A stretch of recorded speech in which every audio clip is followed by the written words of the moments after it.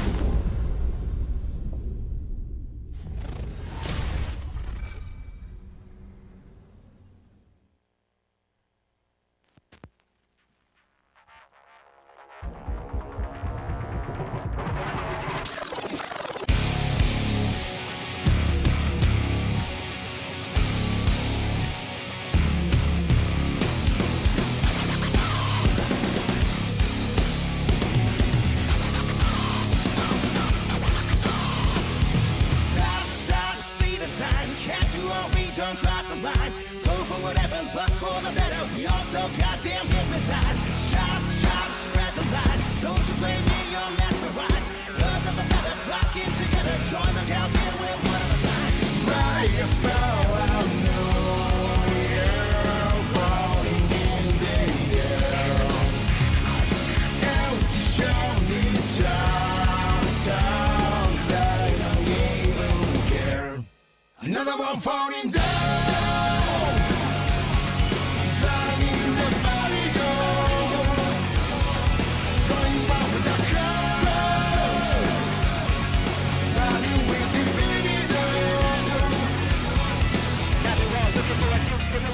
Next revelation, see them go for the same fabrication, discrimination, classification, jarring internet masturbation, agitation, allegation, suffocation, aggravation, all for the nation, termination, extermination, deflagration with no explanation. Right is how I know you're floating in the air.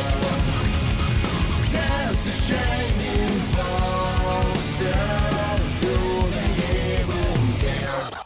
Another one falling down, falling in the body go, going out with that crowd, riding with a libido. You are the now.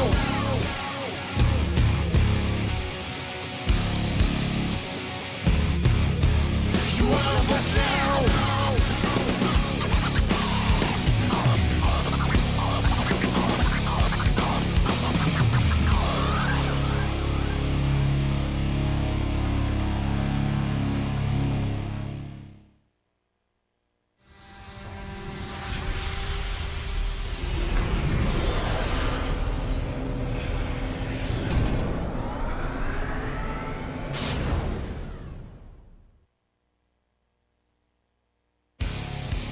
Get ready, the 2025 Mecha Break pre-launch Global Invitational is almost here. 第一次登上国际舞台4周强敌环伺，但我坚信，我们将成为最后的胜者。俺たちの力を世界に見せつける時が千載一遇のチャンス、絶対に逃さない。 The tension's rising.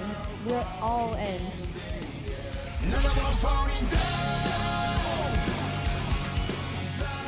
No matter who's in front of us, we're bringing the heat.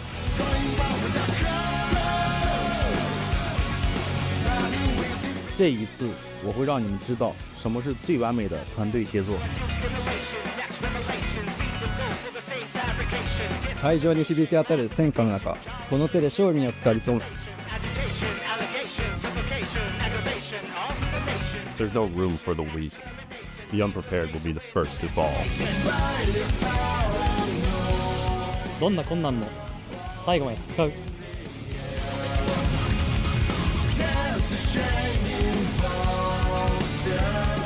冠军奖杯，我们势在必得。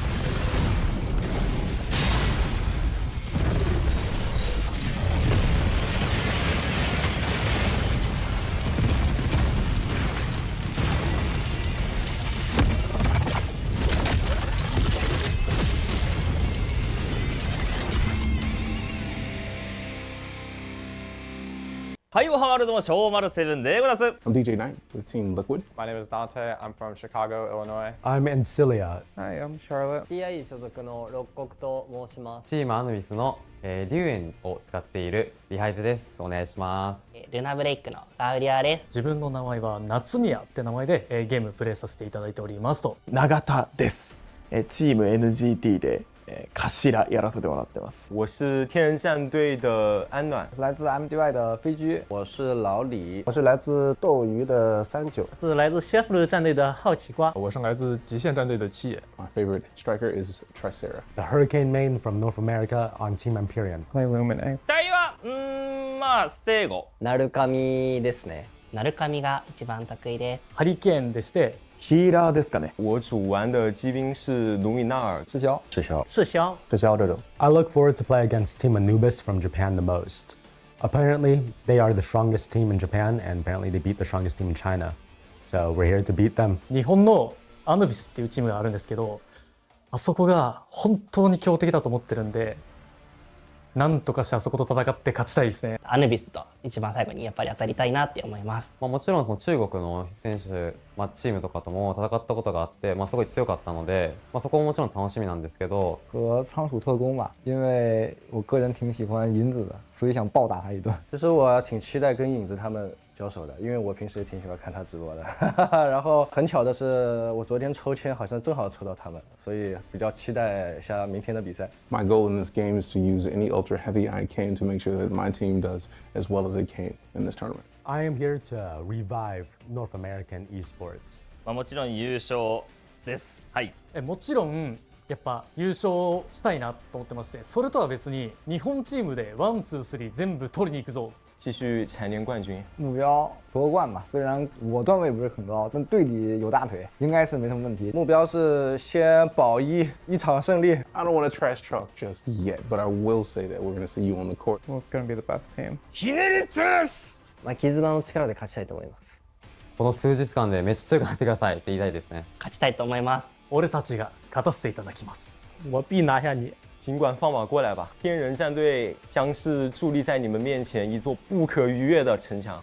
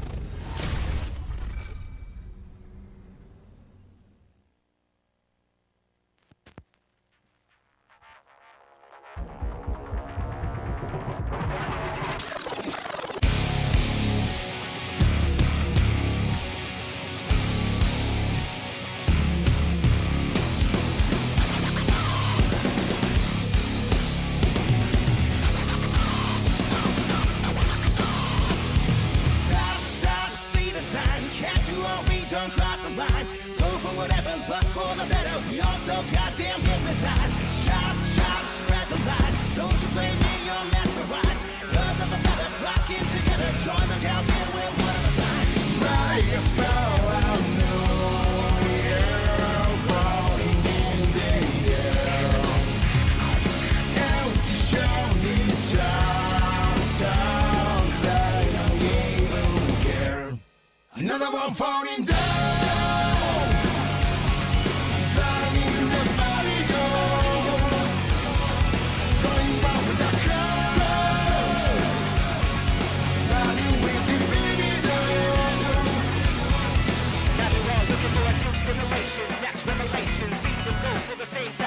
Discrimination, classification, jarring internet masturbation, agitation, allegation, suffocation, aggravation, automation, termination, extermination, deflagration with no explanation. Right is how I know you're floating in the air. There's a shining stars, do they even care? Another one falling down.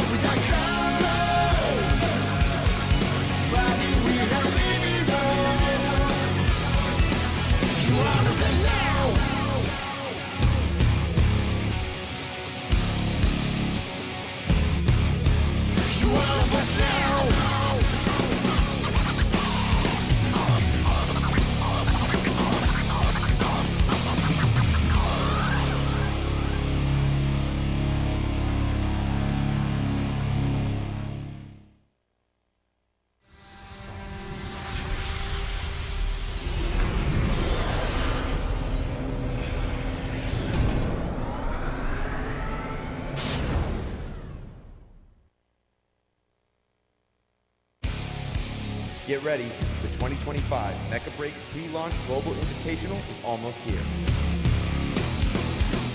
第一次登上国际舞台，4周强敌环伺，但我坚信，我们将成为最后的胜者。俺たちの力を世界に見せつける時が千載一遇のチャンス、絶対に逃さない。 The tension is rising. We're all in.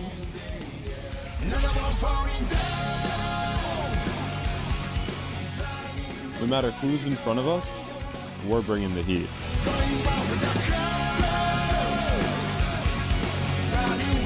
这一次，我会让你们知道什么是最完美的团队协作。会場に響き当たる戦火の中、この手で勝利につかり込む。 There's no room for the weak. The unprepared will be the first to fall. どんな困難も最後まで戦う。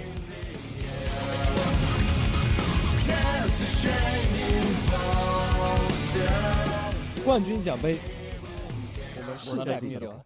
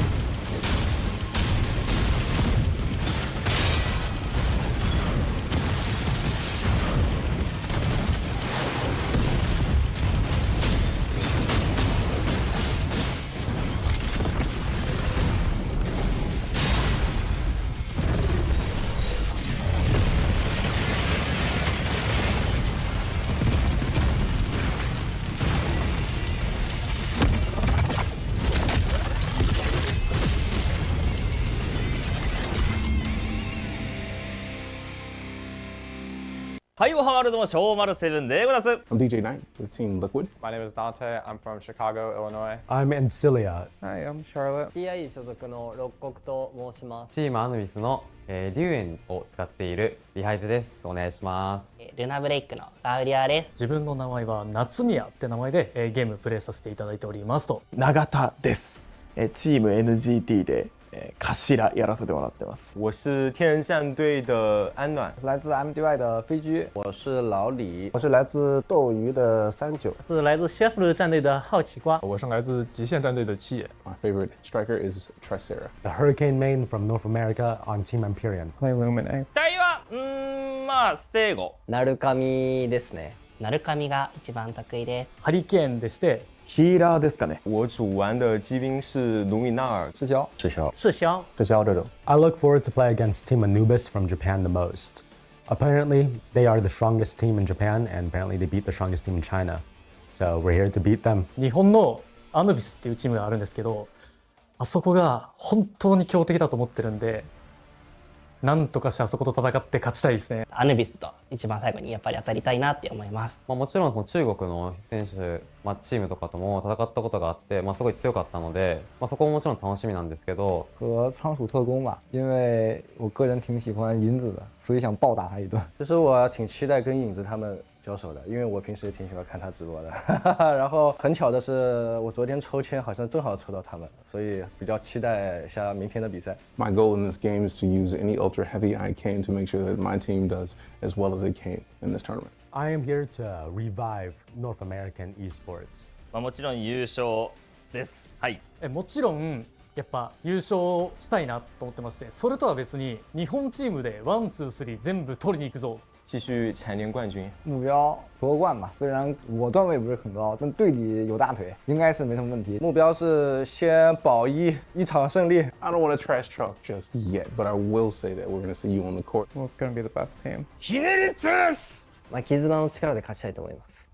この数日間でめっちゃ強くなってくださいって言いたいですね。勝ちたいと思います。俺たちが勝たせていただきます。我必拿下你。尽管放马过来吧，天人战队将是伫立在你们面前一座不可逾越的城墙。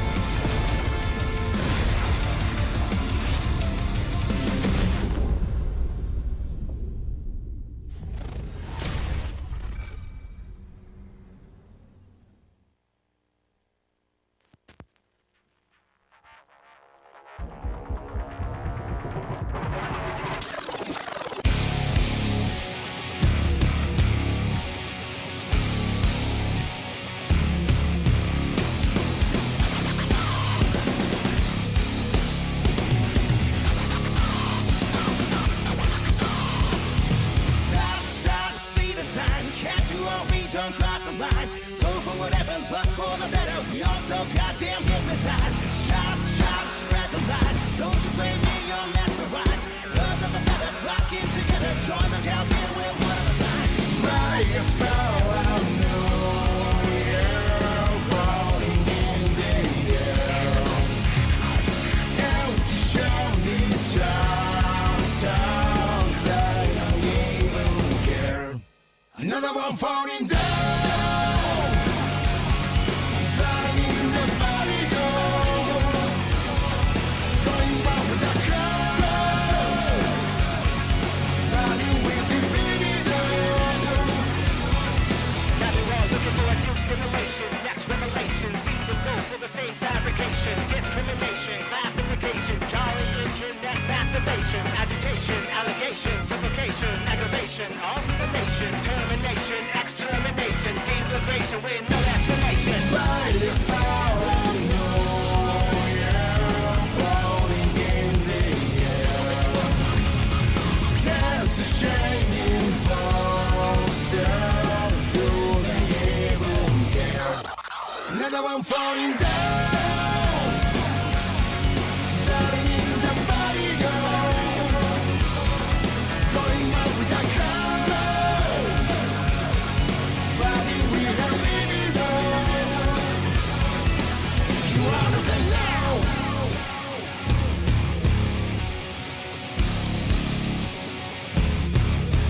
You out of us now.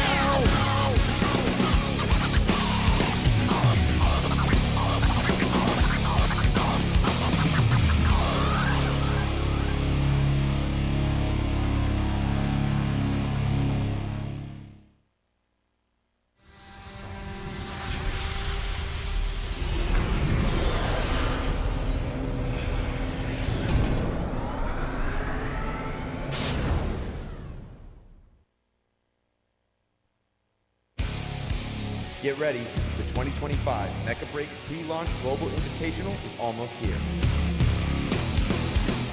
第一次登上国际舞台，4周强敌环伺，但我坚信，我们将成为最后的胜者。俺たちの力を世界に見せつける時が千載一遇のチャンス、絶対に逃さない。 The tension is rising. We're all in.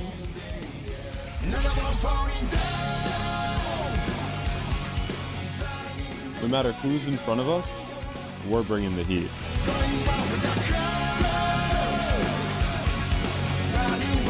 这一次，我会让你们知道什么是最完美的团队协作。会場に響き当たる戦火の中、この手で勝利につかり取る。 There's no room for the weak. The unprepared will be the first to fall. どんな困難も最後まで戦う。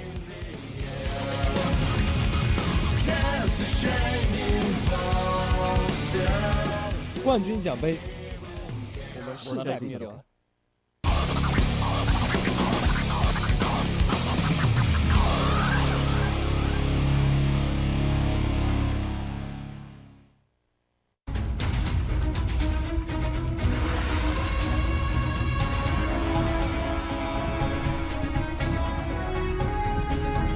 Welcome back, everybody, to the Mecha Break 2025 Global Pre-Launch Invitational. We're here in beautiful Zhuhai, China. It's been sunny, it's been gorgeous, and we're excited to get some of the matches underway today. We got some more lower bracket on the cards, as well as some exciting upper bracket matches to close out the day. You and I, Jake, we're back to the chopping block. It's time to eliminate some more teams on our search for the best team here at the tournament.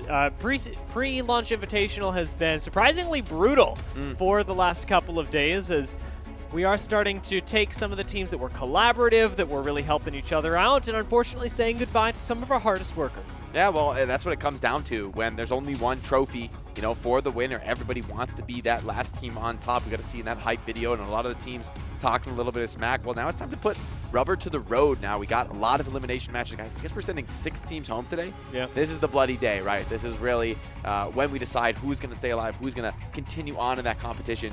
I'm curious, thinking at this lower bracket, is there anybody still here in today's lower bracket matches that you think is going to be particularly interesting that could maybe pose a challenge to some of our top teams? Yeah, I was looking at Extra Turn yesterday and thinking about how I'd expected them to reach a lot higher. They did have a bit of an unlucky start. Reject also in the conversation as a team that I'd quantify as a relative unknown. Both teams that faced off against Anubis and Luna Break respectively, and I mean, you know how those matches are going to go. Anubis and Luna Break, also a really exciting matchup that we've got much later in the day in the upper bracket. Yeah, those last two matches to close out the day, you're going to want to mark those down. Be back for those because those are going to be incredibly intense. We got the best teams from two best teams from China, two best teams from Japan in those winner bracket matches. So it's exciting. A lot of North American teams, though, from our perspective here on the English broadcast, that are facing elimination today. All in the lower bracket, all fighting for their tournament lives. We've already had to say goodbye to Team Liquid. And the next 3 NA teams are all on the bubble here on the lower bracket. Yeah, I wouldn't call this a comfortable situation for the region. However, I also wouldn't say that it's one that they didn't expect. I think a lot of the North American teams came in knowing that they had very high mechanical levels because, of course, you've been playing the game, you've been grinding the game, you've even been playing in tournament settings, but nothing compares to the level that you can reach, especially when in international competition against regions that do get a lot more practice just in terms of volume in China and Japan. And that being said, I mean, even just here in the venue, the Japanese teams have been grinding, right? We've been seeing them playing the game nonstop all day, not just like coming here prepared to the tournament, but continuing to push their limits here, knowing what's on the line there, especially for those teams in the winner bracket where a win, you know, puts you so close within striking distance of that trophy, of that first place prize that frankly, those teams really came here to compete for. I mean, there is a work ethic that is difficult to capture with words, but I mean, only a few meters away on the very first day, I remember coming by Anubis after their match. It's like 10, 11 p.m. You know, they've been up for a while, they're tired, and they're sitting at their desks, some of them like this, just like almost asleep watching their VODs, and it's at times when really nobody else is putting in that work because these teams are here to win. All right, guys, we've got some things to look at here on the cards. Let's take a look starting off the day. The Break Pre-Launch Global Invitational 2025 is here. From March 13th to 16th, 16 teams from China, North America, Japan will battle it out in Zhuhai, China, taking mech battles to the next level. The tournament features the 6v6 Operation Verge mode with a double elimination format. Round 1 kicks off on March 13th, with matchups decided by random draw. Teams that lose in the upper bracket drop to the lower bracket for a second chance, lose again, and they're eliminated. The upper bracket final, lower bracket final, and grand final are best of 5. All other matches are best of 3. The ultimate showdown between the final 2 teams takes place on March 16. Striker selection follows, no duplicates in squads rule, meaning each team can deploy only 1 unit of the same striker model per match. Each side bans 1 striker per match, and each striker can only be banned once per match. Banned strikers cannot be banned in later rounds of the same best of 3 or best of 5 series. The tournament includes 13 available strikers: Falcon, Panther, Elysinus, Tricera, Narukami, Lumine, Pinaka, Inferno, Sky Raider, Welkin, Aquila, Stego, and Hurricane. Players are allowed to personalize their strikers with paint jobs, patterns, and other cosmetic customizations, but performance-based modifications are strictly prohibited. 5 maps are in play: Graceland Sky City, Hive Mizra, Grob Sinkhole, Palm Bay Harbor, and the Cape Blanc Observatory. The first map is picked randomly, and the losing team chooses subsequent maps. No repeats allowed in the same match. Top pilots from 3 regions are ready for action. Roster includes the legendary Panther pilot, renowned streamer Yinza, Team Liquid's Mayumi, and Prize from Taiclan. Popular streamers including Shui Wu Yuan Jin, Jake, and Unicy will also join the Shoutcaster team. More participants will be announced soon. Stay tuned. Locked, loaded, and ready for battle. Stay updated by following the official Mecha Break website and socials from all the latest news. That's all the info on the competition, exactly the structure, the rule set that's brought us to this point. But despite the relatively, deceptively simple rules, I think this band pick format has really been interesting. Here we see our first team going to enter the action today. It's going to be MDY competing here in the lower bracket representing China. MDY has had a pretty good tournament run so far. I know that we're talking about that from the perspective of a team that's in the lower bracket, but I think MDY are punching a bit above their weight simply by being here. Their first day may be a little disappointing for the roster, but they really brought it back yesterday with some great team coordination. And as I was emphasizing in the first day, there's a really high level of individual mechanical skill on this roster that Mingyue specifically has really been showcasing, alternating between things like Falcon and Panther. That is a player to keep your eyes on. I agree. Mingyue has been flashy. DJ Catlake has been great on the Stego as well. But their opponents representing North America, it's Disguised. A lot of personal friends of mine on this team, excited to be able to cast them. They're definitely a team that has relied on individual skill. Bringing it. Juby has been grinding the Lumine. And Speedily, of course, on that Tricera. Kind of the general of the squad, making a lot of big calls for the team. Definitely going to keep our eyes on Speedily. His performance is going to be important today. And watching Disguise grow within the title has been really interesting because, like you're talking about, they bring a lot of professionalism, but from other titles. And so watching them solve the game Mecha Break specifically has been really fascinating. And I'm excited to see them have a good time on stage as they continue, I think, learning what the game is all about. And maybe from some, well, I'll say from some of the best in the world. They are going up against MDY, and I'd certainly put them in that category. It's going to be a tough test for Disguise, right? They may have that experience in other titles, but I think MDY probably has the edge in terms of preparation and focus here in Mecha Break. So it's time to see what ends up mattering most in this match. Take a look at today's schedule. Get you prepped for what you're expecting. These first 3 matches here are all going to be elimination matches featuring North American teams. So for us here on the English broadcast, definitely 3 exciting matches to watch, as potentially all 3 could be eliminated right here. I mean, statistically, you'd expect maybe one of the NA teams to progress, but man, the competition from Japan and China has been fierce at this tournament. And I will say, to their credit, there's a lot of confidence from our North American teams. I know that on paper it does look really difficult, especially because we're giving a lot of credit to China and Japan for being so well prepared, but our North American teams have been grinding quite a bit, and neither Orca nor Empyrean specifically have expressed any real concern. Yes, they're going to focus on the matches. They do think it's going to be tight, but they also believe they can come out on top. Yeah, they got to come in with confidence. To finish off the day, we'll have a couple more matches in the lower bracket based on who wins out of those first 4. And then to finish the day, some very exciting upper bracket matchups, kind of clashes that we've been waiting all tournament for. Lunarbank and Anubis, the undefeated top 2 teams from Japan. EVA and Celestial being undefeated top 2 teams from China. It really is an exciting spot to be in the upper semis. Winners of those, of course, are going to have to face off in the upper finals, which I know is going to be really a freighted clash with, the best team at that point representing their region. There's going to be high stakes there. I actually can't stop smiling. Those matches are going to go so insanely hard at the, end of the day is going to be really action-packed, and I think we're going to see some of the best fundamental Mecha Break that we've seen all tournament.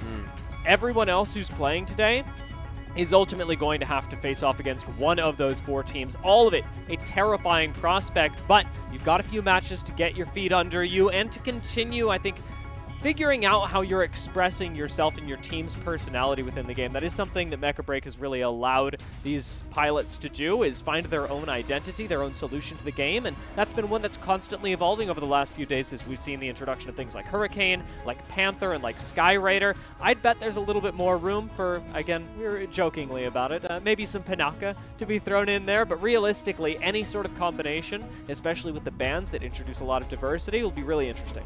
Yeah, I've been a big fan of this band pick format. I think, coming into this event, I was wondering, okay, what's going to be the dominant strategy? Is there going to be like a core of strikers that pretty much every team is going to use? And while that's been the case to an extent, like there are, of course, the most popular strikers that are featured in most matches, the band pick format has introduced tons of diversity, and I think the strongest teams are the ones that can rise above that and continue to perform on a high level, despite maybe not being on their plan A. Like they have that plan B, the plan C in the tank. They came prepared.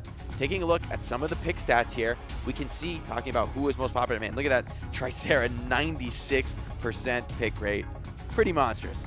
Yeah, I'm taking a look over at Stego as well, and realistically, I think the only reason that Stego is lower is because Stego just gets banned more than Tricera. Yeah. But both of those two incredibly powerful cores. Panther actually right next to Stego has been an interesting pick because it is very individually based. Some players feel comfortable on it. You really have to understand the melee system in this game to make the best use of Panther, but has actually been doing pretty well, above a 50% win rate, which is something that Stego can't say the same of. Look at that Hurricane win rate, 92%. Yeah, I mean, Hurricane has been pretty monstrous when we do see it come in, but hasn't been the most popular striker, only 70% pick rate. And with the discrepancy in win rate like that, I have to think more teams here coming into the final 2 days of competition here in Zhuhai are going to have to start looking towards Hurricane and fitting it in more compositions. Those statistics speak for themselves, frankly. Yeah, a lot of teams really underrated the pick on all maps, and one of the things that's become really obvious as we get further into the tournament is especially on Palm Bay Harbor, which has been one of our most popular maps so far, Hurricane is essentially a must pick. Look at that, Falcon getting so many bans. I think people just have seen the skill potential of some of the top pilots here at the Invitational, and they just know that this striker, the threat from a top player on it, is huge. However, the win rate, it doesn't look insurmountable, right? I think it's been beatable despite so many teams targeting it with bans. I think it's maybe more of a comfort ban, taking it away from you know, the pilots who are most adept on Falcon. Yeah, when you don't want to have to worry about it, I wouldn't be surprised to see Sky Raider maybe rising a little bit higher given the utility and the comfortability that a lot of other Falcon players have with this. You're also seeing people like Alisnes, Inferno, Aquila, and Stego show up on those top part of the bans. A lot of strikers that are typically prioritized, typically taken away, and all for very good reason, especially when I'm looking at things like Inferno, Aquila, big tank busters, big damage dealers. It's nice to be able to take those away, especially if you are looking to live a little longer on something like a Graceland Sky City. Yeah, definitely. It's been interesting to see. And, you know, all of the bans, for the most part, the most popular striker bans have been targeted at, I would say, this flex role where it really comes down to players' individual preference. Taking a look at some of the best player stats for the tournament, some impressive rankings from Zhuhai here.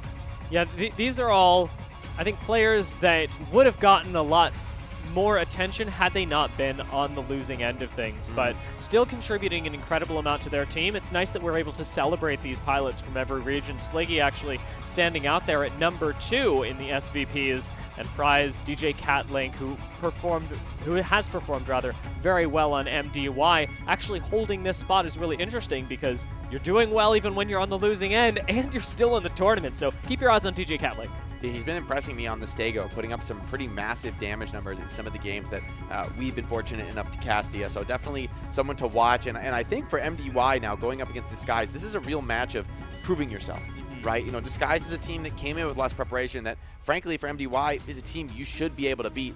The question is, can you actually get it done? Let's take a look at some of the support player stat comparisons here. We can see some different stylistic moves. This is really cool because it's comparing the two Lumine players and seeing really what sorts of different styles of Lumine we can get. Remember yesterday we were talking about how some Lumines really like to alternate and some Lumines basically stick in only healing form? It's fascinating to see that LDQUQ is actually surpassing Charlotte, in this particular case as we compare them, average repair and just by a little bit in average damage. But the teamfight participation, the activity from Charlotte across every area is actually much higher. So huge map presence, if not as much alternation between the two methods of expression that Lumine has. Yeah, I think Charlotte probably playing a more heavy team play focused style, and LDQUQ taking more risks, right? Pushing the limit, maybe fighting a little bit on the flank, splitting up a little bit more from the squad. And I think both styles are viable. It speaks to the different ways to express yourself in a game like Mecha Break. You know, you can approach the game strategically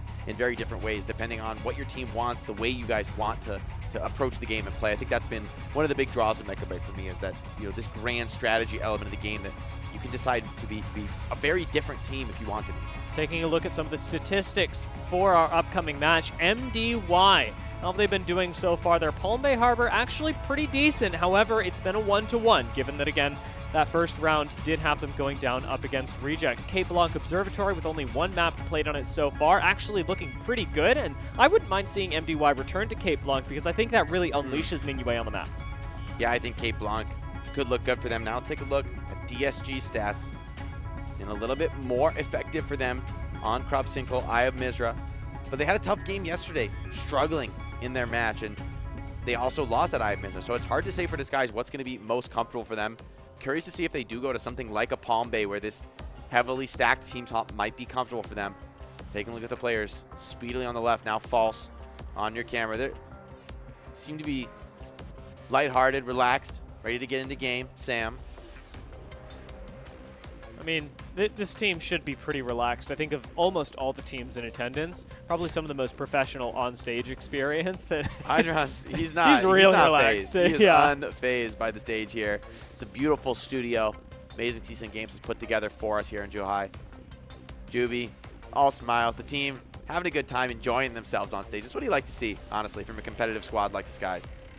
Yeah, at this point, one of the things that Disguised has done really well in the tournament is just keep mentals high, you know? Oh, yeah. They're always having a good time, whether it's been off the back of a win, a loss in scrims, or on stage. They're happy to be here, and it's been really nice to see that attitude. In fact, we've seen it echoed across a couple of different teams, but just, you know, part of it is coming here to find the win, part of it is recognizing what you're here for, and that is just to celebrate the love of the game. Yeah, both teams here, all smiles, a lot of excitement clearly on both squads.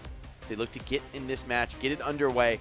This is still going to be a best of 3, both teams on their tournament live, so it's time to put up or shut up, right? Show us everything you've got, everything you've prepared.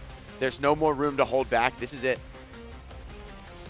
Really looking forward to seeing how LDQ plays. Yeah. Even yesterday, I mean, on the Lumine was looking absolutely massive to the point where I was considering nominating him for an MVP based on the performance alone.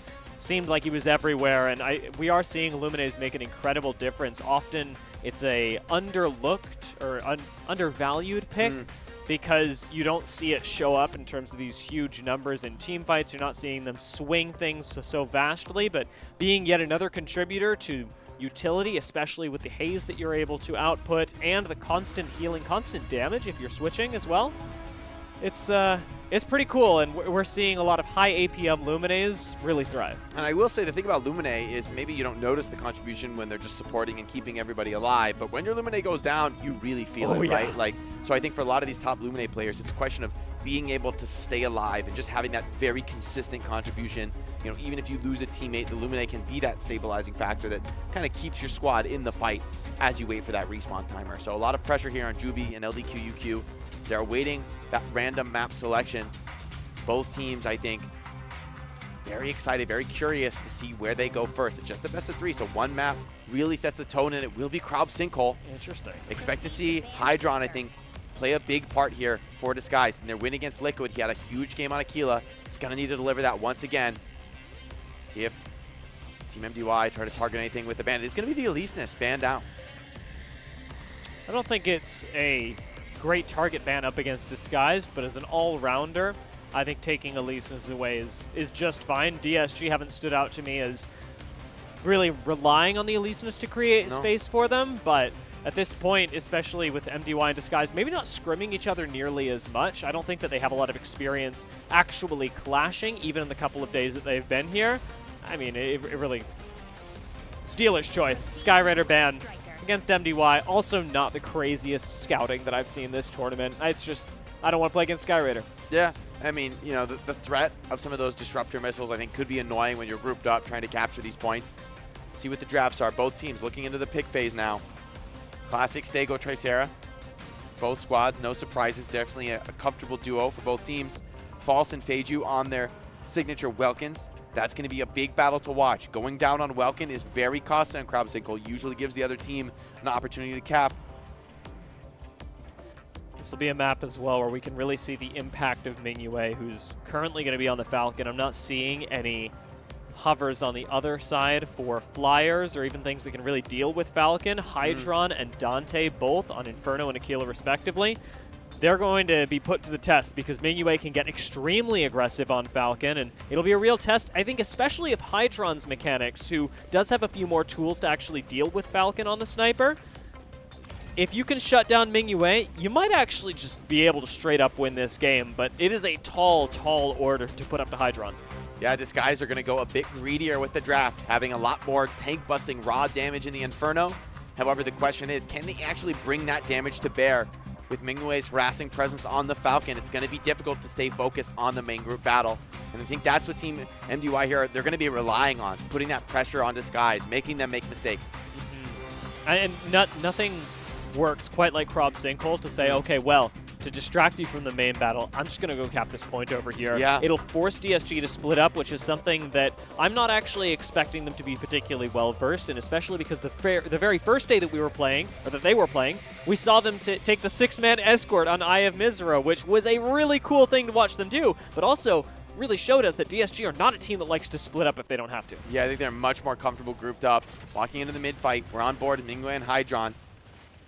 This opener is crucial. DJ Catling set up. Playing very defensive posture here for Disguised. Happy to just trade from range.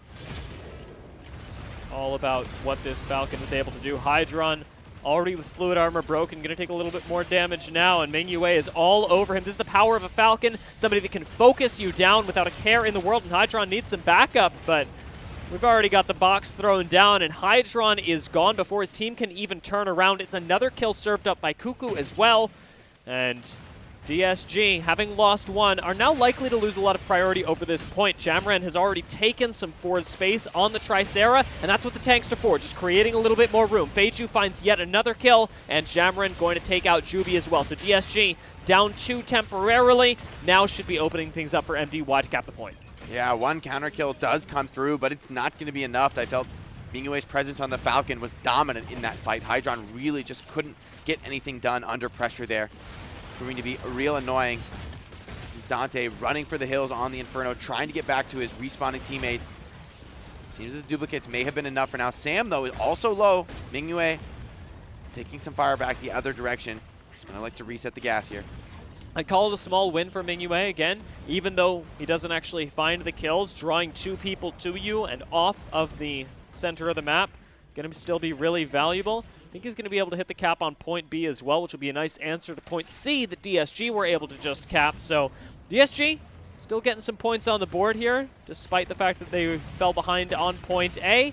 Having one of the side caps could try and play for the other, or could re-siege A, and it looks like that's the second option that they're taking. Cuckoo and Hydron, very important in the sniper duel here. Sam trying to get set up, taking pressure from range from the Sequila. Disguise what's going on in the flank here. It's Mingyue on the Falcon, pressuring Hydron once again, knows how valuable the Sequila is, wants to take him down first. Hydron under tremendous pressure here, needs to get peel from the team. Juby trying to do it, but it's not quite enough. However, Speedery trades onto Feiju. Big trade for them, so Disguise 1-1. Certainly not the end of the world for Disguise, but it's not keeping them in charge on the point. False actually tries to go for the sneaky cap, doesn't quite get it, and instead is going to play Disruptor, jumping onto Stego. Still has the box available, so we'll try and go for this again. But meanwhile, it is another capture thrown on by MDY, who take point B in the meanwhile, and now own all 3 points, with DSG not able to cap point A. They've given up a lot of momentum here. It's 265 to sub 100. And it's a crushing performance right now for MDY. Managed to hold on to all 3 points despite losing some players. Now, Mingyue on the back line on this Falcon, pressuring Inferno, denying Dante from dealing any damage. Everyone's low. Mingyue looking to route here in the back line. A little bit far away from his team without much support, but still putting the pressure on Disguise, getting so much done on this Falcon. And it just completely forces Inferno away from the fight into the corridor. Burns a defensive cooldown as well. Mingyue is drawing so many people over. Even Speedily starts to move over to point C, just knowing that you have to be grouped up in order to defend against this Falcon. Feiju does have a little bit more wiggle room on the Welkin than some other strikers might have. Is taking a lot of pressure from Dante, though. Has to back off to the main group. This guy's starting to put some pressure back the other way. Mingyue, though, wants to continue to keep them distracted, keep them looking on their flank. False under a lot of pressure in the front line. Would love to get a cap down. MDY has a couple players very low. Jamran in trouble. Hydron now dueling Mingyue. This is a critical duel for Disguise. One that, if they win, could give them an opening. But the points are really getting out of control. Disguise has not much time to come back into this map. Hydron's changed up the strategy, though, starting to use that quick descent a lot faster. Still haven't seen a point retake, however, from DSG. Those have been interrupted at every turn, and MDY, with 3 points to nothing, are large and in charge, still keeping DSG at sub 100 points overall. DSG desperately trying to cap the center of the map, the place where they've arguably got the numbers advantage, but just these small bits of damage are causing so many problems. Nice move by Speedily. Just goes to a point where nobody is.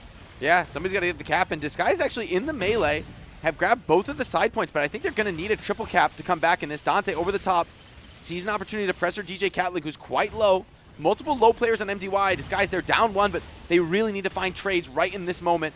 Feiju takes it right back into Dante, puts the pressure on him. These duplicates, though, proving to be annoying, hard to stick on that Inferno. Yeah, we did see how the Welkin Inferno matchup pans out just yesterday. Not going to be super favorable for the Welkin, unfortunately, despite the ability to drop energy damage. And in fact, he's going to go down after all that trouble. Dante finding a kill, finding a little bit of an advantage for DSG. Cuckoo diving in deep here, wants to trade back onto Hydron, but the flank comes in from Mingyue, who cleans up that kill. Now onto Dante. Mingyue continuing to pour on the pressure on this Falcon. He's just been unanswered this game. Disguise Toast not been able to trade anything back. Speedily holding down this C point, but feels like too little too late. Disguised on their last legs, the map slipping away from them here on Krab Sinkhole. Mingyue on the Falcon, really playing the assassin role. We're seeing the difference between something like a Sky Raider, who does have more team utility, and a Falcon who is just unending pressure on a single individual. Jamren playing defense on point B. Doesn't have to do a lot, just has to stop the cap by Sam. And with Stego, actually, Sam may still be able to do this. Is taking a bit of damage, but we haven't seen the cap just yet. It is 2-1 for MDY. They're coming up on those 1,000 points, and DSG with less than 300 right now. The catch-up nearly impossible. It's just about claiming a few kills back where they can, and unfortunately, with 2 having fallen, DSG are largely going to be watching this from their friends' camps, because you're not able to play off your own. This one's all over, but the Cryon MDY going to take a 1-0 lead here in the best of 3. Disguise, despite fighting well at some moments around the objectives, I felt Mingyue's presence on the Falcon was so dominant in that map, right? Disguise were really unable to convert even strong fights into objective pressure, so great understanding of the game here from MDY. We knew coming into this that Mingyue was going to be an issue. Mingyue's been a problem, even for teams that MDY have ultimately gone on to lose to. The Falcon, the Panther, it's just an incredible distraction, an incredible backline isolator, and DSG really do rely on that very traditional approach to 6v6 having a dedicated backline. And unfortunately in this game, it's a little bit more difficult to peel at the moment for your backline than it may be in titles that DSG are more used to. Yeah, definitely a struggle for them trying to stay alive and dealing with the pressure. Maybe a Falcon ban could come through, but like you mentioned, Mingyue, he has other options in the striker pool, other choices he could bring out and maybe deliver some of that same presence. So Disguise, ball's in their court now, facing elimination. What map do they go to? Where do they take it next? We'll get to that, but first let's talk about MVP. I mean, Mingyue, kind of an obvious choice, right? Like, I feel we're both on the same page there. Even if he's not the MVP statistically, I felt just the attention that Disguise were constantly forced to give to that Falcon, and the fact that they're never really able to clean him up, even in winning fights for them, they just constantly having to deal with that is so valuable in that match. Honorable mention maybe for Feiju, who, you know, Welkins do tend to get a little bit more objective capture time, do tend to soak up a lot of damage from the team, and Feiju was very active on the front line, so I could see that statistically popping out as an MVP as well, but I can't help but agree. I think that when you look at team contribution in terms of not only what you're giving to your own team, but what you're taking away from the enemy team, it's got to be Mingyue. Yeah, have to agree. Falcon, so much presence there. Got to give respect to Cuckoo as well. A lot of those picks were set up by big damage from the Aquila, right? Yeah. Like the Mingyue comes in for the cleanup, great communication across the board for MDY, that they're able to adapt and let damage from one striker turn into an opportunity for another. So across the board, MDY looking solid, looking well practiced as a unit, and Disguised, a tough first map, honestly, to roll, right? With even being able to win some fights, they're just not able to convert into objectives, and I felt MDY was so on top of it with their focus on capturing objectives, on distracting Disguise. It felt like a map like Krab Sinkhole is tough to take on a more experienced squad. Yeah, you're really going to want something that lets you play more together, and so for map 2, I think that we're probably going back to something like Graceland or Palm Bay, just because of how much that enables the team play that DSG should see as their strength.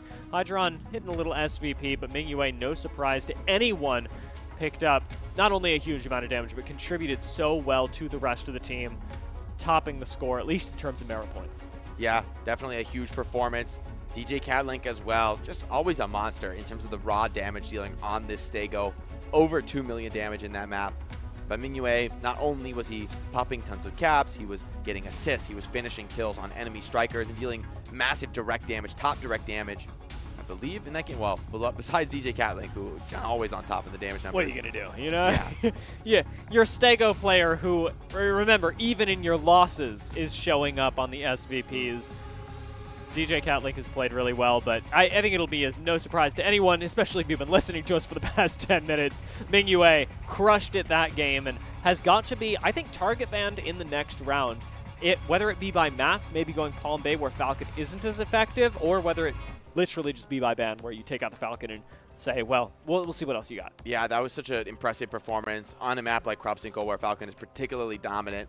Already a great start to the series from Mingyue. Clearly a heavy hitter for this MDY squad. Wants to stay alive in the tournament. Let's take a look at some of the highlights. See how MDY were able to get it done on map 1. Feiju doing a really good job. In fact, all the tanks on MDY doing a really good job. DJ Catlink, Jamren at taking space whenever DSG lost a member. Because this is a game with a very, very long TTK, it is incredibly important that when you do find that small advantage that you're able to convert it into a bit of space to play. MDY did that really well, especially at the beginning of the game where we were just focused on the 6v6. Yeah. Main group fighting, also quite a strong point here for MDY, so no clear weaknesses yet shown. I have to agree with you when it comes to looking at the next map pick for DSG. Maybe something like a Palm Bay is that last respite where you can just stack it up, group up, play the team fights. They're going to go to Eye of Mizra, though. They were able to get the win previously here, but this is a confident pick, right? Especially thinking about somebody like Mingyue, his disruption, whether it's the Falcon, whether it's the Panther. This is a map where he could really shine. And this is going to put a lot of pressure on people like Hydron again, so I'm surprised to see the Eye of Mizra pick. I don't think it's a bad one because it can emphasize some really, really solid team play that Disguise certainly showcased at the very beginning of their tournament run. But it also means that if you start getting pressured as someone like Hydron or as someone like Dante, splitting up from the team, as so many often do, can be deadly. A Tricera ban comes out from Disguise, so they're really throwing the game into chaos. Tricera been one of the most dominant, one of the most popular strikers in the tournament.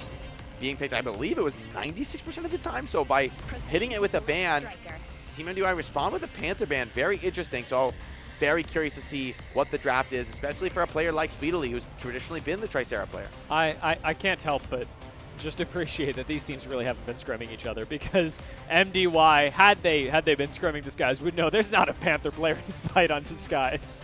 I don't know if they've ever played Panther before, Yeah, so it would be interesting to see that first timer in this map.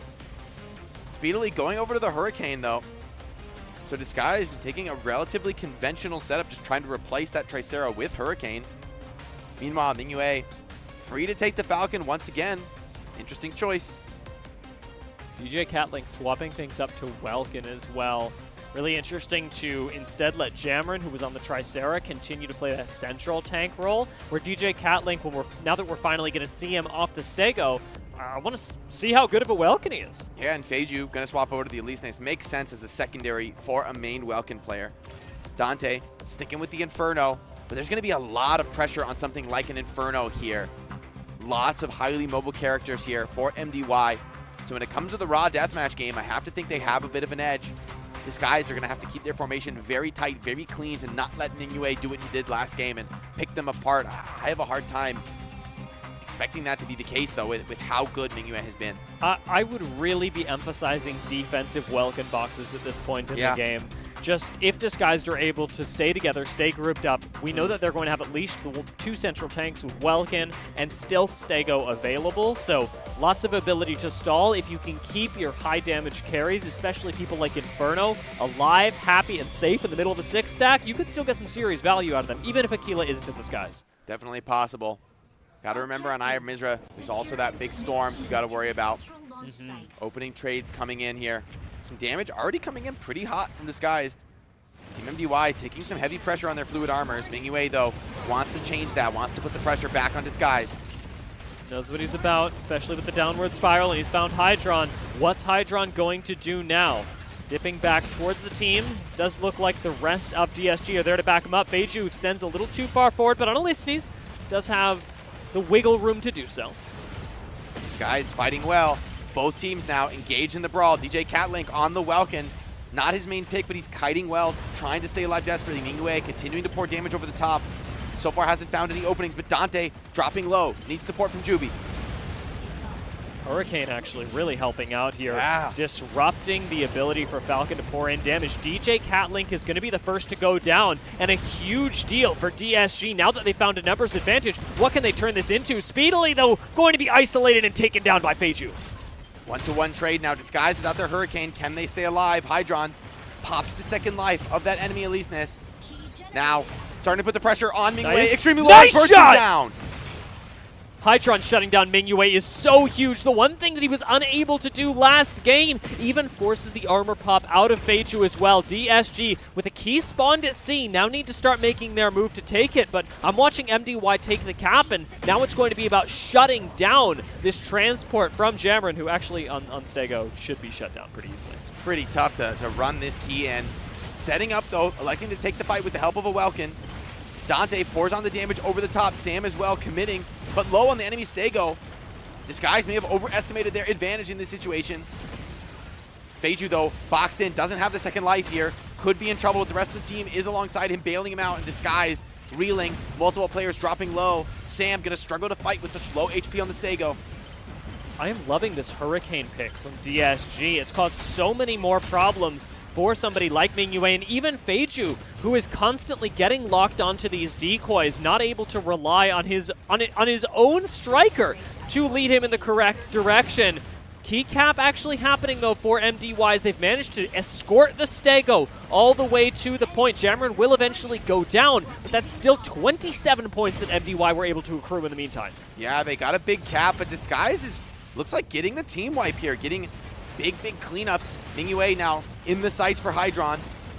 One more shot. One Finisher more shot. comes in. Nice. LDQUQ is down. Hydron, a big triple kill in this fight. Wants to take the fight to Mingyue. Knows what that Falcon can do.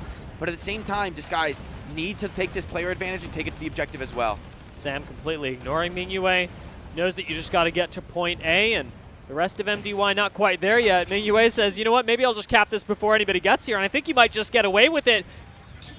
He's got it. That is a complete denial for DSG, even though they were making the move. Falcon's just too fast. Yeah, and DSG looks like they're just electing to defend this turn-in position, running the less mobile comp. Maybe that's all they can do, but Mingyue is going to be able to get a lot of cap time just being evasive here on the point. These guys are electing to just get stuck into the brawl, go for the kills instead. They're going to need to get a big team wipe for this to be worth it. This has actually been a very good map from Disguised on a technical level. They've taken out a lot of threats. I think their team fighting is looking really good compared to last game. They're getting so many more kills. The big problem for them is the fact that it's Eye of Mizra, that it isn't just a deathmatch, because you've got to be coordinating where to go on Eye of Mizra. Even right now, Disguised are sitting on the point when they should be going to C, because C is going to spawn soon. Extremely low. Dante being doved. Needs to get a little bit of support here, trying to do the damage. Feiju pops that second life. Dante now under pressure from Mingyue. Jubi doing his best to peel, trying to keep that crucial damage dealer alive in the Inferno. But there's so much focus fire from the rest of the squad, and the burst comes through. Mingyue getting the cleanup with the help of the Eliseness lockdown. Disguise down to 5 players. 60 points against them. MDY tactically outplaying on this map, and Disguise, they're getting picked to pieces now. Only 4 strikers remain. Mingyue and Cuckoo finally get some alone time with Hydron, and we find out why it was so difficult last game. Falls attempts to cap the point, but MDY already all over it in just the nick of time. 60 points to 8 right now, and MDY could stall this out a little while longer, though I'm sure they'll be going for the cap on C soon. Remember, with B spawning, MDY will have priority on that key as well, allowing them to split priority on these objectives. Sam in trouble, getting focus fire. Where's the squad? They need to bail out this Stego, such a crucial centerpiece to the team, but looks to be going down here under the pressure of MDY. They're unrelenting. They know how close they are to a win in this series, to eliminating Disguise from the tournament. Feiju playing some really patient Elisenes right now, and it opens up enough space for DJ Catlink to on Welkin, pick up the key, start dash attacking all the way back to drop it off, and this should get MDY within touching distance at the end of the game. Once again, Disguise feel they just need to fight this one out. Gonna give the key drop available. Hydron, though, maybe a bit away from the squad. He's gonna need peels, gonna need support. MDY are capping, and at the same time continuing to keep the pressure on Disguise. False low on the point of the Welkin. Wants to trade with DJ Catlink, who's happy to just stall this one out. And these 2 crucial kills going MDY's way. The key's about to spawn at B. Disguise have to regroup. This is their last chance. And with Hydron falling down as well, it is Disguise being taken apart. They kept their composure so well for the first couple minutes of this game, but now with Dante about to fall, it seems like the game is being taken handily by MDY, who have finally hit their stride on Eye of Mizra, and they've got their eyes now on the second round. Absolutely. They're looking to stay alive. This could be the end here for Disguise. Just one tick of capture is going to be enough for MDY to secure the elimination. Mingyue, unbothered, unfocused on the objective. He's here for the kills, and the finish coming in for MDY. Eliminating Disguise, moving on in the tournament. They're happy to get this win. It was a dominant one, though, Dia. It was. It even looked really, really close before any keys spawned because GSG's team fighting took a huge level up from Krob Sinkhole to Eye of Mizra. But MDY's game plan, their approach to the strategies of Eye of Mizra, being aware of the objectives, and really having those make the difference was the biggest factor because looking back at this, DSG, they actually team fought pretty well until it became evident that that wasn't the only thing they had to do. Yeah, speedily, I think the Triceraband was great. He looked solid on the Hurricane. I think that was a key contributing factor. Got to give credit to Juve as well. Kept up a lot of allies in critical situations. He looked solid on the Lumine. But I think that's a great point, Dia. When it came to those split objectives, the experience and the team play, the strategic vision for MDY was more than evident in this match. Hurricane maybe taking a bit of a hit in the win rate, unfortunately. Yeah. That statistical That outlier might getting be a little one more of the even. first losses, maybe the second loss from Hurricane. Yeah, I think that's actually exactly it. Yeah. So I think Hurricane has just been a really strong striker, one that has grown in popularity. And I think despite losing this game, still look good. Yeah, I think that if DSG had had a little bit more polish on how they wanted to approach Eye of Mizra and not just 6v6 Mecha Break, we could actually be seeing Hurricane pick up another win because that seemed like a very potent counter pick to the backline harassment that Mingyue was able to provide. Yeah, once again, Mingyue, though, like able to snag some of those keys away, provide a lot of harassment from the flanks, be just so annoying, so constantly a thorn in their side. Got to give credit to Hydron on that map, though, on the Aquila. I think he really put on a show. Yeah. Had some big team fight wins and big pickoffs on the enemy strikers, but it was the overall awareness from MDY that won them that match. You know, that was a clear victory of team play, of understanding of the game, beyond any display of individual skill, which of course is there in MDY. This is a team that knows that to win here in this tournament, to go much further, you can't be fully reliant on that. You need to have the team chemistry to take us all the way. Yeah, and I really liked Mingyue's cap on A. Yeah. When he just sees a Stego running for the point and he goes, you know, I'm Falcon. I'm just going to go ahead and I'll passing take you. that. Yeah. Let's have a race, Stego. Yeah. Let's see how that goes. Yeah, I mean, making good use of the Falcon. And it is something that I'm still excited to see Mingyue show up on. Also, Feichu swapping over to the Elysnes, I don't think worked poorly for MDY by any means, but DJ Catlink on the Welkin actually also worked pretty well in a way that surprised me quite a bit. Yeah, I do think that Triceraband struck at some of the heart of MDY's comfort picks, but they adapted really well. Multiple players went to their sort of backup secondary striker, but they still look solid. Yeah. Props to DJ Catlink for saying, hey, you know what, you take the Stego, Jamran. I know you're solid in the main group. I'll take the Welkin. I'll mix it up. I'll really change the script. And as you mentioned, it was good. Got some big caps there. And I would go so far as to say that because of that ban, because of this change-up, MDY should be looking to scrim a lot more today because that could have been, from a roles perspective, a little cleaner by MDY. Yeah, and fair enough. When you're looking down the barrel of the rest of the tournament, taking out DSG is going to be, of course, your first hurdle, but today we're seeing some really heavy hitters knocked out of the upper bracket, and MDY, I don't think, looked quite clean enough to take those games, so I want to see how they grow after having been challenged by DSG here to become a team that could take down Anubis, that could take down Lunabrick. Mingyue, another MVP on the Falcon. Huge performance from this guy, not just having great mechanics on the Falcon, but great awareness of the objectives, understanding of the overall strategic picture of the game.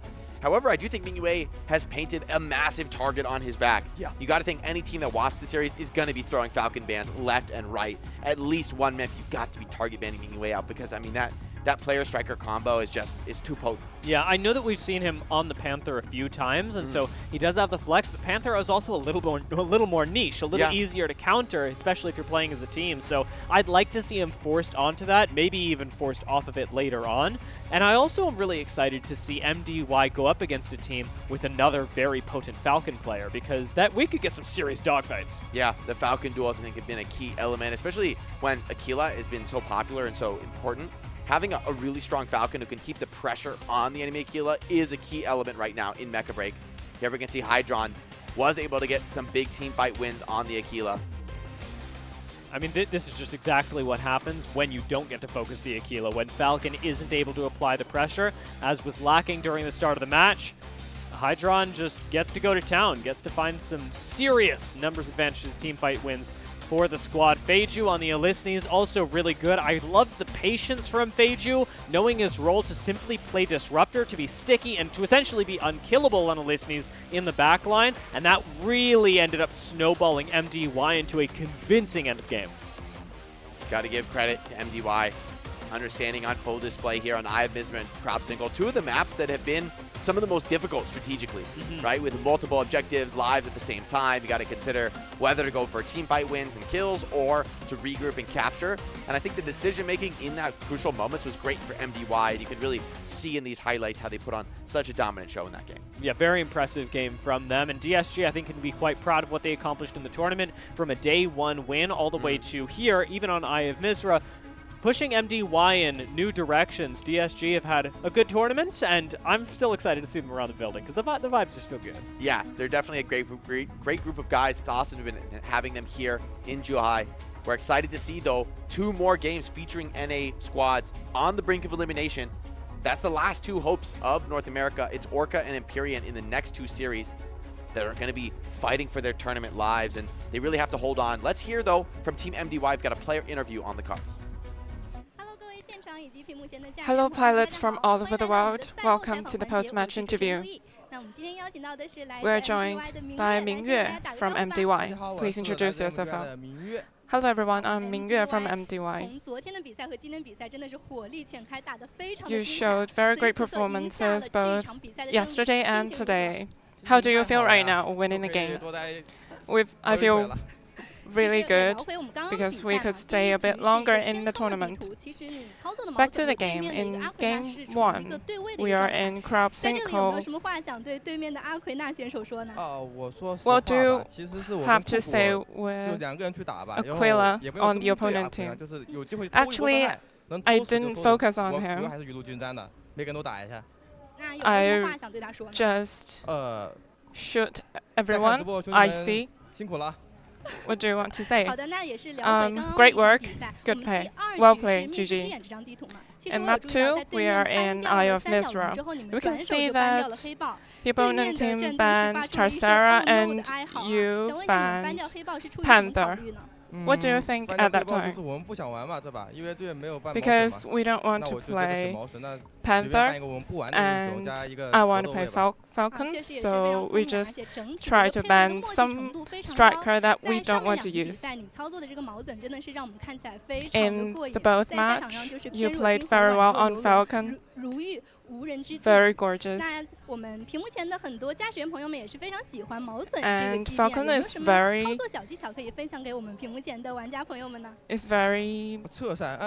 beloved by many pilots.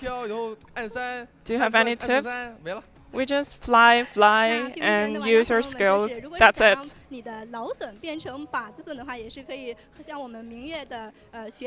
Pilots, maybe you could learn that. And thank you for the interview.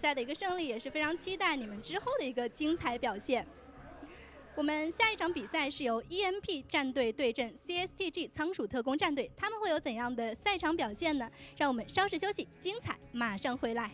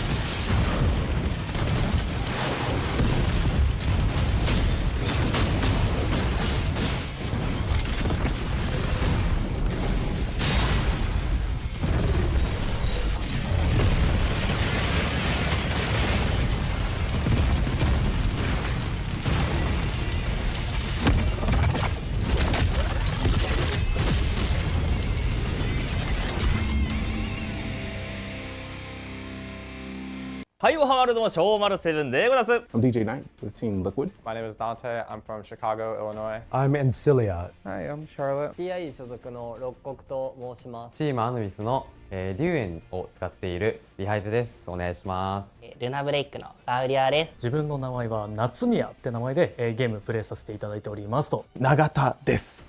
チーム NGT で頭やらせてもらってます。我是天人战队的安暖，来自 MDY 的飞居。我是老李，我是来自斗鱼的39，是来自 Chef 战队的好奇瓜。我是来自极限战队的七野。My favorite striker is Tricera. The Hurricane Main from North America on Team Empyrean. Play Luminate. 期待はまあステーゴ。ナルカミですね。ナルカミが一番得意です。ハリケーンでして。ヒーラーですかね。我主玩的机兵是卢米纳尔，赤霄这种。I look forward to play against Team Anubis from Japan the most.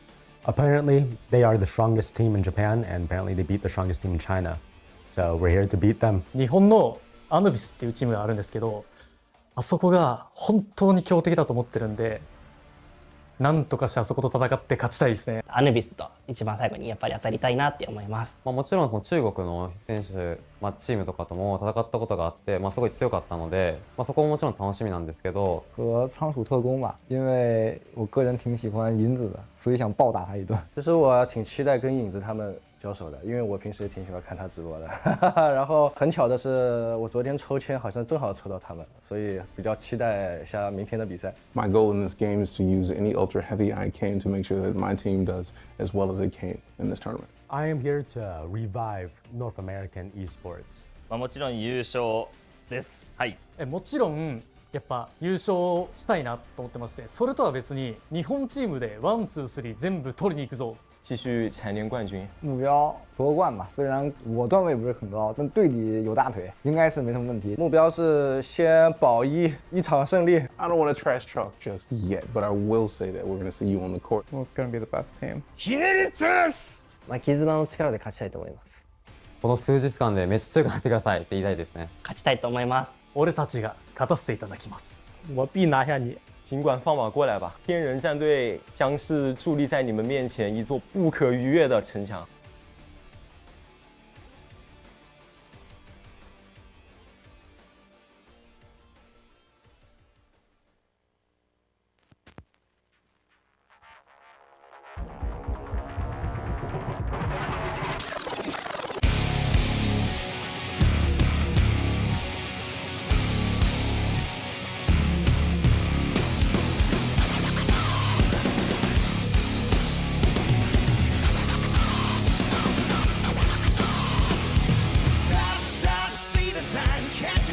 Don't cross the line, go for whatever, but for the better. We all so goddamn hypnotized.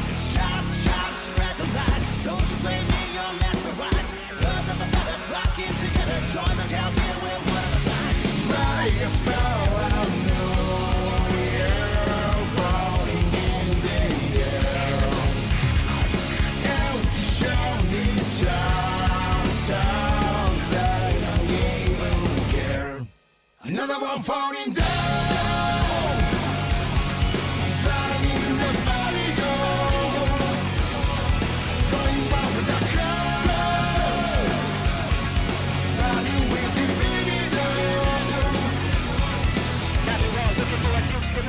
Next revelation, see the goal for the same fabrication, discrimination, classification, jolly internet masturbation, agitation, allegation, suffocation, aggravation, all through the nation, termination, extermination, deflagration with no explanation. By this power, I know you're floating in the air. There's a shining stars, do they even care? Another one falling down, falling in the body go, going out without control, body without libido. You are of them now.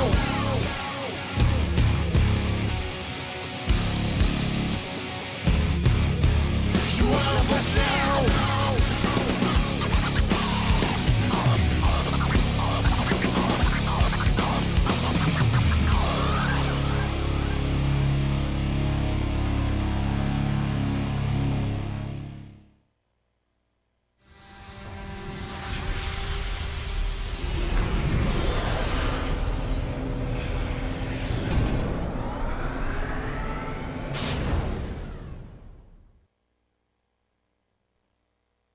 还行吧，因为有些队确实是实力很强劲啊。I'm not entirely satisfied with the result because Orca that we lost to in the first round is our rivals in North America, and we had a good shot at them, but we're going to bring it back. It was unlucky we got matched up against our best rivals in the first round, but I think we will clean it out with a positive record this tournament. 他们的强点在于，可能居位啊，还有一些狗位，比如说他们的龙渊或者是赤锹的熟练度可能是非常恐怖的，而且他们有些队伍可能会有分析师之类的，他们的战术是很清晰的，而且他们的阵型，因为我们之前也打过训练赛嘛，在训练赛也能看出来他们的阵型抱得很死，而且他们有很多应对的措施，就是首先我觉得现在这个游戏版本居位的对位还挺重要的，我们很多情况下会被一些队伍的居位打爆。Our opponents made it difficult because they had double melee, like 2 melee characters, and we only have 1 melee specialist on our team. So they were able to focus our heavy characters with their melee strikers, and it was really difficult. That's why we lost our first map. But we figured it out and we banned them so that we could win the next ones. 我觉得是团队努力吧，我们每个人都有在进步啊，因为我们上次输了以后，确实回去是。有稍微调整了一下战略，尤其是针对某些队伍，可能我们有一点特别的单位的选择。I think this victory is a result of team effort because all of our players have had to learn and train with new strikers the entire week. From last match, we all changed who we're playing today because we just need to figure out what works for our team. 表情包，我不知道，我是玩剑龙的，我就往那一坐，然后我就自动得 MVP 了。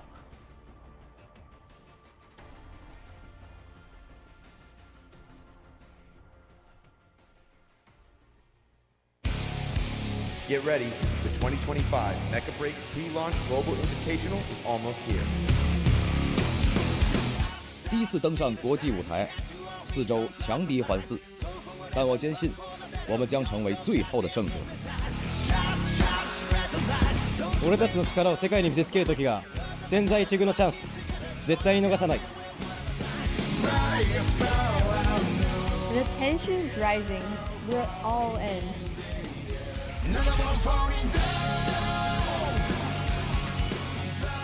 No matter who's in front of us, we're bringing the heat.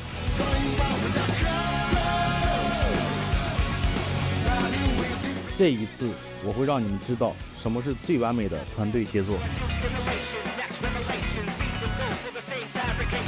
会場に響き当たる戦火の中、この手で勝利につかり取る。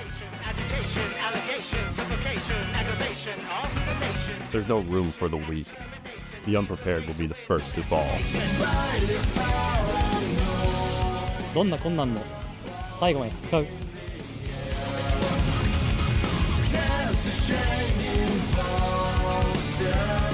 冠军奖杯，我们势在必得。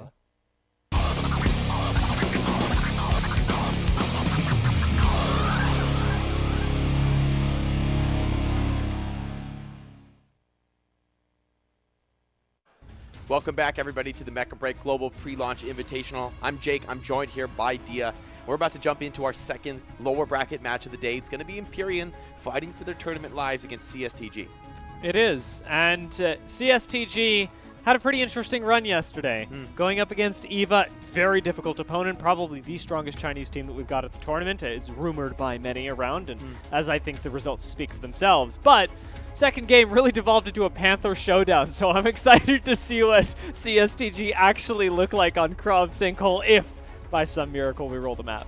And a lot of the teams, right, like against CSTG with Yinsa on the Panther, they've elected to take the battles against him. But for Team Empyrean from North America, they likely have a very different perspective on the meta, probably less likely to match the Panther. And so I'm really curious to see how Yinsa can do when he's not just like forced into these crazy duels on the flank, when he's, you know, played against a more conventional composition.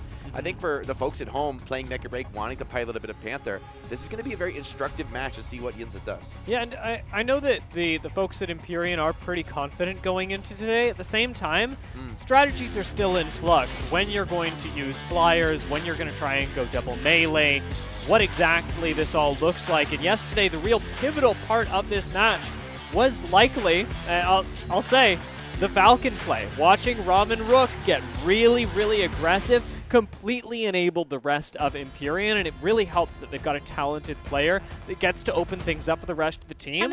But there's lots of credit to be shared around as well, because as much as we're talking about Falcons being this very flashy pick, seeing Yariella, Caldian, Ancilla, Zac, and Magical Abyss, who Magical Abyss piloting the Inferno, help finish those openings is exactly the kind of team coordination that has brought Empyrean here. Yeah, I got to chat with Rom and Rook. Excited to see what he brings on the Falcon, the Sky Raider, but they've got tough opponents in Team CSTG. See what they can bring together with a very unconventional perspective on the meta, right?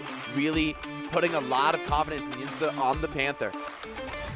Yeah, and for good reason. I mean, we saw Yinza's dueling yesterday, and I mean, there is a high level of Panther play that you need to have duels as close to that. We saw a weird amount of, actually, Panther 1v1s yesterday, but for CSTG specifically, it was taking place alongside the rest of it, of a very wide open map, but ultimately CSTG did play pretty darn well. They've still got a lot of room to grow, especially in terms of team coordination, because largely this is a team made up of individuals, and we've asked that question quite a bit during this tournament, is can we get teams of individually talented players that also manage to group up and actually make something happen as they achieve higher levels in the tournament? Yeah, and I think that's maybe the worry for Team CSTG with how much they've been relying on individual prowess and taking their 1v1s, where Team Empyrean, I think, has a little bit more of a team-based perspective on the game.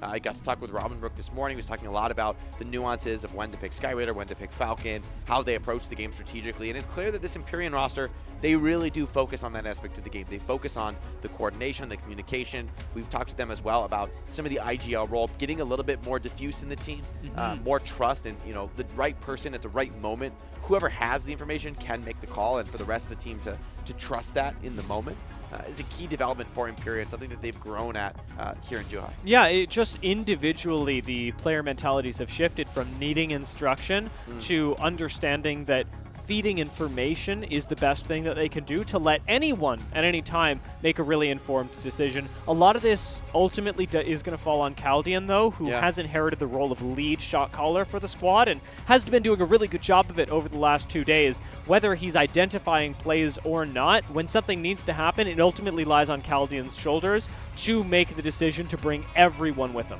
I've also been impressed at their, Empyrean's strategic approach to some of these maps. Willing to give up that early checkpoint on Palm Bay and just play for the strong position, play for the later game clutches on those maps. Really is a high confidence strategy, a risky strategy. If you fall behind, things could get out of control. But so far, they've looked really solid on those maps where they're able to leverage their grand, big vision for the map, really playing for the final win rather than being too worried about those early team fights.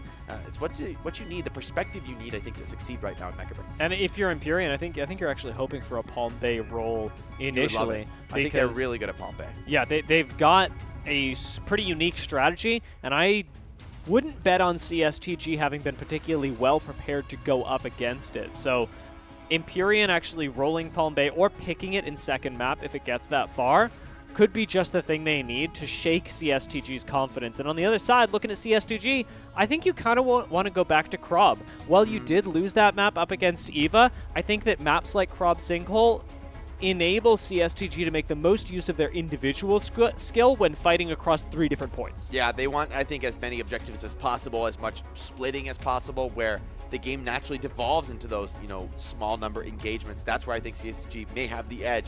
However, for Team Empyrean, I'm curious to see, what they elect to do with the band pick format, right? You could go to those maps. That could be the time to take out something like Yinza's Panther, something you don't want to deal with. Yeah, I wonder if you take that out in first round or if you sort of, that it's happening. Empyrean, it's not like they haven't done their homework. I wonder if you let it through in the first round and see if you can't force Yinza off of it by simply outplaying it. It is a possibility. And we've seen teams shut down CSTG in the past without banning the Panther, whether they've dueled it or they, just played around it strategically. There have been success, and Panther is still a bit of a niche pick. And so I think CSTG is maybe one of the most reliant teams on the Panther, most confident in it. And I think in theory it's a skill matchup, right? But against some of these top teams, could be pretty difficult for Yinza to execute. Yeah, I will say, to Yinza's credit, I don't think Empyrean have a Panther flex that can match. Like yesterday, going up against Eva, it was very clear that Border was ready to go 1-for-1 with Yinza on Panther. It was a very, very close matchup. And I don't think the same is true of Empyrean. Anybody on Empyrean who ends up going Panther is realistically picking themselves into a losing matchup. Now, I say that having not seen any Panther, but I say that because I haven't seen any Panther from them. Empyrean, they've gotten a few key map wins here. Palm Bay and Grayson Sky City, both maps that encourage a lot of group ups, a lot of coordinated team play. That's where somebody like Chaldean in that executive shot caller role can really shine, can really lead the team to victory. However, frankly, they've struggled on Crowd and Cape Blanc Observatory. Weren't able to get the wins when those maps came up in the role. So CSTG, let's take a look at their preferences. Palm Bay as well was a win for them. So this, it'd be interesting to see if they do clash on that. Maybe comfortable for both squads. But they also got a win on Cape Blanc, which I think will be another strong point for them with those multiple objectives spawning at once. Yeah, really nice call on that. Cape Blanc could just be a match that gets blown completely open by CSTG. They showed incredible prowess in being able to stall that out really late as well, where we will see a lot of teams that end up faltering because they aren't able to keep pressure on multiple objectives. CSTG, if anything, are one of the best teams at being able to juggle multiple balls, or in this case, Korat Extractors. Yeah, they look cool, calm, and collected here in the cams. Looking ready for this match. Fan favorite pilot Yinza leading the team here. All smiles. That's what you need to see here facing elimination. You want somebody who's bringing that levity, bringing that experience into the roster, and I think that's exactly what we're seeing right now. You need to be confident going into this match. Yeah, for two different reasons. I think both of our rosters are very confident. Empyrean are most confident in their preparation. I think CSTG are most confident in their individual skill that brought them here, because they are ultimately a bunch of individually skilled players that were brought together for the purpose of this tournament, where Empyrean were formed, became a team that performed well, and then ended up qualifying to the tournament. So two very different ways of getting here and two very different reasons why each should feel confident. Ramen Rick with the compression gloves. Kind of goes crazy, not going to lie. It does, it does. I recognize. And he's got a little good luck charm as well. Chaldean, confident. Had some hard-bodied lines in that intro video. Let's see if he can deliver, though. This is where it all counts. Yeah, really impressed with the play out of Empyrean yesterday.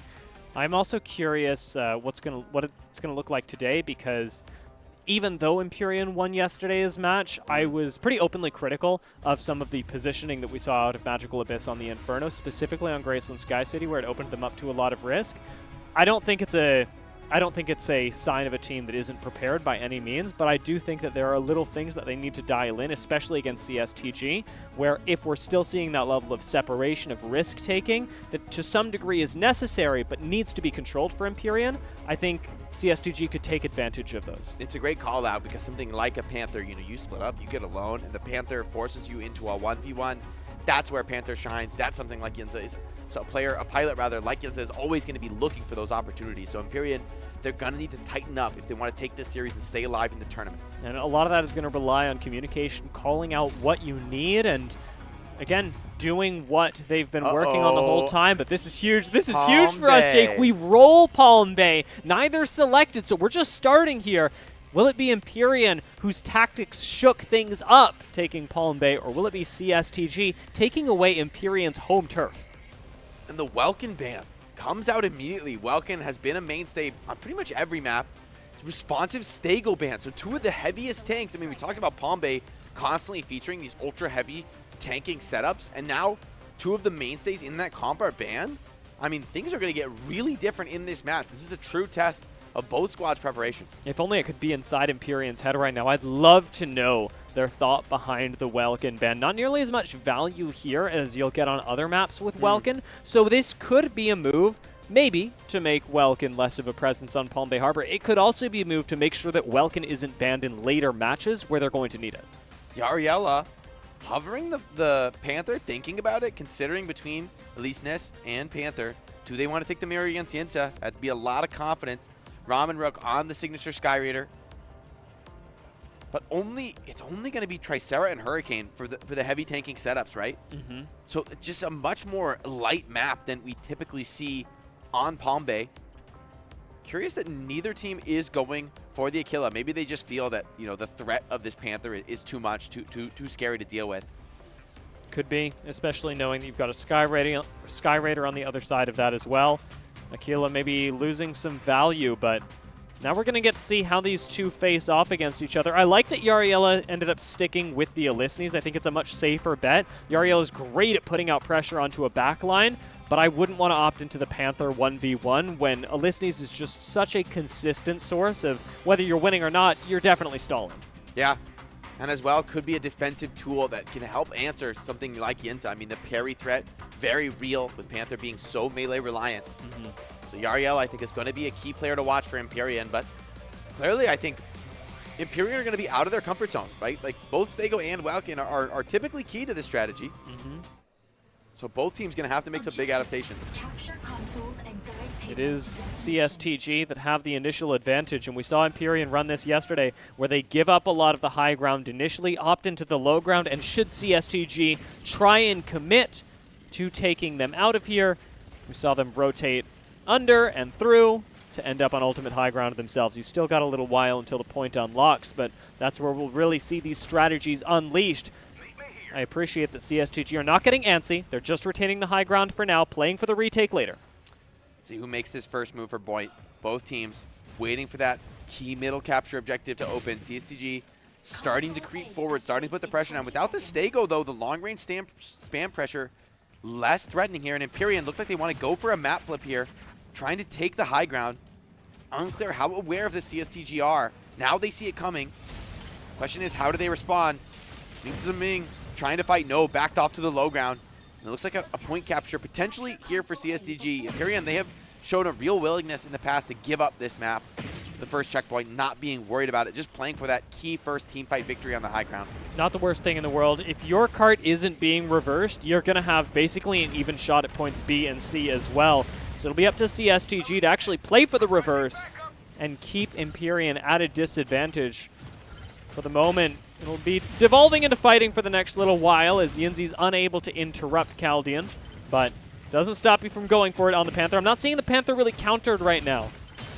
Yeah, he's getting a lot done, starting to get aggressive, push the limit. Now turned on a bit by the Inferno, forced to fall back, but clearly Yinza drawing a lot of attention. Cart progress very close, and look, all these clones from Inferno, the baiting targets from the Hurricane, it's really difficult for Panther to get stuck in.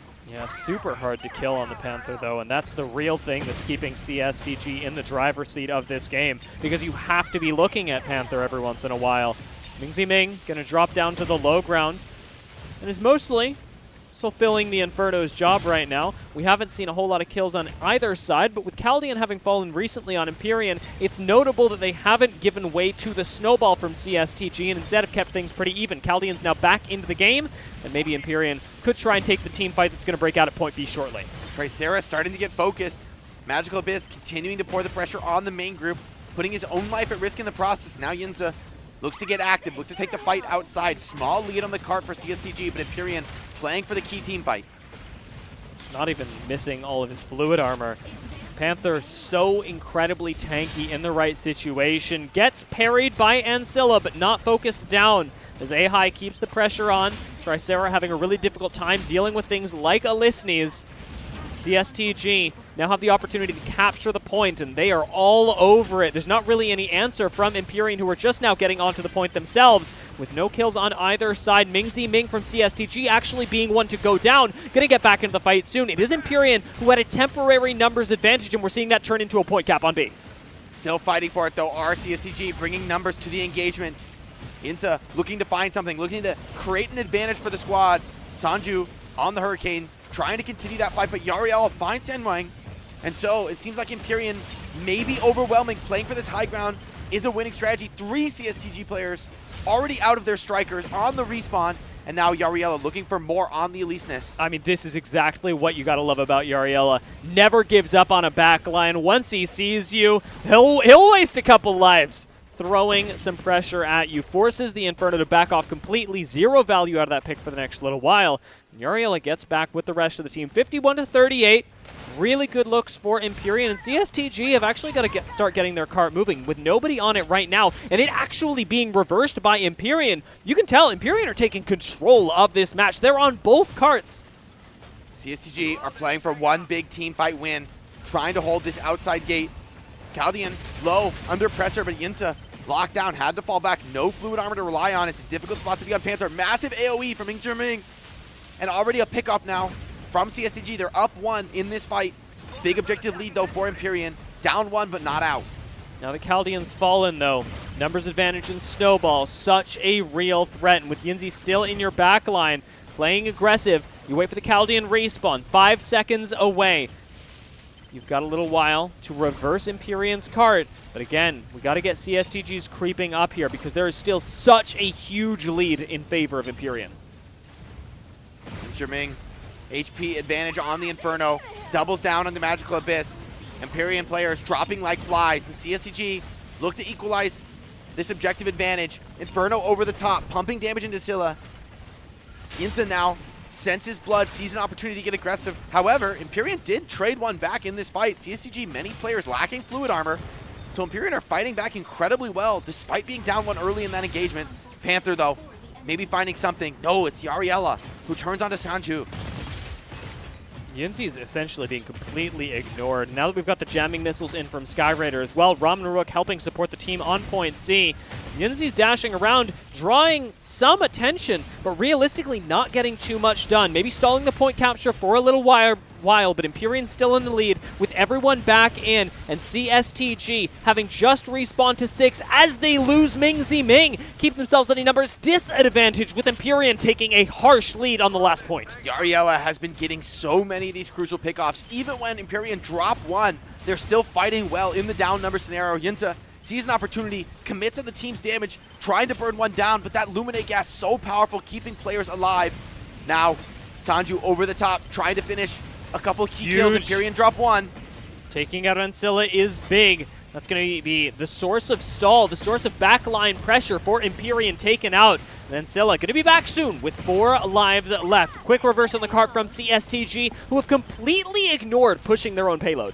Yeah, they know that they have to get a big team wipe here. They have to clean Empyrean off the map. Empyrean have their spawner coming back in, but still they lose Chaldean. Starting to stagger now. Advantage for CSTG. Ming a big part of that. Continuing to pump damage on the Inferno from above. Yariela's back in the game. Got to start disrupting this Inferno, but Hurricane's causing a bit of a problem, as Hurricane do. Zac going to fall as well, and that's the source of sustain for Empyrean that's allowed them to reset so far. As Chaldean gets back into the game, how long can you survive without your Luminate? What will this mean for Empyrean? Their cart no longer being reversed, though, does still inch them ever closer to victory. Man, this has been difficult, and Scylla going down again. But even as Empyrean lose players, they retain a 20% lead. They've got a lot to work with here. Player advantage being retained by CSTG. They start the payload back cap. This is what they need to do. Maybe one more big fight could really rout Empyrean. Yinsa, though, struggling to stay on the cart. Panther, not the best at holding on to that, and does get focused down. Ramen Rook, he's been a constant thorn in the side of the enemies all day long, and Chaldean now turns it back. CSTG crumbling at the final hurdle. 90% progress. Send Wing doing his best to hold down to the cart, but starting to feel that combined focus fire from Empyrean. Takes a long time to take out a Tricera, and Chaldean recognizes that it's going to take just as long with or without him. Goes back to reverse CSTG's cart in the same way. Now with both carts being pushed back, it'll be Empyrean that at least retain their lead for now, and since they've got a numbers advantage on it and the health pool advantage on the enemy Tricera, they may just be able to do this. Magical Abyss getting shoved around by Yinzi. This is Inferno's worst nightmare, is being trapped in a 1v1 with Panther, but Yinzi can't get too much done on the cart. 97%, and Empyrean are about to take this 100-67. Empyrean dominating on Palm Bay Harbor. What a fantastic map for them. That was so incredibly close. CSTG got cart control at the very last second, but it was just too late. Empyrean got it over the line, and props to Chaldean for really securing the game, right? Like, it felt like maybe they could have gone all in, tried to close out, but even if they lost that team fight, even if they weren't able to get over the line to 100%, Chaldean had secured that they had a couple team fights in reserve due to that massive objective lead. Well played, well played. And Empyrean, they're going to be feeling really good about that opening roll. This does mean, though, winning that first map, now CSTG are going to have map selection. They could take us to something like a Crop Cinco. Very true. And I'd like to see them on that map. Maybe Cape Blanc Observatory, as you brought up earlier, being a really good map for CSTG to try a strategy that maybe diversifies the objectives a little bit more. But I'm shaken, and I imagine CSTG are as well. Seeing Palm Bay Harbor, a map that they've also done very well on, taken away from them, and by Empyrean, who are running a little bit of an odd strategy, maybe when you thought you could counter, they let Yinza have Panther and still walked away with that, never really watching their cart go backwards at all. Huge lead. I would not call Palm Bay Harbor close here. No, it was dominant. It was a great look for Empyrean as they look to stay alive, keep the hope here for the NA teams alive. Last two, Empyrean and Orca, trying to stay alive, trying to continue on in this tournament. Right now, it's CSTG who are facing elimination. Yinza has been such a popular pilot to watch throughout the tournament, has been super enjoyable to see his plays on the Panther. But at this level of play, no matter how good you are at an individual striker, these are top teams. They have the answers. Yeah, we are seeing team coordination really rule all, and you've been saying it since day one, Jake, that Mecha Break is a game that, regardless of individual skill, it is heavily weighted towards team cooperation, coordination, and strategy, something that Empyrean have really dialed in on over the last couple of days, and it's a strength that they even started the tournament with. Got to highlight Ramen Rook as well on the Skyrider in that map. I mean, I feel like he's never dying, right? Like, that's so crucial. He's just that constant high uptime harassment, keeping the pressure on the players of CSTG, not allowing them to get the team fights they want, the setups they're hoping for.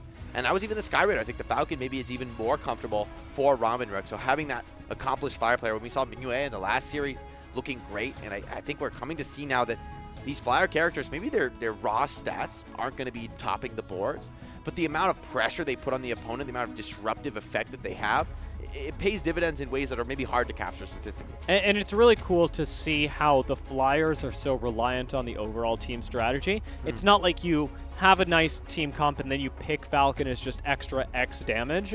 It is really, are we a pick comp? If so, Falcon. Are we a team fight comp? If so, Skyraider, that we're seeing develop over the course of literally just the last 48 hours. Yeah, very true. It's been awesome last few days here in Zhuhai to see these top teams innovate, scrim one another, push Mecha Break to new heights, discover the best strategies available in the game. So folks at home watching who've been enjoying the game can really learn a lot. And Scylla looks to be taking that MVP here. And I mean, this is no surprise, I would say, on Palm Bay. I mean, Tricera just capping the objective, so crucial. But there's a big decision to be made for Tricera. Like, when do you commit? When do you go all in, commit turret form on the cart, and have the confidence that your team does have the resources to support you?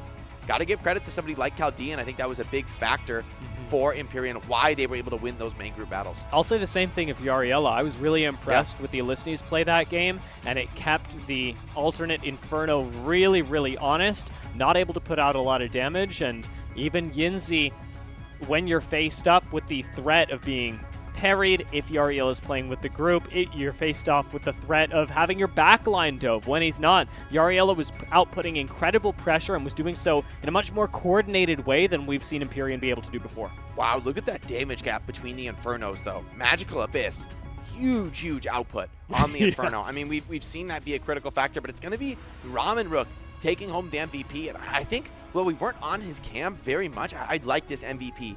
You know, no deaths on the Skyraider, and Skyraider not nearly as easy to stay alive as something like a Falcon. You have a little bit less mobility, but a little bit more damage, a little bit more teamfight disruption you can bring. So you got to give credit to Ramen Rook here in the series, a big factor for Empyrean securing this opening map win. Yeah, the fact that you have such a comfortable flyer when it comes to even switching between strategies. Not everyone is going to be just as good of a Skyraider as they are a Falcon. These are extremely different play styles, especially with how they're supposed to work with the team, and it is a huge boon to Empyrean that they're able to alternate between the two, getting a lot of passive value out of the jamming missiles, which is far and away one of the biggest reasons that you're able to pick Skyraider. Otherwise, Falcon's mobility is still pretty chill. CSTG did have a really good couple team fights around this cart, but like you were saying, there was so much time bought by Empyrean because of their play around point B, and see that them giving up point A essentially for free became a thing completely of the past. I didn't even think about it because it had so little impact on the game. Yeah, so powerful. That's something Empyrean have consistently gone for, giving up that A point and just playing for the better team fight position, and it's been a winning strategy for them so far. Pombay's been a great map. They're super happy to grab that off the random draw. However, now they're going to have to beat CSTG in their opposing team's comfort zone. It is going to be the Cape Blanc Observatory. This is a very open map. Multiple objectives will spawn at any one time. That's going to mean sometimes for Empyrean, you're going to be forced to split. You won't be able to play that team play style. I also think, though, Ramen Rook can be a big mitigating factor. As good as players like Yinza are on the Panther, as much as they can find pickoffs on split opponents, so too can Ramen Rook do just the same thing. Yeah, a good Falcon on Cape Blanc Observatory will ruin your life. And I am fully expecting the Falcon lock-in here, and CSTG looks like they are too. That was a heads-up ban. Yeah, they were ready for this. They have this one prepped out for sure. That being said, it does use up the Falcon ban for the series. So going map 3 for Empyrean will mean that they will have that Falcon available should they want to pick it. Empyrean, though, they'd love to lock this one up in 2. No need to go to a decisive game 3. You want to win this one with confidence, 2-0. Go into that next round, starting to feel yourself, starting to believe in the team. They are going to ban the Inferno, which is interesting considering I feel Magical Abyss was winning the Inferno trade for the most part in the last map. However, Hurricane also maybe very comfortable, similar strikers in some ways. Can't really give up on the Welkin. I see Ancilla thinking about it. Yariella standing out to me here. It's a great map for Panther, but I don't know if I'm full sold on going Panther to Panther with Yinza. Empyrean are actually right now hovering a double down on this original comp that we saw come out on Palm Bay with the 4 Ultra Heavies, Hurricane, Tricera, Stego, and Welkin. Lumine, of course, for the support, and then Skyraider to bring that teamfight disruption. So they're actually completely going away from the way this map often plays, where teams split more, and I think that's something that we're definitely going to see out of CSTG, looking for that individual play. However, you got to give credit here to Empyrean. They're going to go for the all-in main group team fights. If you can win these fights quickly and decisively, sometimes there will only be one objective at a time, right? Like, typically we see the objectives so difficult to cap that, okay, maybe you're going to be forced to split to grab the second objective. However, I think Empyrean are gambling that they can just win the main group fight so decisively, so quickly, that they're going to be able to cap these objectives before CSTG can force the split up. Other end of that blade is going to be if Empyrean do lose a few members, if they do start to get panicked, splitting up, this comp is so easy to pick apart when they're just individuals. Empyrean are basically gambling on being able to slam points as they come up and win those fights in very quick form while staying together. And that is something that CSTG will really challenge on an individual skill level with great picks themselves. CSTG, this could very well be their map. I wonder, though, for something like a Panther, like, how do you deal with this heavy stacked composition? You know, like, it's so dangerous to come into that main stack of turrets, and that's pretty much what Empyrean are, is like this insane death ball of damage and threat. The Aquila, though, could be a factor, could be something that Ramen Rook has to be careful for. Skyraider lacks some of the defense. To wonder if they're going to be able to pull this off. Full commitment onto the point. Down goes the box. Down goes the Tricera. Point cap starting to come out. The jamming missiles also thrown in here by the Skyraider. Ramen Rook keeping pressure on so much so that CSTG have to commit. Empyrean don't have health bars that are too low, but CSTG, having lost 1 now, numbers disadvantage as they commit to the fight. Yariella starting to pump damage. 2 down for CSTG. Empyrean, their gambit is paying off. They win this fight quickly, decisively. A 3rd member falls for CSTG, and it looks to be a complete rout here. Everyone's still healthy on Empyrean. That is 4 members down for CSTG. They just got obliterated. Yinza trying to stall the cap, but at a risk of his own life, trying to turn around on Yariella, but so hard to stay alive. There's going to be a back off from Yariella. 1 cap comes in for Empyrean, and CSTG, they're still respawning as this next objective comes online. This could be a quick 2-0. Empyrean coming into a huge lead, and the strat is paying off beautifully. Such a gamble to do this, to say that you're just going to be able to win the team fights, you're not going to get picked off, and it is going to turn into basically a steamroller is the best visual that I can bring up of a squad. Empyrean looking pretty unchallenged right now as Yariella does get picked off, separated from the rest of the team, but still, crucially, not taken down. You've got plenty of healing up on Empyrean to repair even Magical Abyss, who takes quite a bit of damage. Jamming missiles, Haze going to come in, keeping Yinza from being able to get full value. Empyrean start to commit to the fight again as CSTG close the gap. Can CSTG roll the dice again, start to pick apart this comp? They're trying to get aggressive, trying to attack into the main group of Empyrean, but Empyrean, their setup still healthy for now. CSTG, will they be able to keep up this aggression? Magical Abyss, though, dropping low, taking a risk right now, splitting a bit from the main group on Hurricane, but it did just enough, able to pressure the main group. Objective is down, second about to spawn, so split up soon available for CSTG, but they're already down one, and the capture being threatened by Empyrean. Almost ended up getting that too, did Yariella.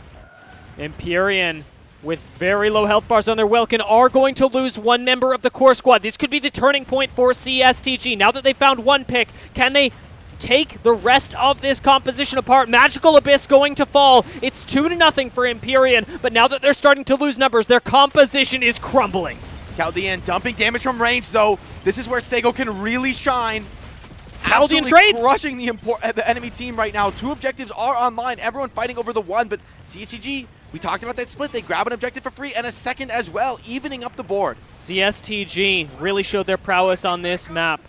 Previously, being able to stall things out to the point that these Corite extractors were expiring because it had been so long. 2-2 now as CSTG capture both of the previously available Corite extractors. Ramen Rook still looking for the jamming missiles, still hoping to disrupt the backline, but it's Empyrean that need to group up once again and take that solid 6v6. Yariella putting the pressure on Yinza, boxes this Panther, but who's going to win the 1v1? Yinza has been so effective in these duels. Yariella trying to back off, play the spam pressure, but Yinza pilots the Panther expertly, looking for an opportunity. Defensive box, beautiful, very hard for Panther to play into this. Misses the charge as well, critical HP, and Yariella, rather than chasing the kill, goes right back to the main group fight. I love that awareness. Yeah, you know that you've got a basically 1 HP Panther, but Corite extractors are literally what you need to be focusing on in every way. A and B going to spawn basically right next to each other, so Empyrean have got to take 2 quick fights back to back. Ahai going to be zoned off the point. Double Welkin box in the sky. Focuses both, trapping Ramen Rook in between them.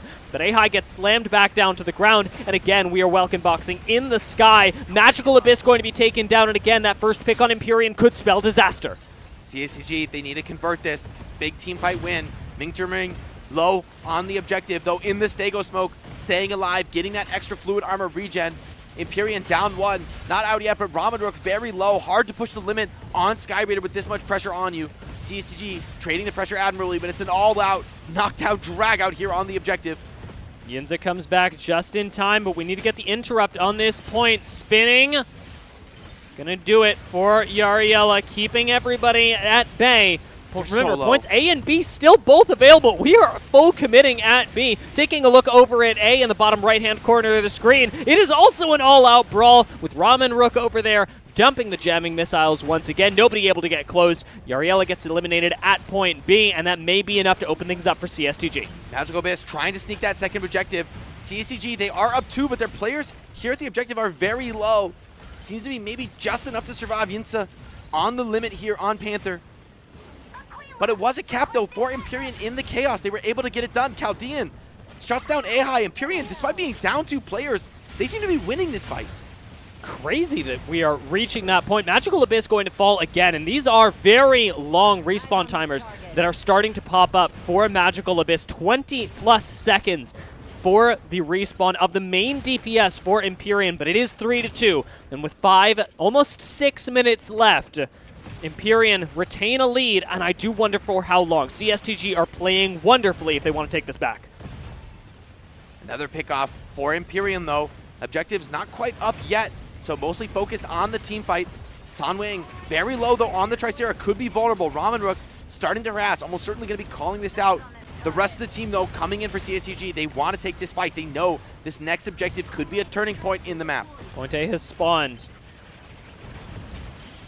Do wonder who's going to cap this first, as so often the rushes actually end up working. Empyrean managed to put themselves up 4-2. Ahai arriving just a little too late, despite all the damage that's being dumped into these Corite extractors. It looks like Welkin Box and Send is working, Jake. Yeah, the movement was quick from Empyrean. They were very aware on that rotation. CSTG players dropping low. Ramen Rook dumping everything on this hilltop. And the rest of the players are available. Empyrean drop a player of their own, but still low targets available. Rest of the focus fire needs to come through in this moment. Ming very low, under pressure, crazy. bursted by Ramen Rook. Well done on the Sky Raider, and just continuing to find target after target. That is the comfortability that you get with someone like Ramen Rook. He is making Sky Raider look like Falcon, but just with more team utility. His maneuverability is fantastic so far, but he finally gets Welkin boxed. Will he be taken down? It looks like the answer is no, as he's able to outmaneuver and escape once again. Back to the team, grabs a drone heal from Lumine and right back into the engagement, continuing to put the pressure on the opponents. They're so aware of the threat he poses, but so far they haven't been able to answer it. A pickup for Empyrean puts them in a player advantage. Only 3 more caps to win this map, and CSTG struggling here at the final hurdle. This is their tournament life on the line. A critical team fight breaks out on point A. 4 minutes left, but again, the Welkin box goes down. Bunches of damage being dumped in by Stegos from afar. Yinza about to respawn for CSTG, who are technically at a numbers disadvantage, but they're holding on just fine with a little bit of spinning to win on the point so far. Zach tries to go for a sneaky cap, but will be pushed away on the Lumine, just prioritizing staying alive and keeping the team up as well. Such a powerful heal gas right now in the main group. CSTG, a few players are low. Magical Abyss starting to pump the damage from the flank. Yinza gets right on it, knows he needs to shut it down, but the Hurricane can be so difficult to target down in these critical scenarios. Ancilia sets up over the top, starting to dump damage on this extractor. Still only one objective available that plays to Empyrean strengths. Up 1 kill already. A second. Sen gets taken down. That's so big. Welkin now missing from CSTG, and it's a double box for Empyrean that gets thrown down on this point. 6-2 now in terms of Corite extractors, and with a big one coming up, a large Corite extractor could be just the thing to seal this for Empyrean. That is worth 2 points. If they capture this, they will win Cape Blanc Observatory, and they will move on to the next round. CSTG, one last chance to regroup. Yinza goes for a disruption here, but doesn't really have the teammates alive to convert this into a team fight win. Just having confidence on the Panther, he can hold the enemy's attention and not be punished. Yariella, though, has constantly been on Panther duty, warding away this threat in the backline. Goes for a box, committing on the objective. No, the damage comes in to stop the cap.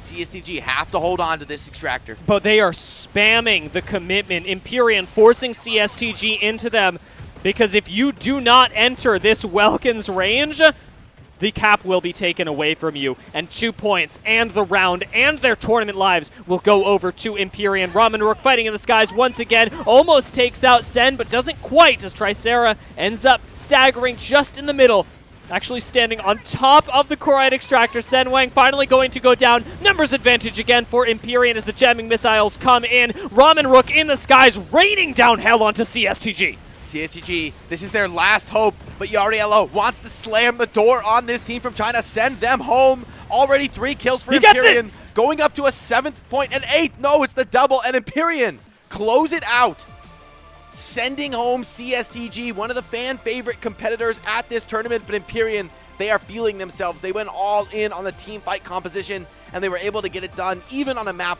that doesn't necessarily suit their strengths. They went, you know what? Splitting up on Cape Blanc is overrated. Yep. What if we just deathball every Corite extractor? And I thought in the middle that it was going to fall apart. But that experience and discipline that we've seen lacking from so many teams that have fallen up until now, to wait, to be able to group up, stay alive, and play defensively is something that Empyrean have in spades. Yeah, and Empyrean able to get that win on map 1, despite 2 very core strikers to their strategy being out of the mix.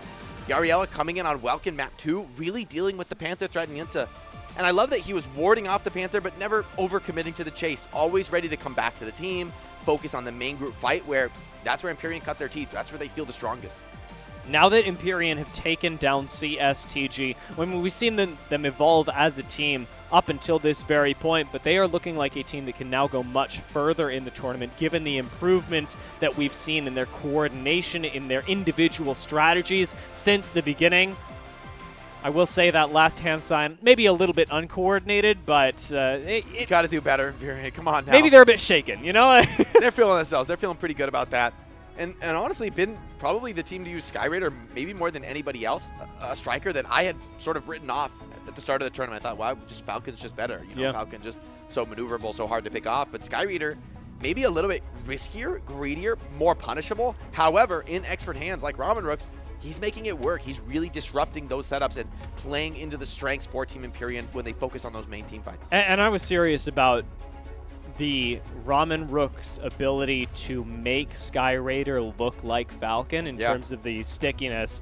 The move on over, transform, dash back, hit him once again was working so well, and Ramenrook looked not just like a great caster in terms of being able to cover with jamming missiles the enemy team, but also was sticking to squishy targets in much the same way as he really would on Falcon. Yeah, and arguably getting even more done. So it shows that, you know, if you really master those flying strikers, maybe you can push the limit. Maybe you can take the risk of lacking some of those more advanced aerial maneuvers that Falcon has and still getting the job done. And that's a game against an Aquila. You know, you get hit by one of those immobilizing drones, or you just start getting pressured down by a lock-on from Aquila. That's a very scary spot to be. And for Ramenrook to navigate those maps so expertly, be so difficult to shut down, so consistent in delivering his payloads to the enemy target, I mean, really impressed by that. I think that's going to be something that I wonder if teams are going to have to think about banning Sky Raider. I mean, that's pretty wild. That's crazy. Empyrean's been one of the only teams really to deploy it, but I have to think maybe that's something you want to take away from them. I imagine at the start of the tournament looking us in the eye and saying, day 3, we're banning Sky Raider, by the way. Yeah, this tournament has been pretty wild to see innovations on innovations with the ban pick format. Let's take a look at some of the stats. Look at some of the MVP candidates here. Yariella, huge performance on the Welkin. I have to agree with this. I think the Welkin performance was fantastic. Great flexibility through the series. Well done. And Welkin really does form the core of a composition like this when you are deathballing. I think Yariella and Magical Abyss, both very much to credit for the team's ability to stay alive. I'd say Yariella maybe a little bit more so, if only because he wasn't focused nearly as much as Magical Abyss. And the KDA will hurt Magical Abyss's MVP candidacy a little bit more, but both of them on Hurricane and Welkin provide the team a lot of survivability and are also critical to actually being able to secure the points when the Core Extractors do drop. Welkin Box was the thing that was securing 99% of these, and Yariella makes a really strong argument for MVP here. Yeah, I also want to compliment Zakev for staying alive, right? You know, when you run this super heavy tanking setup, if your Lumine is the vulnerable Achilles heel of that composition, if you go down on the Lumine, that strat starts to fall apart. I mean, he gets 1.5 million repair in that game. I mean, massive performance and a lot of pressure on Lumine to not make any mistakes, and well delivered by Zakev. That's a commitment in the strategy. And that's across 2 games with a Panther in it as well. Like, a Panther's job is theoretically to isolate and destroy the Lumine. Didn't see that happen. Couldn't target him down. I mean, very aware of the threats that are coming in against them. And CSTG, as much as they've been a fan favorite team, something really fun to watch. Hinsa, such an exciting Panther pilot to spectate throughout the tournament. This is going to be goodbye to them as Empyrean eliminate CSTG from the tournament and move on here in the lower bracket. Yeah, I mean, we really got to thank CSTG for the show that they were able to put on. Yesterday was really fun to watch, and even today, I liked seeing the way that they approached trying to take out Empyrean. I don't think this was a team that was completely smashed by any means. This was still a very close fight. Empyrean, with some slightly better tactics, maybe more polished team play, ended up taking the advantage and having cleaner games. But CSTG, I'm still excited to see them continue playing Mecha Break in the future. Yeah, definitely a team to keep your eyes on. A lot of exciting players and streamers on the squad. But I like that Empyrean have really set themselves apart for now. They really have a vision for how they want to play. And it is going to be the MVP to Zakev. I mean, no deaths, 1.5 million repair. I like this. I honestly think this is well-deserved. And this is not a map where it's easy to do. On some of the maps, like let's say something like a Palm Bay where there's so many enclosed corridors, you could play a little bit more defensive on the Lumine. Okay, maybe it's understandable to go deathless. But this is Cape Blanc Observatory. This is an Aquila sniping you from one spot, for a Panther hitting you out from another. I mean, one mistake, you drop on Lumine, your team falls apart. Things could have really gone to shreds for Empyrean. And so Zakev, being that rock of the team, no deaths, very stable, even getting interruptions on the enemy caps, a dismantle of his own. Masterful play on the Lumine, a player to watch for sure in the highlight reel. It is this kind of map that really separates the Lumines that sit a little further back and you know, aren't able to get involved with the team from the Lumines that are able to take the huge tournament wins like this. Zach did do, as you say, very well and is rightly awarded by the MVP performance. 0 deaths, a huge standout, and keeping everybody alive for so long. Every time that we saw Empyrean lose a member, we worried that this would snowball into them being slowly picked off by CSTG, as the composition of CSTG is meant to do. And it is no small wonder that your Lumine is at play for not letting that happen ever. Ramen Rook as well, I think, was really impressive to me on the Sky Raider this map. And as good as the Yinza, the Welkin were on the other side, Yinza and the Welkin, I should say, on the other side for CSTG, Magical Abyss took a lot of that focus in the map, but the squad was able to rally even down one. And in the past, that's been the worry, I think, for Empyrean, as they start to lose members, things get a little bit more chaotic. It seems clear to me that they've really resolved a lot of problems in the team now. They look very cool, calm, and collected, even under a lot of pressure. And let's be honest, the pressure's not going to loosen up, right? We're going into tougher and tougher matches as you stay alive in this loser's bracket. The opponents don't get easier. We know at the very least now that Empyrean are going to be continuing to carry that flag for North America. Yeah. And we get to find out if they'll be joined by anyone in the next round. It's going to be interesting. Orca, the next last hope for North America, going to be trying to compete, to stay alive, to compete with Empyrean. I know that between those two squads, there's probably a lot of friendly competition, wanting to maybe face each other again at some point in the tournament. Curious to see if we will get that matchup, but of course, for that to be possible, Orca are going to have to defeat Shuffle, a team of highly ranked players from China. So that next matchup is going to be far from easy for them. I'm curious to see Orca's team identity start to develop, if they have the same level of chemistry and coordination that Empyrean have been able to bring at this tournament. Yeah, I would argue that it's a very similar story, a very similar matchup, because since we're looking at Shuffle as, you know, a group of highly ranked players, it is again going to be a lot of individual skill versus coordination, just the next level of it. And that is going to be the increased challenge for Empyrean before they're able to really access the team coordination challenges that I think they will have to face if they want to go far in the tournament. Yeah, they're going to need to not only have that coordination, but also deliver a lot of strong individual performances of their own. Let's take a listen to Empyrean. We've got an interview down on the stage. 各位现场以及屏幕前的驾驶员朋友们，大家好，欢迎来到我们的赛后采访环节。我是今天的主持人陆毅。那我们今天邀请到的是来自 EMP 的 Yariella， 来先跟大家打个招呼吧。Let's say hello to the audience. Hello everybody, I'm Yariella from Team Empyrean. 大家好，我是 Yariella， 我来自 EMP 战队。也是先恭喜 EMP 战队拿下了本场比赛的一个胜利，打得真的是非常的精彩。那今天呢，也是我们解天机先锋国际比赛的一个第3天了，想问一下你怎么样，还适应比赛的一个节奏吗？ So first of all, congratulations of your complete victory of this game, and it has been the 3rd day of our global invitational. So have you been adapted to all the parts here? Yes, it's honestly an amazing place being here. I'm very grateful for everything the company has done for us and for an amazing game. 我觉得我很喜欢在这里的生活，然后我非常感谢这里的一切，然后他们给我们提供的这一切。好的，也是聊回我们刚刚的比赛，在第1张地图滨湾航运中心里面，你们是直接搬掉了赤霄，想问一下当时是出于一个什么考虑呢？ So in the first round, map 1, you banned Welkin. So what makes you to do the choice?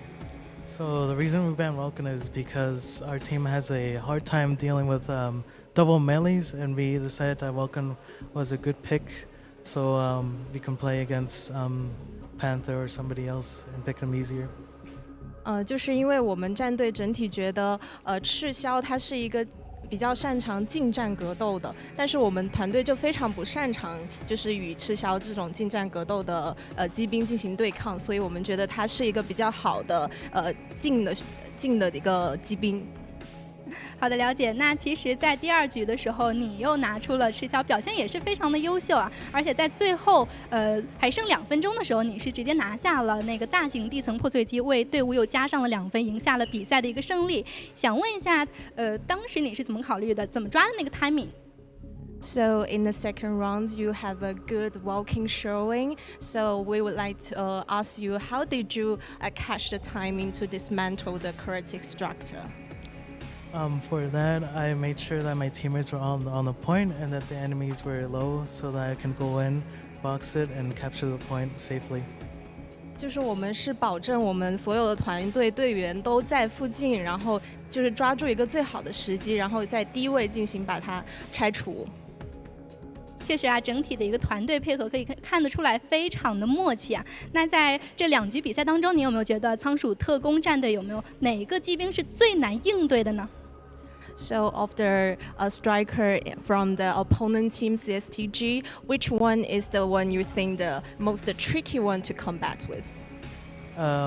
Possibly Anubis if you reach them. 就可能就还是赤霄吧。好的，明白了。那也是再次恭喜我们拿下了本场比赛的一个胜利，也是成功挺进了下一局啊。有没有哪个战队是你们在之后的比赛中最想去和他们切磋的呢？ So which team is the one you are looking forward to play against with? Hopefully, if Orca reaches with us, we will most likely love to have that rematch with them. 如果有机会的话，我们还希望要再跟 Orca 打一次。好的，也是感谢 Yariela 接受我们的采访啊，那也是非常期待你们在之后的一个精彩表现。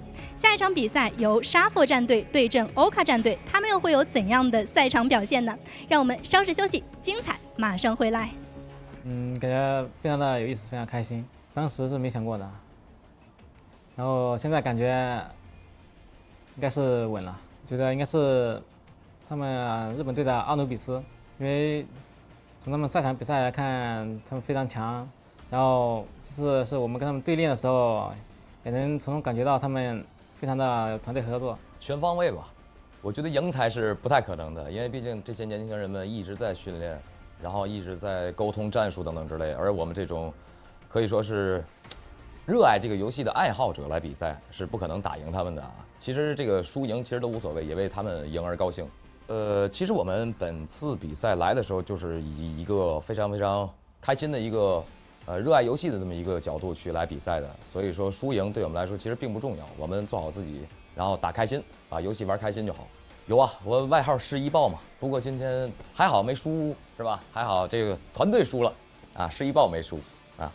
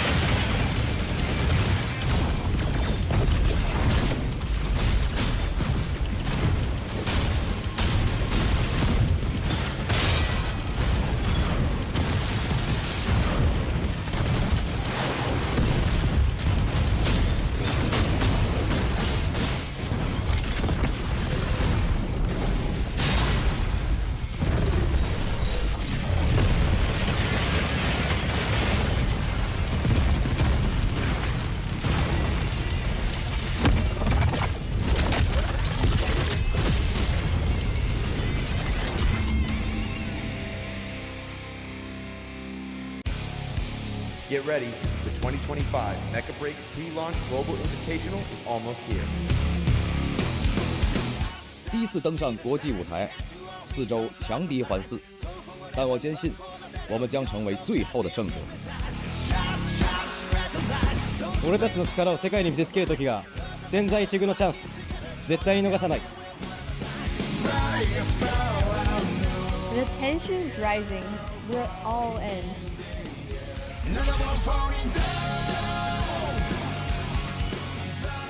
No matter who's in front of us, we're bringing the heat.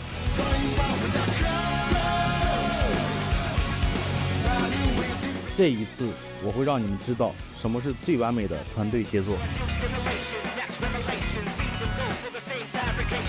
会場に響き当たる戦火の中、この手で勝利につかり込む。There's no room for the weak. The unprepared will be the first to fall. どんな困難も最後まで戦う。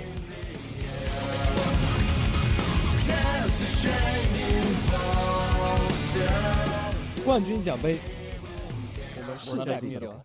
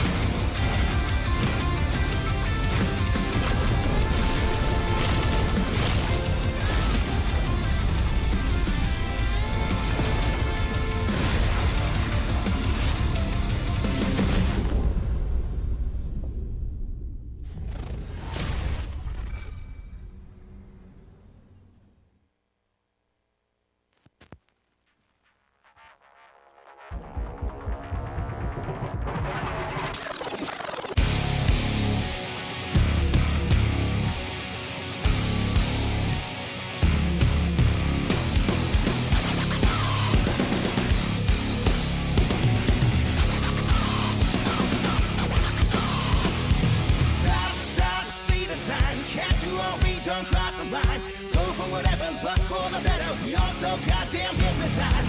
Chop, chop, spread the lies. Don't you blame me, you're mesmerized. Birds of a feather flocking together. Join the countdown, we're one of a kind. Riding a spell, I know you're floating in the air. Empty shouting sounds that don't even care. Another one falling down. Driving the body go. Going round with the crowd. Riding with the video. Nothing wrong, looking for a new stimulation. Next revelation, see them go for the same fabrication. Discrimination, classification, jarring internet masturbation, agitation, allegation, suffocation, aggravation, all through the nation, termination, extermination, deflagration with no explanation. By this time, I know you're floating in the air. There's a shining stars, do they even care? Another one falling down. Letting the body go. Going out with the crowd. Riding with a libido. You are of them now.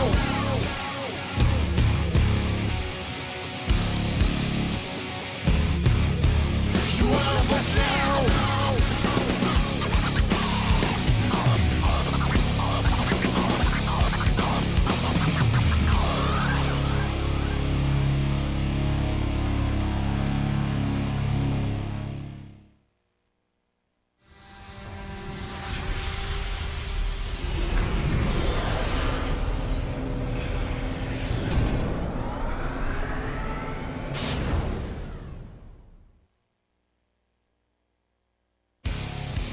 Get ready, the 2025 Mecha Break Pre-Launch Global Invitational is almost here. 第一次登上国际舞台，4周强敌环伺，但我坚信，我们将成为最后的胜者。俺たちの力を世界に見せつける時が千載一遇のチャンス、絶対に逃さない。 The tension is rising. We're all in.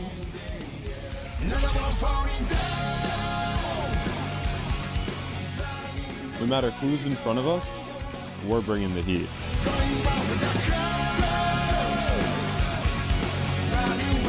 这一次，我会让你们知道什么是最完美的团队协作。会場に響き当たる戦火の中、この手で勝利につかり取る。 There's no room for the weak. The unprepared will be the first to fall.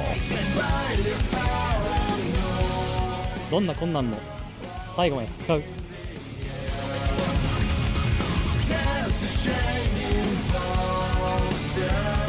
冠军奖杯，我们势在必得。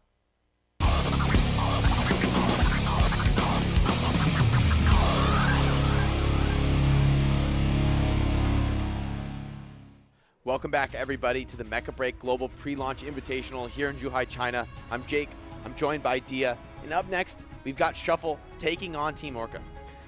Another North American match. We knew we were going to have 3 of them, but with Orca now on the brink of elimination, it's time to pivot to the other North American team that has been really tied at the hip to Empyrean. It's funny to go from one to the other since both these teams faced each other in the first round, and up against Shuffle, Orca have their work cut out for them because much like Empyrean, who faced a team of individually talented players, I'd say Shuffle are made up of much the same thing. Yeah, Shuffle have brought a lot of players together, successful ranked players from the Chinese server here to compete against Orca, which is another team I think maybe more focused on team coordination. They've been together, they qualified through a community tournament here, so it's a squad that have their work cut out for them. As much as Empyrean were able to get the win over CSTG, this is a different match. Shuffle have been real threats in earlier games, and so curious to see what Orca have to show us. I think they've been looking for their team identity maybe throughout the tournament, going back and forth, having some struggles along the way, but that's part of the tournament process, right? Being tested, being pushed to your limit, trying to stay alive here in the lower bracket. And from a scrimmages perspective, Shuffle have been dominating. Yeah. Yesterday, they were scrimming basically all day, especially when they weren't on stage. They were at their computers in here, and they were cleaning house, picking up, especially in a lot of those like more spread out areas like Cape Blanc Observatory. They were 8-0ing people like it was nothing. Like Shuffle, extremely talented and great at picking a team apart. I'd call them almost a level up in terms of teams of individuals because they've seemed to have a lot of that coordination, albeit they are a more silent team. They very frequently rely on a lot of people to have natural game sense accompanying them, and it's one or two words here or there to get them on the same page. Orca, very different story. Yeah, Orca are a team that wants to play together, wants to rely on their strategies. See if they're going to be able to get it done, though. As you said, this is a very tough challenge. Shuffle are very well prepared, ready to come into this tournament. I think MDB could be a key star here for Orca. Very comfortable, especially on the Inferno. However, Inferno tends to be a striker that can struggle against very effective individuals. Something like the Aquila, the Falcon, the Aleseness can really target somebody like Inferno down, focus fire, that big damage dealer. Orca is such a detail-oriented set of players. We actually wondered today what exact set of players they'd be running, because Axolotl, their seventh, their team manager, has been slotting in over the last couple of days when they need it, when they feel like their communication could actually use a bit of a liftoff. Because sometimes Orca are so detail-oriented, in fact, that they'll get in their own heads and inside the heads of their other teammates, and having a team manager to take a little bit of that burden off you has been really helpful for them through the tournament. They're here, though, with the starting 6. I think that's what they'll need. They'll need their best players to challenge Shuffle to continue on in this tournament. I remember they beat Empyrean in that first round, right? You think maybe they want to have a better final placement, but it's Empyrean who've already progressed on, and it's Orca who are fighting for their tournament lives, who are trying to continue to progress, trying to earn their next spot. And as you mentioned, a little bit of challenges within the team, right? That's going to be the test that we see today. Can they handle the pressure now? They're playing on stage. They're playing with their backs against the wall. It doesn't get easier from here. Looking at the way that Orca have been playing so far, they are a very DPS-reliant team. Happiness and MDB really construct the core of a game plan for the squad. As much as they may not be the most vocal players, a lot of that falling to the support and the tanks to coordinate. Watching your DPS and almost spotting them for when they're going to need coverage is going to be really important against a team like Shuffle, who will actively be looking to attack the big Inferno players, the big Aquila players. Yeah, I think Happiness, definitely a player I'm going to have my eyes on, see what they can get done on the Aquila if the pick does come out.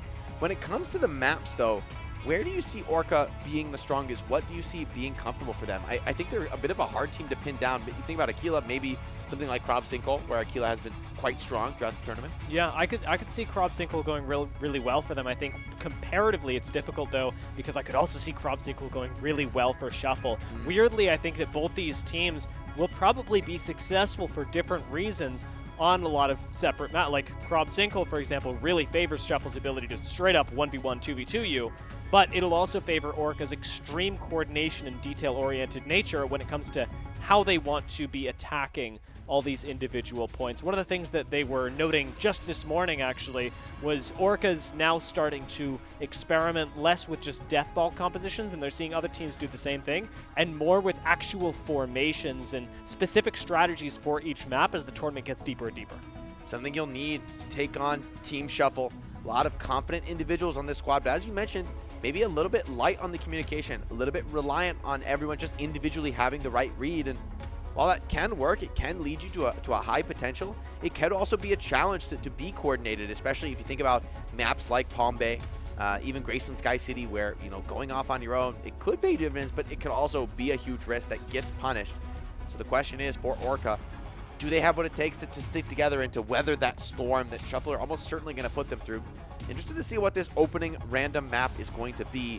I think it has big implications for the series. Yeah, it'll be interesting, given how map 1 goes as well, to see how each team bounces back, because one of the big advantages that I think Shuffle have here is their levity. They're a team that just really enjoys being on stage. They get a little silly. We saw them whip out the 1v1s on Graceland Sky City yesterday. Not just any team is going to do that. They're here on stage to win, but to have fun, really importantly. And that'll be a team that I wouldn't mind seeing them go down a game, just because I don't think it'll affect their gameplay that much. Yeah, I do think they're a team with resilience, with confidence, no matter where they are in the series. They get a win on Palm Bay. Orca, though, let's take a look at their performances. Getting a win on Cape Blanc, on Graceland, but falling on Eye of Misery and Krab Sinkel. So 2 maps that are a little bit more chaotic in terms of the splitting, require that clear voice of reason to rise above and keep everyone coordinated. And they have not played Palm Bay yet. So I'm really curious, which I think Palm Bay is maybe, with how focused it is on like these key fights, key strategic decisions around objectives. For me, Palm Bay is a bit of a bellwether for teams in terms of how they like to play, what they like to approach. Yeah, it's like a rite of passage. Yeah. I am really impressed that Orca have managed to get this far in the tournament without touching Palm Bay. And now I'm really hoping that's what we roll, because I'm very curious how they'll end up approaching the map when we've seen so many different strategies get developed. I spoke to him about that face. He's John still doing Welkin. it. MDB, Inferno, aficionado from North America, bringing the heat. One of the few players to unlock that striker, prepare on it before the tournament. Now that more and more competitors here, more and more pilots have been utilizing the Inferno, though, more and more challenges to MDB's dominance on the striker. Yeah, still feeling incredibly confident on an individual level when I spoke to MDB this morning. Yes. We have seen a lot of Infernos level up their play. MDB does still feel like he is a level up, even above that, just given the experience and time that he's been able to put into the striker. I think that the real question for Orca has been since the beginning of the tournament, how much is that going to matter? How much is having one Inferno player that, yes, might be able to 1v1 any other Inferno player, how much does that actually get you in terms of your tournament lifespan? Team Shuffle, very curious to see the draft. The pick ban, I think, is going to be a particularly interesting one between these 2 squads. Both looking to find their identities, play to individual strengths, and I wonder, for a team like Shuffle, I mean, this is the high-pressure scenario. Are you still going to be able to rely on that just, like, confident game sense, on everybody reading what's going on together? Or does somebody need to step up? Does somebody need to start taking that leadership role in the critical moment? Yeah, it'll be an interesting team composition and team coordination to break down after the fact. I'd really like to talk to Shuffle and see how they're feeling after this game, win or lose, because I know that this game is going to push them to become better players, not individually, as a team. Their coordination is really going to be put to the test by Orca, and that's something that we've actually said of both the Empyrean and Orca squads. It's funny how close they are, given that they started the tournament together, given that that was a difficult match for both of them since they've come up through the North American circuits together, and now looking at the way that we're even talking about these 2 teams in very similar ways, it'll be fascinating to see how the matchup up against Shuffle goes, because Empyrean and Orca's journey are mirror images of each other. Yeah, 2 teams wanting to represent North America. And we're on to the band pick phase. Looks like it will be Cape Blanc Observatory going for this first map pick. Curious to see what the band picks are. Team Shuffle, considering the first ban. Hovering Aquila. Thinking about it. It's a pretty good ban up against Happiness. Yeah, Happiness has been a heavy hitter on the Aquila. Definitely something to watch out for. It's the response from Orca. They're thinking about the Falcon ban. Interesting. I don't hate the Falcon ban. At the same time, I don't think it's really a signature of Shuffle.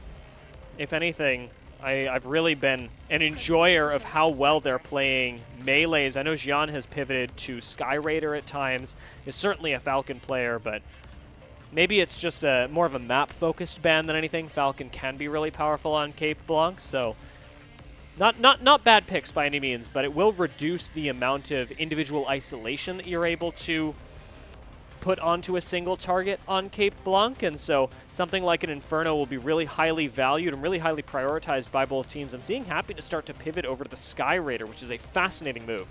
Is this really going to be a no Tricera comp from Orca?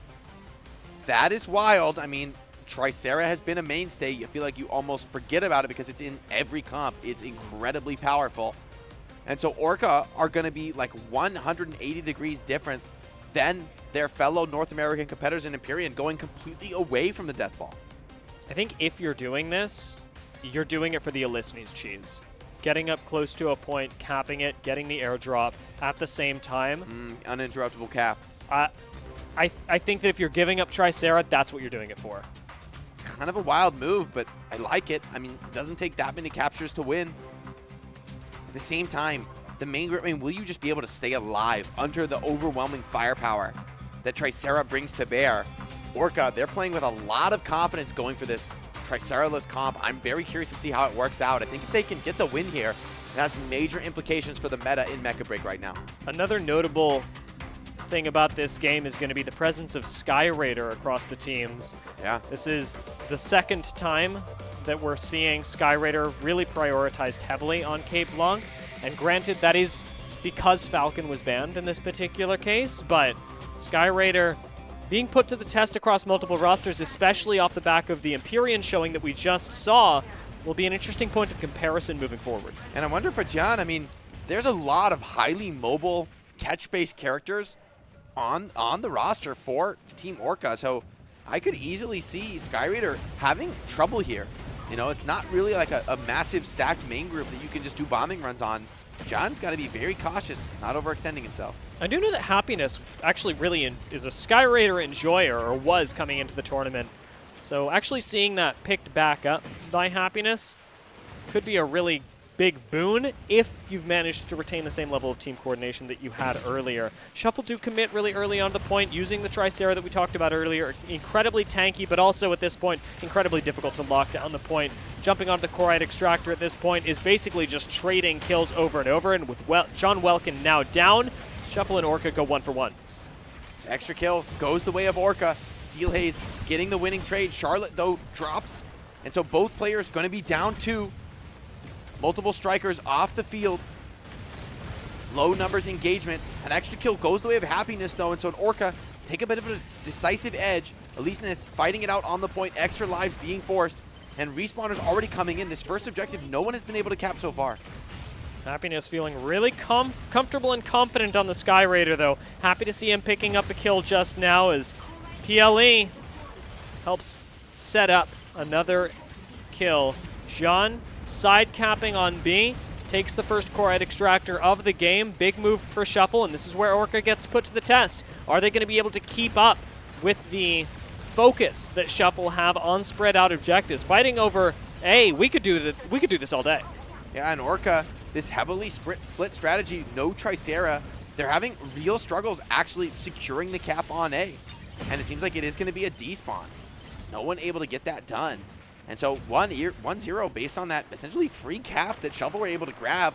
Orca going to be kicking themselves for that. And now that this generates a storm as well, this is the whole center area of the map that maybe doesn't become impassable, but it's certainly going to be a lot more inconvenient to move through. So really hampering the mobility of both squads. Hachigua getting aggressive, takes out Deacon, so Orca are going to be missing yet another with point B just a few seconds away from spawning. That might end up leaving Shuffle in luck as they set up to take the second Chloride Extractor of the game.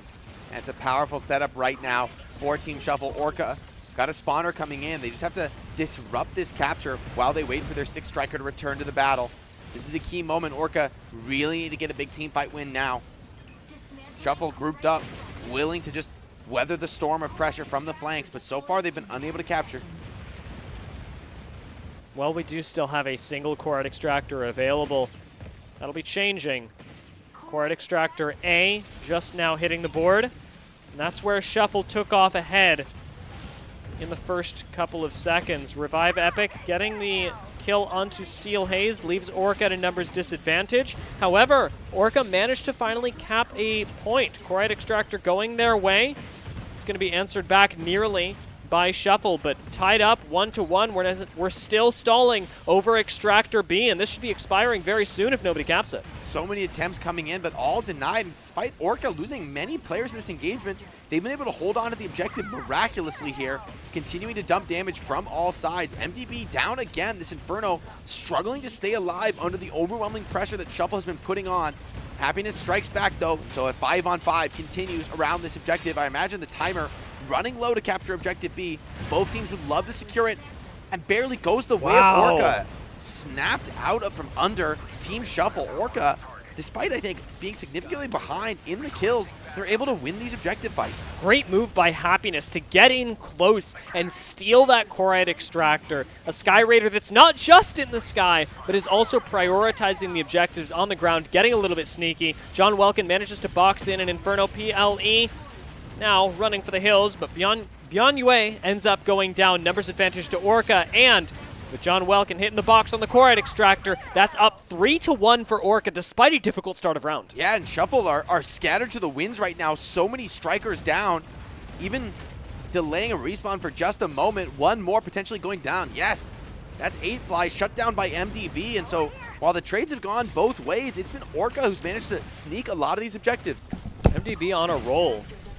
Very, very good from Orca to regroup and to be picking apart Shuffle now. The tables have completely turned since the start of the round. Another Corite Extractor being dismantled, and this one again secured by Happiness, making a strong argument already for MVP in the round, staying alive, disrupting on the Sky Raider, and capping at the same time. Yeah, and this hilltop setup being grabbed for Shuffle, they already blocked that, popped that disrupting haze from the Stego, and so they could be potentially vulnerable to a flank. Orca trying to strike while the respawners aren't quite into the fight yet. Steel Haze getting into the battle on Elise Ness. Wants to take the fight to this enemy backline, but both Infernos pumping damage from the skybox. Fire down from MDB. I'm not seeing that turn into any kills just yet. The health bars on Orca still in a pretty good spot, but it's Charlotte that's being chased down. Charlotte and John Welkin, the two core of the team on Orca, with John Welkin now falling, are starting to perhaps take a little bit of a look back. Haoqigua going to almost be able to dismantle Corite Extractor A. We've got B hitting the ground in under 20 seconds. The Orca having a 3-point lead, still down a member.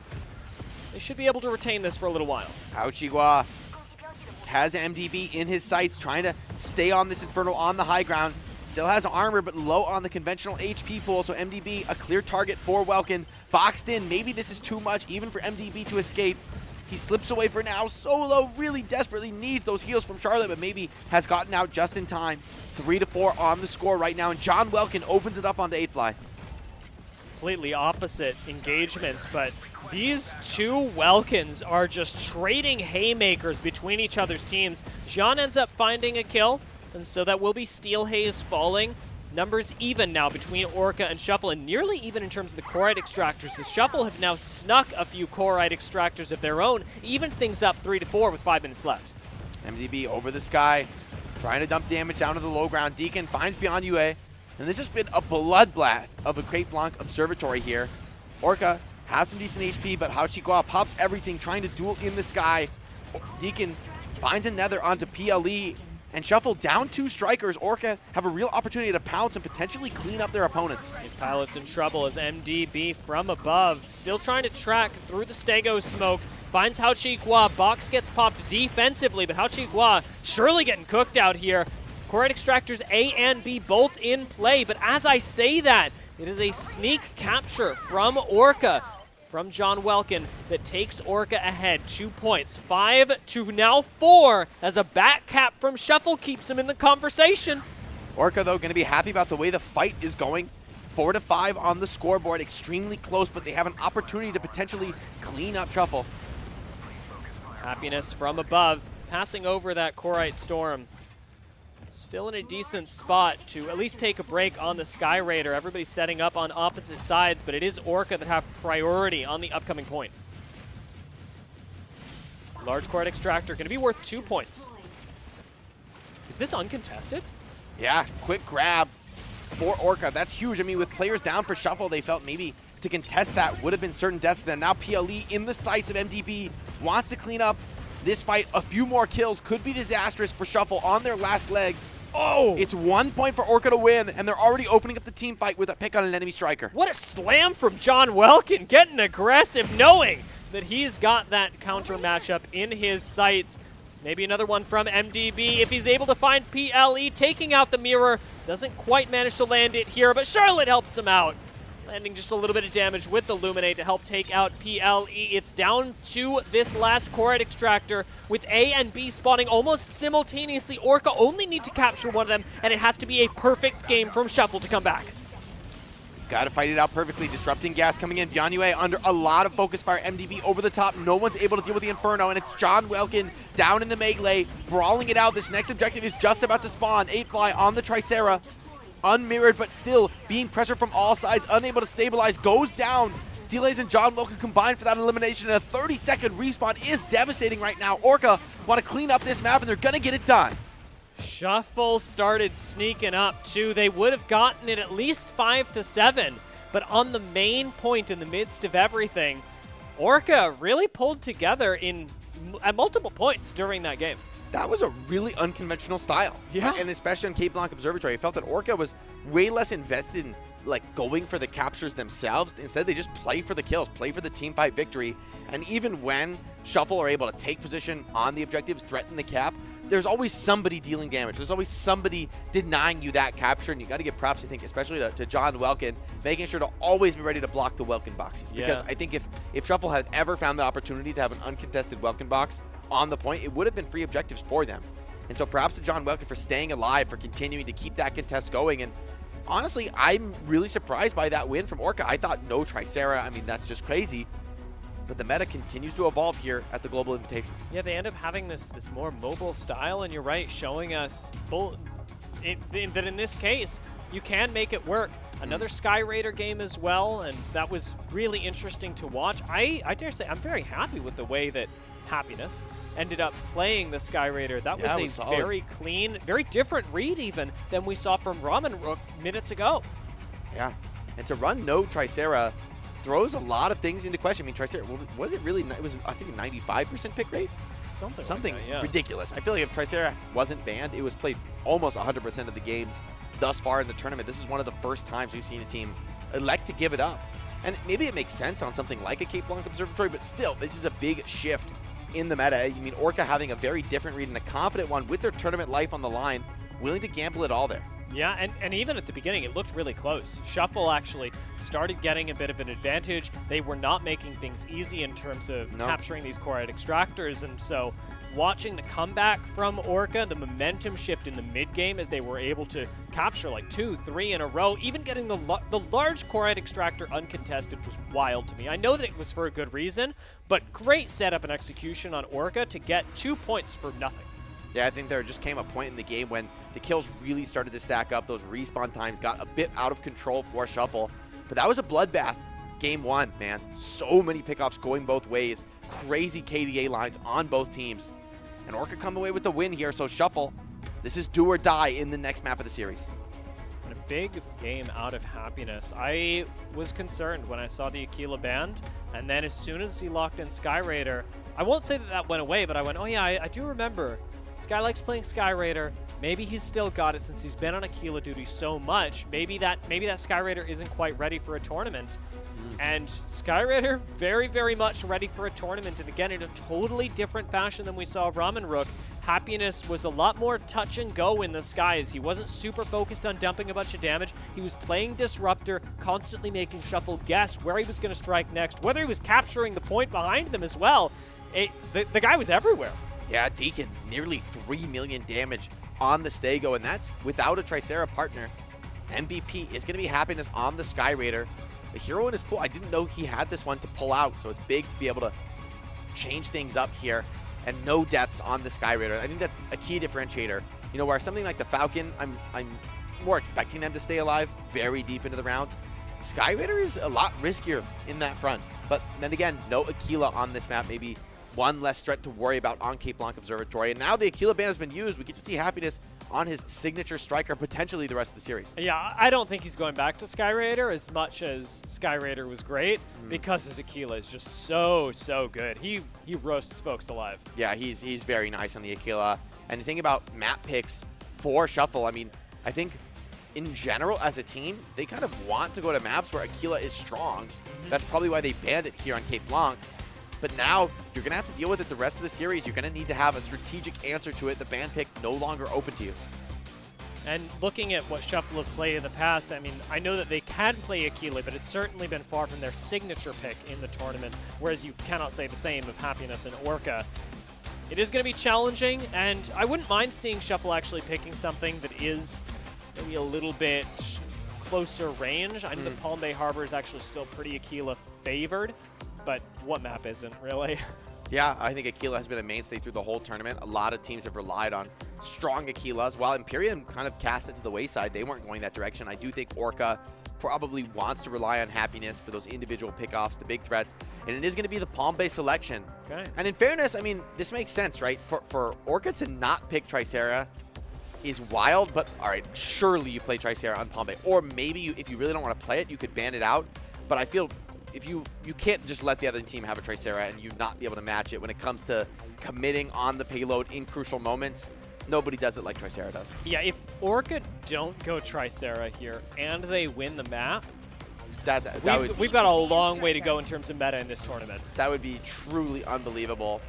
Orca thinking about, I guess they just ban it. Sure. I mean, this is another Fine. great way to approach it, right? Like, because I think it is so incredibly powerful on this map. If you really don't want to play it, maybe they feel that they're stronger without it. Could be a good call. And the ban means you don't have to worry about contesting those points into such an indomitable force as is the turret Tricera. Do it. Take the Inferno away.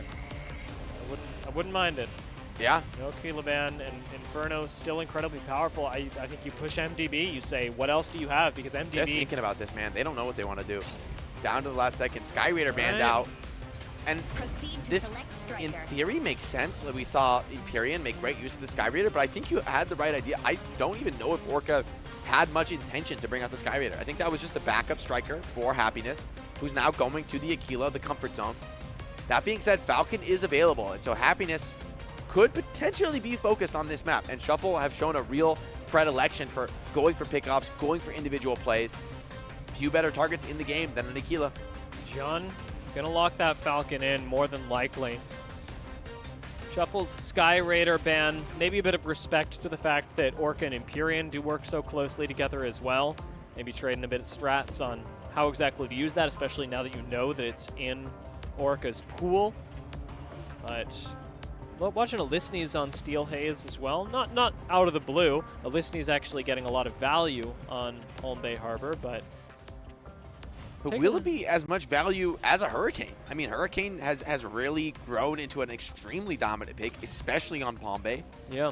Maybe a bit of a quasi-replacement for some of that tank utility that Tricera offers. What I wonder, though, is will Hurricane still be as strong without a Tricera to protect and play around? Yeah, that's a great question. I mean, this is really where it's going to get put to the test. I was saying yesterday, we were saying yesterday, if you're not picking Hurricane on Palm Bay Harbor, you are kind of throwing. And Shuffle have Hurricane, Orca do not. So time to really put that to the test, especially because Orca have demonstrably shown that they are, at least on one map, a level ahead of Shuffle. Can they keep that up, or is Hurricane going to be the big difference? A lot of eyes for me on Aquila, on Happiness. I think he can be a difference maker in this squad. The Hurricane, though, can be really annoying on Aquila. Hard to deal up that damage as you want. Here, on board with John on the Falcon. I think he's going to be someone we're going to need to watch throughout this map. But early high ground take for Orca. It's going to be Shuffle playing the low ground, waiting it out on this first capture point. You're just letting Jean harass them, maybe get the damage numbers up, but as long as you can keep Orca from committing onto the middle ground and harassing you as Shuffle, surrounding you and making sure that there's no comfortable space to play, the lack of engagement here doesn't really matter that much. We're going to unlock point A, we're going to get there, and at that point, a fight will break out. If Shuffle hit the point first, they probably win it, because as much damage as you're able to pump in from the high ground, Orca are probably just going to have to give things up like Empyrean did earlier. Orca are starting to make moves, starting to take angles. Despite the pressure from Gian, they're starting to flake around, and hiding down in this low ground is giving up most of the map to Team Orca. Now, capture commitment comes in for Team Shuffle, dropping the Hurricane utility on point, committing down, trying to get this first capture. Orca seem to be content to give this up and just playing for that victorious team fight. Saw Empyrean do this earlier. It's not that crazy to see a North American squad jumping onto exactly the same strat. What's really going to be telling is how they play points B and C, because that is where Empyrean really pulled ahead just a few games ago. Commitment now for Shuffle. They're riding that cart up to the high ground. John Welkins here to greet them. Steelhaze already finds the opening onto PLE, and now the damage can really get dumped onto these grouped up players. Remember, there's no Tricera in this main group, deceptively less tanky than they may normally be, and John Welkin wants to capitalize on that. Happiness, meanwhile, being harassed by John, so Orca struggling to keep that pressure on, while the cart moves forward to a significant advantage right now for Team Shuffle. Doing the quick reset, John Welkin just trades things out with Steelhaze. Says, you know what? We'll take turns harassing them, making sure their backline focuses on us once more. As MDB harasses from the sky, almost a pseudo-flyer in his own right, loves to stay up in the air for a super long time, and is somehow almost never focused. Great defensive play out of the Inferno player for Team Orca. 1-for-1 trades. That gas proving so hard to pick through, but players low for Team Shuffle. Orca sense an opportunity to strike. They're also on low HP themselves, though, and Shuffle seem to be winning this trade, getting inside, setting up the position. Deacon commits in, trying to change something around here with that Stego. Trying to dump the damage. Charlotte, though, under pressure, unable to stay in the fight, unable to heal, is going to be cleaned up. And PLE coming back to the main group on Inferno. This point's about to open, and Orca are down 2 strikers. Kind of a foregone conclusion that this should, at least in theory, go to Shuffle. Hachigua committing onto MDB, and an Inferno isolated on low health with a numbers disadvantage on their team should be going down, but I haven't seen him in the kill feed just yet. Instead, it's Beyond UA that ends up going down, and Shuffle are the team that is down members. Somehow Orca are turning this around. Shuffle grab the cap. They're up to a lead, though, and so if Orca aren't able to get more pickoffs, well, as I say that, though, they find Jian, so up 2 now. Still, big capture advantage here for Team Shuffle. They're starting to roll on around the corner. Steelhaze wants to change that, is forced into the second life. And Shuffle, or Orca rather, have a big decision to make. Do you want to push your own cart, or do you want to go for the team fight right now with the player advantage? Constant harassment out of this Elisnes is doing a lot of favors for Orca, who just keep Shuffle on their own cart. Gonna see a few more kills come in shortly, I'm sure, as Baby Elisnes very difficult to shake. Steelhaze disengages briefly. Hurricane making kills all the more difficult to finish off, but Happiness, who's back in the game, contributes, helping take out Revive Epic. Orca have lost one, however, and Steelhaze has a slightly longer respawn timer because this has been a bloodier game for Orca. Still incredibly close. It's all gonna come down to the final moments at the halfway mark. Too close to call right now.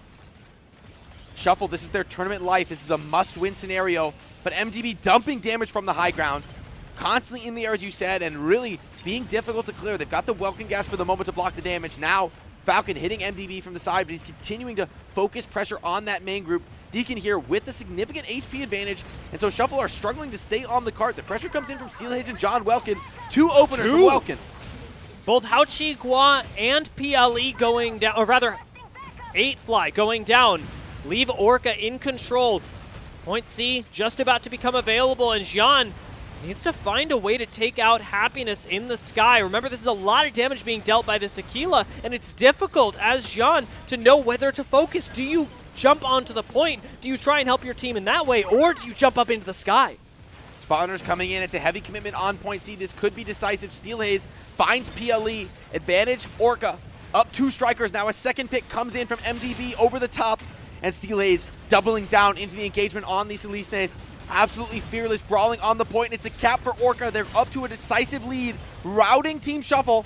Many players, 4 down, 4 strikers out of the field, and Team Orca want to send Shuffle home with extreme prudence. Steelhaze has been such a monster in this game. Palm Bay Harbor belonging to the Elisnes as he is all over Shuffle at every given moment. Jian now being chased down as a singular Falcon. Not really the same level of threat as when you've got a whole team backing you up. The rest of Team Shuffle starting to fly in. MDB playing defense up against Jian, protecting the cart and getting even more aggressive onto Shuffle's own. We may see a few reversals come in soon as Happiness picks off Revive Epic, keeping Shuffle in the gray screen. And Jian is so low, scared to commit into this. PLE over the top, trying to bring damage. Steelhaze on this Elisnes, marking the threat that Inferno offers. And it seems to be going the way of Orca. They're up 2 strikers, closing out here on Palm Bay Harbor, wanting to finish this series and continue on in the tournament. John Welkin, he's been a huge performer on Palm Bay, and he's continuing that, chasing down his counterpart in Haoqi Gua, wants to clean this up and finish it. 8fly, though, shuts down Deacon. So the trades go both ways. That Stego pickup is massive for Shuffle despite them being down 2 strikers. And Charlotte helping to pick up the kill as well, staying aggressive, active on the Lumine. Shuffle lose yet another as MDB and Happiness end up collaborating. The 2 huge DPS out of Orca, helping take them to a victory. It is 90-76 right now, and even at this very moment, Orca are reversing Shuffle's cart, buying themselves maybe a few team fight losses possible, but it doesn't look like they're going to need them as PLE and Revive Epic get melted. This one looks to be all over. It's desperation time for Shuffle. They're running to the cart time and time again, but as you mentioned, Happiness from the Aquila is sniping from downtown while rolling the enemy cart back, so Orca have a huge margin to play with. 3 enemy strikers down. They just need to finish this one off. 8fly over the top, doing whatever he can, but it seems to be not enough. Orca desperately rolling this cart through, closing out on Palm Bay and getting the win, sending Shuffle home, doing what some thought couldn't be done. And now Orca securing their tournament lives, progressing on in the lower bracket. What a relief for them, but honestly, was there ever really a question? They were locked in. They had their innovative, different strategies on Palm Bay, but they worked fantastically. And I tell you what, we had a big question answered this game. Is Hurricane the auto map winner on Palm Bay Harbor? Orca have an answer to it, and it doesn't even look that difficult for them. Giving up point A, things looked nerve-wracking for a little while, but eventually the kills just started flowing, and they never stopped for Orca. I think that Tricera ban really turned Palm Bay on its head. Like this meta has really been developing on Palm Bay. You put the Tricera on the cart, you use so many defensive tools to just keep that striker in that position, continue to cap those objectives. Same for the capture points. However, by throwing the ban at Tricera on Palm Bay, everything's in flux now. And as a team that make that choice to disrupt the meta, I think that created a huge advantage for Orca. They understood how to play this map Tricera-less, and I think Shuffle were just trying to sort of replicate the strategy that had worked before, despite missing a key striker. Yeah, I think that's a really good point, and maybe unable to adapt nearly as quickly, not having run as many strategies here. Shuffle expected likely to come away with a win on Cape Blanc, and when we ended up going over to Palm Bay Harbor, you just figure you're going to run the same thing as you always do, because almost no teams are taking Tricera away from themselves. But if Orca just don't value it that much, that's where the experimentation really comes in. The huge amount of time, scrims, and research that Orca have put into this game really pay off, and it's going to send them into the next round. So Orca and Empyrean, quite deservedly, continuing to carry the banner for North America in this tournament. Still 2 North American flag bearers alive. I mean, all of them are facing elimination today. Yeah. Still, they'll have to play another match in the lower bracket to get out of the day, but it's looking more and more possible for those 2 squads representing North America. They get their wins here in this first round of the lower bracket today. Up next, it's going to be Extra Turn taking on Reject, but before that, I got to think about this match. Who did you have on the MVP? I'm kind of liking John Welkin. I think John Welkin is a really good pick. I'm going to throw Steelhaze in there as well. Okay, I thought the Elysnes, for probably similar reasons, was a huge difference maker, and I think what really makes that true for me is how often he was on the enemy card. I think Shuffle never got a break from this Elysnes, and I also didn't see him dying nearly as much as often disruptive Elysnes as well. Yeah, I think Happiness as well, especially in that third point, right? The Aquilas, I think, tends to be a little bit quiet on Palm Bay for points A and B. Just like a little, whether on point A, there's a lot of cover, the fight's quite slow. Point B, all indoors for the most part, hard for Aquila to really work.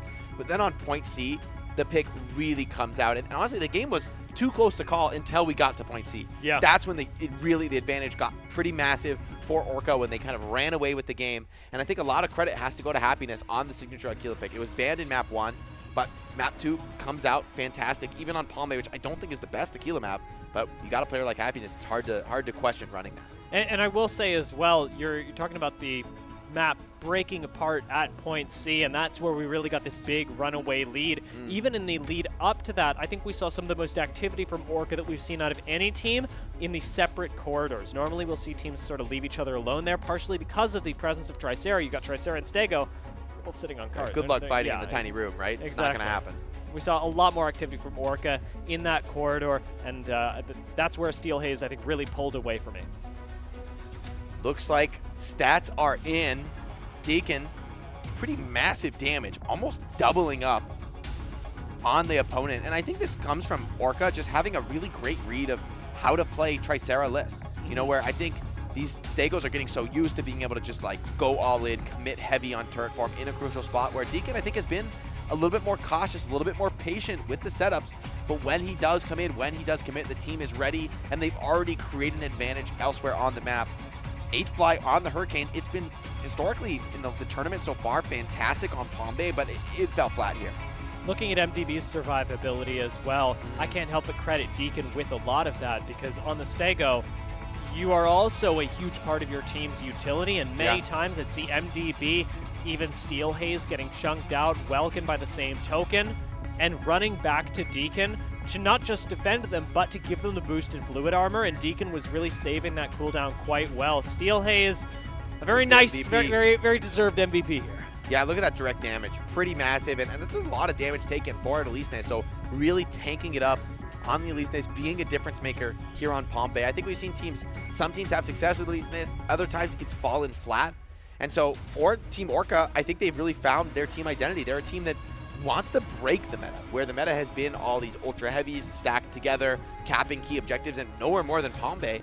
But Team Orca have shown that, look, they're going to go away from that, and that takes a lot of risk. It takes a lot of confidence to do that with your tournament life on the line.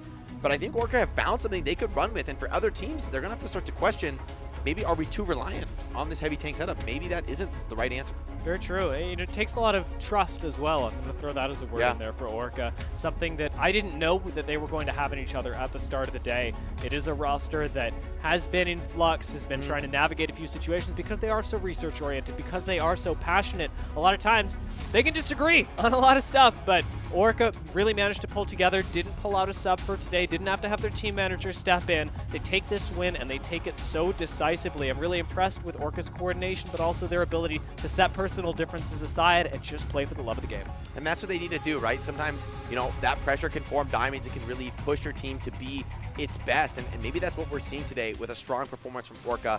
Let's take a look at some of the highlights, man. MDB got some ridiculous damage. They're so comfortable on the Inferno. I feel like teams really have to start considering setting bans toward MDB's Inferno. I mean, he's been masterful on it.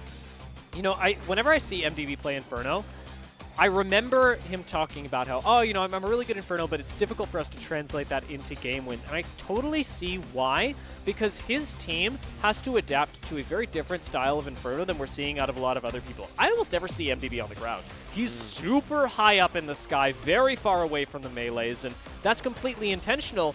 Maybe due to his time playing the striker, it's also something that is really difficult for your team to adapt to. How to keep you alive, how to coordinate saving you when you do end up getting focused in the sky. So credit to Orca, MDB, and the whole team for being able to find a strategy that really works for them in keeping this unique style of Inferno not only alive, but actually thriving and turning it into wins. Yeah, and I think for the rest of the team, maybe that's the adaptation they found, is by opening up the map, being less reliant on this main core. They have more resources to give to MDB. They're keeping their opponents on the back foot, which is allowing MDB to keep that gas on and do what Inferno does best, which is just deliver damage downrange. And I mean, it worked out fantastically in this series with a 2-0 victory. Gonna be curious to see if other teams have this perspective. I mean, God, think about the match we've seen today. Empyrean and Orca are almost 180-degree opposites. Let's hear an interview down on the floor with Team Orca, some of their thoughts on this match. Hello， 各位现场以及屏幕前的驾驶员朋友们，大家好，欢迎来到我们的赛后采访环节，我是主持人陆毅。那我们今天邀请到的是来自 Orca 战队的 John Welkin， 来先和大家打个招呼吧。Let's say hello to the audience. Hi, I'm John Welkin, and I play Welkin. 大家好，我是 John Welkin， 然后我玩的也是 Welkin 赤霄。首先也是非常恭喜欧卡战队拿下了本场比赛的一个胜利。那此时此刻对于整场比赛的自己的一个表现满意吗？ So congratulations to your victory, your team Orca. So how are you feeling now? Are you satisfied with your performance today? Yeah, I feel pretty good about it. I think we did pretty awesome as a team. 我觉得我很满意我今天的表现，然后也很觉得我们团队表现的也很好。确实表现得非常精彩，让我们看的也是非常过瘾啊。那也是聊回刚刚那场比赛，在第一局也就是天文台这张地图的时候，其实我们在这张地图里面双龙只要是飞班都是必选的嘛。但是我有注意到你们是选择了剑龙，却没有选三角龙。想问一下，当时你们这个战术上是有什么额外的打算吗？ So in the first round, we noticed that you didn't choose Tricera and just choose Stego. But as we all know that Tricera and the Stego are a must in the battle. So why did you make the choice? Because we have a really good Stego. Shout out Deacon. 他说：“因为我们有一个非常棒的剑龙的玩家，就是我的队友 Deacon。”啊，确实是非常新颖的一个阵容搭配啊，也是值得我们去学习到的。而且我注意到一个非常有意思的一个点，就是在最后一波的时候，当时你是一个人去抢偷了一个大型的地层破碎机，为整个队伍拿下了那2分，而且几乎是没有对手来骚扰你的。想问一下，当时你是怎么抓到的这个信息？ So in the last round, you went alone to dismantle the correct extractor without anyone guarding you. So how did you catch the timing so precisely? I really think that was just very lucky. I don't think that would normally happen in most games. 他说：“我就觉得只是因为运气好。” 好，看得出来也是非常谦虚啊。其实我觉得也是对于整体的一个统筹大局的一个能力是非常好的。而且在我们开头你自我介绍的时候也说了，你的 ID 是 John Wilkin， 玩的也是 Wilkin， 看得出来你对于赤霄这个机兵的一个喜爱程度啊。那就天文台这个地图来说的话，有没有一些操作小技巧可以给到我们屏幕前的玩家朋友们呢？ So I can tell that you are really into Welkin since you are named John Welkin and you are playing Welkin. So for the map observatory, do you have any suggestions that likes to play for those who like to play Welkin? I would just do your best to box people who are an issue and do your best to keep your teammates alive with your box. 那我的建议呢，就是首先要保护好自己的队友，然后同时呢，也要想办法去让敌人去制敌。好，明白了，也是非常实用的一个小技巧啊！怎么样，屏幕前的驾驶员朋友们，你们学会了吗？那也是再次恭喜欧卡战队拿下了本场比赛的胜利，也非常感谢 John Wilkin 参加我们的一个赛后采访。 那下一场比赛是由 EXT 对阵 Reject 战队，他们又会有怎样的赛场表现呢？让我们稍事休息，精彩马上回来。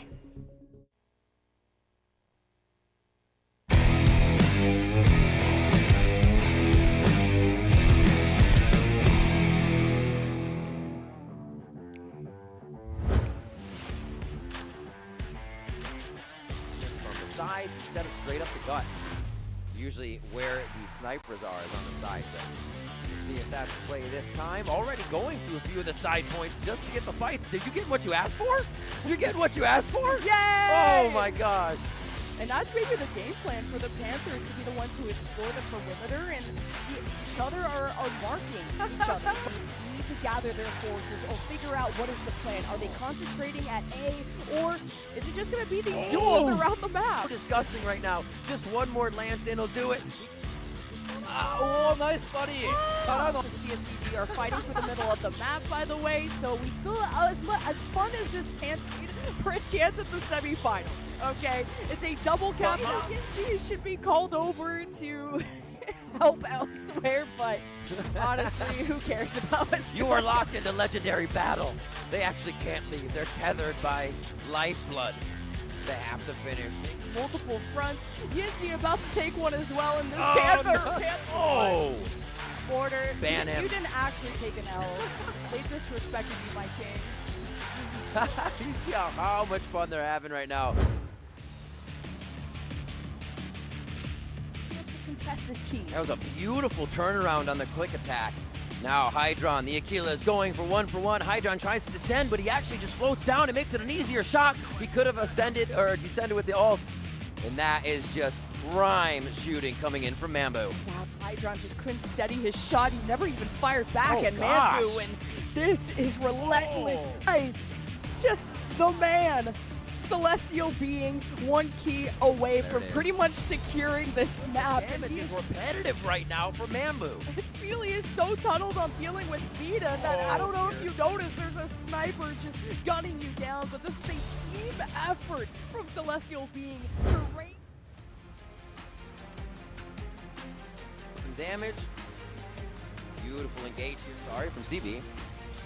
CB just collapsing on DSG's forces, removing false early, and there's quite some time to set the tone, but every reminder, every kill extended reach of them. who will be MVP. Early call already on the Caps. And look, it's DSG. They spawn and they're going towards the key when they really need to be setting up between the key and the next point for the transition of CB, who don't want to be chasing. DSG are learning about, and DSG haven't claimed a single kill. It's Speedily is trying to keep up with this.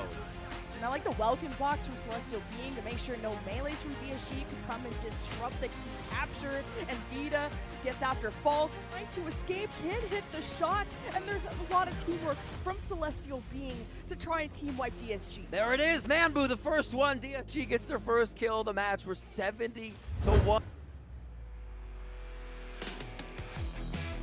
And Minima running now, and it's just going to be shifting for the Lumine and an absolute capture here to start catapulting for a new 5. The Storm's going to be rolling in, and there goes the targeting. A bit of chip damage always on the fluid armor, and it is chaos left. Such an unfortunate time for this Pulse Storm to hit because there's no lock-ons. You can't tell who's a friendly or who's an enemy, and it's going to drain your health slowly but surely. It ignores that armor, and Orca had those kills on Anubis, but then the Pulse Storm hits, and it's not really a time that you want to grab the key at. It's damage. Really trying to focus. You see, look at the Inferno just sitting in the sky now. This almost just helps them so much. Another grab from Minima, the Lumine. I'm calling MVP right now. 2 caps, 6. Much of a margin for Red Geyser coming in, diving over the top with the Skybearer that finds the opening onto Print. And now extra turn. Smell blood in the water, pouring the pressure on. Inferno over the top of Aruma, and it's a team wipe. Team Liquid 3 down. Extra turn, chasing stragglers around the map. Team Liquid need to dance and dive away, but the clock is low. Very little margin right now. It was all about that walk up, extra turn, find.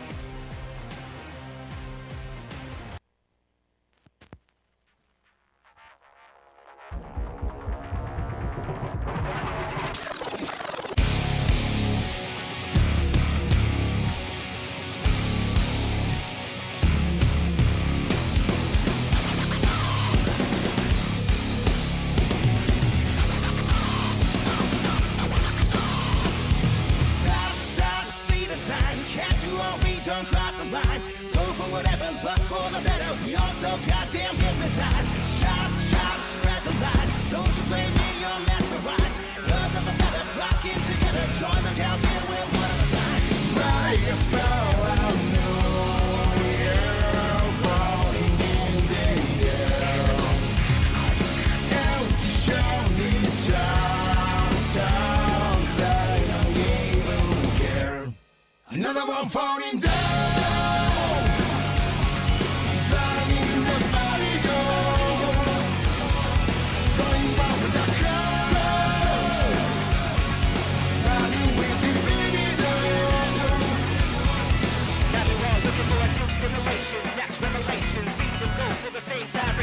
Discrimination, classification, jarring internet masturbation, agitation, allegation, suffocation, aggravation, information, termination, extermination, deflagration with no explanation. Brightest star I know, yeah, floating in the air. There's a shining fall, stars, do they even care? Another one falling down.2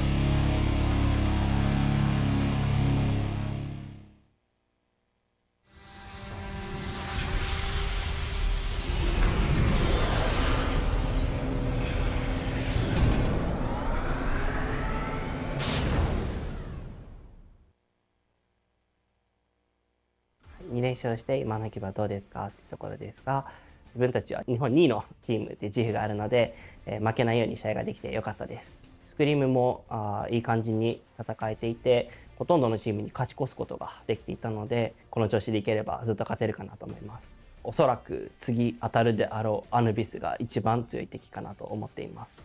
その理由はアヌビスがスクリームで未だに負けなし、1回負けたかなぐらいな感じなので、まず間違いなく全チームの中で強いからです。そうですね、僕たちもスクリームで1回2回それも20回とか30回とか戦ってそのレベルなので、なかなか厳しい試合になるかなと思うんですけども、頑張って勝ちたいと思います。今回負けてしまった、理由としては、単純に自分たちの練習が時間が足りなかったという部分と、相手がうまかった、相手が集まるの敵がグループして、連携がしっかり取れていった部分がやっぱり差が出たのかなと思います。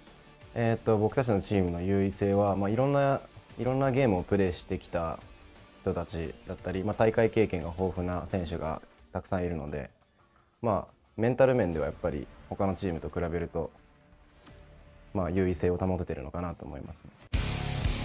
Get ready, the 2025 Mecha Break Pre-Launch Global Invitational is almost here. 第一次登上国际舞台，4周强敌环伺，但我坚信，我们将成为最后的胜者。俺たちの力を世界に見せつける時が千載一遇のチャンス、絶対に逃さない。The tension is rising. We're all in.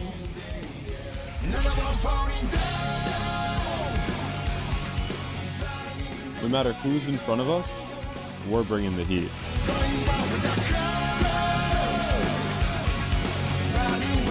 这一次，我会让你们知道什么是最完美的团队协作。会場に響き当たる戦火の中、この手で勝利にをつかり取る。There's no room for the weak.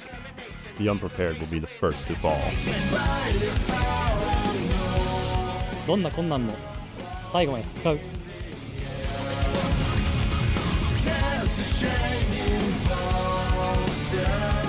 冠军奖杯，我们势在必得。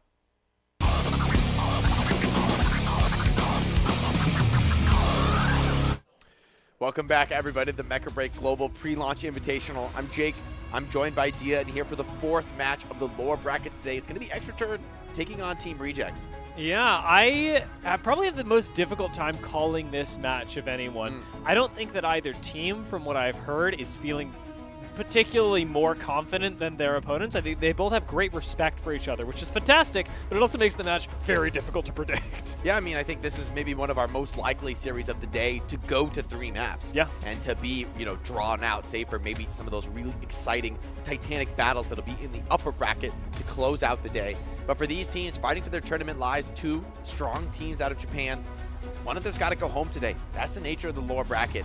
We're coming down, by the end of today, I think we're going to be at the top 6 teams, Dia. Yeah, I mean, we will have eliminated another 6, and I'm not going to do math, but I trust that you've done it. And that little addition, little subtraction. I get a little bit. I do a little bit of math on broadcast. I take that risk. I'm impressed. I'm impressed. I think that must be the poise that comes with being a professional player, and we're certainly seeing a lot of that poise mirrored on stage, and I'm expecting some of it from Extra Turn and Reject, because while they are made of mishmashes of players, as people start to gather around Mecha Break from a lot of other titles, a lot of other areas of life, we've got real pillars of hope for both teams. And again, this does feel like a team play, especially with Extra Turn being big Falcon, Panther, flanker players. That was their calling card coming into the tournament, was being able to dismantle tank compositions with that. And we've seen so many other ways of doing it that rely a little bit less on mechanics than Extra Turn typically did.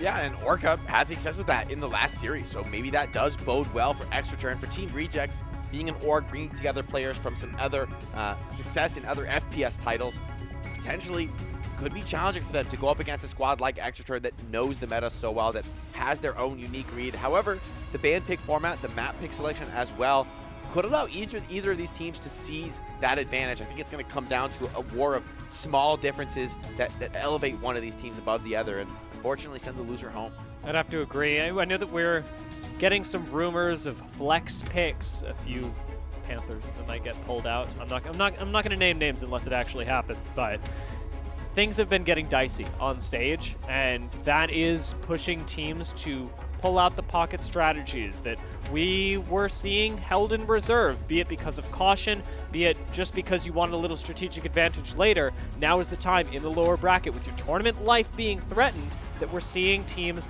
take what looks to us like risks because they're unfamiliar, but to them are the strategies that they've relied on keeping in their pockets to then turn out and get the extra round. If you've got anything in your pocket, extra turn, it's time to show us here and now. Definitely players to watch on this squad, see if they're able to keep their tournaments alive, see who's the stronger team representing that Japanese region. Aruma has been such a fun player to watch, not least in the player camps. I'm kind of stoked for this walkout. This guy has been a real superstar in the making. Well, yeah, what faces has he got for us today? It's a big question. I want him to give me like an all business walkout, like just 180. He hits us with no nonsense. He hits us with just absolute no smile, nothing. You know, like that's.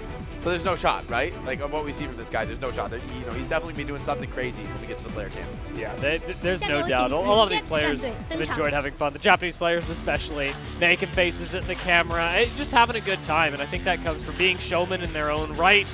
Reject as well, a team to look out for. Shomaru has been very funny, very entertaining to speak to and to watch in the player camps as well. Yachty has been a player absolutely to look out for, and Kurara, very different ways. Yachty, great sniper. Kurara, really great flyer player. Yeah, and I think those two attributes can come together in Mecha Break to secure you a lot of those opening pickoffs on the enemy backlines. Anyone who gets caught separated, damaged by the flyer can be finished by the sniper or vice versa. So to see these two teams clash is, ooh, oh. Whoa! Wow, we got a little performance. Well done. A little round of applause. I think they beat Imperium. That's true. I think that was a more unique team. Not everyone doing the same thing. Everyone has, there's different roles. I was impressed. I was kind of respect to Reject right there. That was like a little performance, a little art piece that we got to see. I love a little interpretive dance. You know, a little interpretive dance of dominating the match, showing what you're about to do to your opponents. Hit him with the single strike, eliminating your foe. I mean, that's what it's coming down here. Yeah, and team play has been really what makes Reject special, because in the first round going up against MDY, I think that was what separated the two teams. MDY, great individual skill. I mean, we were talking so much about Mingyue earlier today and how much he's able to do for the team. Kurara able to mitigate a lot of that with a Falcon of his own when these teams first met, playing a very different style, maybe not the big flashy Falcon DPS player, but instead using his DPS more to peel for his backline and let the Stego Tricera do their work unharassed. Definitely going to be a duel in the skies in this series. I mean, I think today in general, pretty heavy emphasis on the Falcons, on the Sky Raiders. A lot of teams have been going back in that direction where maybe there was a bit more focus on the heavier tanking styles earlier in the tournament. Now Falcon and Sky Raider are really resurging in popularity. Teams finding success with them in, as you said, very different ways. Some teams deploying them defensively, some teams offensively, some teams with a heavier setup, some teams going more lightweight and trying to hit from all sides at once. So I'm excited to see these two teams challenge one another here. And as you mentioned, this tournament life on the line, time to pull out everything, all the stops, any kind of strategy you've been holding on to. This is the moment to pick that map and show it. It's time to pick Panther. I want to see a little Panther. Yeah. I mean, Panther has been, I will say, one of the most feast or famine strikers across the tournament. We've seen big things. We've seen Panthers having exceptional games. We've also seen Panthers fall flat. Yeah. We've seen maybe them just like not be able to shut down the heavier, ultra heavy tank setups.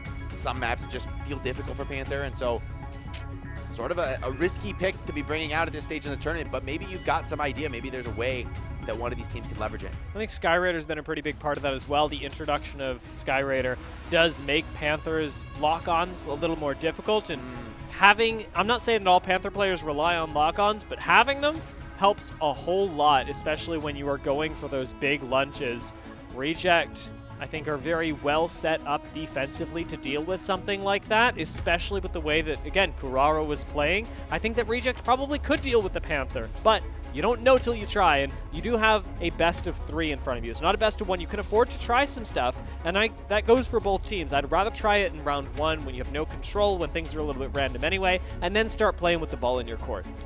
Yeah, I'm wondering where the Panther might come out. We could see it on something like a Graceland Sky City, where in the end you are playing for those picks, and that may be what Panther does best, although it can go both ways. It can be a double-edged sword when Panther themselves can be the striker that gets targeted down. Let's take a look at the map stats for both of these teams. Extra turn, finding map wins on Cloud Sinkhole, Eye of Mizra, and Graceland Sky City. So a few items to work with. They have not yet played Cape Blanc Observatory, so that's a bit of an X factor for them. I think it'd likely go their way. It's extra turn. They just feel like a team that would do well in the wide open space, especially given their Eye of Mizra record. I will say in counter to that, we did just see a very different read on Cape Blanc Observatory from Orca that, you know, if that gets whipped out by Reject, who I could absolutely see pulling off a heavy tank comp, that narrative gets flipped on its head, and all of a sudden extra turn have a bunch of flankers and nothing to dump damage into. And for Rejects, only played 2 maps, 1-on-1 on both of them, Graceland and Palm Bay.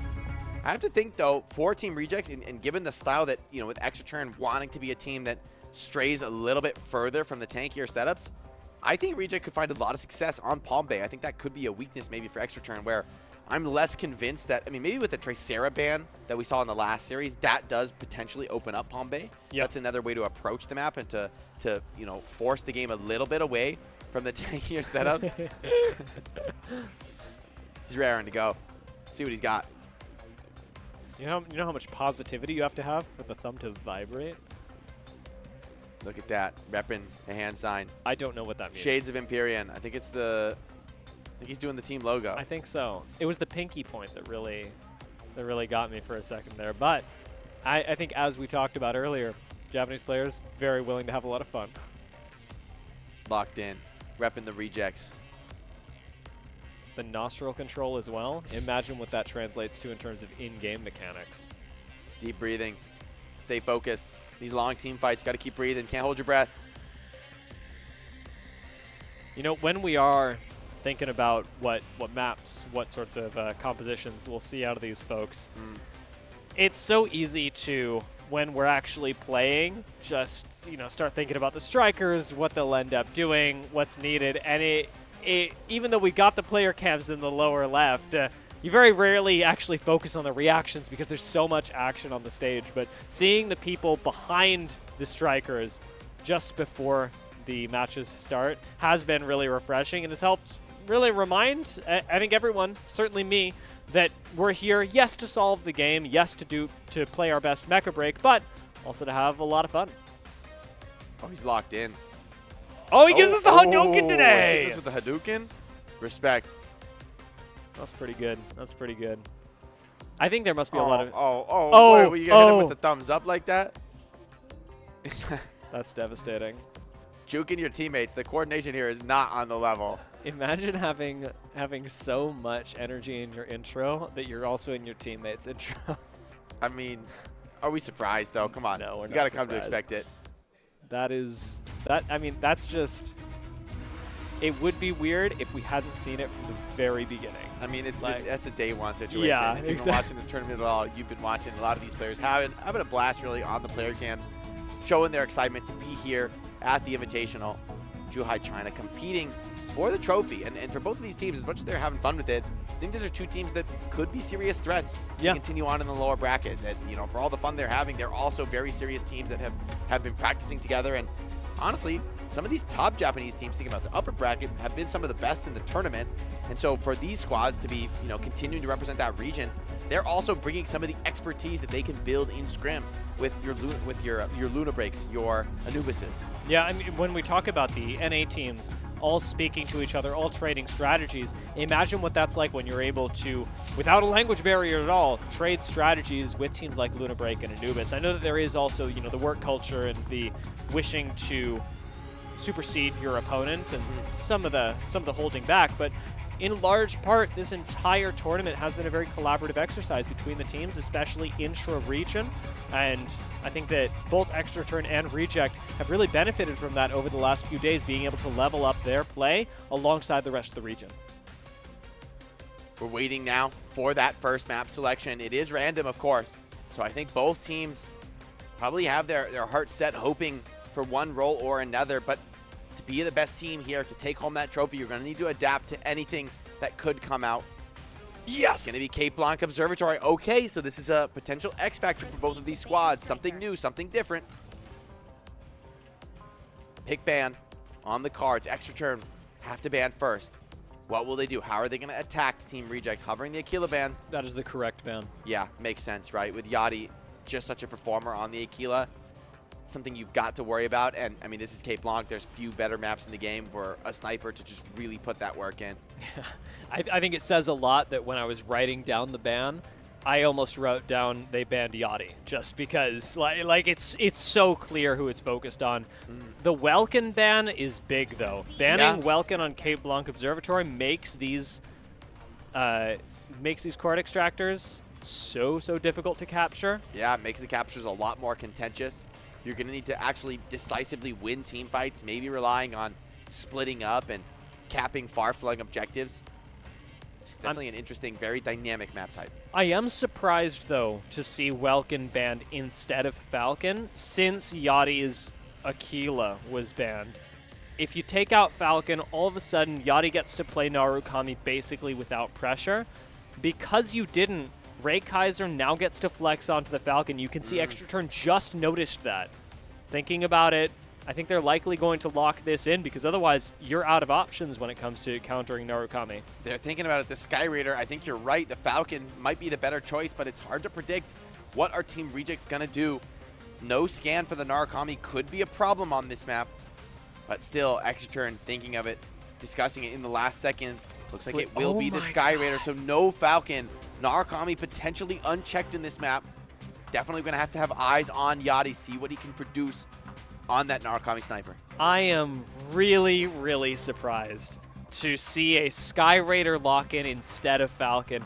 It will put pressure on Yachty to really be of value in this map because when you have a situation like this where you are basically uncontested as a sniper, you also really have to make it work. Produce. Yeah, you need like the other team. While they're not going to be able to necessarily deal as easily with the Narukami, they might have more pressure in the front line. So pressure on Yachty to show what he can do on that sniper. I mean, Narukami has maybe more than most strikers in this tournament fallen off. I think it was a little bit more popular at the start. Yeah. But as time has gone on, I think more and more teams have strayed away from it, have leaned on the Aquila. So I'm curious to see what Yachty brings out, what he can show in this tournament. Carrara, though, definitely going to be watching him on the Falcon. As a Narukami enthusiast myself, I'm thinking about this. There's no Welkin in the game to stop the shots. There's no Falcon to hunt you down. Look at this just Delta split from Team Rejects, taking the entire map, fully splitting, where Extra Turn are very grouped, very much playing that death ball style. Yet to see who's going to get the advantage, though, in this early engagement. Udon flying high. Plenty of time on the Inferno. We've seen this Sky play style really work. Valkuma actually pretty low. Has to pop the fog on Stego just to stay alive, but nobody's actually focused on this just yet. Carrara hitting the flank just to try and stop the Corite Extractor from being dismantled, but I'd like to see Reject actually get a body in there just to make sure that in all this haze, it doesn't get backcapped. Lumine in trouble, dropping low under pressure from Carrara's Falcon. He would love to get in and find some kills. Burst comes in, Extra Turn, drop the striker first. Reject splitting from all sides, hitting from all angles, and Extra Turn are starting to crumble under the pressure. Carrara piling it on, chasing down these last remaining strikers, and Extra Turn trying to regroup, trying to fall back, and Yachty, he is just free firing down on the objective. Yeah, this is where the real gameplay is happening. Narukami on Cape Blanc, nobody even looking at her. Starting to feel pretty good. Marino is well identified that this is your job as the Elysnes. You've inherited needing to deal with Narukami, and so we'll likely see a lot of the focus from this Elysnes go into it, but Marino actually disengages from trying to take out a Corite Extractor. Instead, making sure to peel for the team. Yachty does go down. It's Ray Kaiser and Akuma that collaborate on this. It's a big shutdown, and another potentially available here. Aruma would love to find a second, and Reject have lost 2 strikers, and despite that early engagement looking good for them, the Extractor did go the way of Extra Turn, and it looks like they might be able to cap a second here with 2 pickoffs. Is it enough to actually secure the objective, though? Team Reject trying to poke from the outside, deny these captures with no Welkin. Can be hard to secure the objective, even with a player advantage. Carrara playing very well at the moment. It is just 1-0, and Reject, having lost a few players, can easily get back into this thing, but I say again, we really need to see them committing bodies to this objective. And we saw Reject ban the Welkin. Normally, Welkin's the person you'd be throwing at this. If you're not doing that, if nobody's actually on the Corite Extractor, how can you expect to win Cape Blanc? Extra Turn, finding that second capture. Will swear on the flank. Now Mochi set up here on the Tricera. a third point in the bag for Extra Turn, and despite that initial fight being so difficult for them, you would never know it based on the score line. Reject find a trade of their own though, so both teams down one striker. Reject with a much shorter spawn time. Sarah maybe about to be picked off. Aruma with the focus fire. Nice shot to take out Sarah, but it is traded as Yachty takes out Mochi as well. Aruma gets to play very aggressively, and you can see how even with as much fun as he has before the match, he is really dialed in when we get into game. Yeah, that's what I like to see from a player. You know, playing with a lot of confidence, but also focusing when the time comes. Marino on the Elise Nest, diving in, hunting down those enemy backliners. Aruma, another shutdown, found in the engagement. 2 Core Extractors going to come up in very short order, though. So any pickoffs at this moment will be crucial. These will be basically at the same time. Ray Kaiser dumping damage into Udon right now. Forces a defensive cooldown. Low energy, in trouble potentially. Has to get back to the main group to get healed up. He's going to attempt a quick capture. Is there anyone to stop this? Okay, yes, damage in from Inferno. Does deny the cap. I thought he was going to get that for sure. It was such a weird angle to try and dismantle from, and he actually does get this. Ray Kaiser making a great play for, again, maybe we've already seen this from Happiness, maybe an MVP. If you're able to disrupt this much, if you're able to capture this much.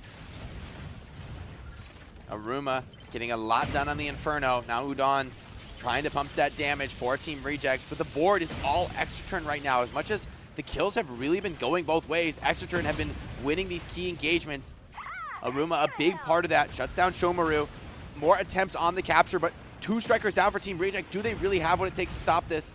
Everyone coming into the fray for Team Reject, but so many strikers low, this could be incredibly expensive for them.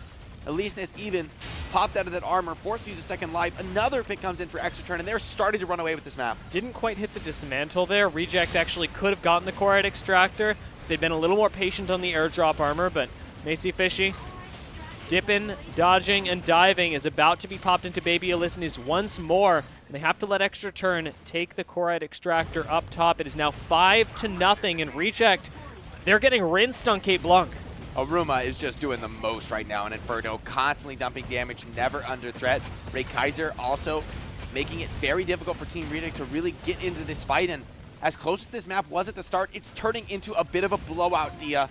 6-0, and things are looking grim for Team Reject. Still 1 striker on the spawn. Reject just have nobody that they can commit to the point. They aren't running a Tricera. Their only tank is a Stego.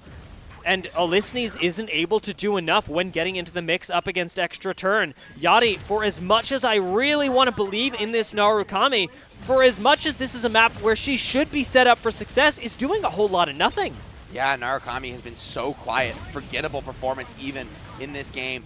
Shomaru bursted down, and Extra Turn are really just struggling to stay alive in the engagement. Yeah, map is going against them here. Cap attempted. Seems to be delayed for the moment, but feels inevitable here. Extra Turn still healthy, still bringing so many allies to bear on this objective. Reject forced into desperation contest here, but could cost some key strikers their lives. Carrara bursted down by Maruma, and we've seen this story before. Over the top on the Inferno, does get the dismantle on the large extractor, and Extra Turn, Aruma, feeling himself, knows he just put on a big performance in that last map. For a game that I was struggling to call, that was the most dominant Cape Blanc observatory that I could have imagined. It's a rough spot to be. Wow. To be thinking that this would be a close series, right, for these teams. To be thinking, oh, you know, we're evenly matched. This is going to go all the way. And to get just blown out like that. Yeah. And going for the Triceratops comp, I was so worried about that when Orca pulled it out, but they managed to get it done. But here in this match, it just falls flat. Doesn't work. No Welkin, no Tricera. Who are you putting on point? And I was so focused on the Narukami, on the Falcon, and all the tools that Reject have to find kills that I think they were as well. And unfortunately, Extra Turn managing to evade, deal with a lot of that damage using Stego and Tricera utility both, just really never had to worry about it. Yeah, and as you mentioned before, the Narukami just not finding any purchase on the map really whatsoever. Yachty, I think, though, is going to bring out the Aquila, potentially for the rest of the series. That could be something they could rely on to change things. Maybe just the Narukami not able to fight in the same capacity, not able to deliver the same amount of damage downrange. But backs against the wall right now. It's going to be scary going into this pick ban map. Before we get to that, though, we got to talk about MVP. I'm kind of feeling Aruma. You know, this guy is so fun to watch, and he put up big numbers on the Inferno. Was pumping damage, really pressuring that main group. I could see that. Like, Aruma MVP wouldn't surprise me. I felt like Ray Kaiser did a really good job. True. Like, Sky Raider, already we saw an MVP on Cape Blanc Observatory from Happiness earlier, and I felt like Ray Kaiser put up a similar performance, being really disruptive and also managing to participate in a lot of Chorus Extractor captures. Sky Raider stocks are through the roof today. I mean, compared to day one, where I think maybe was one of the lowest valued strikers, now seems to be appearing in more and more compositions as teams start to realize, hey, like, there's incredible value in disrupting your opponent's setups and forcing them to relocate. You know, that creates opportunities elsewhere on the map. It allows you to really play that coordination game. And also on Cape Blanc in particular, think about those disruptor missiles just denying capture, making it so difficult to stay where you want to be in capturing the objective, even as a sort of a quasi replacement for that welcome gas. Yeah, one of the few strikers that actually has the ability to do a little bit of damage over time as well. Maybe not in the same capacity as Hurricane, but does echo that, and really being able to deny with, like you said, the AoE, the jammer missiles, as well as the fire is really fantastic. Sky Raider continues to surprise me. Honestly, everybody here continues to surprise me. Yeah, I'm curious, but I'm a little worried, honestly, to see these statistics once we get them available for you, because this was a really dominant map by Extra Turn, and it kind of shows in the merit points, man. Top performer is Udon, but doubled up in the merit points. This was not a close map. Not at all. 8-0. I really did not expect this from Reject, who have shown us some incredible team play so far, but I think maybe just got a little bit lost in the sauce. I want to say of the draft, but also in trusting each other, because it's not like they didn't have the tools to make this map work. I don't think that not picking Tricera, not having a Welkin is the worst thing in the world, but it does require a lot more focus and coordination than I think Reject were prepared to actually put into winning the map. Yeah, and I think the Narukami, I mean, the damage is decent, stats-wise. But you just got to think on this map in particular, it feels like you need to do more than damage. You need to find openers, you need to find pickoffs, and I mean, look at that, Aruma 8-0 on this Inferno, just pumping damage. The direct damage really out of control from Inferno. I mean, so critical. And not taking that much damage himself, not really being focus fired at all. Really telling of what Reject had to focus on, which was just throwing bodies at the objective. Aruma, a very well-deserved MVP. You called it out yourself. Not only a great attitude. Oh my god.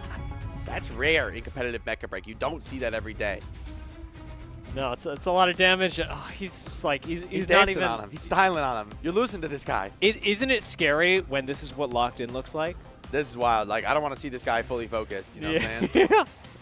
Yeah, I mean, terrifying player, and was able to find a lot of pickoffs, a lot of finishes on individuals throughout the map, and giving the numbers advantage over to Extra Turn was really the cherry on top of the map. I don't think that compositionally, stylistically, they needed it all the time, but it certainly helped them close this out in a way that was not even close. Yeah, really well done. Udon putting out some big damage himself, was the SVP, I think, in this game, but Aruma having the real difference there. And I wonder, you know, for Team Reject, is it back to the drawing board compositionally? I think, man, I mean, I'm still a little skeptical of the going Tricera-less. Maybe there's a way, maybe there's a strategy that makes it work, but I just think this Tricera is a monster striker. So powerful, such great staying power on objectives, and great damage in their own right. You know, they're not just a tank, they also really put damage downrange. Jokingly and with affection, you're really selling me on the turrets right now. I'm such a turret believer in Mecha Break. I think the turret strat is broken. I think if you don't play it, you got to have something really wild cooked up. Yeah. I mean, in fairness, Orca did win, and they showed it can be done. So yeah, maybe they did have something wrong. special cooked up. Exactly, you know? They were very well prepared, and then they went to Palm Bay. They banned the Tricera. They knew, okay, on Palm Bay, maybe we just can't deal with it. We have to ban it. So they were very well prepared. They showed that they can make it work. For Rejects, though, well, I guess it's a question. Was that just shuffle for failing, or is this showing that, okay, Extra Turn know how to deal with it? If you're not going to run Tricera, they're going to find a way to punish you. That's a good question. I have a question of my own for you, though. What do you think of this Graceland Sky City pick by Reject? It's interesting. I like the Inferno ban, I will say, because I think Aruma was MVP. I mean, he was putting in that work on the Inferno by taking it out of the equation. Okay, that's a lot less pressure on your main group, on your front line. At the same time, we've seen Grace and Sky City be very dominated by the heavy tanking setups. Taking those ultimate heights right at the start of the round can be so critical. The Elise Band comes in from extra turn, so they don't want to deal with that annoying disruptor with all those extra lives in the elimination map. I'm curious, though, to see Yachty. Is it going to be the Aquila? Yes, seems to be locked in for now. I'm really surprised to not see a Stego ban. I think the Stego ban's really powerful on Graceland Sky City, and it does tell me that extra turn feel maybe a little more confident in their own ability to bunker up and out war of attrition reject rather than taking the fight to them and getting aggressive. And this is a double flyer setup being queued for Whoa. extra turn. Pretty wild. They've got the conventional Stego Tricera Welkin with Illuminate in the main group, but 2 flyers. We haven't seen much of this in the tournament. I will say Yachty is going to have his work cut out for him on the Aquila, but I can see Aquila being really annoying, and 2 flyers in an elimination map is very risky, right? As much as they can deal damage and can be oppressive, they can also be punished by separating from their team. They can be vulnerable to focus fire. One of these flyers gets Welkin boxed with an Aquila nearby, you're in trouble. Fortunately, they will have Illuminate to keep everyone just fine and topped up. And I think that this, even more so than before, really does lean into being able to out war of attrition. If you're not picking up somebody like Inferno or somebody like Aquila on extra turn, you're not planning on just running over and finding quick picks. You are planning on slowly whittling you down. Falcon's going to do that. Sky Raider is going to make holding a position very difficult. And then you've got your strong core, the Welkin, Luminate, Tricera, Stego, to just rain down fire. I think the early positioning battle is going to be crucially important. Yeah. Right? Like, if you're able to secure a position where the flyers struggle to reach you for Team Reject, I think it could be very difficult to break in a tanking setup. By the same token, if extra turn control the skies, they control a powerful position on the high ground, they could really bring damage down. A lot of pressure on Yachty in this match, even more so than there was before. Having gone from the Narukami into the Aquila, and now with everyone fighting inside, the Aquila has really got to be worthwhile. It has to be the solution to all of Reject's problems, because extra turn, they are having none of them. Yeah, extra turn seem to be getting pushed out of this middle ground. It makes sense given the double flyers, but Aruma won't give up so easily, is sending sorties through, trying to attack, but knows, I mean, that Welkin really wants to grab him in a box. Raikaiser here as well in the main group, trying to bring damage down in the front line, and extra turn, both teams doubling down, willing to take this fight. There's absolutely no passivity in this round of Grace and Sky City. Raikaiser did get trapped for a second. We haven't actually seen any kills go through just yet, but Raikaiser, pretty darn low, is going to need a little bit of healing, and actually does manage to get some. So great job by Hiwami to recognize that, support the team. It is a dance with death that extra turn are taking. Yeah, both teams willing to just trade it out. The double flyers are so far uncaught. Pressure maybe starting to mount on Team Reject, but they're continuing to fight well. Macy Fishy has a lot to worry about here. Trying to stay alive, now being focus fired. It is the first one to fall. Macy Fishy going down on the Welkin gives you no way to trap the flyers. It gives you no defensive field to put up to protect your Stego Tricera. And this is the time where your Sky Raider, your Falcon for extra turn just get to go to town. It's going to be a defensive smoke pop here from the Stego. Aruma scouting out the opponents. For now, extra turn content to be up 1. They're starting to put some pressure down. And when that Stego gas wears out, there is an opening here, I think, for extra turn to potentially get aggressive. However, they are up 1-0. They don't necessarily have to force anything. At this point, I think you're right. And not only do you not have to force anything, but this plays exactly into your compositional desires to just lay siege, and it is working slowly but surely. Reject do not have the wherewithal to put up with this. Yachty gets taken down by a barrage of damage slowly over time. There's just nothing you can do. Falcoma traded back though, so both teams down a striker. Reject have the shorter spawn time. Many players low on Team Reject though. Extra turn still healthy on their remaining strikers. Aruma looking to find another finishing blow. Extremely close. Knows there's someone who's vulnerable to a pickoff. Trying to call for the rest of the team to pile on the pressure. Reject now have the striker advantage though. Seem to have evaded death for that moment. He's almost going to find Sarah. That's the Luminate. If they're able to take this down, it's such a big turning point for extra turn. No sustain now on Reject as Sarah goes down. And Yachty up in the sky trying to make things work with the Aquila. trying to find just a few picks here and there, but isn't able to deal enough damage as the tanks dip and dodge, and the Flyers are all over Yachty, not giving him a safe place to stand. The Aquila has really struggled to get purchase in this round with so much of the fight being indoors at close range. This is not what you want for the Aquila, and so Yachty really being dealt with so far in the round. Things seem to have stabilized for the moment, but with extra turn at a 2-point advantage, they're kind of happy to slow the game down. Rick Kaiser extremely low, needs to regroup, needs to get healed with the squad. He's shut down though, Reject even up the score now, 3-3, 2 pickoffs. Huge props to Yachty for being able to make that work. Finds the win, finds the evening of the score. Macy Fishy takes a quick reprieve from the battle as Valkyma gets found by Yachty, immediate back off by the Aquila, and Reject now take the advantage with yet another kill. And as quickly as Extra Turn found an advantage, it all slips against them now. They're just desperately trying to stay alive, trying to regroup. 55 seconds in the round. They will have one last moment to get their spawners back into the fight and try to re-engage to even the score line, but there's not much time to work with, and Extra Turn are very healthy. 43 seconds is an extremely fast kill in Mecha Break. It's really difficult to trap people. Hold on. And even with Marino, who actually takes Kurara out of the sky, it's 4-4. Reject and Extra Turn might be going into overtime. That's massive, and with the player advantage, I think Extra Turn could have liked to push the tempo. So far, they're playing slow. Both teams waiting it out, not forcing anything. Extra Turn, I think they're going to be happy to have the overtime triggered, right? More time to work with. Welkenbox misses. Aruma baited that one out. And now starting to really pour on the flanking pressure. The backline for Rejects is a bit exposed to these Flyers. Extra Turn starting to spread out, hit from multiple angles. This has been a success point for them before.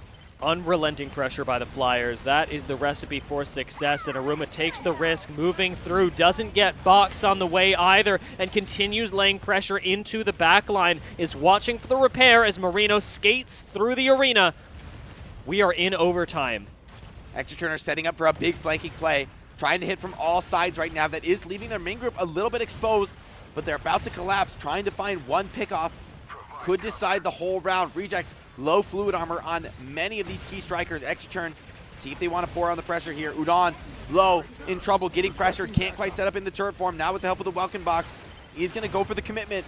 And Extra Turn would love to find something, would love to hit from the flank. Lumine under so much pressure to keep their allies alive. Sarah being focused down as well, though. Remember, we've got that Falcon constantly on your back. Kurara having to defend while Aruma is constantly moving in, threatening the healers in the back line, and it seems almost indefensible. There's not much that you can do against Aruma because there's so much pressure from the other side. Full flank comes in from Extra Turn. They hit from behind, and they're able to burst a striker down. That's a massive round win.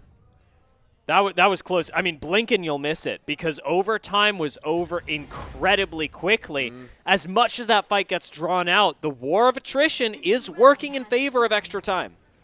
Here we go. This opening rollout so critical on Grayson Sky City. Neither team going for that conning tower ultimate height. I think Extra Turn very happy to roll this map with the wide open skybox. A lot of room for these Flyers to work with.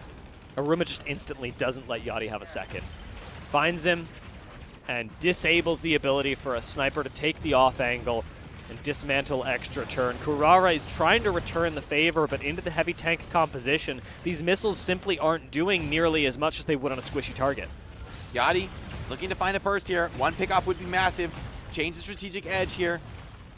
That was close. Extra Turn struggling to stay alive, and I think Reject smell blood in the water. They start pushing forward a little bit. Yachty doesn't want to overextend, though, waiting for the main group to be ready for the engagement. Kurara sees the target with no fluid armor. One kill could drastically change him out, but Kurara boxed in with the Welkin. Nice job, Marino. Sees the problem, boxes it, and solves it immediately. Extra Turn up 1-0, and it is all Welkin all day for that. Massive by Marino. He's been a real thorn in the side for Kurara, getting Extra Turn to the player advantage, but they want more. They know that with this first kill, they could easily find a second, a third to take the round out of control, potentially end this series here and now. Extra Turn trying to keep that pressure on, but Reject holding strong on the low ground. Difficult to evict from this position. Some sick jammer missiles got thrown into them. It's no wonder that we see Stego Gas popped in return. Macy Fishy jumps up onto the high ground, but Marino once again, it is Marino taking down Yachty this time. He's finding the squishy targets. It's basically an assassin Welkin. Kurara struggling to find a low target to stick on. Can't get any connection just yet. And Extra Turn are bleeding out their opponents. Rekaiser extremely low, though. Could be vulnerable to a pickoff. Reject trying to stay alive, trying to stabilize. Udon dropping low on the main health bar. Needs to pop everything defensively. Marino once again going all in. Senses an opportunity to strike.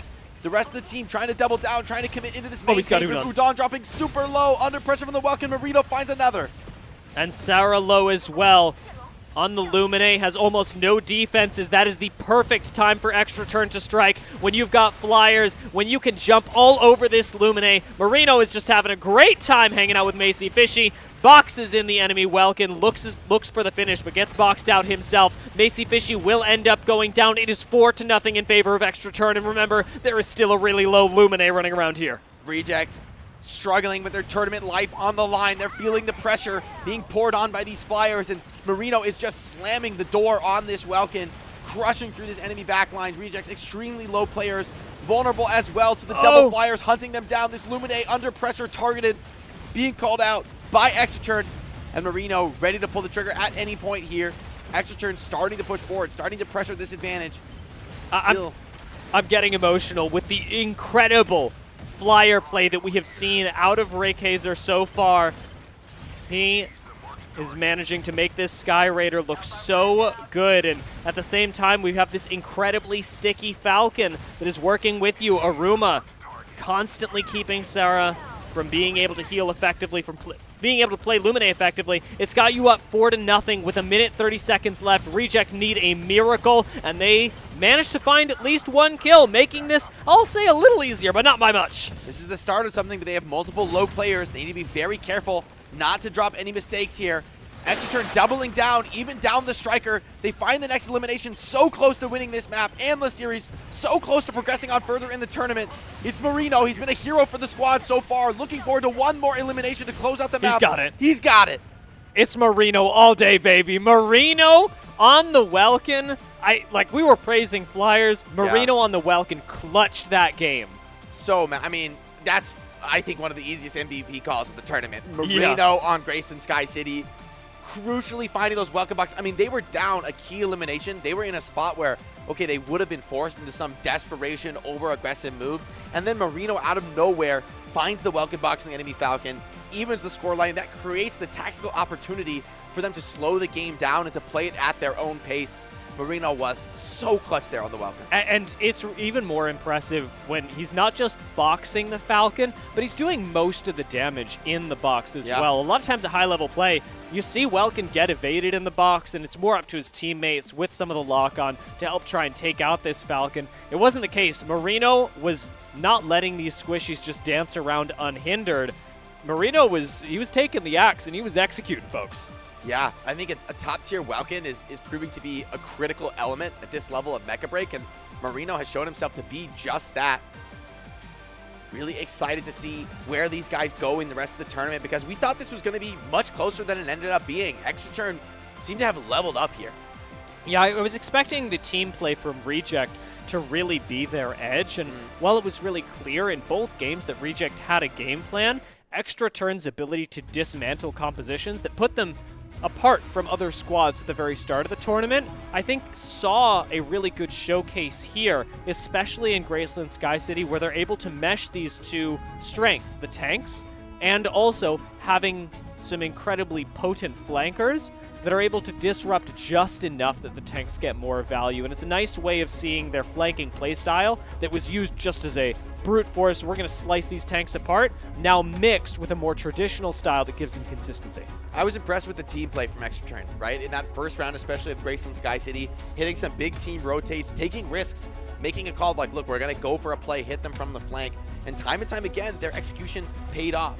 So individually, you've got stars like Aruma emerging, whether it was on that Inferno on map 1, Marino on the Welkin map 2.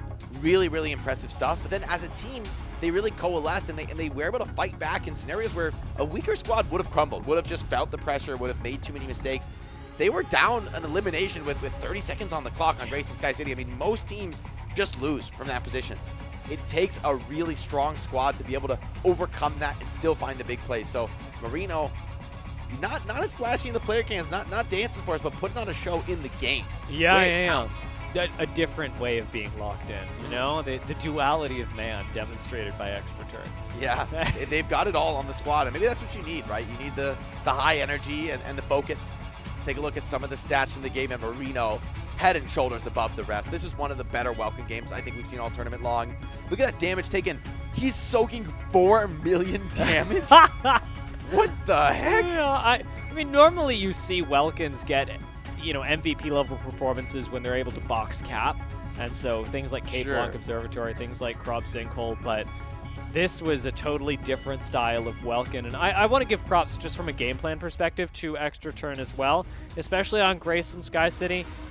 They were doing a great job of isolating the targets that could be taken down. The Saras and the Yachties on Reject, who never got a moment to themselves. You didn't really see Sarah able to output heals without being pressured, and Yachty barely got any of that long-range damage because somebody, be it Aruma, be it Raygazer, be it Marino, was on him. And Hawami with a pretty big repair gap as well on the Lumine, getting significantly more repair throughout the match. So Extra Turn showing themselves to be a great team in the main tank play. They're great when they split up and they play individualistically. I mean, they have the diversity. We've been talking about that as a linchpin for teams to go far in the tournament, to challenge some of the top squads. You need to have more than one look, more than one strategy in your book. If you're a one-trick pony, you're going to get attacked time and time again in that pick ban phase. So props to Extra Turn developing into a squad that could really make a run in this lower bracket. And it's got to be pointed out, with Marino taking a very well-deserved MVP, that Extra Turn are also a team that got dealt a difficult hand in the first round. They went down to Celestial Being. Since then, they've had a matchup against TL, which, of course, they managed to take. And up here against Reject was another litmus test for them for how far Extra Turn can really go, because being shut down in the first round, being put down in the lower bracket, makes your tournament run all the more difficult. But I'd expected Extra Turn at the start to be a very high-ranking team in the overall tournament standings. Having to make the run from the lower bracket, not an enviable position, but a performance like this makes me believe again that despite being in the lower bracket already, they can go far. It's the start of something. I mean, it's a team that I'd love to see them get a rematch against Celestial Being at some point in the tournament. I think they've really had a lot of improvement. They've developed as a squad. We've seen these teams putting in that work, practicing. I feel like this has been some of the fastest improvement that I've seen for teams, because I think having all these squads here together, amazing CSUN Games brought us all together here in Zhuhai to compete, and I think it's really taken the competition to the next level. Bringing in squads from all these different regions to have an international tournament is a really amazing opportunity, and teams like Extra Turn, they've been making hay while the sun shines. Yeah, I mean, like you're saying, just being together, really a big contributor to how much teams are able to learn.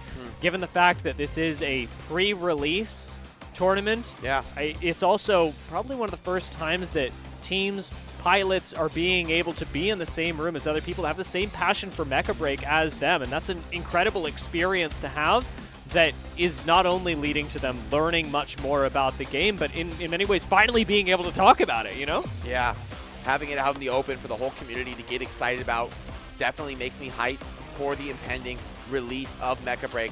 A lot of eyes on that, and a lot of eyes on Marino in this Welcome Duel, man. These highlights are pretty heavily leveled with Marino's gameplay, because he was that decision maker, right? He was going for big plays, but think about the patience. I mean, a lot of those rounds had to go very long. Marino was just waiting for the opportunities to catch those flyers. Although we talked about that, how important that is, it's rarely done. I mean, it's very hard to actually successfully connect. The flyers have so much mobility. You've got to just be constantly aware, constantly watching for them to come in just one step too close. And Marino found that opportunity multiple times on Graceland Sky City, where eliminations are the objective, right? Like, that is the game, and he was so focused on it. And it's not like Carrara is a bad Falcon either. No. Like, it just as a singular example of someone Marino was able to catch. A lot of Falcons go in, they know that the Welcome box is coming, and Carrara is one of those players who I expect to be able to dodge 99% of boxes, so it really does become a mind game between the Welcome and the Falcon of the Sky Raider. To hear a little bit more about that, let's jump into an interview with Extra Turn. Hello, strikers from all over the world. Welcome to the post-match interview. We're joined by Hiwami from Extra Turn. Please say hi. Hello everyone, I am Hirami 首先也是恭喜 from EXT 战队 Extra 拿下 Turn. 了上一局比赛一个胜利，打的真的是非常的精彩。那我们也是聊回刚刚的比赛， Congratulations on the 在 win. 第一 That 局 was a 天文台这个 very 地图的时候，其实你们 good 双方 match. 队的一个 In 阵 the 容的 first 差异在 map, 于对方的机动性可能会更高一点。那当 you 两点打开的 and 时候，可 the 能你们转 opponent 点速度 team 会比对 went 方 for 慢 a 一点， different 但是你们处理的是 calm 非常好。想问一 and 下，有 you 没有 were 一些 less 作战的思路可以跟我 mobile 们分享一下？ compared to the まず opponent おめで team. とうございます。 How did you counter 第1ラウンドの時、 their 双方の comps? チームの、期待は異なっています。当時は一時的に不利な状況に置かれて、その時はどのように対応しましたか？そうですね、不利な状況だとは思ってません。全然計画通りだったと思います。其实我觉得在第一局的时候，并不觉得我们的队伍是处于这种不利的状态。我觉 I 得我 don't 们队还 think 是可 we 以获胜 are 的。 确实打的也是非常的 we 精彩。 I don't think we our com 天 had 空城的时候，它 had 其实它是 any 一个歼灭的 weakness 机制嘛，但你们是拿出 and 了 we 双 did 飞 well. 机的一个阵容。 In map 2, 其实这个阵容还比较少见的，想问一下你们是 you 怎么 take 考虑 out 的？ a comp that we don't see that often, チームは and I want to ask what's your ファルコ plan? ンを使っています。実はこれはあまり珍しくなかったです。ですのでこれに対してどのような、当時はどのような判断をされましたか？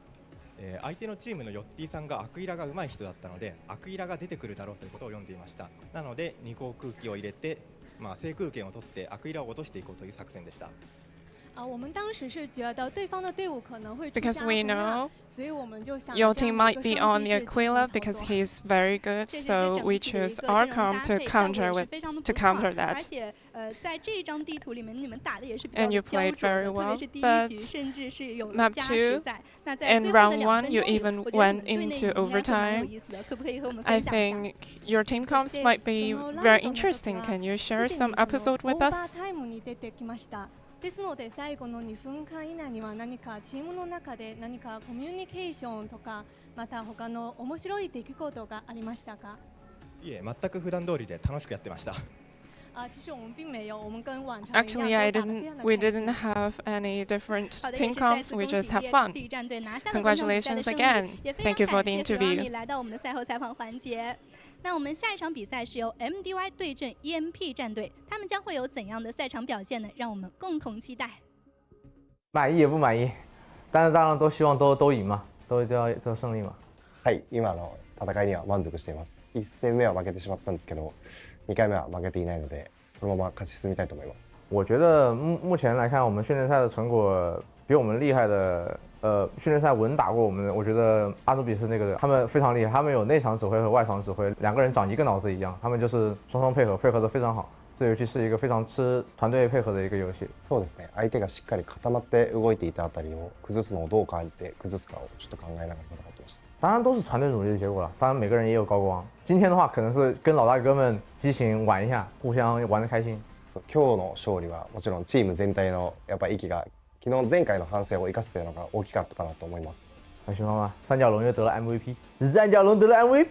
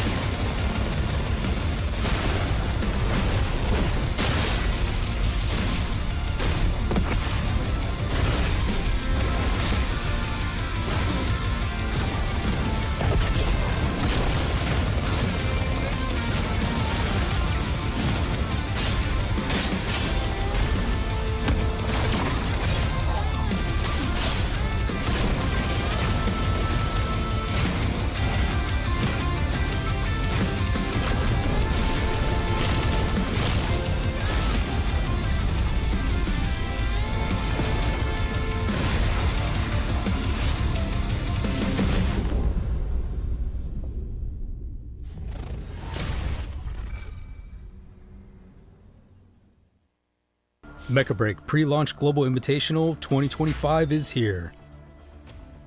From March 13th to 16th, 16 teams from China, North America, Japan will battle it out in Zhuhai, China, taking mech battles to the next level. The tournament features the 6v6 Operation Verge mode with a double elimination format. Round 1 kicks off on March 13th, with matchups decided by random draw. Teams that lose in the upper bracket drop to the lower bracket for a second chance, lose again, and they're eliminated. The upper bracket final, lower bracket final, and grand final are best of 5. All other matches are best of 3. The ultimate showdown between the final 2 teams takes place on March 16th. Striker selection follows. No duplicates in squads rule, meaning each team can deploy only 1 unit of the same striker model per match. Each side bans 1 striker per match, and each striker can only be banned once per match. Banned strikers cannot be banned in later rounds of the same best of 3 or best of 5 series. The tournament includes 13 available strikers: Falcon, Panther, Elysinus, Tricera, Narukami, Lumine, Pinaka, Inferno, Sky Raider, Welkin, Aquila, Stego, and Hurricane. Players are allowed to personalize their strikers with paint jobs, patterns, and other cosmetic customizations, but performance-based modifications are strictly prohibited. 5 maps are in play: Graceland Sky City, Hive Mizra, Grob Sinkhole, Palm Bay Harbor, and the Cape Blanc Observatory. The first map is picked randomly, and the losing team chooses subsequent maps. No repeats allowed in the same match. Top pilots from 3 regions are ready for action. Roster includes the legendary Panther pilot, renowned streamer Yinza, Team Liquid's Mayumi, and Prize from Taiclan. Popular streamers including Shui Wu Yuan Jin, Jake, and Unicy will also join the Shoutcaster team. More participants will be announced soon. Stay tuned. Locked, loaded, and ready for battle. Stay updated by following the official Mecha Break website and socials from all the latest news.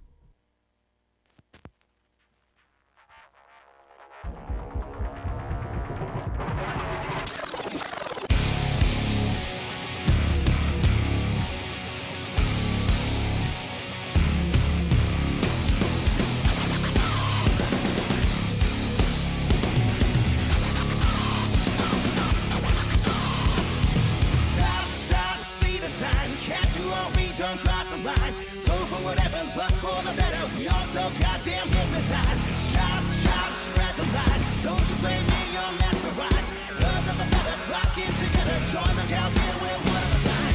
Like a star out New Year, floating in the air. Empty shiny songs that don't even care. Another one falling down.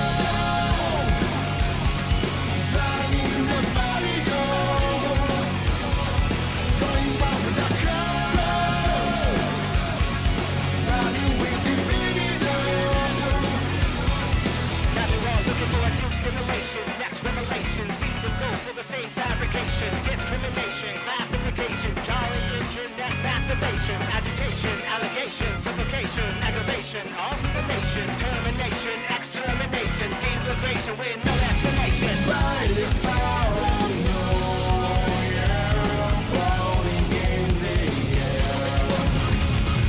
There's a shining stars, do they even care? Another one falling down,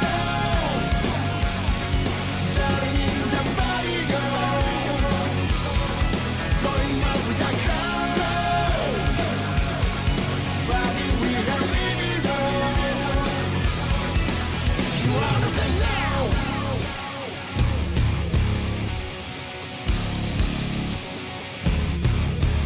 You are of us now.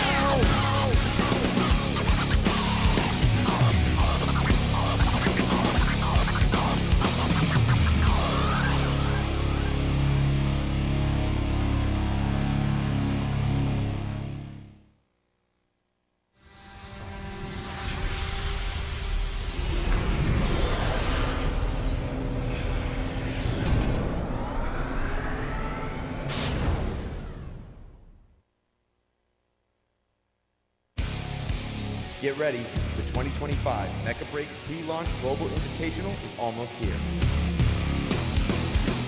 第一次登上国际舞台，4周强敌环伺，但我坚信，我们将成为最后的胜者。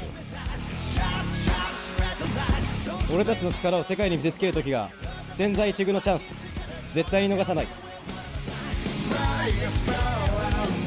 The tension is rising.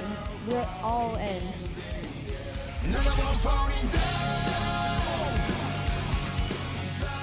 No matter who's in front of us, we're bringing the heat.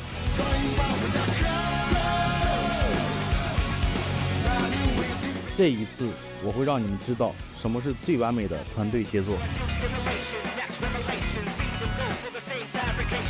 会場に響き当たる戦火の中、この手で勝利につかり込む。There's no room for the weak. The unprepared will be the first to fall. どんな困難も最後まで戦う。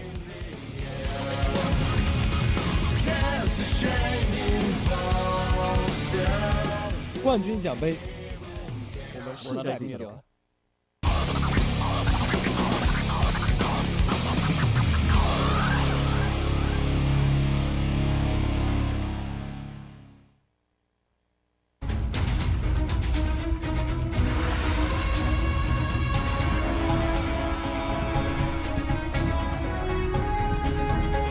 Welcome back, pilots from around the world. I am Riv, this is Lemon, and we have more games for today here from the Mecha Break Pre-Launch Global Invitational. It is going to be some spicy matchups, too. We're still a bit of an executioner here. We got some teams going home, but we also have the upper bracket games that I think a lot of people have been waiting for. Yes, this was our first day to start eliminating teams. We started with 16, now we only have 8.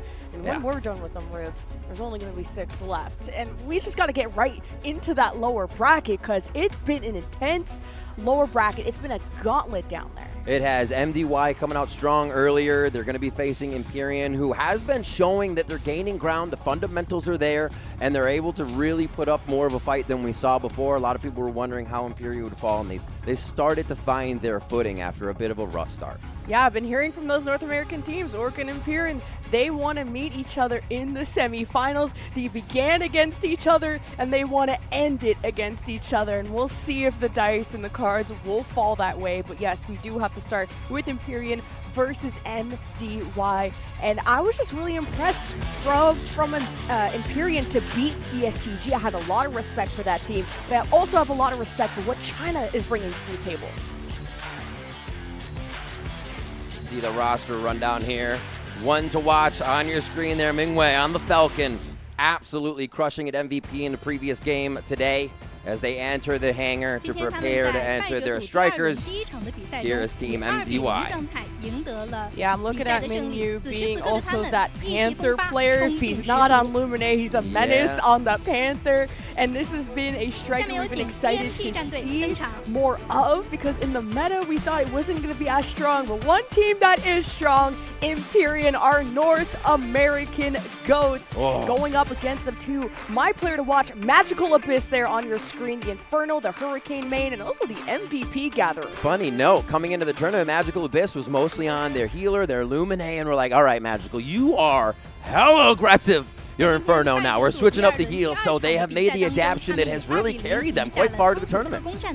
I always look forward to them winning because they do like a cool Empyrean call sign with their hands, and they were teaching it to, yeah, there it is! Yes! They do it in like the they taught me it in the elevator too because I wanted to make sure I could cheer them on properly. They look so clean and they're stone cold, ready for this match, and they know just how difficult this is going to be. And they feel very confident with how things have been working, the way the team is able to kind of get around the band so far, the way that Chaldean's been playing, and kind of having really standout games for the rest of the team, but the team also there as well, all 6 of them. I just gotta applaud the resilience of Empyrean to just start this entire tournament with a loss to Orca, a team that kind of like a sister team because they know each other so well, True. they scrim each other, and Empyrean have beaten Orca so many times, so to just have this unexpected loss to begin your journey in the lower bracket for Empyrean to skirmish to this point, I really gotta applaud kind of how intense that must be for the mental to be on your last life. No, it's true. You have to play out of your mind. You don't want to be the first one to make a mistake. Things are still changing towards this day. Like we're seeing more Sky Raiders today. We're seeing less of the snipers, which is very interesting. But I guess if you get Sky Raider, you don't want to really be sniping from the air with energy.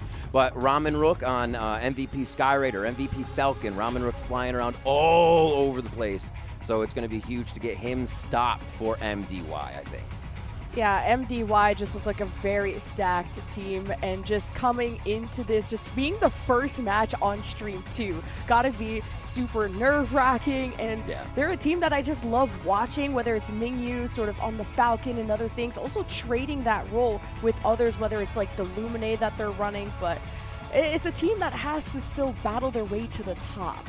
True. I mean, they have all these games to watch. We've been going through all the scrims, watching to see what they have. Oh, the players have been going through, doing their homework. So it's as the evolve, you see small evolutions like Palm Bay Harbor, where we're only going for height. And I was talking to the players a little bit too, and there's a lot of discussion going on in the Discord. If you want to jump into it, it's been great with people watching. Is that was independently thought of by other teams, but we saw Anubis do it first. So everybody kind of Copy what they did. Confirm on the strategy. That's a good one to do. And we have seen Palm Bay Harbor completely change from really just being a back and forth over A until you get to B, until you get to the fight. But it's not about that map right yet. Maybe we'll have to see that random pick. Here's your roster rundown again so you can see who's going to be in these games. Expect DJ Catlink to be up there in the 50 million damage on Stego mark. I kid, but he is incredible on just dishing out that damage consistently.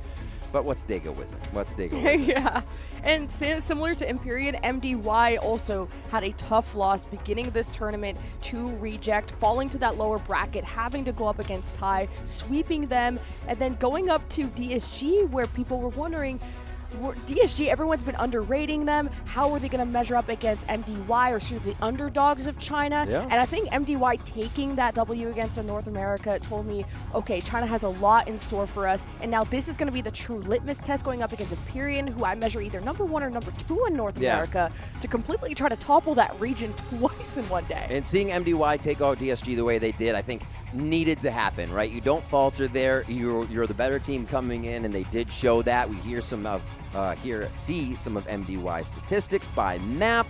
Finally getting a few on Palm Bay Harbor, but that's really the one that seems to made them suffer as well as Graceland Sky City.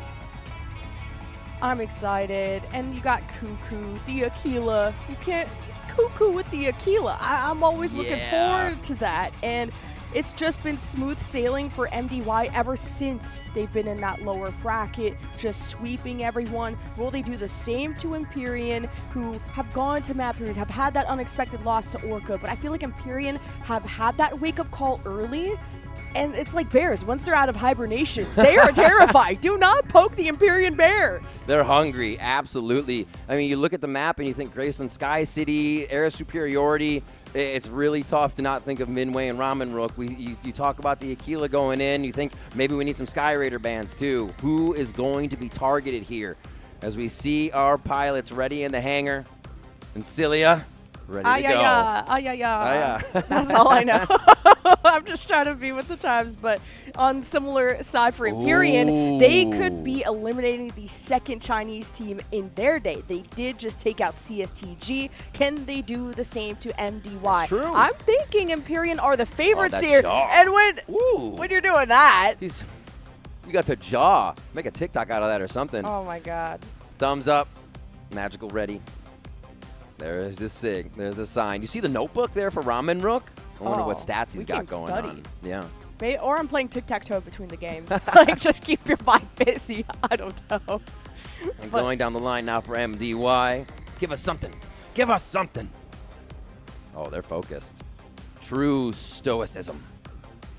Maybe he's a little shy. You just gotta make eye contact with the True. camera. Like True. you just gotta stay in the zone, you know? In this hangar too, this has just been the coolest setup that all our pilots are operating in. And now no strangers to that now that we're in day 3 of our Global Invitational. Yeah, no more. I don't know this setup. It doesn't feel like my desk at home. Right? Can't The be chair saying is at the that. wrong height. Yeah, just your pilot chair. Got to get it fixed up.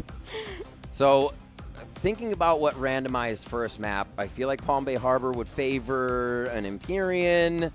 I think something like an Aya Mizra or kind of the split fight might start to favor the side of MDY. Their control over the macro seems to be very well. Empyrean, I feel like, is very good at choosing the pile to fight in, disrupting that, and then executing once you see a break in the armor. So if the team's flying around on kind of a separated map, that might, I feel, give MDY a chance to not allow that break in the armor as much and always be fluid around the situation. For sure, Empyrean come off as a team that like that energy damage and just are really revolving around the Inferno or the Hurricane, while as MDY, that pocket pick a Panther. I think a Graceland Sky City would be perfect for them. Maybe we'll even get like a Panther 1v1 on something like Prob Sinkhole. We had such a time yesterday watching that. Just, I don't think we're going to get a Panther mirror. I don't think there's a Panther player on Empyrean, but we'll see how unleashed you can get if he's not going to get an opposition like that. Eye of Mizra. So we are going to be running it around on this one. What is taken out? We've seen a lot of Welkins removed from this one. I don't think that. I mean, we do see Panthers on this, but not as much. Aquila is definitely super annoying on the outside, but the Sky Raider getting banned might actually force that right away. Yeah. No Sky Raider, leaving the Falcon potentially open. And of course, your Lumine as the main key carrier. Welkin box. Okay. So they take out Sky Raider and Welkin. You know, a lot of Aquila in here that you could be playing. We'll have to see what the teams decide to go for. Falcon for Mingwei, and we should expect to see that as well for Ramen Rook. So the skies are dominated by the two we expected. And everything else is pretty much right as rain. Yeah, without that Sky Raider, your Ultra Heavies are not going to have as much disruption, so maybe they can be steady. And now that no one's going to be boxing you in, then you don't have to be as careful of that melees, at least to be trapped in. There's still some other melees, but a Hurricane and an Inferno on Eye of Mizra isn't interesting, but Celia is still considering other options. Yeah, I call it the Inferno Cane now. It's just super damaging, but having the Tricera, having the Stego, MDY can really set up some heavy control over the points if they get there first, if they're kind of between the points fighting and regas themselves up, getting their shields up, getting themselves ready for another fight. It's going to have to be really well chosen timing, like I said, from Empyrean to crack that armor and get through this squad of Team MDY. Yeah, I don't think we've seen Empyrean play Eye of Mizra at this tournament, but MDY, we'll see if they can show them how it's done. As now, it took some time for Empyrean to land on the perfect composition, and then MDY just like locked it in right away. There's a lot to consider, and there's a lot of experimentation happening in a tournament like this because you're learning so much from other regions that otherwise you wouldn't have scrimmed or matched up against in your ranked games, or obviously preparing for this tournament. You're learning on the fly, and you're trying things on the fly, and this tournament is really exposing who are the best pilots and namely the most flexible ones. All right, we are jumping in to your Mecha Break pre-launch Global Invitational lower bracket, round 3, MDY versus Empyrean. MDY with their second play on Eye of Mizra today alone. And we're going to start off with the Falcons flying around Eye of Mizra. And since the key hasn't spawned yet, its neutral fight is about getting as many kills as possible to extend that kill timer. Yeah. You can already see over on the left side the Bash brothers and the Stego haze of Tricera and him just firing up into the sky. Beautiful damage here by Mingwei on the outside. Not really seen by anybody yet, but just still being annoying. And Cuckoo's having a little bit of trouble as he's got a lot of focus from the side of Empyrean. Yeah, the main differences in the compositions is going to be the Aquila versus the Inferno. Keep that in mind, the Aquila from the side of MDY. So can this Aquila really operate with enough space and be left alone by these flyers that are going to be pressuring them all the time? And I think they just said to Mingwei, look for Ramen Rook, because he is ramen cooking right now, just all over. First kill there. We're going to get the point spawning in about 10, 15 seconds. You see everybody heading over just to get that Stego regen, just to get back into the battle, and that's really helping MDY right now get their health, but maybe out of position for a few of these fights. It's going to matter, though, once C opens up and they're there. Some good scouting from Ramen Rook. You can see in your mini map at the top side. South side is Empyrean with the early setup. MDY taking angles around. There is also a flanker from Empyrean, maybe trying to apply some damage to MDY from behind. And that's Cuckoo trying to just help his team push forward towards the key, which hasn't been picked up yet. And you will be able to tell when it does at the top of your HUD. And now there's the flyers in the sky, and Ramen's got some targets low, and he's looking for the finishing blow. Ramen is one of the most aggressive Falcons you will see. Diving center fight. Look, he's actually going to go for the cap here as they distract. Just before this, he was so far from the battle. You saw they lose track of him. He flies back in, gives Cuckoo hell, and now he's going to cap with the team's control over the map. Ramen Rook is, when someone grabs the key, it feels like there's no stopping them unless you're already maybe around the middle of the map, near the console. You'd have to go for the full kill. We also have to consider if you want to set up for the next key, because multiple can spawn, and A is coming up very soon. So the first upload's happening. Now the full key up for Empyrean. MDY gotta consider what the next objective is. They haven't killed anything, so this next key is critical. Back on Ramen Rook. Still kind of mind-blown. He just sat on the ground and grabbed a key, but this guy loves to play aggressive. He says it's the only way he knows. Looking at the team on the other side, they have a beautiful pinch in here of just what they're fighting. Ramen Rook always on the back of the team as Empyrean is sitting in front delivering the extra damage. Now they prepare themselves at A, already there, just steps ahead here. Oh, they couldn't. Empyrean couldn't get the key grab fast enough, so now they're forced to fight this, and Ramen Rook goes uncontested, no damage. That's just a good defensive setup from Empyrean to hold the door and not allow any space from MDY. Now taking this right side hallway, MDY wait on the outside. They couldn't deny the key grab. Well, they'll try and shoot him, Ramen Rook down. His fluid armor is completely shredded, and Mingyu is on his tail, and Cuckoo now has no line of sight with this Aquila. Dip, duck, dodge, can he get it? He's still alive. Oh, they actually do take him down, only gets a few of the points locked in there. And you just see how much they have to start focusing on Ramen Rook. 52-1 already. Ramen Rook running the show with Empyrean on the ground control, doing so much work. Now 2 keys uploaded for Empyrean. This is trouble. It's first to 100, and MDY have barely put a scratch in one of North America's best in Cuckoo.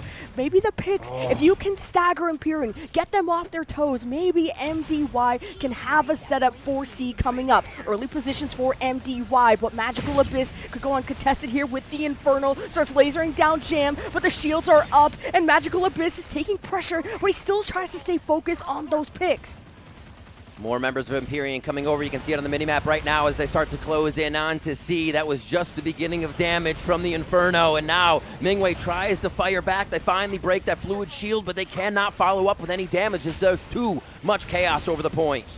Oh, Empyrean just shred through all the defenses of MDY, but what a comeback from Jam, Mingyu, and Feiju all working together. This is Empyrean finally having to take a step back, but at least they can apply damage to interrupt any key grabs. And MDY, this long-term sustain of the fight is not working out, but Feiju will armor back up on that Eliseness and just stall and be an annoying person around. I think there was a moment there when Empyrean didn't respect the power that MDY could come back with, just kind of willy-nilly using the abilities without the support they've had from the Stego, or from the rest of their team rather, and just making that slow mistake. But see how fast they recoup, back to the point, trying to protect Ramen Rook to get this in there, and that's going to have to be a very, very safe Falcon at this point.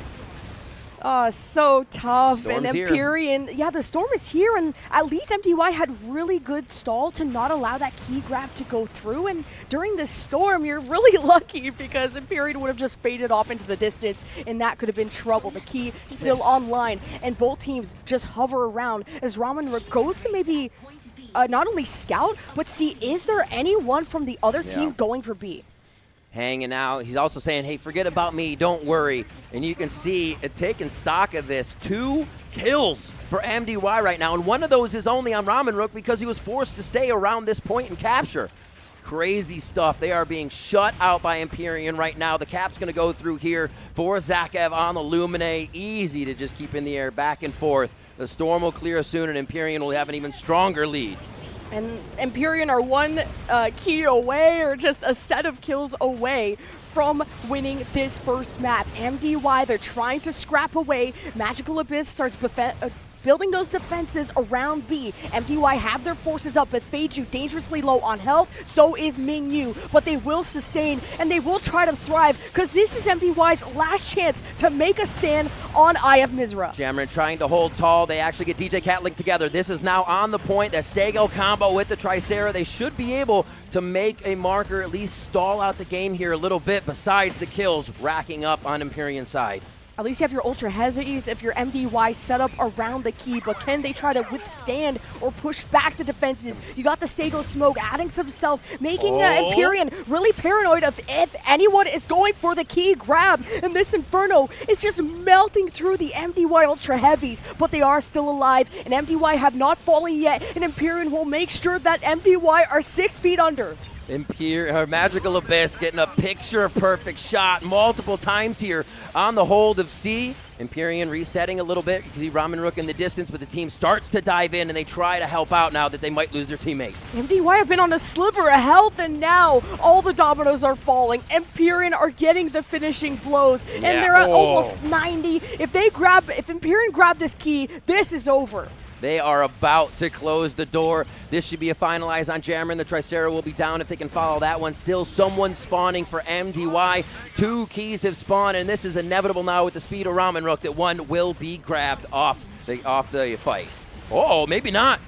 Now MDY have to try and disrupt 2 keys at once when Empyrean are 1 upload away from winning the map. This is just impossible for MDY to come back from when they're in a 5v6, but at least they can stall out as much as they can. It's really tough. MDY have gotten a handful of kills, but it just hasn't been enough. When they focus on the neutral fight, not getting any uploads, this has been just a rough map from MDY. But man, the chemistry from Empyrean to just continue through this lower bracket and to push China to the edge like this is incredible to see. And just these Falcons fighting inside right now is absolutely insane. B still hasn't been capped for the majority of the team, duking it out, but these guys are just saying, I'm in a box. I'm in a box. They're trying to fly around. They're trying to get the best shots. We're going to go back outside to Caldean. And now, watch this key be grabbed. It's going to be an easy tick up. Who's taking down Stego before that happens? No one is the answer. And Empyrean, 100-6. Wipe out MDY on Eye of Mizra. Woo! That Yowzer. Was a dominating start. Was not expecting that at all. I thought that was going to be a lot closer, especially with how well Cuckoo has been operating on the Aquila throughout this tournament, but just not able to maybe have enough focus fire because the Aquila hurts. But you need everyone to add to that equation, or you're not going to subtract enough from the enemy team. Ramen Rook, a bug in Cuckoo's ear that whole time. Like, oh, God, get away from me. And then getting shot from the other side. Yeah, it's so I think it was really annoying to be an Aquila that game for him. Absolutely incredible play there from Ramen Rook. The rest of the squad we saw Caldean capping on the last one. We had Zekev capping one as well. So entire team effort there, but we saw the initial fights. There was so much distraction.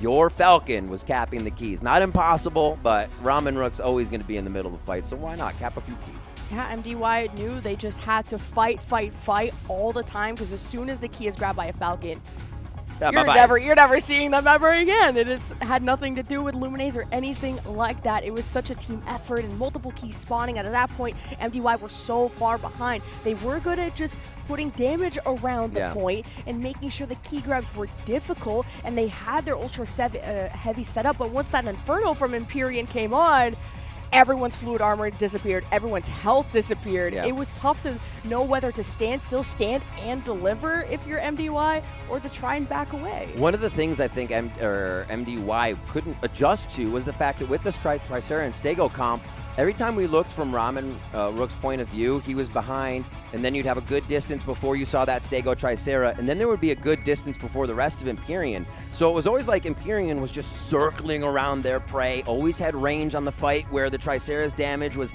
on and off. The Stego wasn't able to do as much, and it actually really affected them because they always had to move and do a better position to get a better fight when Empyrean was already fighting the whole time. Yeah, just an incredible double threat between Magical Abyss and the Inferno, whether it's the Ramen Rook on the flying. There was a great focus fire, which is so important. You can be a great individual, but you need to be a great team to win in a tournament like this. It's that call. It says, hey, I'm Inferno. I'm going to blast down the shields. I'm sitting behind them. They're not even looking at me, right? And we saw that one fight at B where they tried to retaliate. Like, oh, they're starting to come back. And then the camera switch, and there's just 4 Empyrean people sitting on this site. And you're like, ah, yeah, okay. It's still going the way it's going. So, yeah, super, super smart play coming out of Empyrean there. MDY really have to turn it around for the next game as we see what went down on the scoreboard here. Who got them? 3, 1, and 4. Yariella doing great damage on the Elise. They actually, big stuff. Yeah, and even with all the heals that DQ had to put up there, or LDQ, it's tough to just sustain through Inferno plus Falcon raining it down on you. And you can't even deny, like, what an Eliseness can do. Like, as an Eliseness main, you can do it all from range to melee. And when there's no Welkin to worry about to box you in because that got banned out, really the sky was the limit to not worry about who was going to close you in. And what else did we expect? Every time he's here, Ramen Rook takes the MVP on Falcon, uploads 50, but really just throwing haymakers from a guy who's throwing pebbles the whole time. It just looks like he is doing more damage than your Falcon, than my Falcon. It's just one of those, my Falcon doesn't do that.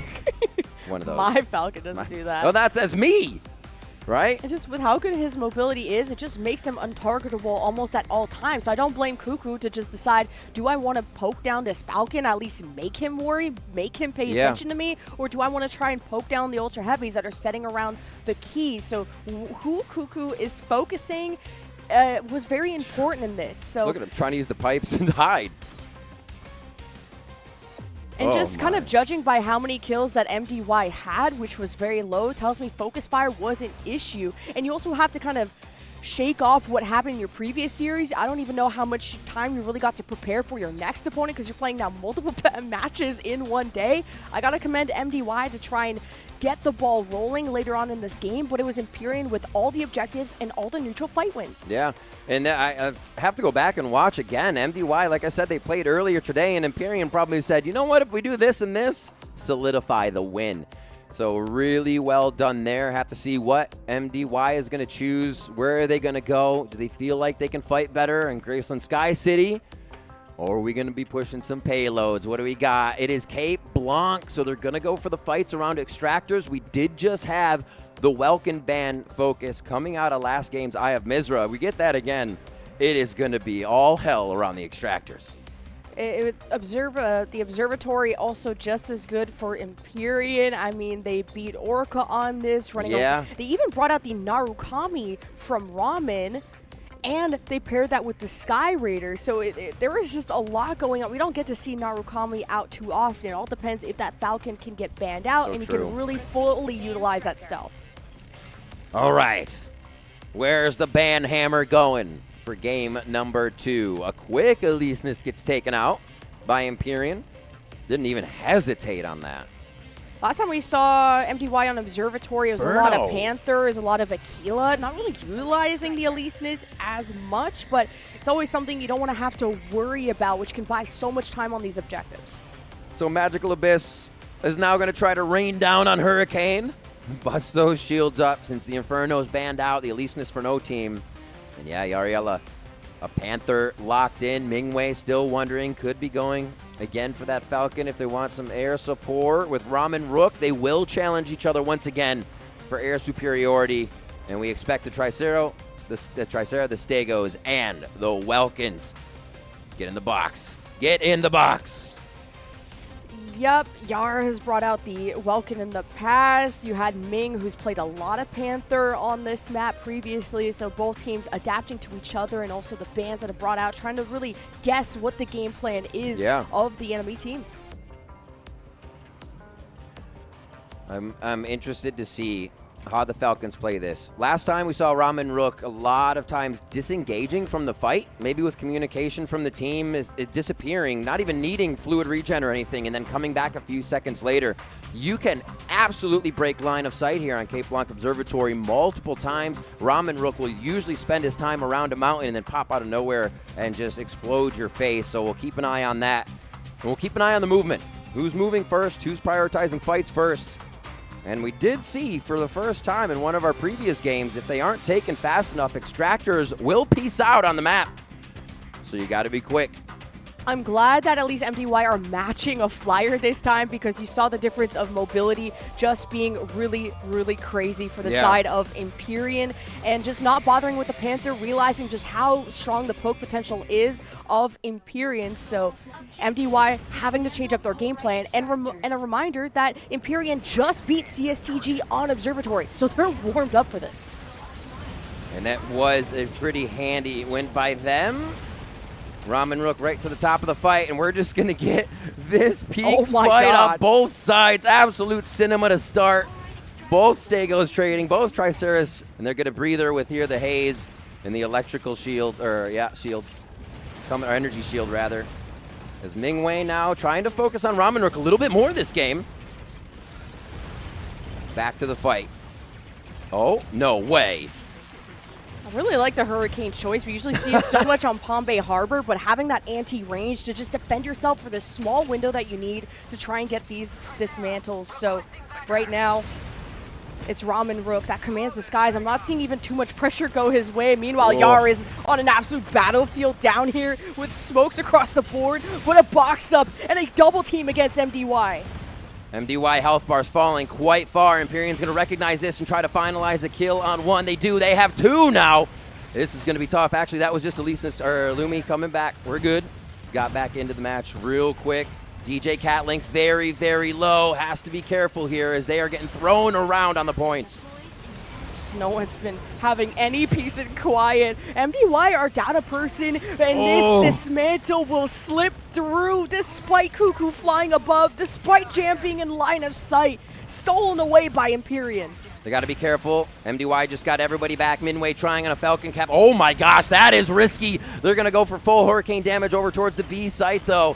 And it is still an all-out fight here with one going towards Empyrean after that fight in the middle of the observatory. And this Hurricane just used the shield, and maybe you kind of needed to use that to try and get a dismantle, but Feiju has two lockdown, no, just one inside of his box, and he doesn't care who's in front of him. He got Magical Abyss dangerously low, and Empyrean are hemorrhaging at the seams. Feiju's gassing himself. He's so close to getting a kill, but the extra swings are taken out of him. Empyrean still stands somehow in the box, and they're going to live through that situation. Mingwei now just focusing. Beautiful kill there to focus back on. They didn't get the kill. Oh my gosh. Just destroying armor, just destroying health. Look at the heals coming back for Empyrean now as they're just healthy. How are they just getting to a sliver of health and living? It is absolutely crazy. It must be so frustrating for MDY. And it's like Elisinus' ban, so it's not even like an Elisinus moment, but a second dismantle. Empyrean up 2-0. There they go. Working on A. At least MDY were able to sneak that away, even while Empyrean were lurking. B is across the map, though, but Empyrean want to finish off what they started. Ramen Rook triple kill coming in from the Falcon. Insane stuff coming in perfect time to help the team finalize their Tricera, finalize even more members of the team, and now they run amok. You can see Magical Abyss just so high in the air, calling shots, letting them know where Ramen Rook has to go. The comms must be amazing for them right now in Empyrean. You got this King of the Hill set up for Empyrean, just holding the high ground, blocking out some of that range damage with the Welkin box, using the stealth and poking and prodding away at MDY while they wait for B to spawn below them. And even A is within the horizon. Empyrean on this beautiful power position, and MDY circle their prey. It's Mingyu just adding poke around, forcing Empyrean to at least get out of these turret forms, to force them below this hill. And MDY are harassing them quite well. And look at this. Ramen Rook already thinking of A. This does not feel like a game where it's being pressured right now for Empyrean. They did tie, though. A is going to be open. Ramen Rook already on that. Makes it 3-2 because that's the speed that's happening right now, and already going right back into the fight instantly on one and more. The team is in the middle trying to disperse them from the top side of Empyrean's defense. And it looks like MDY could push for something else. Now they have another member of Empyrean down. And Ramen Rook with that solo play, they made a movie about him. He's anywhere and everywhere at once. But MDY, the focus fire, they've been able to stabilize. They stay stoic after map 1. It's a flurry of kills. Empyrean are staggered from each other, and these kill timers are going to get longer and longer. But unfortunately, there's just no dismantles available for them. But MDY, if they can keep up this pressure, this aggression, they're going to keep staggering Empyrean. That is an incredible move. It's now if MDY can use the time correctly. 4 members of Empyrean looking at death timers here, and they will continue to run those timers from the side of MDY as they look for more, and they get Incilia.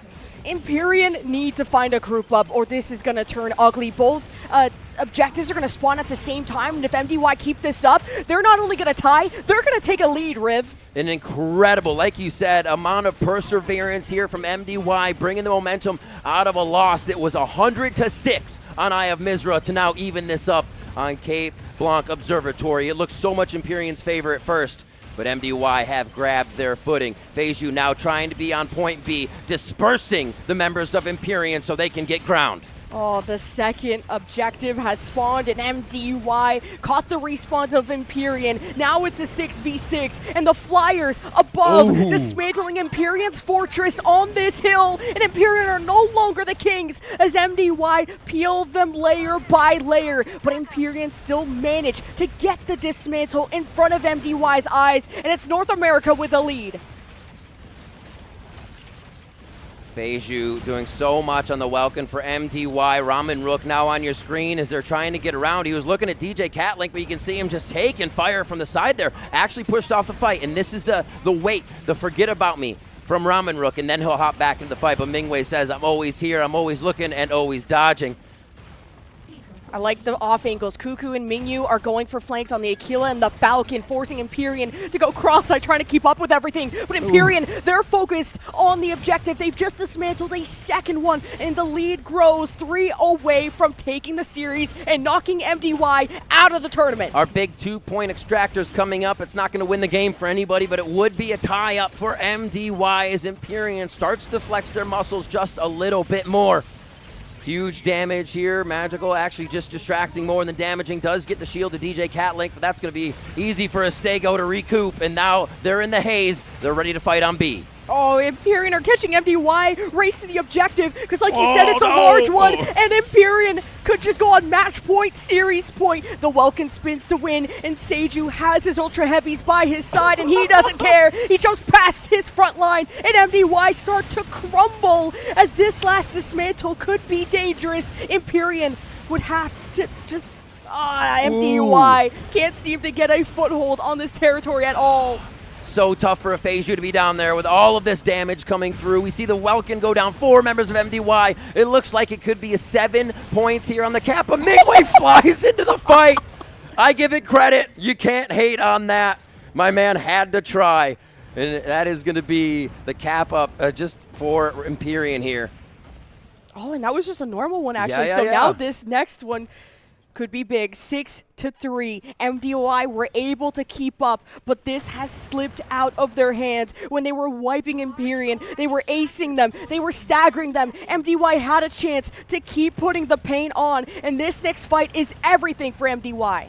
Energy deflection shield out from the It's a large Welkin. one. Feiju trying to stay. The 2 points here. Almost done! Capped just in the face of MDY by Ramen Rook. Again, I'm going to have to give the MVP over that way, but in control of the game. It seemed like even in those moments, that was very telling that Ramen Rook is able to cap that. Yes, there were a few people still spawning, but they have a Falcon doing a lot of the work, which means the rest of the team is distracting so perfectly. Incredible work from Empyrean, knocking out now 2 Chinese teams from this lower bracket, starting their vanquish on CSTG and now moving on to take out MDY. I just can't believe how close that map was when MDY, you just thought it was going to turn into an avalanche when they had these aces. They could have kept the pressure on, but it all depends on respawns.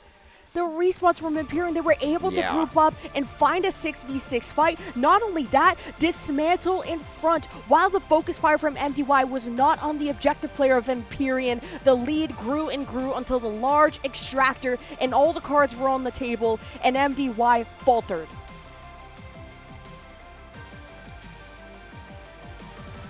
Winning in very strong fashion here on Eye of Mizra and Cape Blanc Observatory. Looks like another day at the office. Boom. Fly high, boys, fly high, and they go to the lower bracket round 4, one step closer to their dreams of meeting possibly Orca in that semifinal and seeing if they can begin and end with their North American brethren. So we say goodbye to yet another Chinese team, but North America giving us some signs of hope that they could go deep in this bracket. They really could. As seeing what Imperium can do now, even after kind of saying, you know, we're feeling it out coming into the tournament. In their scrims, they didn't feel so hot, but absolutely turning it on. Maybe that lower bracket run armor. Maybe they're going to run the gauntlet. But for MDY, showing so much promise in their games, I think they were sticking to one strategy too much. The Stego Tricera was super strong for DJ Catlink and the rest of the team, and having Mingyue flying around. But it's easily identified if that's what you're trying to do. Almost every time, your Hurricanes are going to get in there, your Infernos are going to get in there, you eventually have no armor, and Falcon says, I'm here all over you.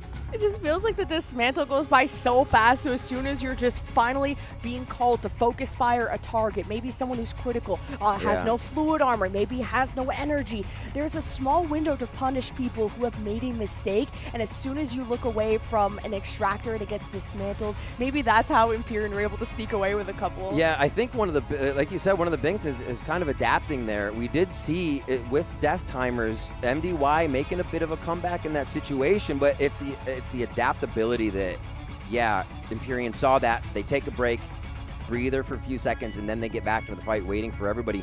It sounds silly to say, but even just that pause can really put you back into the game. And while it got tied, like you said, those last few points grabbed by Imperium just started to tip the scales too much. Yeah, I have to appreciate what Cuckoo and Feiju were able to do. They were trying to take off angles. They were trying to go on flanks. And to be so separated from your team, especially your Lumine, can be a big risk. But they really did surround and eventually conquer Imperium in these big fights, especially the middle of the game. MDY being able to stay composed despite how disgusting that first map was, 100-6. To not be mentally boomed being on a series point, not being mentally boomed from being in the lower bracket. And Imperium just finished off their food. They finished off what they started. Yariella doubling Feiju's damage there. Just the damage alone, direct damage pretty close. But yeah, swinging on so many shields, so much more. Another one. What did we expect from this man? Ramen Rook says, King me. I am MVP again. And it's checkmate for MDY. They're out of the tournament, but getting top 8, I think, is huge. Being able to carve your way through half of these teams. I think MDY have earned a lot of respect from the community, especially trying to outshine all the other amazing Chinese teams that have come here. It's been incredible for them. I think one of the things that continues to be a boon for the side of Imperium is you can ban a bunch. They ban your Falcon, you have Sky Raider. Ban Inferno, they have a Hurricane. They have answers, but do they have answers against Anubis, against Ludabrae, Celestial Being, these teams who their pools are huge for strikers? It's incredible. Let's watch again, though, because it is about the Imperium win here. And Imperium, like you said, they have so many backup plans. They are so flexible. They do. Because not even just a Sky Raider. We even saw Narukabe from them. They're constantly reinventing. You even saw during these striker selects how long it took for them. They were starting to trade off roles. This is such a team. This is a team that trusts each other so well. And especially for Ramen Rook, who makes you dizzy every time you look at him. But that is a masterclass of Falcon. Really, Eddie Flyer, you put him on. Back-to-back MVPs, and Imperium, who had to struggle more than maybe usual, at least compared to how map 1 went, to being able to get to that finish line at the end with the large extractor. A lot of power there. Teams are going to be taking notice. I can't wait to see what we have for the interview, too. I hope it is Ramen Rook to get a little word from him. And please, don't go anywhere. That's not our last game of the day. We still got amazing games. We got hype upper bracket games to go. We still got another lower bracket game to see who still is going home. And that one, my sheet is all Orca versus Extra Turn will be sick. I can't even read my own writing. And it's that's like that's now how in hype I wrote period. it. Yeah. Well, actually, it's pretty. You know what's hype? This interview. Let's check do it it. out. Hello， 各位现场以及屏幕前的驾驶员朋友们，大家好，欢迎来到我们的赛后采访环节，我是主持人陆毅。那我们今天邀请到的是来自 EMP 战队的 Roman Rook， 来先和大家打个招呼吧。Let's say hello to the audience. Hello, I am Raman Rook from Team Empyrean. My main striker is Falcon. 大家好，我是来自 EMP 战队的 Raman Rook， 我主打完的机兵是毛隼。首先也是再次恭喜 EMP 拿下了本场比赛的一个胜利啊！而且我有注意到，像 Roman Rook， 你已经拿了很多次的 MVP 了，怎么样？对今天这个比赛的结果满意吗？ So first, congratulations to the victory of your team. And I noticed that you have been entitled for MVP for so many times. So are you satisfied with your performance? Yes, though I am always looking to push the limits of what the striker can do. I'm known for taking risks and pushing the boundaries of what's possible.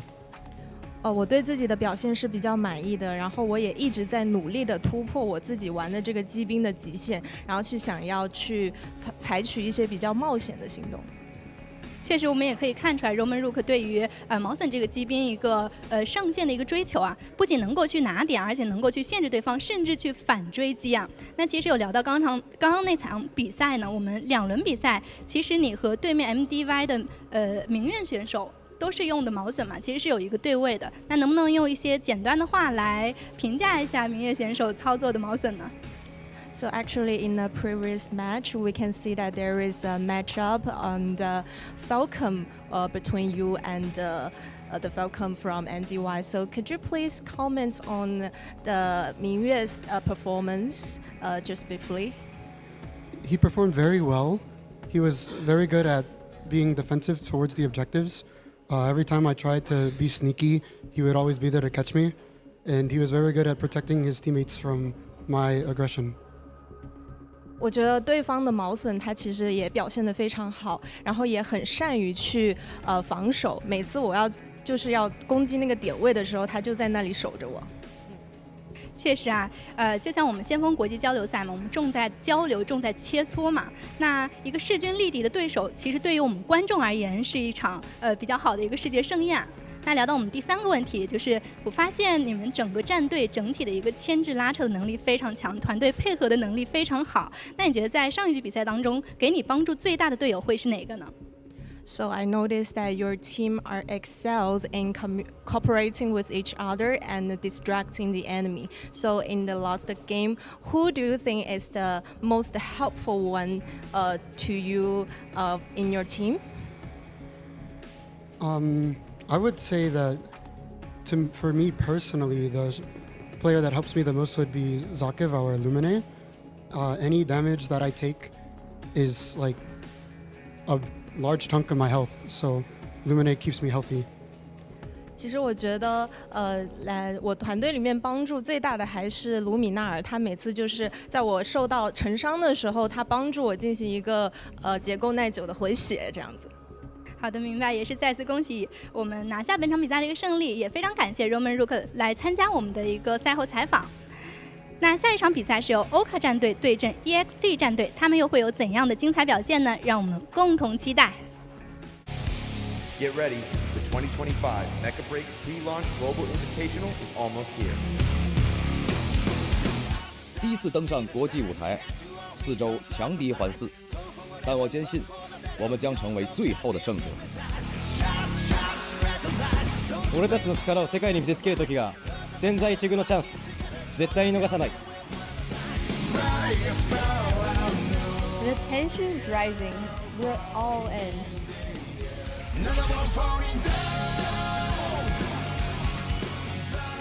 No matter who's in front of us, we're bringing the heat.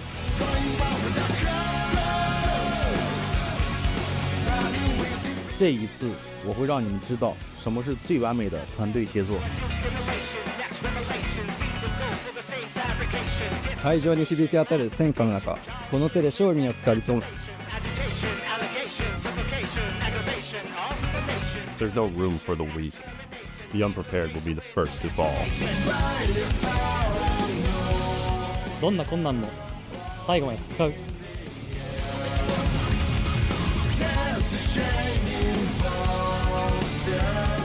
冠军奖杯，我们势在必得。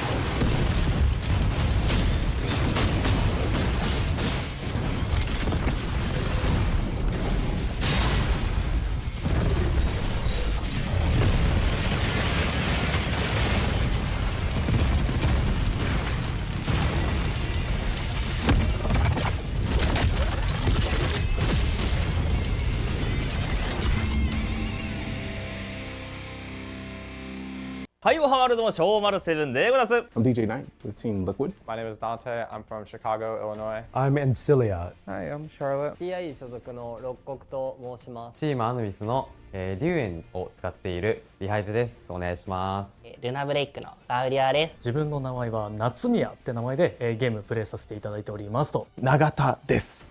チーム NGT で頭やらせてもらってます。我是天人战队的安暖，来自 MDY 的飞居，我是老李，我是来自斗鱼的39，是来自 Chef 战队的好奇瓜，我是来自极限战队的七野。My favorite striker is Tricera. The Hurricane Main from North America on Team Empyrean. Play Lumine. 第はまあステーゴ。ナルカミですね。ナルカミが一番得意です。ハリケーンでして。ヒーラーですかね。我主玩的机兵是卢米纳尔。赤霄这种。I look forward to play against Team Anubis from Japan the most. Apparently, they are the strongest team in Japan, and apparently they beat the strongest team in China. So we're here to beat them. 日本のアヌビスっていうチームがあるんですけど、あそこが本当に強敵だと思ってるんで。なんとかしてあそこと戦って勝ちたいですね。アヌビスと一番最後にやっぱり当たりたいなって思います。もちろんその中国の選手、チームとかとも戦ったことがあって、すごい強かったので、そこももちろん楽しみなんですけど。和仓鼠特工吧，因为我个人挺喜欢银子的，所以想暴打他一顿。其实我挺期待跟影子他们交手的，因为我平时也挺喜欢看他直播的。然后很巧的是，我昨天抽签好像正好抽到他们，所以比较期待一下明天的比赛。My goal in this game is to use any ultra heavy I can to make sure that my team does as well as they can in this tournament. I am here to revive North American esports. もちろん優勝です。はい。もちろんやっぱ優勝したいなと思ってまして、それとは別に日本チームで1、2、3全部取りに行くぞ。继续蝉联冠军，目标夺冠吧。虽然我段位不是很高，但队里有大腿，应该是没什么问题。目标是先保一场胜利。I don't want to trash talk just yet, but I will say that we're going to see you on the court. We're going to be the best team. ひねり潰す。絆の力で勝ちたいと思います。この数日間でめっちゃ強くなってくださいって言いたいですね。勝ちたいと思います。俺たちが勝たせていただきます。我必拿下你。尽管放马过来吧，天人战队将是伫立在你们面前一座不可逾越的城墙。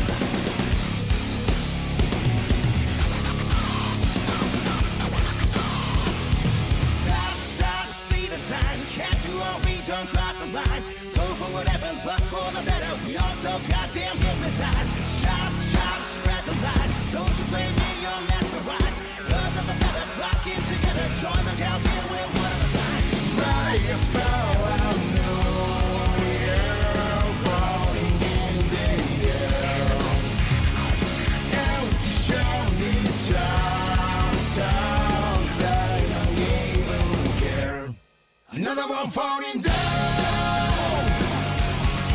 Flying in the body go. Going wild with the crowd. Riding with Invitational. Now they're all looking for a new stimulation. Next revelation. See them go for the same fabrication. Discrimination, classification, jarring internet masturbation, agitation, allegation, suffocation, aggravation, all for the nation, termination, extermination, deflagration with no explanation. Brightest star I know, yeah, floating in the air. That's a shining fall, stars do they even care? Another one falling down. Flying in the body go. Going out with the crowd. Riding with a libido. You out of the now.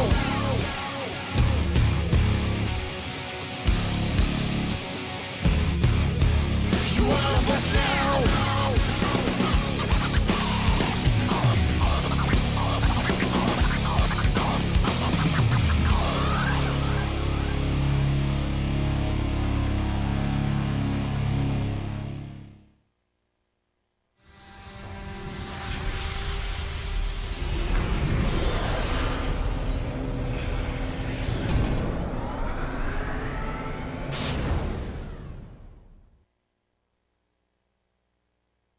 連勝して今の気分はそうですね当然だと思います。はい思ってました。エヴァです。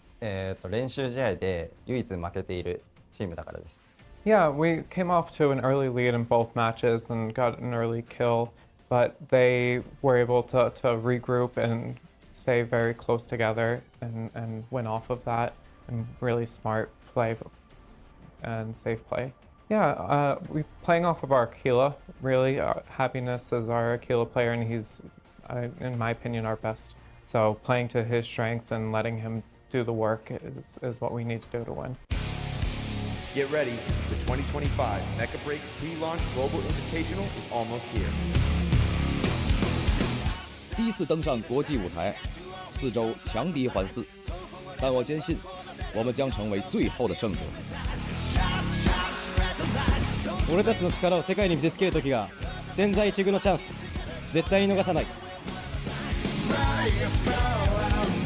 The tension is rising. We're all in.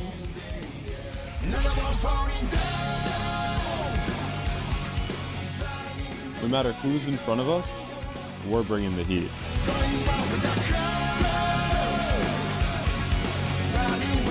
这一次，我会让你们知道什么是最完美的团队协作。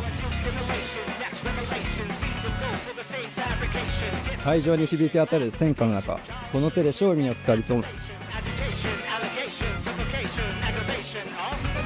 There's no room for the weak.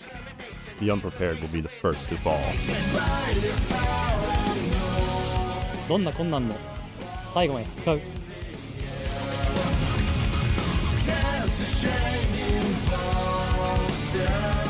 冠军奖杯，我们势在必得。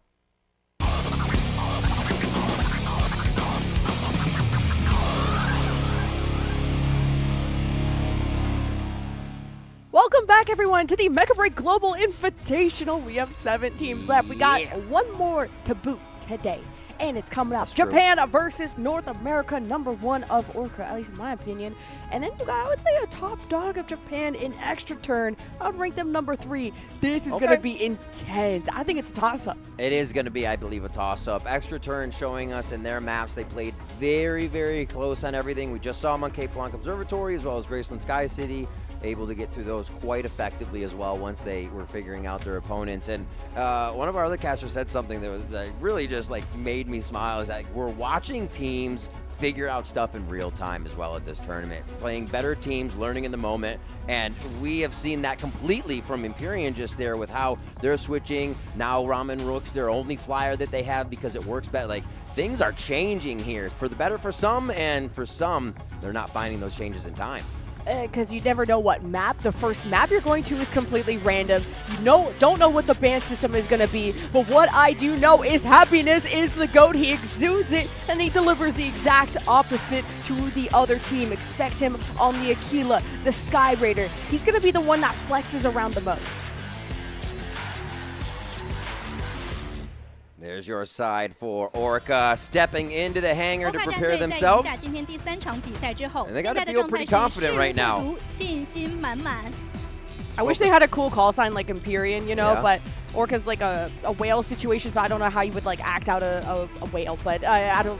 Whatever. They still look cool. Okay, they're posted up. We got the cross-leg situation. Orca depending a lot on Charlotte and Deacon to make those calls. On the other side, we have Japan's best start by Valkuma and the rest of Extra Turn. Extra Turn now also having Hiwami in this one. They have Natsumiya in a different, so they've been switching back and forth to play some of their subs, feeling more comfortable against some teams. So that will be interesting. Orca saying they're not really sure what to expect with that sub coming in. These are two teams that are Sky Raider enjoyers. And the real tongue twister is Ray Kaiser, Sky Raider, or maybe I'm even saying it wrong, but this guy has been showing us the true potential between all the regions that have been arguing whether Falcon versus Sky Raider, which one's the better one. Both flyers with their distinct abilities, but he's going to show us how it's done on the Sky Raider. At least I hope so, where, you know, he had to pick up like the Lumine while Hiwami was gone. I'm glad you brought that up because now both rosters have their main people here. Yeah, it's going to feel good. I like your point about, is the Sky Raider better, is the Falcon better? I think ultimately after these few days, these few weeks, the months we've been playing, it's up to who you're asking. It's really up to who you're asking because somebody's going to say, no, it's Sky Raider. No, it's this guy. And then the other person comes out and be like, hey, I'm a Welkin main. Welkin, though. So it's that conversation is always butting heads. I knew you were going to somehow bring Welkin into this conversation. I don't know how you slipped it in, but I'm glad you brought it up, actually, because Marino just now in the previous match got MVP on the Welkin. I know you were jumping up and down about it. We love that. We absolutely love that. Welkin's not gassing themselves. Getting MVPs is something I want for Christmas and every day of the year. It's amazing to watch what these teams can do here as they continue through the brackets. And this one, another lower bracket game, which means we get to be the executioners for one more cast today as somebody will be going home. We'll check over your teams one more time here with the roster rundowns for your Mecha Break pre-launch Global Invitational as Orca takes on Extra Turn. Yeah, and Orca have had to figure out a lot of things on the fly, which composition, but also how to execute. I'm glad you brought it up. It's not who you play, it's how you play it, and whether, like, kind of in these objective game modes, how much you want to prioritize like the full ace wipe to keep going for kills and kills and kills, or how much do you want to maybe go for a couple kills and then split off towards the objective. There's so many things to focus on and in such a dynamic game like Mecha Break, and we'll see if Orca can keep it together if they hope to join their brethren of Empyrean in the lower bracket semifinal. Cape Blanc, Palm Harbor, and Graceland Sky City, as we're seeing here for their statistics, where they were feeling more comfortable, at least in that moment. They could have those fixes for Karab and Eye of Mizra, as we just heard Charlotte talking between the games. It's going to be tough to see how stacked Japan is, because we know Anubis is up there, Luna Break. You guys better be awake or up early. I don't know what time it is, because Luna Break and Anubis is going down in that semifinal. That's number 1 and number 2 of Japan, but will we get to see Extra Turn be part of the party? Yeah, absolutely. I mean, I don't think Anubis sleeps at all. They're always playing, always grinding. This is what makes them so scary. It's been seen here. But yeah, you're right. Like, how much have they been looking at the teams? They're playing in the later half of the day, more than prepared most likely, but they're going to have all of this info to go off of them. Maybe be like, hey, this fits our play style, that fits our play style. And we have to remember, with teams like that, they're ready to get banned out on everything, right? They're 90% on their first 3 and 80% on the rest of the striker pool. So it's going to be so tough. We're going to have to see top-level play from everybody for the rest of this tournament. And the map 1 is random, so you just got to be on your toes and prepared with a game plan. There's only 5 maps, but a lot to prepare for. And just now against Reject, Extra Turn played a double flyer on Graceland Sky City with the Sky Raider and the Falcon. Something we don't get to see a lot of, but I can't imagine trying to keep up with all these things buzzing around. Yeah, definitely collecting the frequent flyer miles with that composition. Whoosh.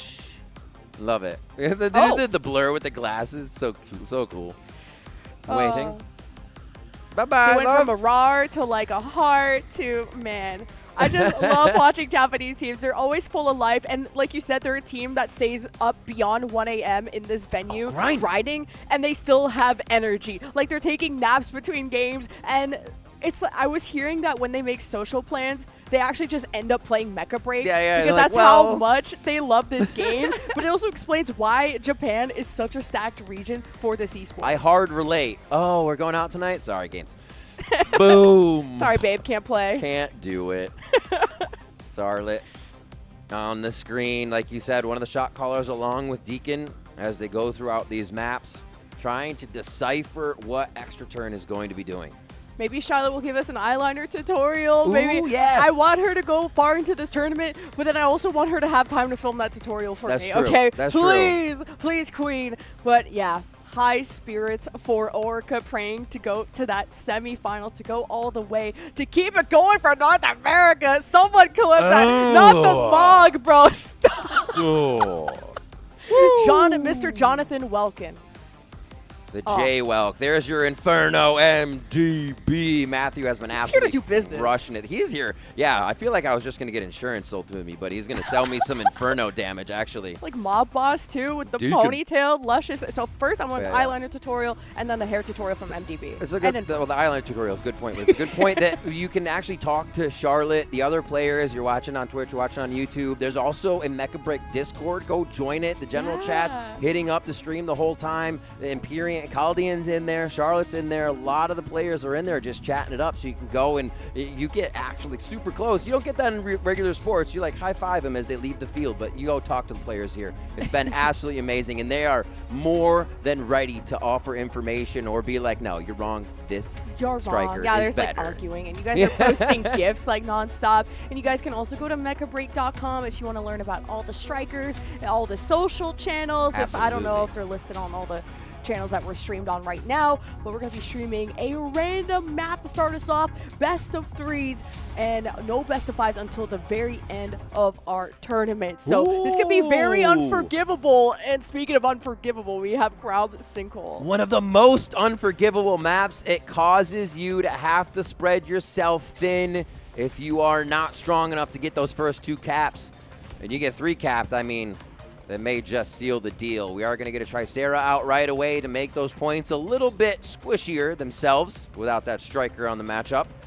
And do they actually focus here towards the Falcon, allowing the Aquilas, allowing the Narukamis, if we see one here, since it is Japan, to get into the game? And this Tricera band targeting Mochi. Okay. So that's going to be tough to not have as much of an anchor player. And I don't mean like anchor in a bad way. I mean quite literally you need to stabilize around your Tricera in that anti-melee. Now trying to maybe enable some of those anti-melees. You take Falcon out of the picture, you try to deny some of that double flyer, and this is going to be a Sky Raider show. And currently I'm seeing Ray Kaiser, Sky Raider. It kind of rhymes because this guy, this is his bread and butter. Absolutely. This means at the end game score screen, we really have to check Aquila and how much damage they were able to do. If Sky Raider, if Ray Kaiser is going to be putting that energy gas right in front of Happiness, if he's just trying to disrupt him.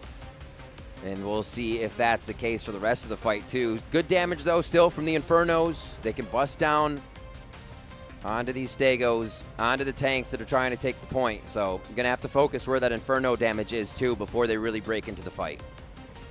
Yeah, Orca have been running a lot of the same composition. Your Illuminate, Tricera, Welkin, Inferno, Stego, because we have the masters of each of those strikers. The main variations you're going to see out of someone like Happiness, whether it's the Sky Raider or the Aquila. This time, it's going to be the sniper, the eye in the sky that has to watch over and also find angles where he may have to play away from his team. He may have to take those risks. And Charlotte and friends from Orca have talked about how much they rely on Happiness to be that MVP in the game. And Charlotte saying, yeah, I think he's the best we have. He's going to be in the sky trying to make it happen. Will they be able to protect? Will they be able to take their first map of Karab Zinkhole? What is he like reaching over into their side? He's like, I'm going to get you, Happy. He's like, Welkin, watch out. I got this. I love that's John Welkin. I'm sorry. Mr. Jonathan Welkin. I know, it's hard with the haircuts to Best recognize name. some people. Best name, by I'm the still way. getting to know faces, but North America versus the top of Japan face off. Which region will continue through the lower bracket? First, we have to fight for this middle objective before the perimeter gets unlocked. And there's already some people duking it out in the sky. Welkin fight up in the air. We love that. You can see him got skybox tickets already to the show, and they're just trying to rain down hell on the team. Oh, up to the air comes John Welkin trying to get the fight down and push the Hurricane out of positioning here. They are keeping this aerial, ladies and gentlemen.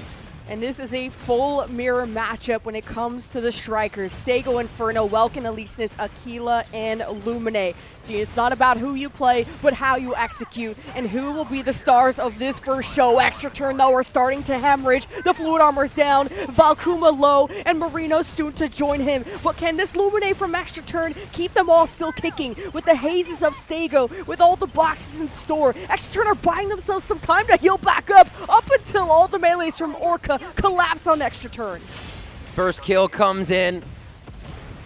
And they are going to keep this pressure onto the Stego, trying to get that off, get that haze out of there so it stops protecting the rest of the team. John Welkin has to get out. Fluid Armor regen about to come back up, and this is a very dangerous time for Welkin to be in the middle. Beautiful energy shield to defuse the rest of the damage as they keep fighting.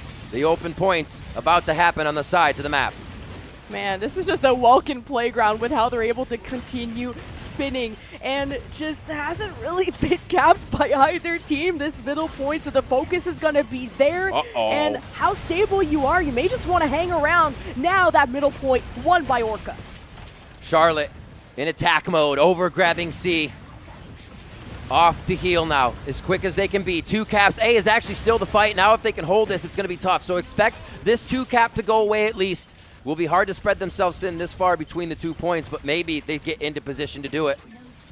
Okay, yeah, there it is the flip, and I'm liking that you're having some isolated solo plays from your Lumine like Charlotte, and probably the same thing from Extra Turn.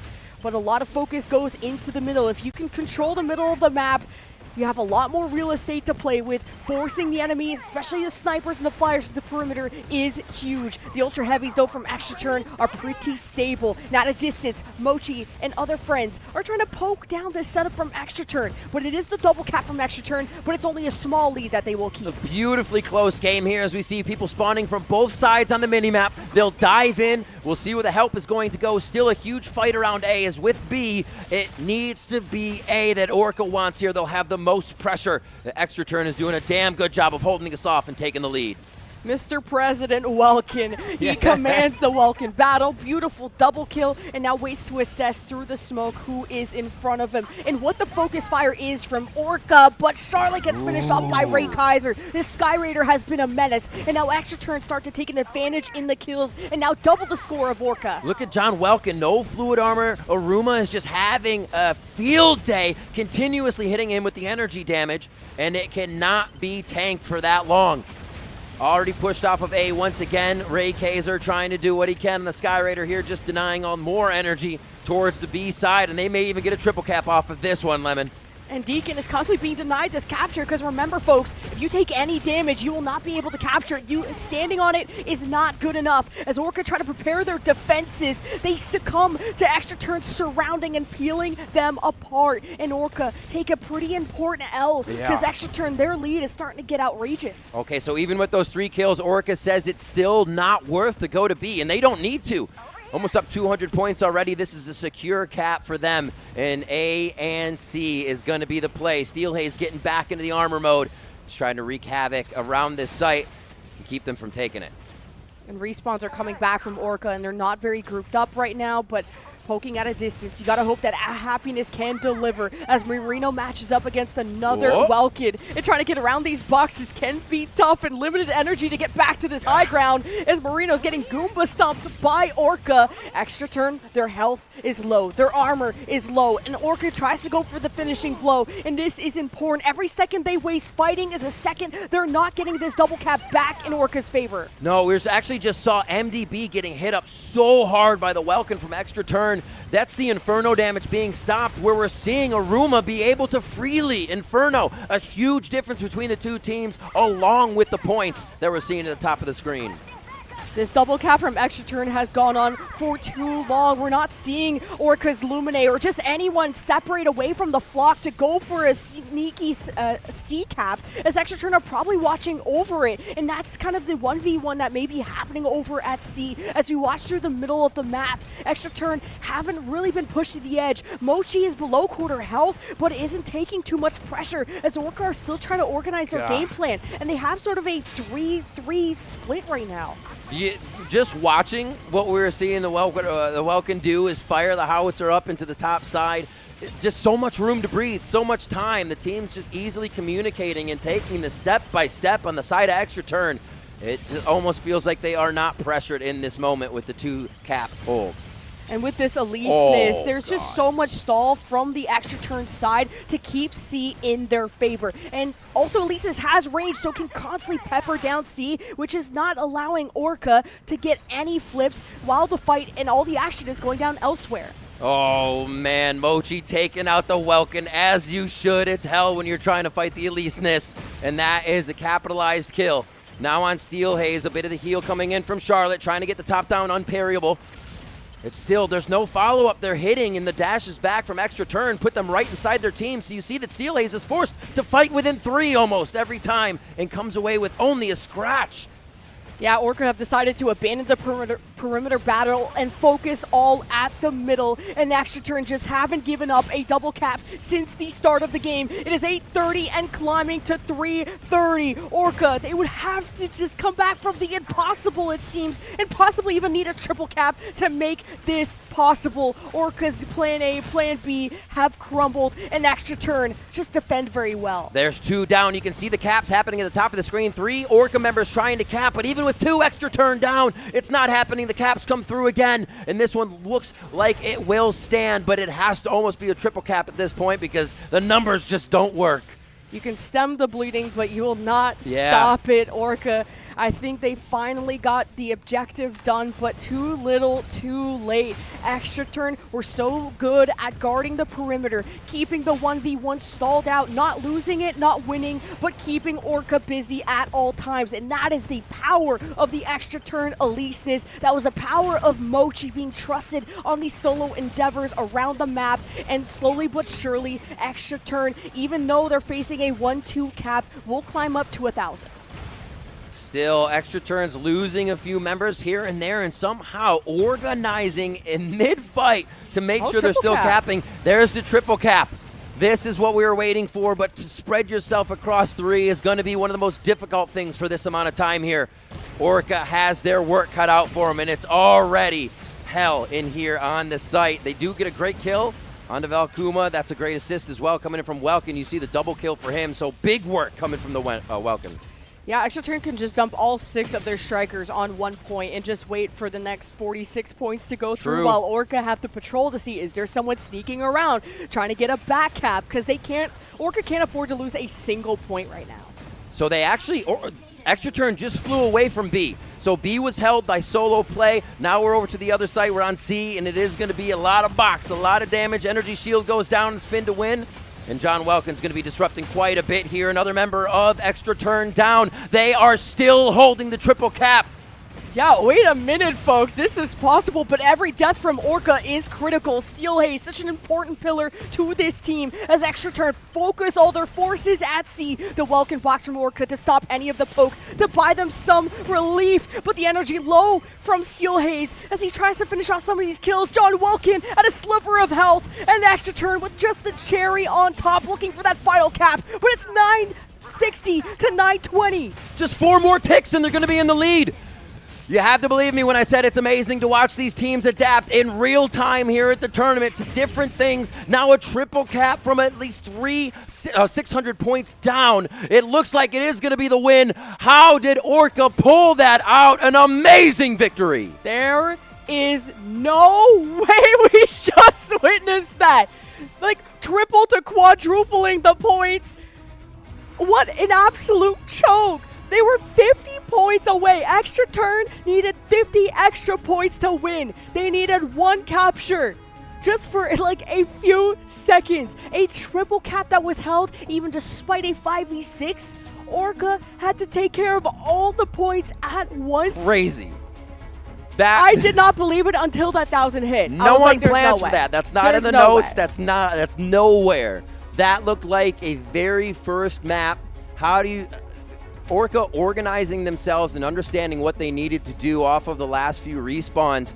They really went for that A fight until they could start breaking down with MDB, their Inferno damage rather, and get everyone wiped off. They recognized that entry point that they could go and take the other site. But how do you hold 3? That's the Who was point, it B? right? Who was it B doing work? Was that at least That's the point. It doesn't even matter. It's the fact that Extra Turn could have committed all 6 strikers to one objective, while the That's Orca true. could have spread themselves thin. But it takes communication to not only to know where all 6 strikers are and where the main fight is taking place. For Orca to just organize themselves in a point that seemed unwinnable. They were down like at least 400 points. So, Extra Turn has now a second time in this tournament been last second boomed by a team. Oh, no way. They had Palm Bay Harbor versus Celestial Being at 96%, and Celestial Being brought the payload back on the first. Yeah, so They were so boomed after that, Extra too. Turn has had some super close games, and I think it's right. You said choke. That is a win that they need to solidify. Harsh, but- And they let go. They just rested back, thought they had the double cap freedom, and yeah, they got punished for it. I think they also thought, hey guys, we only need 50 points. Let's just kill this guy, kill it. And it's then like, it stayed at it was 950 so forever. back Where in, they get like 5 kills, 6 kills? Yeah, they had started with killing Steel Haze, then Orca only had 5, and there was also some people dispersed trying to scout around. Where were the flyers? Where's the Lumine? You always have to track those mobile strikers. And for Orca to be as organized as they were in a situation where I feel like anyone else would have given up, and Orca never gave up. It's perfect name, Orca Killers. They're going in. They do not wait. They take their prey. They might mess with it a little bit, but they will get that prey. I can't wait to see the stats on this game to show us how it turned around. Right, we had the Skyraider in there jamming a bunch, but it seemed like once MDB found a free way to fire all the energy damage through, the fluid shields were melting, and so were I still Extra can't Turn. believe it. I still can't believe it. Why do we get all the games that seem like so done, and then whoop, you have a 95% Palm Bay Harbor that turns into something else, and this one is... Yeah, incredible stuff. Also, who is MVP? We have to try and predict who is MVP in that. I don't know. Let's take a look at this first. Maybe it might give us an idea. Happiness up there, firing down. Charlotte said it, one of the best that we have, and he will top the scoreboard right now on this for Extra Turn. 7 kills from John Bro. Welkin to your Welkin 7? enjoyer. I gotta say, Let's go. just how important it is to have a good Welkin player on a map like this, especially that middle island. You can command that territory where Orca were not able to double cap for 90% of that game. The lead was so outrageous, and it was so much focus from Orca. They also sent Charlotte, on an adventure to try and cap the perimeter, sneak those. And that was the only time we saw a double cap, but then obviously you have to realize that your healing is dearly missed, There he is. and you need to focus together, and Happiness delivered those important blows as well. 4 kills adding to that. But it's the accuracy and Yeah. the consistency that this guy brings. I love it. And I love it it's Aquila, too, because you kind of look at Aquila's chest and you got that wry smile. It is happiness. That is a happy Aquila. That is a happy MVP and a happy happiness as well. That's a lot of happy right there. You see him enjoying it. And then, see? Even they know that was close. The sigh of relief there from happiness. And we'll check it out again. John Welkin here. Both Welkins getting the boxes up, taking all the damage that they could, looking at about 2 million there. So you got to love them for putting their shields and boxes up. But the damage to Yeah. get through was done by Orca. Mad respect to John Welkin to also go up against Marino, who was, I think, one of the best players from Extra Turn, where got an MVP on the previous series, goes back to the Welkin, and had a lot to deal with for the melee battle. And then you took out the Triceras, so there wasn't any annoying staggers to deal with. Yes. You took one less flyer out, so one less sort of buzzing fly to keep track of. But just great melee potential from Orca in those moments. And of course, paired by someone with Steel Haze. You see a triple kill there for John Welkin. Always feels good to be getting that on the Welkin. You know you're doing the right thing. Steel Haze helping out with those fights. just racking up all the kills in these fights. And that's an 855 to 957. That was 950, so like a few kills had racked in. They make it to 960, but it does not matter. Incredible perseverance here from Orca. Unstoppable after the triple cap.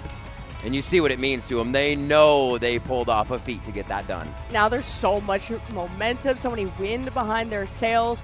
But the Orca came off as a team to me that had strong starts, but kind of fumbling finishes. Because they were so competitive against a lot of the teams here, found themselves in the lower bracket, where then it was like the opposite. They had a kind of an awkward start against Extra Turn, having a double cap against them that they just never turned around until like the last minute, where they triple capped and then held that for as long as they did. It kind of racked my brain around what light bulb turned on where Orca just went beast mode there. Yeah, and they're going to have to go beast mode on this too. Palm Bay Harbor gives everyone a chance to move that payload. You move yours, the opponents move theirs. Speaking with MDB earlier, I wouldn't be surprised to see a Tricera ban for them so his Inferno can run wild throughout the corridors inside after B and the entrance to C. Extra Turn will ban out the Panther. We've seen some hellacious Panthers coming in on this. And what will be the domination? Extra Turn did very well. Actually, that was that loss that you were talking about, so a little bit of PTSD to have to return to this, but it was the Lumine, Welkin, Tricera, Stego, Elysinus, Sky Raider. That was the main composition for Extra Turn in that moment. No Panther to try and duke it out in these close quarters, but that also opens up the chance for Hurricane, Infernos. Not taking that out of MDB's hands may have been a mistake. Sky Raider, Panaka, Elysinus, Welkin, Inferno, Stego. They do not take the try, so they take a little bit more. They have that Elysinus to be a little bit more disruptive within the fight for Steel Haze. So a lot of pressure on Steel Haze to get into what is the composition of the Tricera and the Stego. Not always, obviously be distracting others. Get that Panaka out of the way and mess with the Welkin. But that is a tough task. Gonna need the other team along with that fight for sure. Yeah, Panaka way better and used to be the meta pick for supportive strikers to give that shield, that single target resource to something like a sniper, like a flyer. And those walls are great too, but it was a lot about giving a cape to your ace player. Yeah. And now Lumine is more about sharing the love to everyone in this ultra heavier meta, but we've seen so much Lumine from Charlotte, so I'm looking forward to seeing what she can do on the Panaka. Obviously, as a support player, you're going to have to learn both, and everyone had to play Panaka back in the day, so excited to see how these bans affect these teams. It is great. Like you said, getting that little Lumine crown, or a Panaka crown rather, running around, it always looks good on you, getting that extra scatter blast from the damage. All right, we're jumping into our second map between Orca and Extra Turn. The comeback momentum in favor of Orca on our Palm Bay Harbor payload push. And will Extra Turn be cursed on this map once again? Their tournament lives depend on it, and Orca have fire in their hearts after that triple cap turnaround on Crop Sinkhole. And MDB, the infernal lord of North America, is going to make sure Extra Turn cannot stay still. Aruma a little gassed, taking some time to get down, but you can see it's not for MDB here, continuously lacing the top side of B before A opens up. We see this normally. Now this high ground being taken. Oh my gosh, cycling the utility so well here, just forcing the defense out of Extra Turn constantly. His energy is running low, so he's going to have to drop for the moment, but that early pressure is still appreciated. Extra Turn are going to need to take a second to regenerate that fluid armor. Now A is about to spawn, and these kills from Orca are pretty critical, considering it's a 20-second respawn timer. And now the fight that takes place can get that early lead for the payload. They had a great focus on Aruma, took him down, so it is the 6v5 right now as they go for this point. You can see on the top side of your screen the numbers capping the point if you're not looking at the fight itself right away. It gets too crazy, and that's going to be just stepped off. A quick, easy one for the side of Orca, but we expect the action to start outside of that B door. Just getting out of the trenches now. There was just like a one-man touch from Extra Turn to contest that point, and Orca just got a critical kill on the one player, Aruma, and it was a 6v5 that Orca just knew how to execute on. And man, the salt into the wound to keep hunting for these kills. This is not only a good lead for Orca, but one that continues. And it's Extra Turn. The ball is in their court to go and contest the payload, but they need to eliminate all of Orca to reverse that progress. Steel trying to be so annoying to Ray Kaiser right there. They finally get their payload towards the top side. Hovering above them has been MDB the whole time, looking for the perfect shot though. The haze goes out from Sky Raider, and they're going to be safe for a moment. And these payloads are going to start to separate, and Extra Turn are so focused on making sure their payload is safe, but they have to go for a play at the other payload eventually, or this lead is going to continue to grow for Orca. Ooh. Waiting to see what happens when we get inside. We get close quarters and everybody starts giving out high fives and hugs. The cooldowns here being managed now by MDB. We still see Steel, Haze, and John Welkin trying to get into the fight and do their damnedest, but that's a great box. Nice denial by Extra Turn. They're going to have a moment to breathe here, but Steel says no. Steel is so Giga Chad for like basically 1v5ing in that moment, and he gets out scot-free. But Orca have already lost John Welkin. Our Welkin goat is gone. A lot of melee potential. That brawl from Orca is starting to suffer, and now your supports are not able to give those resources Orca have lost to, and Extra Turn got, I think, that console, so now the lead is in their court. Yeah, Extra Turn is doing such a good job at healing Marino. Double drones on him from the heals and the Tricera, and they are just able to continue blasting through these situations. Hope Happiness gonna 180 out of that after seeing all the missiles go his way. This is a tight race and series point. Now the payloads at opposite ends of each other. Both teams just protecting their cart because they know this may just be about fighting for the console. Where are they going? Where are they hitting? You can see the Panakas kind of hiding in the hallways just between the fighting points. This is where I was talking about MDB is going to look down the corridor and try to lace all this damage through with the Inferno. It's such an effective spot, as we're seeing Marino now having such a fantastic game, continue to control little things coming at his team from side to side, and then getting back into the fight. Happiness is going for a flank and just like bombing them and forcing Extra Turn to look around, but they're all just stacked together. You did take care of the fluid armor from Mochi, so Mochi, I should say, Extra Turn, we're having some issues. Now the console, this is an important fight to take a lead, and so far Orca are down at least one. MDB, the glass cannon, that Inferno won't be able to shred through some of these ultra heavies. Extra Turn are in a pretty healthy position, and but Orca have the high ground, and Extra Turn are trying to dislodge it. But what's important is the low ground battle. The Welkin stepping up, Extra Turn looking for the cap, and they're almost there. And Orca are stepping up to contest, but they actually need to have bodies on it, and Extra Turn claim. That was quick. Extra Turn is so in position right now to make this happen. It seems like Orca didn't get the positioning coming out of the corridors that they wanted, and you just saw it fall away. Now they have to regroup. They do have MDB up top still, but what's their focus? It seems like they're just going for the payload, but falling away. Yeah, the high ground position from Orca was great, but then they didn't get the kills, and they didn't transition to an objective-based fight fast enough, so Extra Turn have a lead. But the kills, if Orca can reclaim this payload, it could be possible, but Extra Turn have recapped, and the payload will continue its progress, 15% away before a map 3 forced by Extra Turn. This does become a late-game win condition. You have an Aleseness, you have a Welkin diving onto that payload. You need to fire in with the Inferno. They can get a 3-wipe here, technically, if they get all this damage to stick at once, and that's going to turn the end of this game. Doesn't look like it could happen, though. Steel Haze back into that Aleseness armored form, brawling away, knowing they have to force Extra Turn off the cart. It's 95%, and Orca are right on their tail. But Extra Turn are living through, and Steel Haze is doing everything to deny, and Extra Turn have just reclaimed their cart. It will progress, and 4% away. Orca could clutch at the end. It's so close. They're going to be almost tied, 97 to 95 right now. They step on and off of the cart. Extra Turn just needs a few more inches to push it over the line. They're tied now, and it's going to be brought back by the side of Orca. They push forward, 2% to take it, and they're going to be able to lock it down. 2-0 versus Extra Turn in a double comeback series. There is no way they did it again! The double curse on extra turn to be in a lead by that much! Orca stayed on their tail and never gave up. The Clutch Kings and Queens take out Japan's number 3. And they continue on for their hopes to meet their brethren of Empyrean in that lower bracket semi-final. What a match!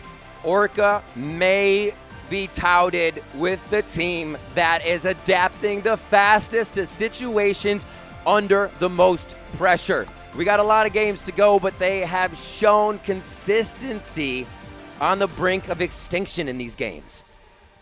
You gotta commend extra turn. They captured the cart, lost it, captured the cart, lost it. They were 50 points away from winning, lost it.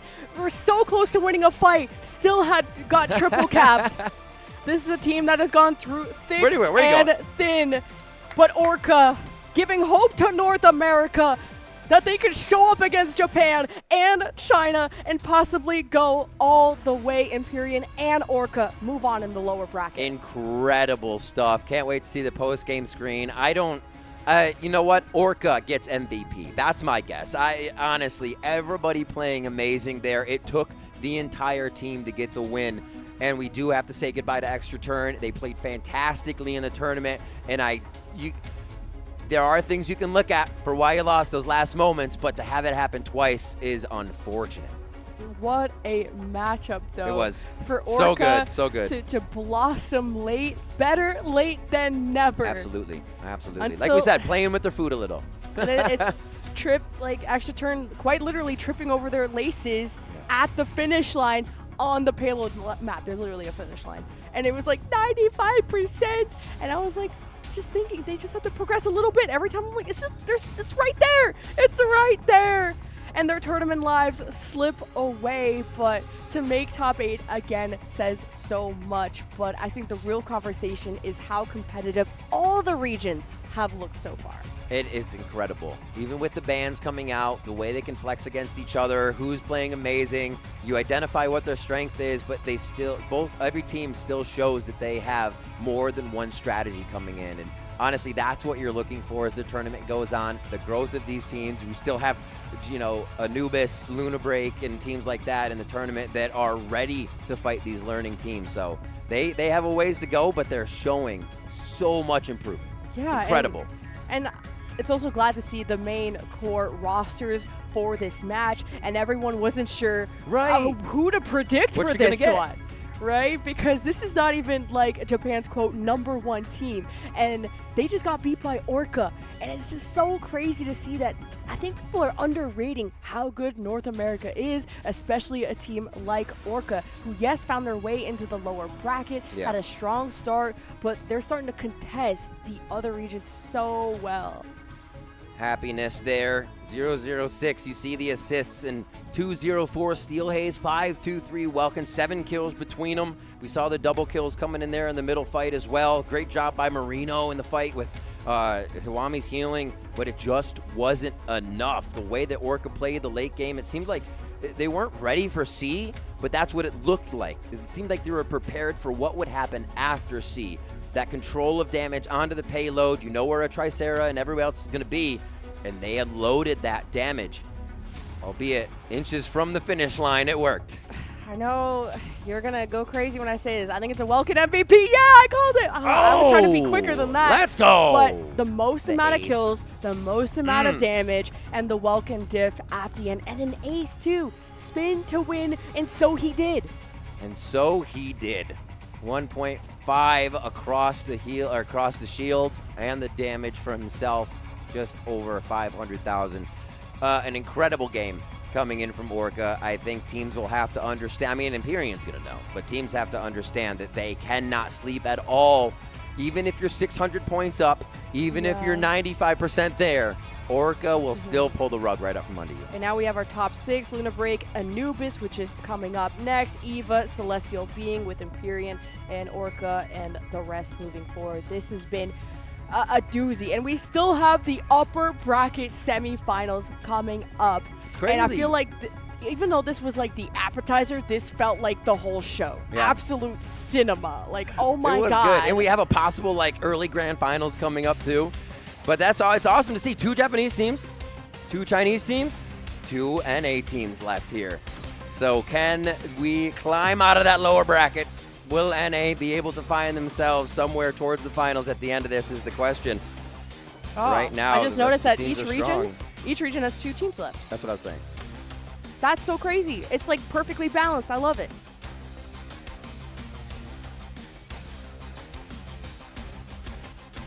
Seeing your highlights here from Steel Haze.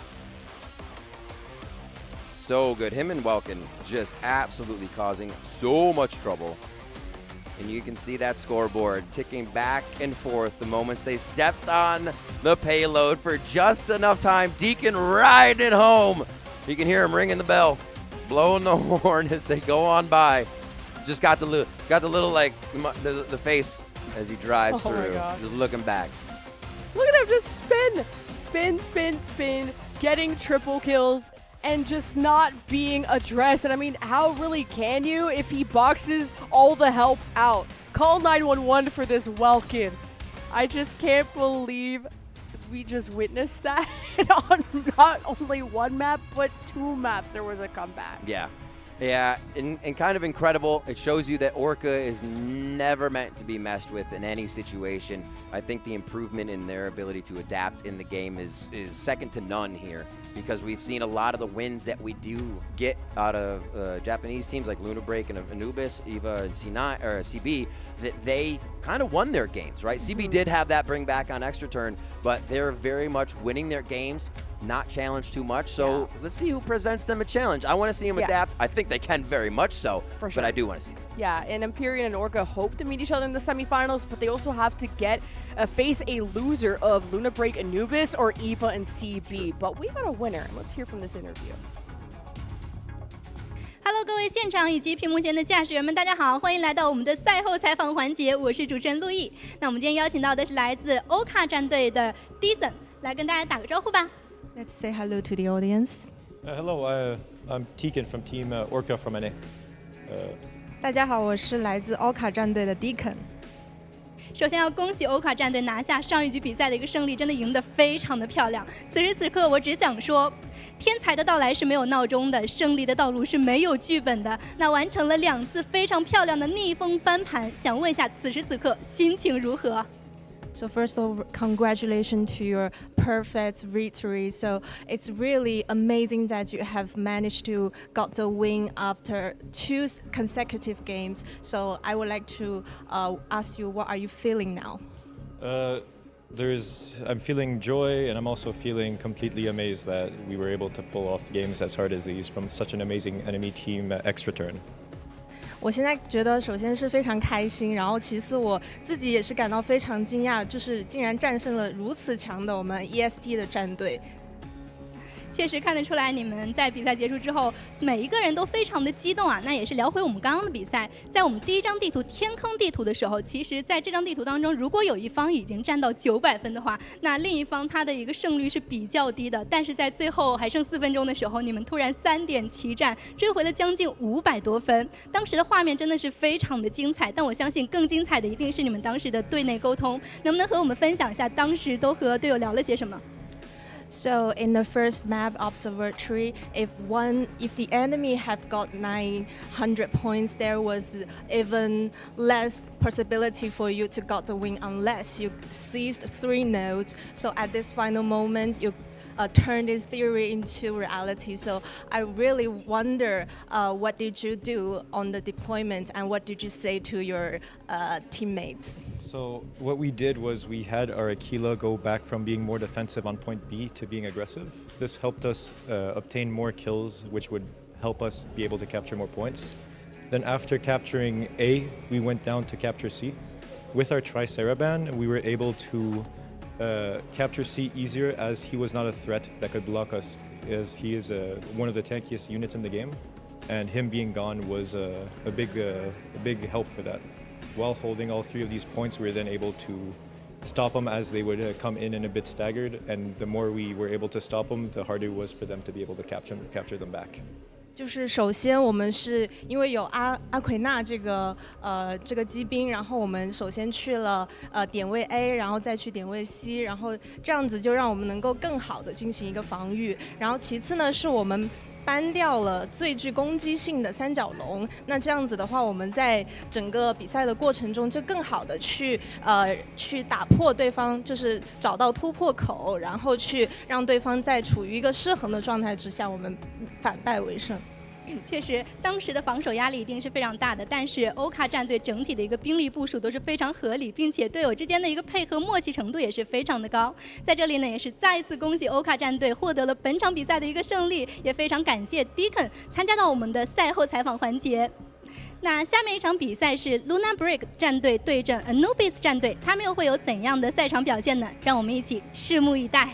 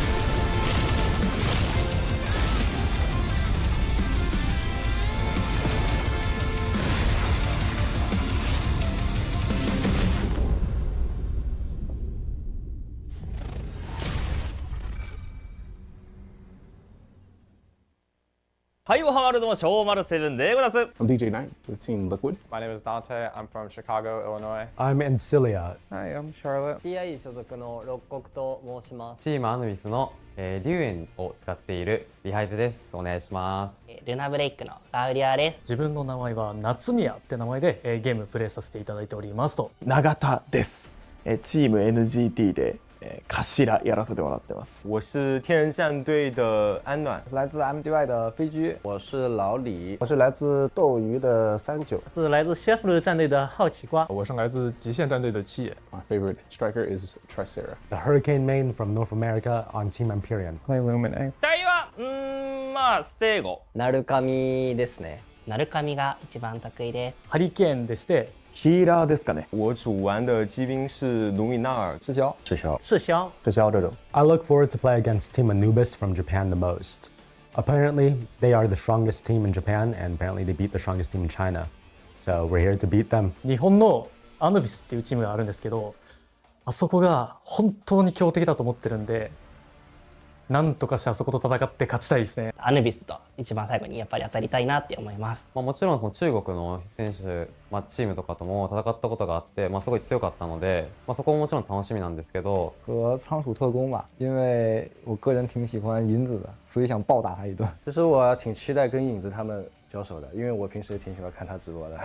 然后很巧的是，我昨天抽签好像正好抽到他们，所以比较期待一下明天的比赛。My goal in this game is to use any ultra heavy I can to make sure that my team does as well as they can in this tournament. I am here to revive North American esports. もちろん優勝です。はい。もちろんやっぱ優勝したいなと思ってまして、それとは別に日本チームで1、2、3全部取りに行くぞ。继续蝉联冠军。目标夺冠吧，虽然我段位不是很高，但队里有大腿，应该是没什么问题。目标是先保一场胜利。I don't want to trash talk just yet, but I will say that we're going to see you on the court. We're going to be the best team. ひねり潰す。絆の力で勝ちたいと思います。この数日間でめっちゃ強くなってくださいって言いたいですね。勝ちたいと思います。俺たちが勝たせていただきます。我必拿下你。尽管放马过来吧，天人战队将是伫立在你们面前一座不可逾越的城墙。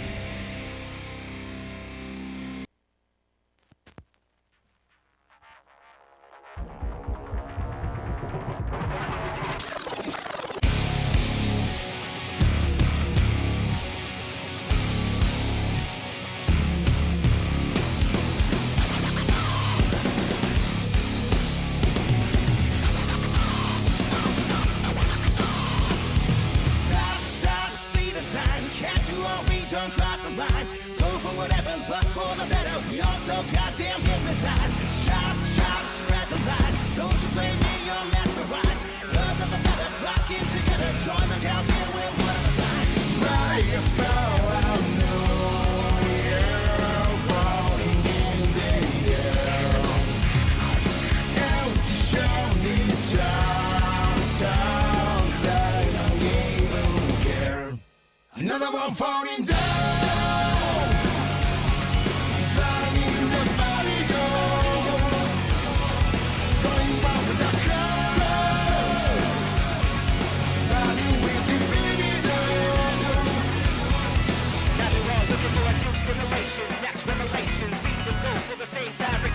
Discrimination, classification, jarring internet masturbation, agitation, allegation, suffocation, aggravation, all through the nation, termination, extermination, deflagration with no explanation. Light is power, no, yeah, floating in the air. Dance a shining stars, do they even care? Another one falling down.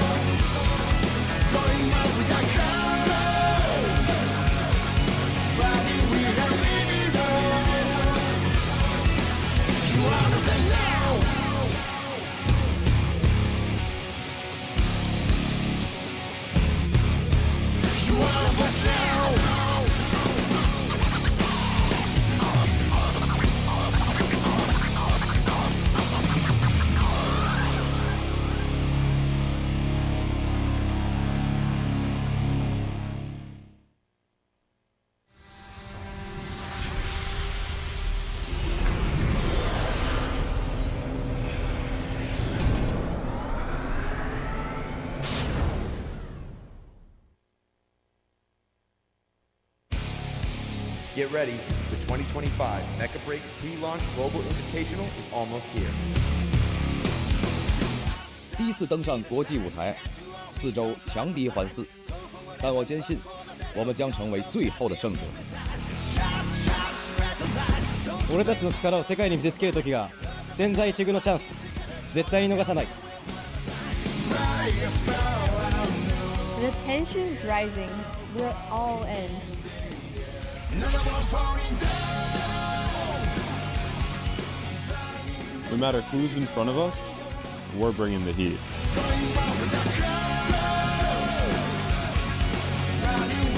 这一次，我会让你们知道什么是最完美的团队协作。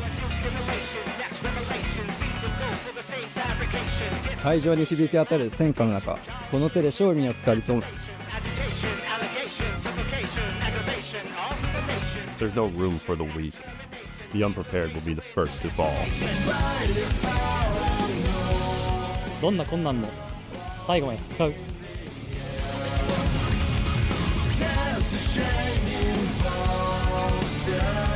冠军奖杯，我们势在必得。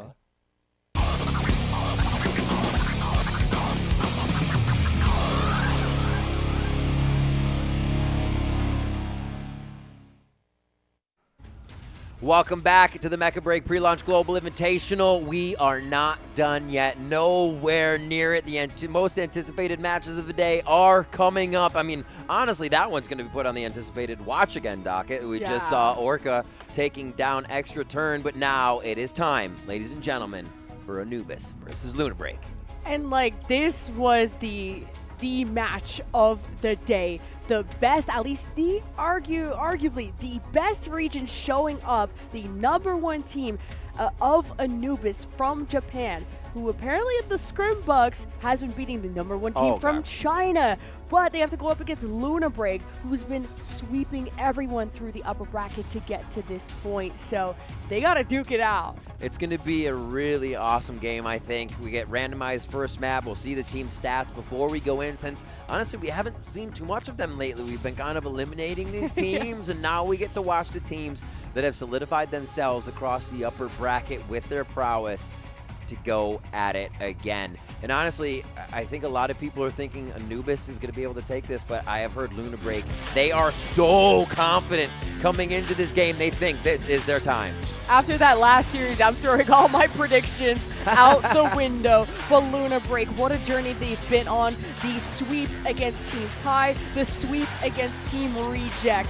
They are a star-studded roster. I look towards Siren on the Aquila and how, to go up against Lori on the Aquila from Lunabreak, I should say. That's the sniper matchup that is going to dictate a lot of these maps. Lorax. I am me, he says. We'll see. We meet Anubis now. Their opponents on the other side, you know them all too well. Yoshinima and Minima. Rehighs. Gotta love the Super Dopa name. We're gonna get some Panther play in here possibly. And about Super Dopa, if they don't like the sniper, look at Super Dopa and his ability to bring out the Panther. Lunabreak, though, are a pretty flexible team, and marching on in is Japanese's best pilots. Oh, look at the stare down. The power walk into the stair. His teammate can't even believe the stoicism now. That stare banned in 99 countries around the world.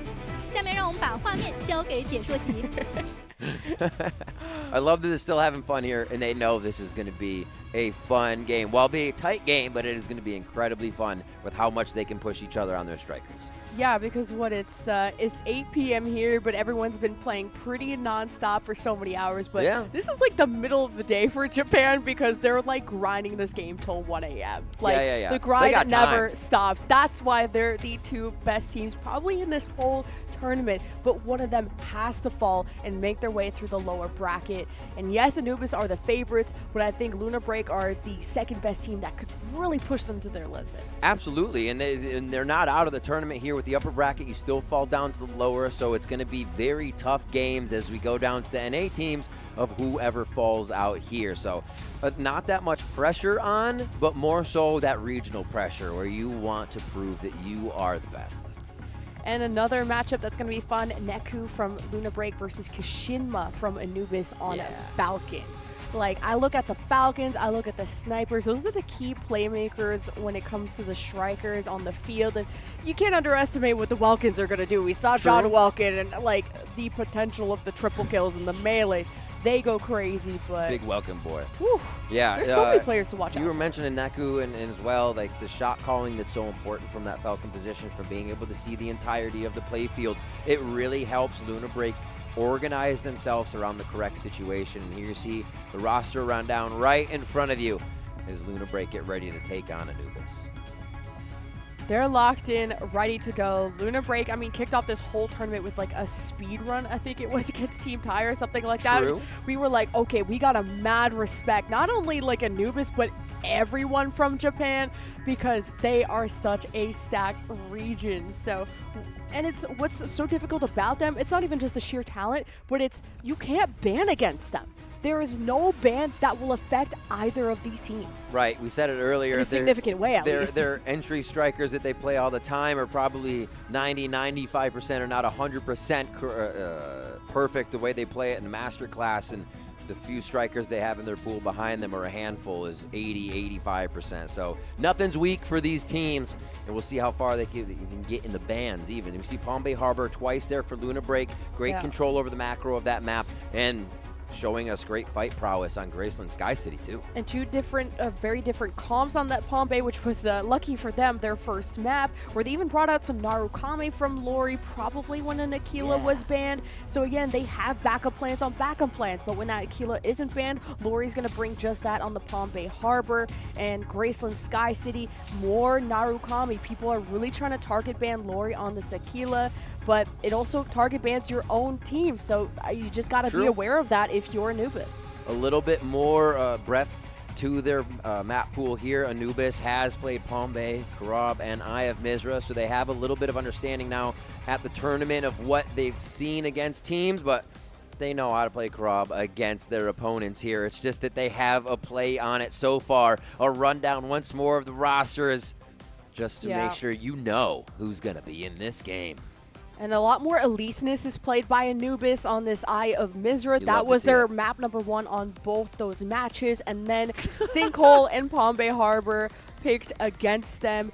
Hurricane, Aquila, Welkin, they just play pretty standard stuff because, again, teams don't know what to ban against them. They're focusing very hard. Focus. Oh, huh? Where's it? Oh, quick, put it on. No, represent. Quick, get in your uniform, there soldier. It is. There it is. That's good. Absolutely fine. No worries. And we suited up in that hangar. He's my favorite player of this tournament. He is so funny. I can make a montage of all the you. He is just the funniest player I have ever seen. Oh my god. They're very much enjoying this. I don't think we'll get any of our gentleman agreement 1v1s. I think we're going to get an all-out fight here, which would kind of be great. I would love to see it, but let's get the spirit of competition at max here. We're going to see hard play from both squads and a thumbs up. Beautiful nails. A different vibe from the previous player we just witnessed, who was kind of giving out this big sigh, was closing his eyes and like getting super in the zone. Right. Meanwhile, everyone's throwing up, all his teammates are like throwing up peace signs and stuff. So different people are feeling different pressures. They did it too. You know, I hope there's synergy on the field. That's all I gotta say. Thumbs up heart. This is the new thing. He already did it. He was the thumb of the heart. And you got to keep in mind that a lot of the teams are obviously going to be scrimming their own region and playing up and ranked against their own region. Yeah. So these are two teams that are extremely familiar with each other for weaknesses, for strengths, and you just never know what's going to happen in an official match. We saw sort of a lot of the scrims that were happening and how those results would turn on its head based on what they learned over there and what's happening in a real match. I mean, these players probably play together in scrims, and they're duoing and ranked, or tripling, or sixing, sacing, and ranked, if you will. We'll see what happens on the first map selection of Luna Break versus Anubis. As always, randomized by the system. The second map chosen by the team that has fallen. And what do we get here first? Because there's only 5 maps, and now at this point of the tournament, you pretty much played everything. Yeah. I would say Luna Break would be happy to kick things off on Palm Bay Harbor, while as Anubis, they always had a strong start on Eye of Mizra. But again, these teams have played everything and anything. But my question is there going to be an Aquila target ban? Because are you going to want to face a Luna Break on the Narukami backup plan? Anubis, they like to pull out the Elysinus. It really depends also what map when it comes to that Elysinus pick. The random selection didn't want to be wrong for these two. Took a little. Cape Blanc Observatory coming in first, fighting over the Extractors first to 8. What will our bans be? These teams have only played 2 matches, so we actually haven't seen Observatory from either side. So a first look with a Tricer really trying to take down the base-making ability on a map like this. You called it. Aquila, now Luna Break, are they going to want to go to the Narukami? The Falcon is still available, so the scans could be revealing where Lori is. There it is. Lorax does take it out. The Falcons are going to have to battle in the air. Kishinima will be looking for that Naru constantly. They switch off. They actually go to the Stego for Lorax. They're still hovering as they plan things out and see what they're going to be up against. Inferno versus Hurricane is like something that's immediately standing out to me. Yes. They still have some time to change these strikers, but Lori, I mean, they've revealed their cards that they like this Narukami. And if there's that Falcon that stays on the other side, I don't know how stealthy Lori's going to be able to be. So I'm maybe glad to go and see a Stego, something that could be a bit safer than a Narukami. Yeah, and when teams start locking in the Inferno Cane, I become a little biased towards them. It's so much damage if they can use it right. If you're misusing it, I feel like Anubis can run away with it. But the shield destruction we can see Luna Break doing right now could be detrimental if Anubis can't adjust. And we expect them to. That's what we're here for, and that's going to be the amazing thing to see here as the teams adapt throughout each extraction point, getting to 8 points. This is still a best of 3. Pretty much a mirror matchup besides the Hurricane versus the Elysinus. And you can't underestimate how much time an Elysinus can buy you, especially when your team is down. You can, 1v6, just go towards the objective. As long as you're peppering damage, you may be allowed to deny that objective. It all depends if that Welkin box can come up and deny that annoying poke, forcing that Elysinus to have to brawl up close and personal. And the moment you choose to get back into that mech, if you do lose it, is a key cooldown to watch out for. Hopping onto the map. Your 7th match of the day here. The upper bracket matches begin as we start off on Neku Exist and Kishinima. Remember, that's where your shot calling is going to come from. Easy air superiority as they look down onto the battlefield at Cape Blanc Observatory, and high ground is starting to be taken. Yeah, having the Welkin and the Hurricane from the side of Luna Break, you have a lot of anti-range potential if you want to stop this poke fire while you get a quick dismantle. But we'll see if Anubis can keep up with this. You already have one player, Siren, low on fluid armor, and Luna Break thinks that's the moment to try and go for a dismantle, but they're denied that. Nice try. Did have the energy shield up, but it's still not enough. Remember that Inferno Cane's going to be able to blast through quite a bit, so it's necessary to have Welkins 3 if you're attempting this. Very low health going onto the side of Anubis now as that Inferno Cane damage comes flying through. Anubis, they're so low on health, but they just won't give up scrapping for this. They don't want Luna Break to get away with a free objective, but flying above. Neku trying to keep the other flyer in check while also hoping to capitalize, but 2 quick kills now as Anubis have Luna Break on their knees. Oh, a nice catch by Supadopa up here. Doesn't know if he wants the full fight, but is going to try to take down the Inferno of Luna Break for a moment. Beautiful damage. The follow-up just not happening with that movement.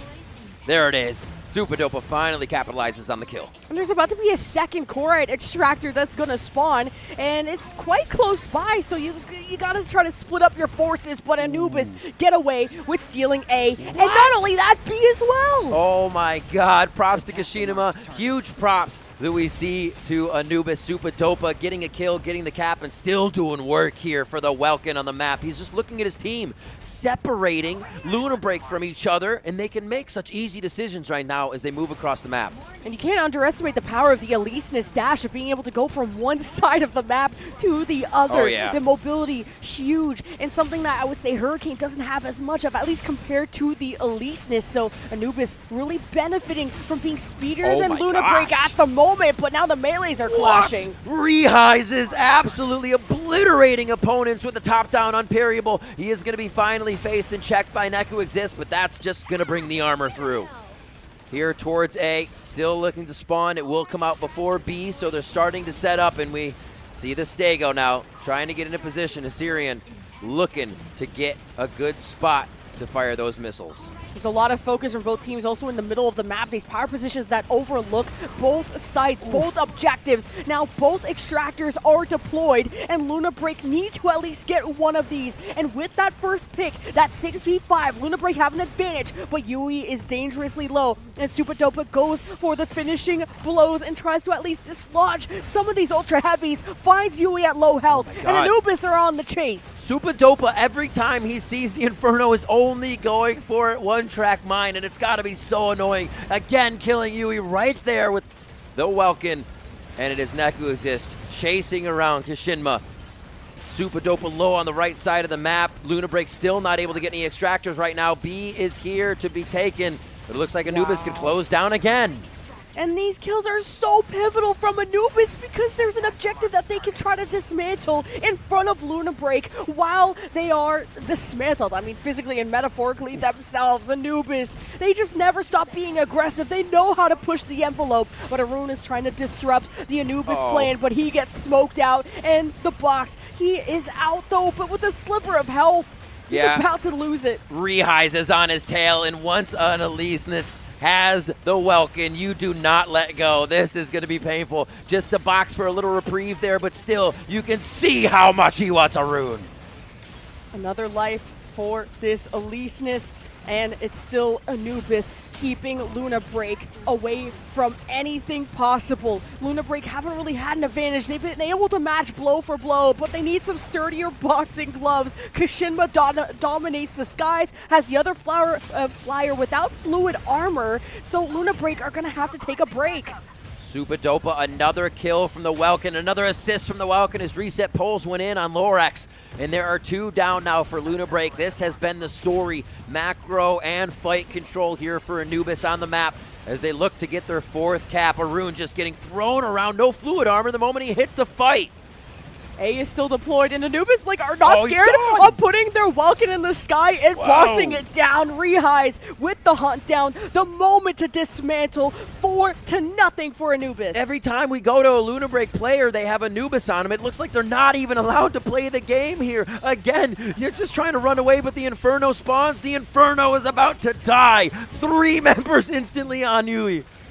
This is tough. Luna Break can't catch a break at all. It's just turned into a waterfall of eliminations for Anubis. And another extractor has just been dismantled. And Luna Break are going to be forced to take a 4v6 or a 5v6. They can't constantly be waiting to regroup because Anubis are getting the key kills during the extractors while they're spawned. See that Hurricane trying to deny a bit of damage, direct the targeting to a different position, but they die so quick. Everything is just being unloaded on this position, and you can hear the energy's gone. They don't have the gas, but it's a re-armor. Zhuhai's going around now.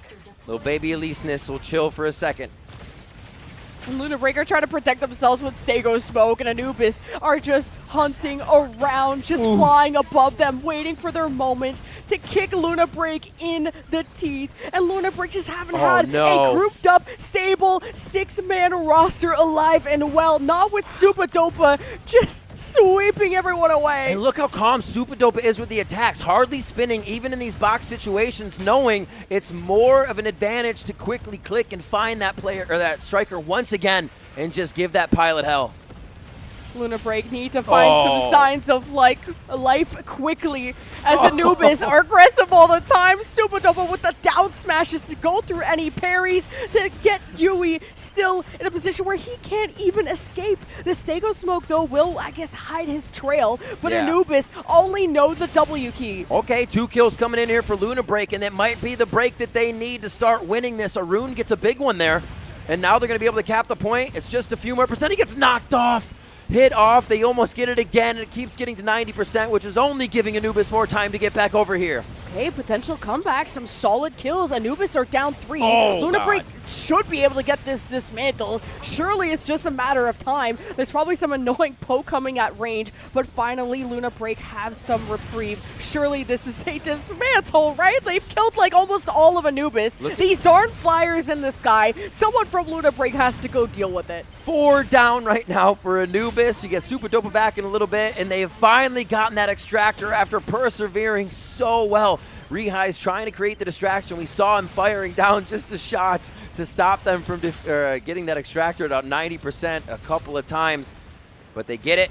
Now they have to move on. What's the next part of the map? That terrain may have favored them for the moment, and we'll see if that changes. There's just so many hills at this part of the map, and just when you think the melees are going to be stuck to the ground, they're not afraid to dash up towards these flyers and box them in. These well kids go in with so much confidence as we watch Super Dopa and friends. Oh my god, just beat Luna Break down. And that's a 2-point extractor over on the left side, ready to be capped.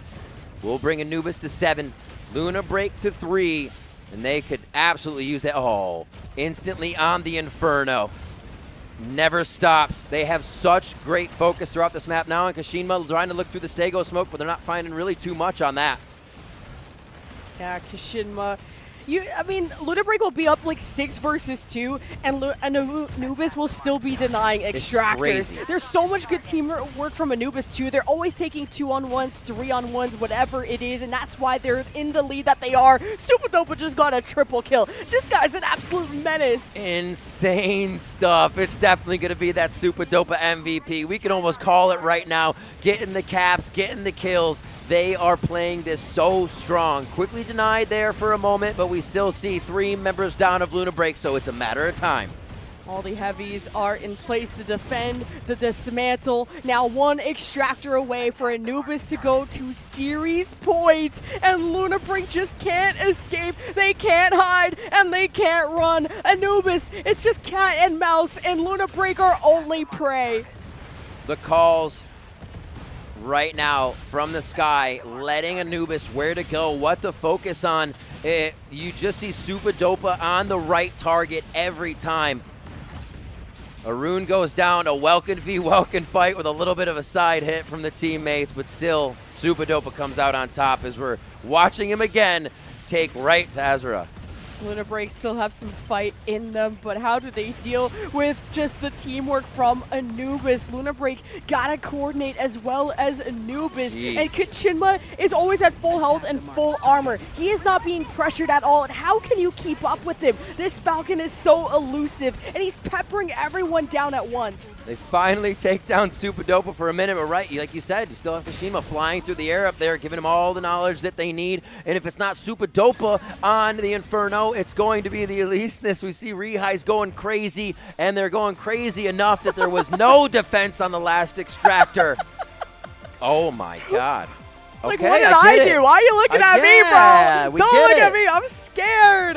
Okay. First it was just him, and now he got his whole team in on that. He does that after every single win. Like, you just seen that? You just saw that? You saw that? I saw that. That was Anubis seeing where they could attack each time. They had way more control over single target focus throughout the fight. That helped them. And that single target died instantly almost every single time. What focus? And then knowing the slight window they had for a cap, they would go get it and continue the kills. They just... Luna Break just couldn't keep up pressure when they were 6v2. It took them still like a good 10-20 seconds just to dismantle during that 6v2, because you probably had Kashima just flying around and being annoying as heck.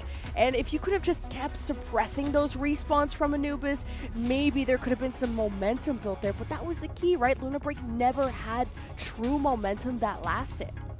Such good damage. We saw the Inferno spitting out quite a bit, Hurricanes as well, but the air superiority throughout a lot of these games, I think, is telling us where the game's who's winning. That is where the game's going to go, because they get the heals, they stay alive. The comms are huge, especially we see on on the map because there's so much elevation change. There could be fights in the valley, there could be fights on the mountain, and you have to be able to get the right place at the right time. And again, I'm a broken record, but that was the key to Anubis' victory, is right place, right time, right target all the time. You just have to constantly be on the move, and you saw kind of the power of the melees, the brawlers from Anubis when you don't have a Tricera because it got banned out. And I mean, Lunabreak have to thank themselves for it because they took out the Tricera themselves, and then you didn't have an Aquila, but then this kind of just became the flyer show, and there wasn't really someone that was able to either keep up mobility-wise or at range sniper-wise to get after them. And what was the other band that they had too? Oh, Tricera for the point. Of course, the Tricera for the point. Actually, something Orca was mentioning in their game earlier. If they have that, it's just the one thing that really annoys us. You can't dislodge it from its position. That was on a Palm Bay, but still, same thing here, especially with the Stego. The Bass brothers sitting there just being like, give me the armor, I'll get the heals, cool. So yeah, taking that out, Anubis definitely found what they could kind of scratch the armor with Lunabreak first. Just to see the potential of some of the best Welkins in the world. I'm looking up at the sky. I'm expecting to see, you know, Falcons or whatever. Then I see a Welkin box up there. And I'm like, what's the Welkin doing up there? Yeah, crazy stuff. Super Dopa was going wild this game. Honestly, using that boost to get into the air completely shut people down. Super Dopa 10, 3, and 7. Get out of here. But there are kills across the board. You could see how much Anubis actually filled those KDA coffers. And looking at the Stego from Siren 2, can't underestimate what 2 mil can do to another team, like damage-wise. Because if that Stego is allowed to stay in that turret form and rain down heck, clearly there just wasn't enough pressure on him to force him to move that position to make that Stego uncomfortable. But Lunabreak also had a lot of fires to address and not enough extinguishers. Yeah. That is true. They needed to extinguish Super Dopa. When Super Dopa was dead, they needed to extinguish Zhuhai, but Zhuhai said, well, I got 3 more lives, so keep trying. Your extinguisher ran out. And who would have thunk it? All of us. It is the MVP for Super Dopa, playing absolutely amazing on the Welkin throughout Cape Blanc Observatory. It's a bird, it's a plane, it's a Welkin box in the It's a Welkin box in the sky. I think one thing we saw between the Welkins as well is Lunabreak's gassing themselves a little bit in these engagements. But I mentioned it for Super Dopa is that I think 90% of, I don't even know if we saw Super Dopa spin in this one. I think he was not spinning, and that's what made him so effective. We'll see. Just watch this. Does he spin? You're going to have to break down the Okay, he kind of spun me. there for a moment. But all of his hits were clicks. He was chasing. Even when he boxed, he would chase. Then again, he had a lot of flyers in the box, so you don't spin with that anyways. But the top-down attacks, getting people grounded, making sure your team follows up with that was the name of the game. I mean, see, even that reprieve right there for Arun's Welkin, Zhuhai was all over him. Yeah, I like that you point out the constant down smashes. Always. So that just that small CC that Anubis could all collapse on. Yeah. And you didn't even need the box. You didn't need a spin. And Lunabreak had operated around a hurricane, but you never really had a stationary place to set up. Like, even when they were near the objective, they didn't have all members alive. So Lunabreak realized they had to take risks and go for these 4v6s. And they did have moments where they aced Anubis, but that was like one moment that didn't turn into momentum. I'm going back and I'm watching that game later. Because that is just super incredible Welkin movement. Hardly canceling any attacks, understanding the timing, keeping target, not spinning when you got a high flyer in the box. It's simple things, but all put together in the action makes it chef's kiss. Crop Sinkhole is going to be our next map here. And it's going to create a lot of that need for macro play and where you are in the map to hold these capture points. Will we see the Super Dopa Panther? This is the map he loves to bring it on, and he beat Orca down 2-0 in that series. It was paired with the Stego, Tricera, Inferno, Welkin, Lumine.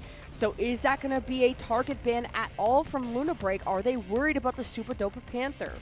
Just worried. I mean, they picked this, right? So they feel like they might be able to stretch Anubis thin on the map and get themselves a win with some kind of tactic. The Welkin ban. I actually love seeing Welkin bans on Crop Sinkhole because it just means there is a lot more fighting that is not shielded in, and you have to play so much more careful. It is Inferno, though.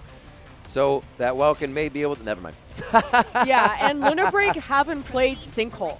So sort of there's no footage, at least in an official match, what they maybe showed in scrims. And maybe it doesn't have to be like this overcooked composition, but the Narukami being floated when Laura usually plays Aquila. So you're wondering, is there going to be a Falcon to scan this? I mean, Narukami has been floated, but then ultimately ends up being Aquila. We'll see what he lands on, though. Yeah. Covering still, the Falcons. We got our Luminae to heal both of the squishies. Double flyers from Anubis, Falcon, and Scott. Oh, and it's gone. And wait, we got away with the timer, they brought I guess. it back for Luna Break. Now the double flyers is on Luna Break's side. Okay, Yui and Neku.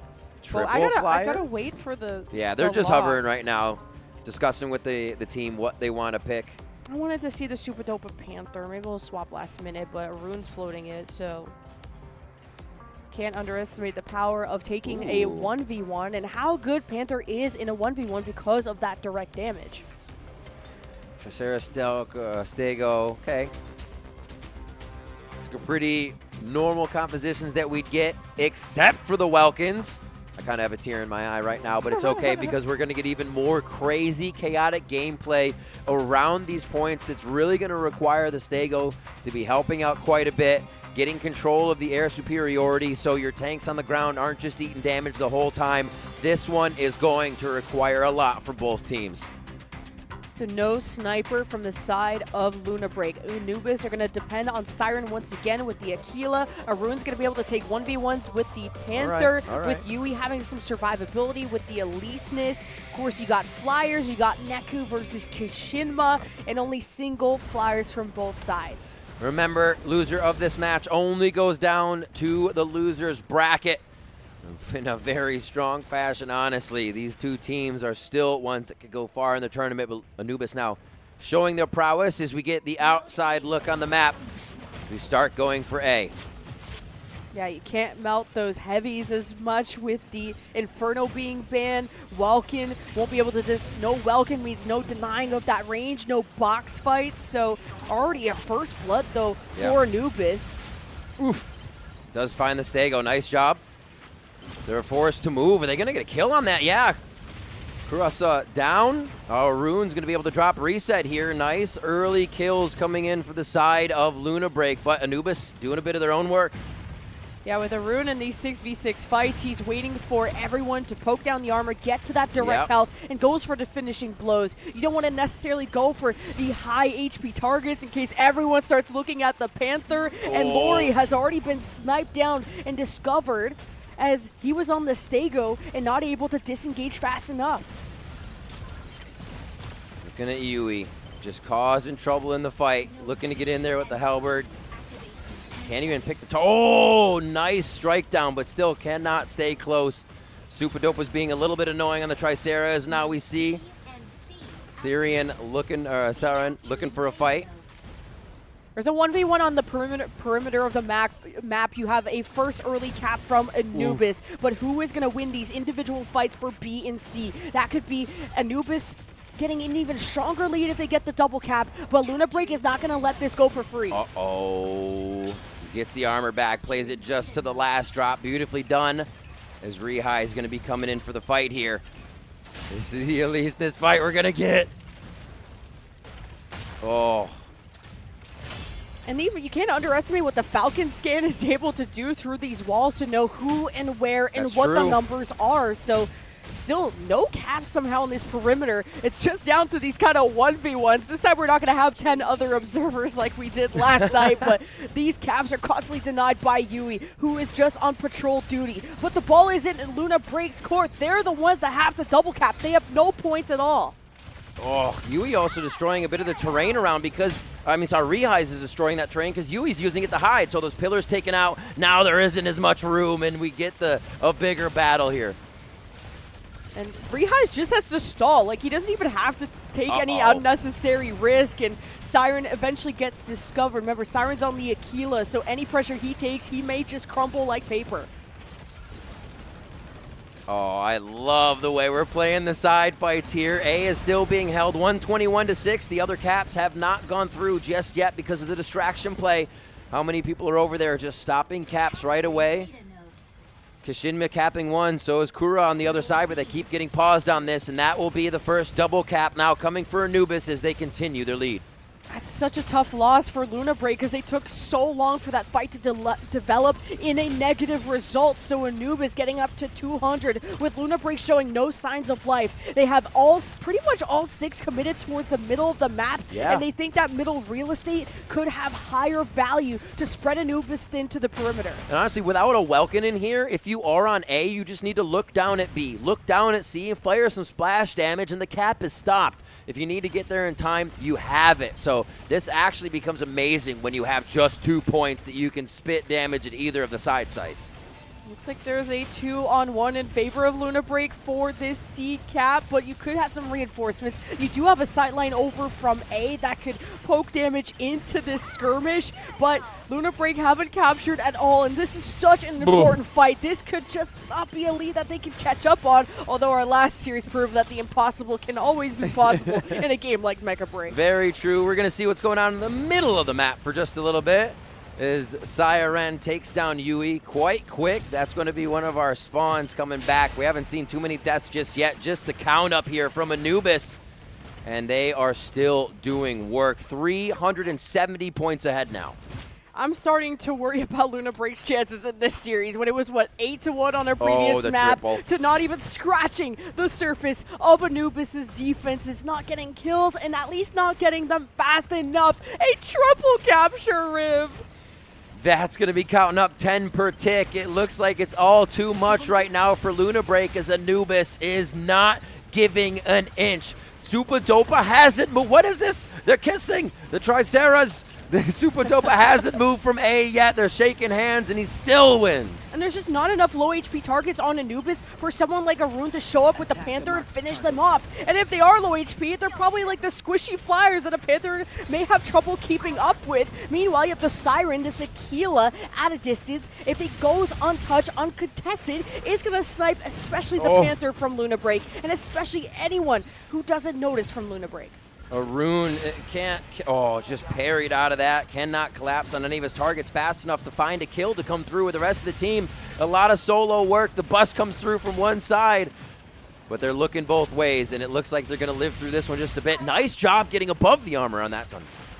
Yeah, Arun is doing good initial damage, but there's a window where you need to follow up. And Luna Break need to lock in here and now, or it's not going to happen now, and it's not going to happen never. But this is the upper side of the bracket. Maybe you're getting humbled by your Japanese brethren, but this is #1 versus #2 of Japan, and clearly Anubis are head and shoulders above the rest. We need to phone a friend. We need to call Orca. What did they do at the end of their game to make sure the triple cap was theirs? There needs to be an answer. But I don't know if it's going to come quick enough here, Lemon. Neku exists through the fights, trying to draw targeting, trying to be more crazy and chaotic now, but the chaos has already been caused, and Anubis fights beautifully in the chaos. Yeah, when you don't have an Inferno because that was banned out, I wonder if just Luna Break didn't have, the true damage to pierce through Anubis to set up Arun for the finishing blows, and he is, here and there. Arun is on the call when you need him. But what they need is way more help. They need these guys. No blinking. The stare down. Anubis. Wait, Mrs. Ref. They got to stare down. It's a staring contest. Okay. Believe it or not, that's what they looked like while they were playing the game too. They never moved from their position. No, I'm just kidding. Awesome stuff. And yeah, what a game from Anubis. You said head and shoulders above. I think that has to be noted.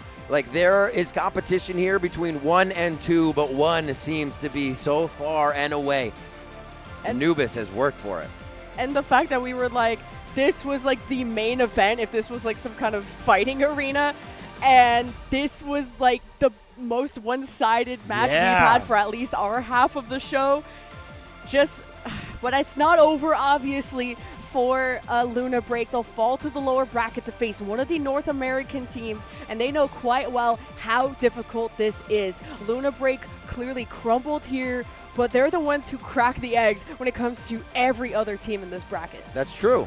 That's true. I don't think we've seen the last of Luna Break at all, and not just because they have a lower bracket game, because I think they will make a bit of a run towards that lower bracket. Obvious camaraderie. He's like, no. Okay, I'll shake your hand. Obvious camaraderie there. Just for Anubis to be that flawless against a team as good as Luna Break.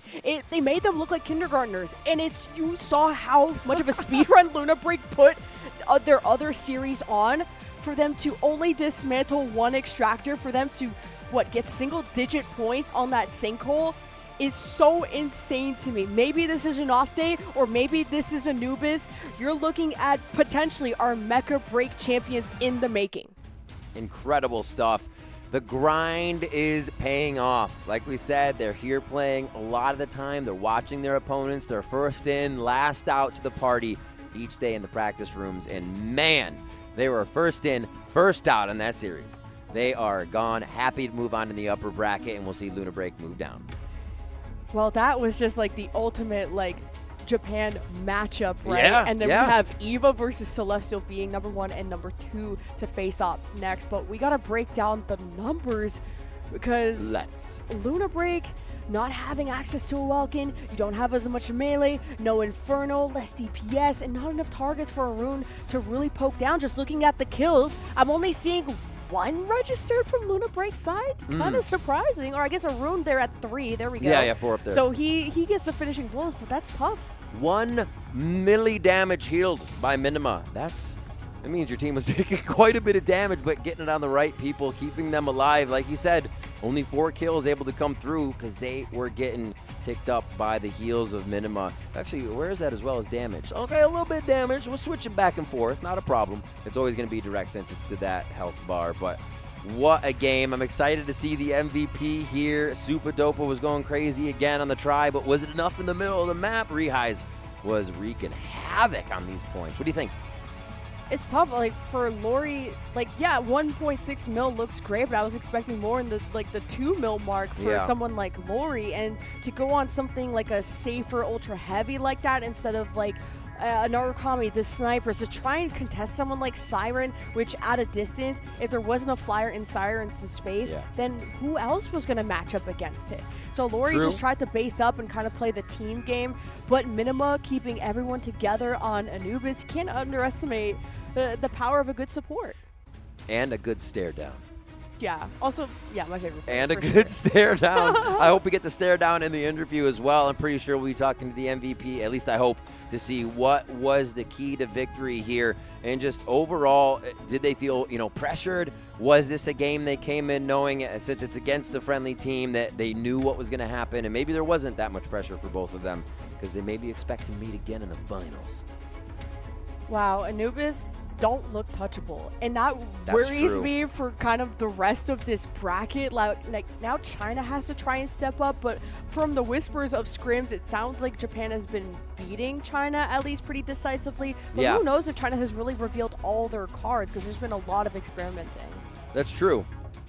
We see Eva, we see Celestial Being. They both had amazing games, and a lot of people still consider Eva to be one of the teams that's going to throw a wrench into the Japanese works here and get them to falter from their gameplay, falter from these win rates. So still a lot to be seen, but Eva's going to have to face Celestial Being next, and one is going to have to knock down a lower bracket. And I think you got to also respect what Orca and Empyrean are doing. That comeback still here from Orca was so insane. So I think Luna Break need to take this match fully serious, as they would. But you can't just think that North America are just the little brothers, okay? They're at the same playground. They're at the same point that you are. Looking forward to seeing also which North American team, I'll have to see the bracket later on, that Luna Break are forced to go up against, because those are 2 very different teams. If it goes straight across, Empyrean would be on the top if Luna Break fell down to the first game. But they may fall down to the second game depending on how they do it, if it's randomly selected in that. But it will be for the lower bracket round 4. We see the losing teams in the next 2 games playing up against the NA teams. And it's going to be some awesome matchups, because I don't think a lot of people thought the NA teams were going to start bringing out as much ferocity from the lower bracket. I think a lot of people thought that already as a death sentence for them.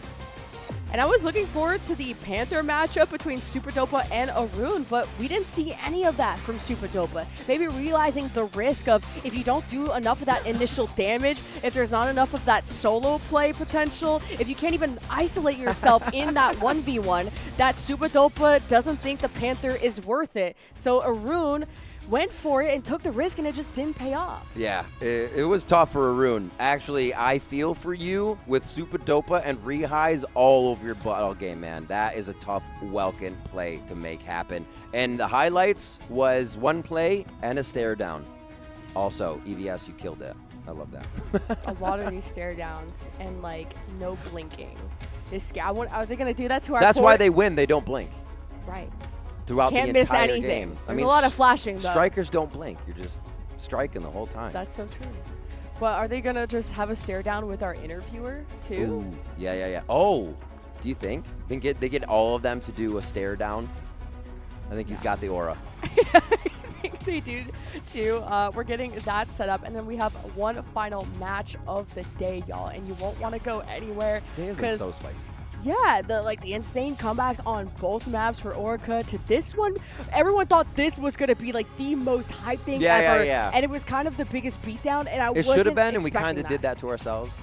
Yeah, we had our hopes up. We did. Maybe Luna Break just kind of like overthought it too, just kind of hyped themselves up a little too much. I can't imagine what it's like to go up against Anubis. Yeah, you watch it, and I know that I'm nowhere near even considering plays like that, but we are near considering the interview, so let's see what they have to say. Welcome, strikers from all over the world. Welcome to the post-match interview. We are joined by Kishima from Anubis. Please say hi. はい、チームアヌビスの主にファルコンとインフェルノなどを担当しているキシンマと言います。よろしくお願いします。大家好，我是来自阿努比斯战队的 I'm Kishima from 首先也是恭 Anubis. 喜阿努比斯战队拿下了本场比赛的一个胜利， First 真 of 的 all, 是非常的精 congratulations 彩。 on the win. 而且 That 我 was 觉 a 得 very 基本上也是非常的可爱， dominant 在赛前对着 performance 镜头 from 的时候， you. 表情好像就在说 And 都看满 your 天的 facial 那在这里我也 expression 想问一 is 下 very 为什 cute 么 on the camera. 今天也是比赛到第3天了，那你们一直 Today is day 3 of 还能够 this 打这么的 tournament. 轻 You 松，想 stay 问一下 in 你 the 们为 upper 什么能够 bracket 配 and 合 you 的这 play 么好？ very dominantly. I want to ask, what makes your teamwork so beautiful? みんなはカメラの前で可愛いそのようなジャスチャーをしてみんなもとても好きです。そして今日は3日目の試合となります。明日なぜこれまでにはずっとこのような素晴らしい成績を取ることができましたか？何かコツとかまた何か秘訣がありますか？はい、チームアヌビスは非常に反省会というものを大事にしています。基本的な細かいつまずきなどをチーム全員で共有して確実に潰すことで勝利だけでなく完璧な勝利を目指してみんなで練習しています。I think our team, our best strength is that we try to feedback after every game, and not only that, we also practice a lot and we want the perfect win. So practice is the key, and we noticed that Anubis is also undefeated in the screens. So we want to know, what's your expectations? Do you want the championships? ですので明日は決勝戦となります。アヌビスは何か決勝戦に対して何か目標とか期待があるのでしょうか？はい、ここまで全て日本選手して勝利となってきたので、当然寝ざるべきは完全勝利と思っています。ですので全てのマップで勝利し、そのままストレート勝ちを狙いたいと思います。We want to be undefeated until tomorrow, until the finals, and to stay alive until the very end. And do you have any teams that you look forward to playing against the most? そうですね、CB やエヴァも非常に強いチームで、勝ち上がってくるのがどちらかも予想できていないんですが、個人的な願望としてはもう一度ルナブレイクと対戦したいですね。我特别希望和 CB 和 I ETY think 战队一起对战。 I want to 然后如果 play 有 against 机会 CB 的 or 话呢，我 Eva, 想 but 再 I 和 also Luna want Break to 再打一场比 I 赛。 also want a 那 rematch 在这里有没有 with 什么 Luna Break. 想对我们刚刚的对手 Luna Break 说的？ And 他に何か what do you want to Luna say Break to に the 言いたい opponent こと team があり Luna ます Break? か？一言であれば。考えなしにパンサーを使うのはやめませんか？他觉得就是能使用黑豹这个骑兵。 I think 好的 you 那也是 should 再次恭喜 use 这里 Panther. 拿下本场比赛的一个胜利啊！ Congratulations again for to the win, and thank you 那我 for 们 the 下一场 interview. 比赛是由 EVA 战队对阵 CB 战队，他们又会有怎样的赛场表现呢？让我们共同期待。 ハワールドの小丸7でございます。 I'm DJ Knight with Team Liquid. My name is Dante. I'm from Chicago, Illinois. I'm Ancilia. Hi, I'm Charlotte. TI 所属の六国と申します。チームアヌビスの、リュウエンを使っているリハイズです。お願いします。ルナブレイクのバウリアです。自分の名前は夏宮って名前で、ゲームプレイさせていただいておりますと。永田です。チーム NGT で頭やらせてもらってます。我是天人战队的安暖，来自 MDY 的飞居，我是老李，我是来自斗鱼的39，是来自 Sheffield 战队的好奇瓜，我是来自极限战队的七野。My favorite striker is Tricera. The Hurricane Main from North America on Team Empyrean. Play Luminate. 期待はまあステーゴ。ナルカミですね。ナルカミが一番得意です。ハリケーンでして。ヒーラーですかね。我主玩的机兵是卢米纳尔。赤霄。这种。I look forward to play against Team Anubis from Japan the most. Apparently, they are the strongest team in Japan, and apparently they beat the strongest team in China.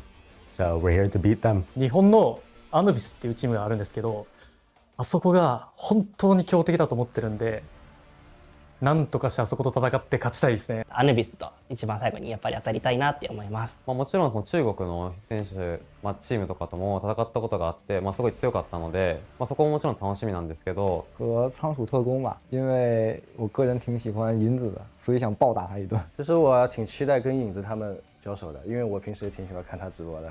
然后很巧的是，我昨天抽签好像正好抽到他们，所以比较期待一下明天的比赛。My goal in this game is to use any ultra heavy I can to make sure that my team does as well as they can in this tournament. I am here to revive North American esports. もちろん優勝です。はい。もちろんやっぱ優勝したいなと思ってまして、それとは別に日本チームで1、2、3全部取りに行くぞ。继续蝉联冠军。目标夺冠吧，虽然我段位不是很高，但队里有大腿，应该是没什么问题。目标是先保一场胜利。I don't want to trash talk just yet, but I will say that we're going to see you on the court. We're going to be the best team. ひねり潰す。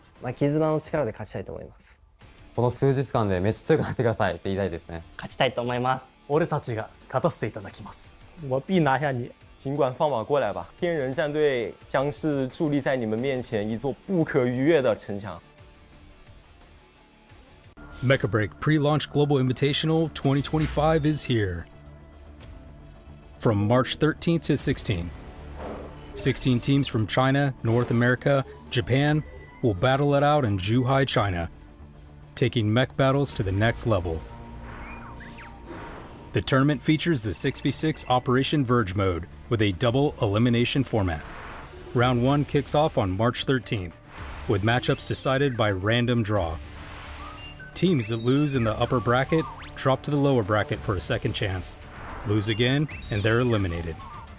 The upper bracket final, lower bracket final, and grand final are best of 5. All other matches are best of 3.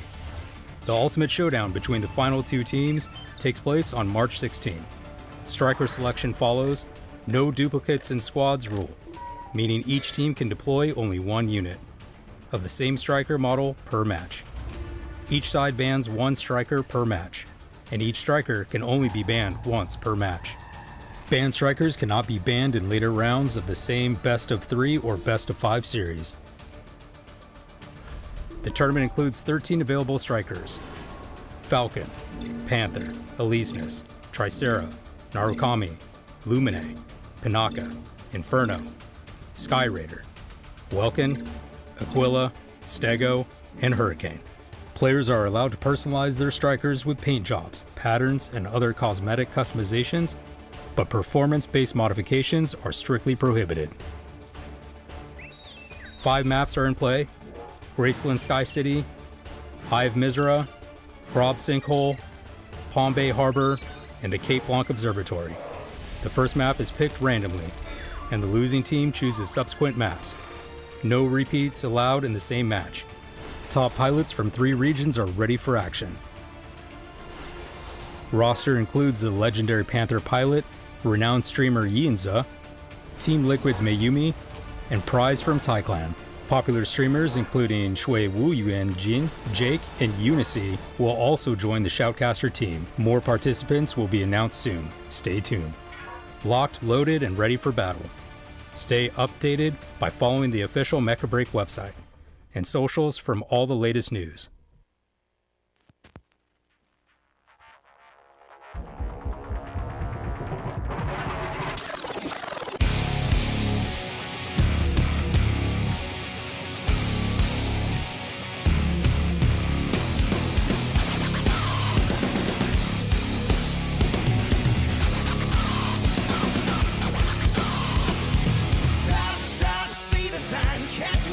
Don't cross the line, go for whatever, look for the better. We all so goddamn hypnotized.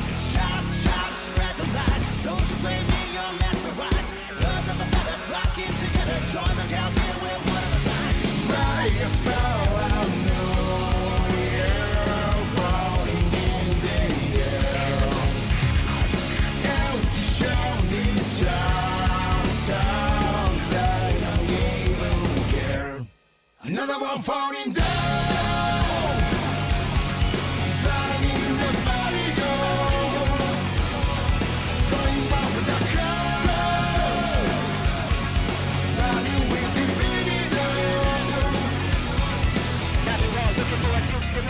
Next revelation, see them go for the same fabrication, discrimination, classification, jolly internet masturbation, agitation, allegation, suffocation, aggravation, information, termination, extermination, deflagration with no explanation. By this power, I know you're floating in the air. There's a shining foster. Another one falling down, falling in the body go, going out with that control, riding with a libido. You are of the now.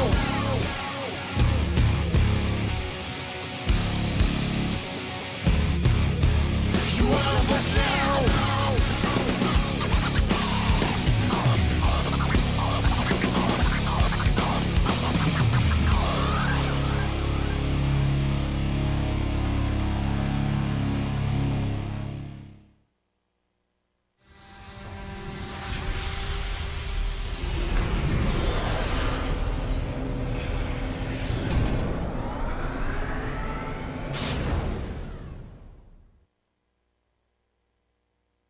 连胜2场，终于把状态找回来了，感觉挺轻松，也挺开心的。有比赛感觉应该是能拿到个前3。日本队的阿努比斯比较强，因为之前也是跟他们一起线下约过其他比赛，然后觉得他们很强，是个强劲对手。有这个黑豹肘毛笋，我模仿肘击吗？我这样肘吗？I think they had really good focus fire. The opponents were able to catch people who are out of position and deal with them very fast, so it made it very difficult for us. We have good teamwork, so we can probably do something together to win a match that maybe we wouldn't win usually.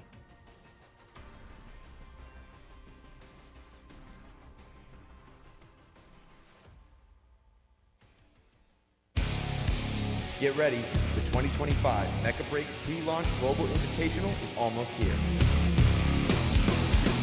第一次登上国际舞台，4周强敌环伺，但我坚信，我们将成为最后的胜者。俺たちの力を世界に見せつける時が千載一遇のチャンス、絶対に逃さない。The tension is rising. We're all in.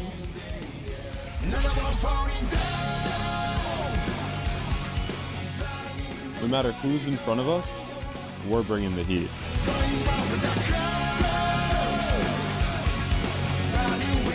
这一次，我会让你们知道什么是最完美的团队协作。会場に響き当たる戦火の中、この手で勝利に2人とも。There's no room for the weak. The unprepared will be the first to fall. どんな困難も最後まで戦う。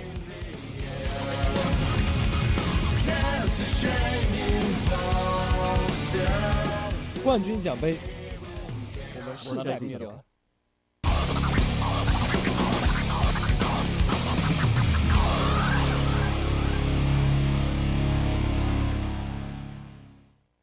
Last but certainly not least, we have China #1 versus China #2 for our Mecha Break Global Invitational to decide who's going on in our upper bracket to go to the upper bracket final against Anubis.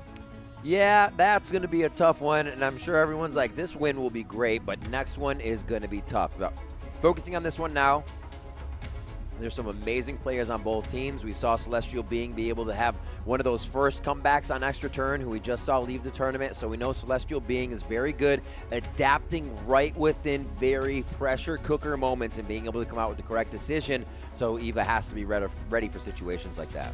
Yes, we got Ken MVP showing up for Eva. I'm so excited for this. Holy cow. One of the best that we have here, the most well-respected player. And of course, he's surrounded by talent across the board.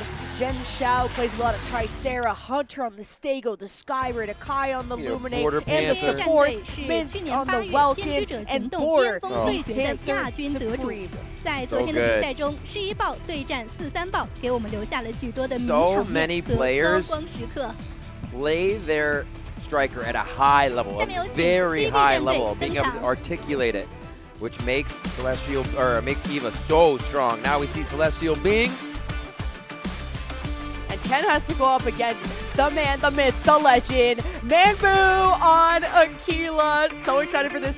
Vita as well, who's been back-to-back MVP for the Infernal Striker. And of course, there are stars across the board, whether it's Toby and Zero and Zex. Such a well-rounded roster. And we've seen Toby changing with Zex, the Welkin around, so they are flexing a little bit. They're changing, especially on Graceland Sky City. We might see Toby play the Welkin instead.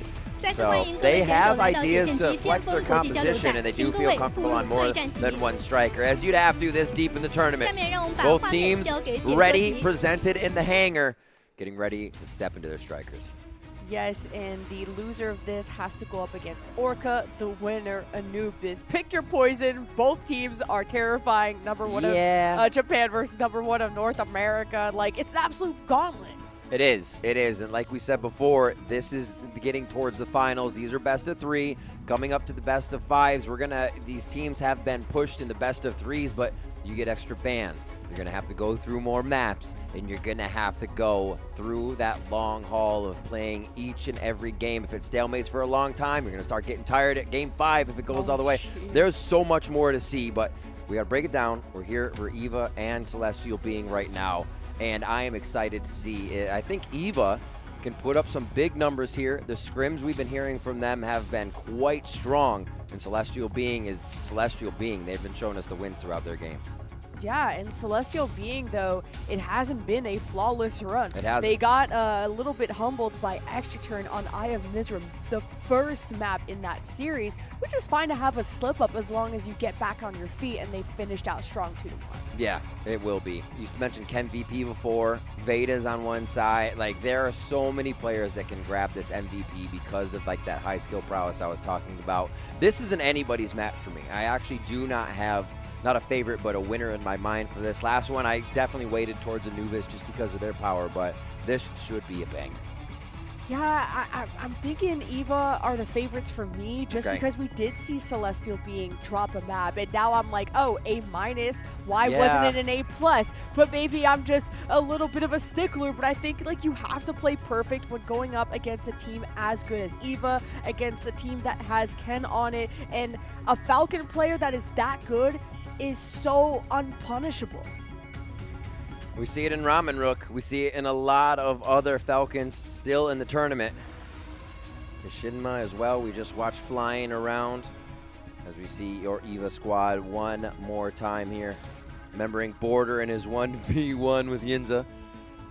Very, very good stuff between them. So you know Border's got a great Panther coming in here because he won that 1v1, by the way. Yeah, and no one's like caring about really banning the Panther. People are much more focused on targeting Ken with this Falcon, but he's not the one who plays Sky Raider. He actually gives that to Hunter, and then Aquila is picked up by Ken, so everyone's covering each other's bases when it comes to Eva in this ban phase, and that's why it's so hard to play against them. One of my favorite things about watching Ken, besides the fact that it's crazy, is the shots. The Aquila shots that he can just actually get flicks on.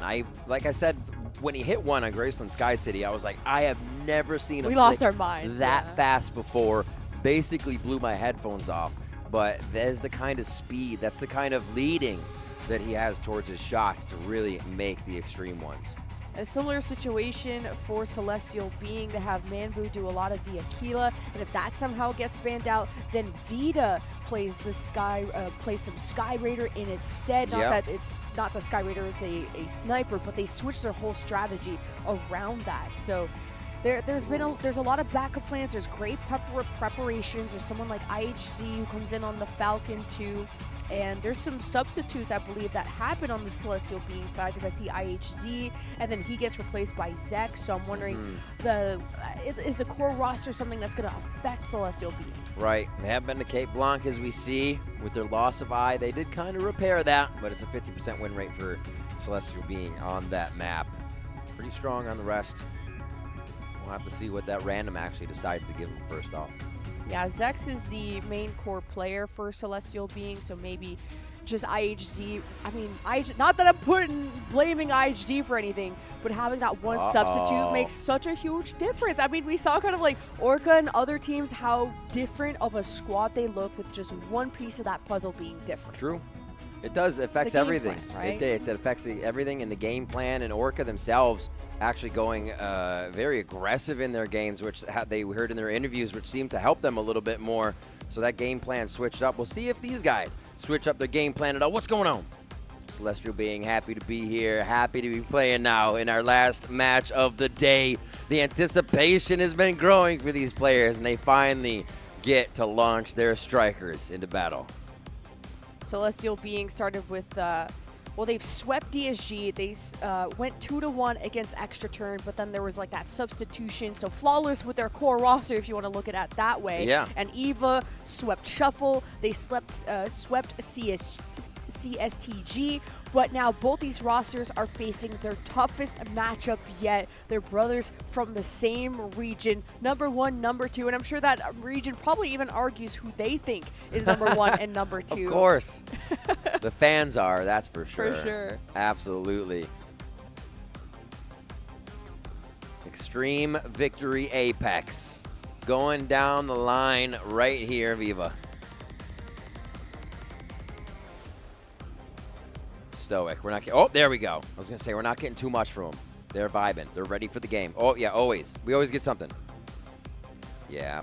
And Eva are not a team that are always running a Illuminate, always running a Pinaka. So sometimes they just do become those glass cannons. And a lot of people thought, okay, you have to have one of these supports because a lot of these game types come up to survivability when you have the respawn timer that gets up to 20-25 seconds. So living is so important. The role of that Illuminate Pinaka is so important. I'm expecting to see that one support to be operated, although there's even some rumors and whispers of experiments where people are running both supports of Pinaka and and the Lumine. Although I don't know how much cooking you really want to do against your toughest opponent yet, but just to throw that idea out Sounds there. like too many cooks in the kitchen.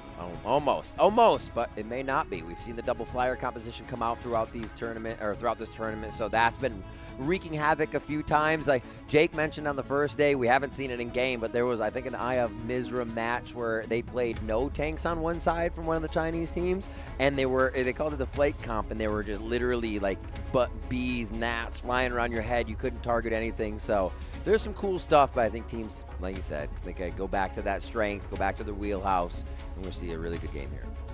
For EVA, we see an Observatory, Sky City, Eye of Mizra, Crop Sinkhole, while a Celestial Being, Eye of Mizra, Graceland, Sky City, some Palm Bay Harbor, some Crop Sinkhole. So they've been to a couple extra maps because due to that map 3 series, but we start things off on Crop Sinkhole. This is how Celestial Being closed out their series against Extra Turn. It was a lot about that Eliseness, the Aquilo, the more, I guess, unique picks, if you will, but pretty standard stuff. But what do you target in this ban phase? That's what's going to dictate, I guess, the flavor of the composition you're going for. The Welkin ban always ensures you're going to be firing down onto the point. We saw that in the previous one with Anubis and Luna Break. Air superiority being hovered now in the Aquila. Locked in. Wow. Just immediately targeting someone like Manbu, who likes those snipers. And he did exactly that on Crop Sinkhole last time. Now, on the other side, EVA of like the Falcon, Hurricane, Stego, Tricera, and other picks like that. As my notes went away, Eliseness and Panther. So the Falcon gets removed, and this is the target Ken. Naru? We got a Naru in there? I don't really remember Naru being too huge on these players, but that is a ban to make it feel like it could. Sky Raider, Tricera, Stego. Welcome Eliseness. Yeah, that's a good point though, because without that scan, like Naru could be unleashed.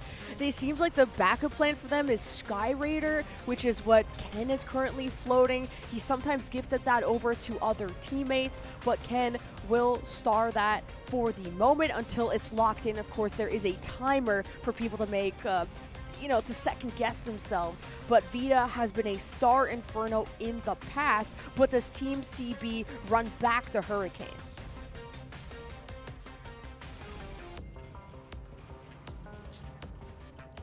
Hovering, but looks like they're going to lock this one in now. I'm still looking at Ken, though, on the Sky Raider.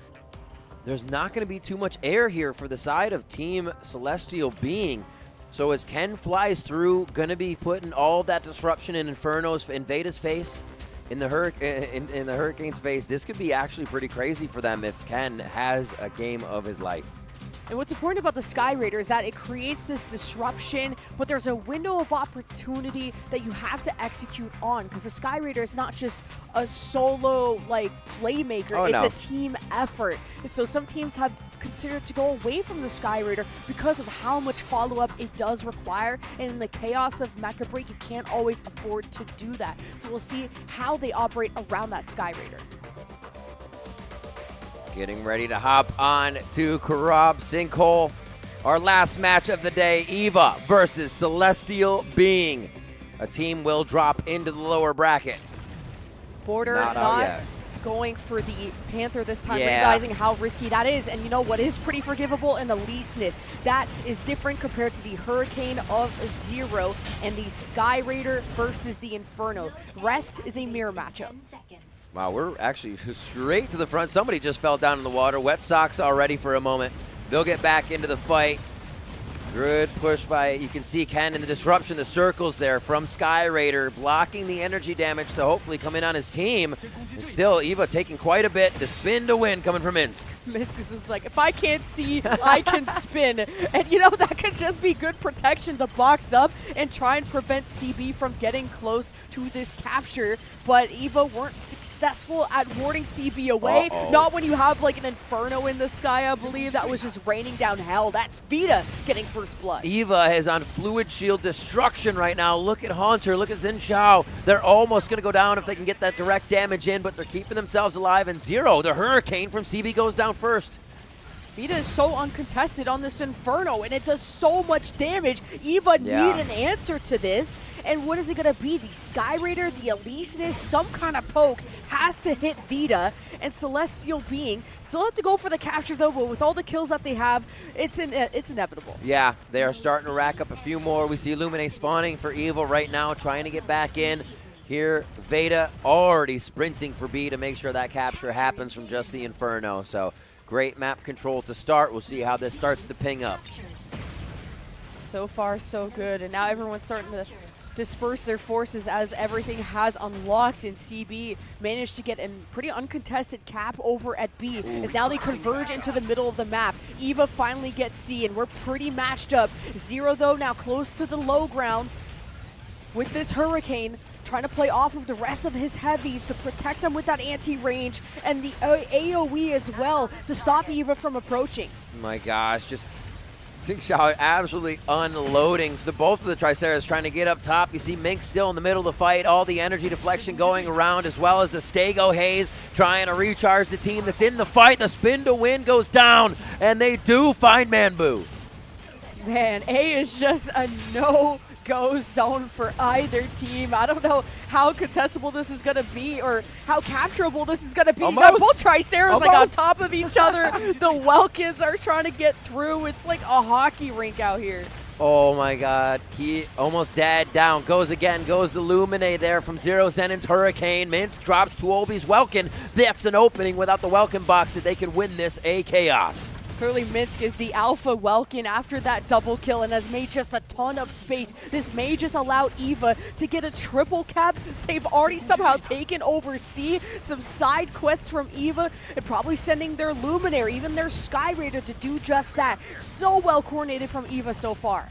Still watching Ken fly around. Minx now 2-0-2 on the Welkin, wreaking havoc here at A, doing a fantastic job. And now with the 2 cap, very sure of themselves on A and C, Eva will start to bolster their ranks. CB are just taking this one step at a time, reclaiming B. Circling around, though, there's one flanker from CB making their way to C and possibly even just putting suppressing fire from the side of the map into the center of the map. Eva are getting surrounded right now, but they seem to be holding strong. You see Ken running around trying to destroy little Hurricane drones so the team doesn't get caught by them during the big fights. They know Tuobi is a focus. He's been kind of trying to put himself in the fight, but not with any protection, and they go right for him again. Fluid Armor almost down and requiring heals if it went past for Tuobi. Just so much survivability on Team Eva, incorporating that Lumine. And of course, when a border goes for the Elysis instead of the Panther, Eva just have such a sound plan right now, and they haven't lost the control of the middle of the map, and Eva have officially doubled the score of Celestial Being. Veda here on the high ground, definitely calling shots for the team in a few situations, a voice they will hear quite a bit throughout their games. And just splitting energy throughout the side of Eva down on the fight. Back to Minx now, as these Welkins have been doing everything they can to try and cap or recap this point. He brought out just the lack of flyers from Team CB's side. Yeah. This is not going to allow them to be as mobile to go and capture the perimeters. So would Ann want to separate themselves as the Lumine to cause chaos in the Eva camp because they are too organized and you have to break down the structure? Everybody is dedicated. Gentleman's agreement on this fight at A right now. Actually, one peeled off. Eva's actually going to go towards B for a moment as they hold. And no, they decide to go for the mid-fight. They don't want to lose ground. They're happy with what they have. They're just checking out the rest of the map. Yeah, even just pulling CB's attention, forcing them to go back to B is maybe the type of chaos that Eva wants to produce themselves. But Vita has been doing such good damage. But CB, they have the right strikers to be deadly, but they need to focus together. But look at this Welkin boxing up, protecting all these heavies. You got the Stego shield up, the decoys too. This is so hard for Eva to break through. That energy damage coming through you see is so annoying if you don't have the box along with your energy shield. that becomes very hard to cap in a situation that's this covered by both teams. They are throwing a party in there. 3's a crowd, and we almost have 12 in one spot. But the ball is in CB's court. As cool as their defense is, it needs to lead to an offense that shreds EVA and lets them actually capture. Remember, you have to interact. You can't just stand there, and any damage will interrupt that. And CB are finding out the hard way that the sustain from EVA's too good. He's like, wait, I can go touch it for a moment. Instantly sideswipe. And now we see Tuobi once again. The fight of the Welkins, and it's going to be Tuobi on top. Finally, Minsk was at like a quarter health for way too long. CB just had to crack him down, and this could be where CB tilt the scales, but a reminder that it's been double cap for EVA for so long. It's 700 to around 300. EVA are more than enough in the driver's seat. Happy to keep these fights going. They actually love the way that it's happening. They did lose one. We'll have the respawn coming back in now, so not too much of a problem, but you can see they're still holding that 5v6 at this point. I mean, CB have probably clicked a point over 100 times, and they're just not getting it. Another attempt goes away. It's a tug of war that is just completely even. And because CB are not going for side quests, this is just an infinite war for A that is not being won by CB. But those kills are coming in. They have a 6v5. They're trying to claim A, and they're still unsuccessful. Zero tried to claim. Manbu gets denied. Another attempt from Zero. Back and forth, CB go to steal this from EVA, and it's not being allowed. Tricera go burr, and you even saw EVA did try to cap that B. There was a little bit of a fight there, but now they're back. Looks like we're down in the water on this one. Never fun for a Welkin or anybody else if you're gassed, but Tuobi has the energy, and they are going to be back into the fight. Even through all the AoE of this hurricane from the Team CB side, EVA are still standing as pillars. Finally a double cap in CB's favor, but is this too late? EVA is at 930 and it's still climbing. They still have one capture. CB may just have to be forced to go for the triple cap as they all head to C. Kie goes down, but Ken was on the other side of that, unsure how that happened. The cap does come through, 2-1 now. Just enough time maybe for it to tick up if they can get the third one for a moment, but this is going to be tough. The numbers game just does not work in CB's favor right now. Yeah, CB forced EVA's backs against the wall. The triple capture has to happen here and now. This was the whole, almost the point where Orca came back on, but I'll wait for the 1,000 to hit because I don't want to hold my breath. CB, though, still haven't gotten the triple capture. EVA setting up one final defense as the last points tick down. So much damage from EVA, but through all the smokes, the fire, and the flames, he just can't seem to put EVA underground. You're seeing all 3 points here. They're guarding that B, making sure the points come through, but they almost need to continue to fight for the other ones. Up to 987 now for EVA here on Korab Sinkhole for our first random map pick for the series. And it looks like they may be able to solidify the deal. Just a few more ticks in as they continue the chaos on C. A big win for EVA to start. Valiant effort, 1,000 to 602.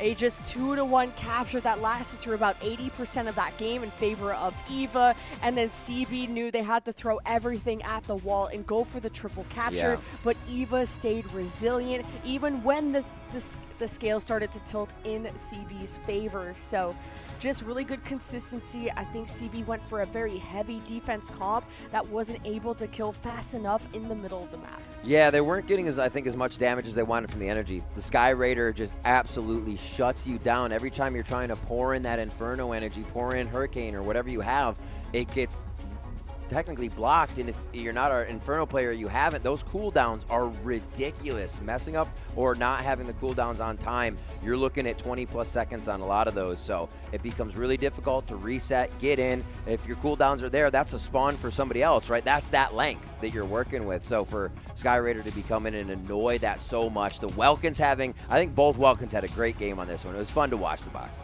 It was fun through just all the thousands of AoE things. No one could see anything. So much when haze. in doubt, spin it out, I guess. Absolutely. Absolutely. The amount of energy blocking there, then with the Stego to just bring everybody back up, that became a fight, a war of attrition, right? 1,000 paper cuts on both sides, and who could just get the bigger paper cut in the end. And it was 1,000 to about 600, as we said. But a great map there for EVA, showing macro control, very big here in the late part of the tournament where you need to be able to decide what's right, what's wrong, who to target, and when, because those windows are very small in particular. And I'm just trying to put myself in the shoes of a coach of Okay. where CB would want to go to next. It's their last chance to try and remain in this upper bracket where they've had strong eye of Mizra's when they have their core roster. Again, Manbu has to be the man to step up on the Aquila to try and go up against Ken if the Aquila does get floated. But if if that gets banned out, then you got Sky Raiders. There's just plans on plans, and Celestial Being have to pick the mirror matchup that they think they can win. I wonder if we Graceland, but I'm just wondering how they'll adjust to the air superiority, because that was huge. We saw the Aquila banned out, and we saw the Falcon banned out, so you know you were going to get a hell of a ground game in that one, and we got it. So now who can really win the air game if those are left up? There's a big question in this one still. Yeah, especially if, are you wondering if Border's gonna go to a Panther on something like a Graceland Sky City, and it's like such a risk. I like the Elysinus pick because it is so forgivable, and you can easily bring that out again on a Graceland Sky City, but it's first to 6 kills, and for such a high defensive playstyle that Celestial Being have had, maybe a Graceland Sky City works out because they can just try to out-sustain EVA. Where's the other Welkin? Yeah, they both absorbed about 2.5 million damage, boxes and shields out. This was haymakers being thrown at each other the whole time, Lemon. Looking at Mambu putting out some decent damage, but lower than usual on Stego. You could get another 700,000. I'm just kidding. That's super good damage. And the rest of the team participating there. Looking at the kills, yeah, CB was just racking them up. Tuobi, another 3 there. I'd like to see even some Pompey Harbor, since Heck if Celestial Being love this Inferno Hurricane, and that's something EVA don't mess with as much, then bring them there, because that's one of the best compositions for that map. And the Tricera being that pillar, you could not remove EVA by force even if you tried. And it's all thanks to this Tricera. Look how much damage he took. That's crazy. There's a lot of, you try not to focus the Tricera, but you almost have to sometimes out of spite, and you're just like, I am going to take you down. 215 on defending and not dying. Thank you, heals. Thank you very much. And the healer died a few times too there. We actually saw at one point, Ken killed Kie. That was on the board. I want to see how that happened. Did you just like slam him into a wall? Did you crush him? Did you pin him? That's interesting. That's a good point, and also a good reminder that on YouTube, I don't know where y'all are watching this from, but on YouTube they have the point of views for the red team and the blue team. If you want to study up any strikers in particular, maybe you're just a fan of one team. There's a lot to look out for. There really is. Just little nuances, what you're seeing, who's making the right moves. Minsk and Tuobi, we're definitely having a field day on the Welkins here. And you always do when you can focus on that ground game. The triple cap was so big. You see that just up, pushing them 300 points, and it was held. I think at this point, it's very hard for a team to come back when you get any sort of a lead like that, and you can sit on the point and make sure your defense is rock solid. Yeah, and as much as we point out just how heavy energy damage Team CB had with the Hurricane, the Inferno, whatever, the Elysinus, you can't underestimate how good of a brawler he is paired up with the Welkin. If you box up with your teammate being the Elysinus, you're gonna beat down anyone to death, and it's just such a good synergy that Border and Minsk can operate around. I love that they call Welkin a heavy brawler, yet I see an Elysinus, and I'm like, no, we don't need to brawl. We don't need to brawl, dude. You're good. You're good. You're a little brawler, and you're way faster than me. It's about that speed. You're right. Elysinus is so scary, and with 4 lives, it makes you pull your hair out. That was probably what was so annoying about Team EVA, is that they just never died. CB just camped out in the middle of the map. Eye of Mizra finally gets picked by Celestial Being, and it's, again, yes, the map that they did lose with that substitute, but one that they were so strong on against DSG, which maybe not on their level of experience, but Stego, Aquila, Lumine, Welkin, Elysinus, Tricera is their bread and butter. I look towards Manvu to be the star of the show for Celestial Being. I like bread and butter. Are they going to take one away? Was that the bread or the butter? Oh, that was like the whole pie, I think. Dang Zero is very sad about this. Zero, though, likes to play some Hurricane as a backup plan. I don't know about on this map, but just Not looking anymore. at his other things. Okay, never mind. Zero only plays Hurricane and Sego, at least in these official matches. So what is he going to do now? I guess the Hurricane is still available, but not the Inferno. He goes from two of the heaviest.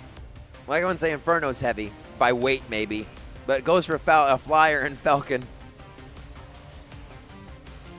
Michaela, Lumine, Welkin, Elysinus, Tricera. Yeah, okay. Border likes Inferno himself too, and Panther has been a lot of what we've seen out of him, but the Elysinus, we saw just how much he survived on that previous map, so yeah. Border's not too affected by this. He's happy to keep the Elysinus going. But Team CB, it seems they rely so much on these ultra heavies, and Stego is such an important part of that. Here's Stego being in the middle, able to give everybody that regen back up, creating the haze, creating the disruption. You're right, it's not going to be here. We are going to have a bit of Sky priority from a Sky Raider and a Falcon. We'll see if Mambu and Ken can stay alive up there for long enough. We are onto the Eye of Mizra. The thing about Eye of Mizra is it can get out of hand fast. The key is capped. It's very hard if you're not set up between the points to already get your kill. And whoever's going to grab the key is going to have boost. If it's Falcon, it's the quickest in the game. If it's your Welkin, it's just the second fastest about.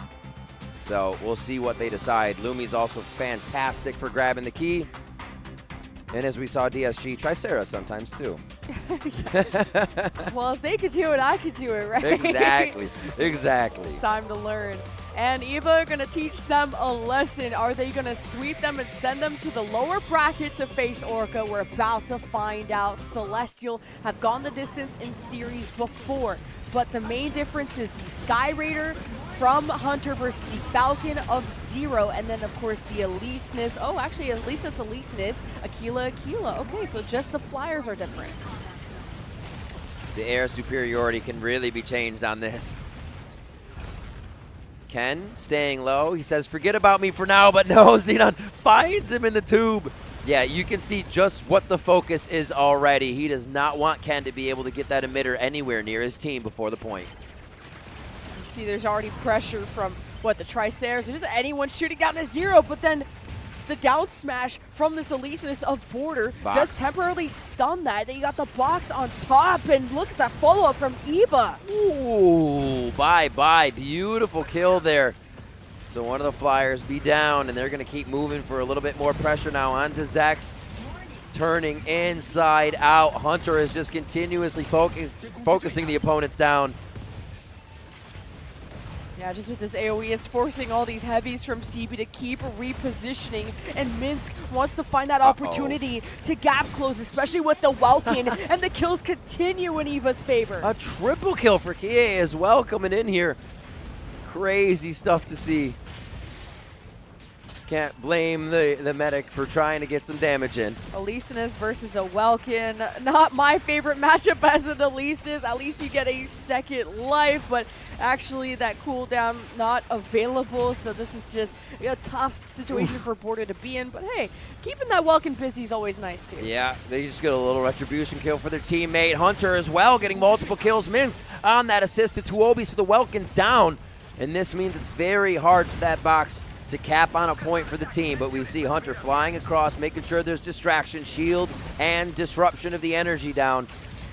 And man, they are just making this very hard for CB to stand still on the point. Border is so low as well. Kai has no fluid armor. Celestial Being need to finish off these kills, but I think they're focusing on taking positions, not the fight. Setting up for this B key grab, because as soon as they capture it, they could fly off into the distance away from Eva being able to catch up, but CB have not been able to key grab quite yet. Zero's about to gun down this other Flyer here of Ken, and Ken's about to fall.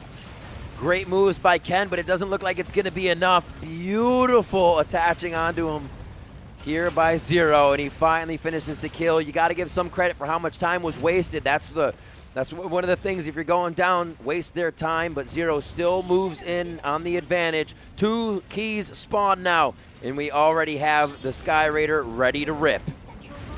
Yeah, that's going to be an easy upload, I think, for Eva. Although there's some health gone there. There's a lot more objectives, a lot more fires for Celestial Being to address, and great shots from Manbu. I was waiting for that matchup against Ken, and Ken's being harassed by flyers, so now Manbu gets to unleash. Keeps it well within 20 points so far. Because of that, not too much ticked up on extracting the key. Ken gets one as Minx from the same falls, where Zex takes him down here. And now the Aquila is fighting a little bit, top, bottom, bottom, top, as they continue to fight around this B point. We might even get A to spawn before B even gets captured. It's just the place to be fighting right now. Oh, just Eva are waiting for this moment where they can maybe get more kills than just the one, but CB have been matching them blow for blow, and Celestial Being will not give up without a fight, but Hunter is on the hunt, gets Ann so dangerously low, and that's the Luminate that you're hunting down, so you're limiting the resources if you can finish off that kill onto Ann, but Eva are going to decide to regroup because they are down 2. And that's beautiful focus by Hunter. You see him, got the Luminate very low, but said too far away. I need to go to the fight. Looking at multiple things, multitasking, and knowing that that low health is going to take time to get back. It's the small things that they're using as windows of advantage right now. Welkin Box not available to protect this as Border continues to harass and wanted to maybe synergize with his fellow Welkin, who boxes his own Elysinus out. Meanwhile, this Tricera is forcing that Elysinus shield up. The key has just been grabbed by CB, and they're hoping to match the score. Okay, Veda descends fast, but the click is just going to boost. Fluid armor's gone. Should still be a cap if they can get to the point up, down. It's not going to be too hard. Plus, you're on an Elysinus, so why try? Yeah, that upload is going to be left alone. The focus is over at B. We have a 5 versus 4 in favor of Eva. And Kai thinks it's a moment to try and grab it. You got a double kill from Border. That's the window for Eva to strike to get back into the lead. A 3 cap here for CB, but they're waiting for, or rather 3 down on a cap. They're waiting to come up. Border, another kill for him. Absolutely wreaking havoc in this right now on the Elysinus. And just looking for the next target. This could be a Minx grab. The energy shield, rather box goes down and the energy shield isn't enough, but Minx does grab out Veda. Yeah, that box was able to get Vita in, and that's a confirmed kill for Eva. And any moment they could grab this objective, but there's so much suppressing fire with everyone in the sky from Celestial Being. But Celestial Being are so stubborn about this fight, and they're falling like flies. Surely this is the moment that Eva can run away with this objective. Doing so well. Minx gonna grab, don't even really have too many shields up, just tagged! Ken, shots from the outside. Manbu is a problem. He's in the sky on that Aquila, and finally Minsk is able to dash away. Like, wait, is someone also trying to chase him? Celestial Being thinking it's possible, but also divvying their forces to take a fight over at sea. Got Borders like, yeah, come for the key. I'm not even here to cap it. I'm just here to take you down. Ooh, okay, does get a fight. Vita's gonna say, what's going on? Slams him to the ground for a moment, but not too much effect there. Celestial Being just took L's on so many fronts. Celestial Being didn't manage to deny the key, and they were limited in numbers because of that split focus, and they're losing the C fight. Respawns are staggered from Celestial Being, and Eva are able to set up their defenses.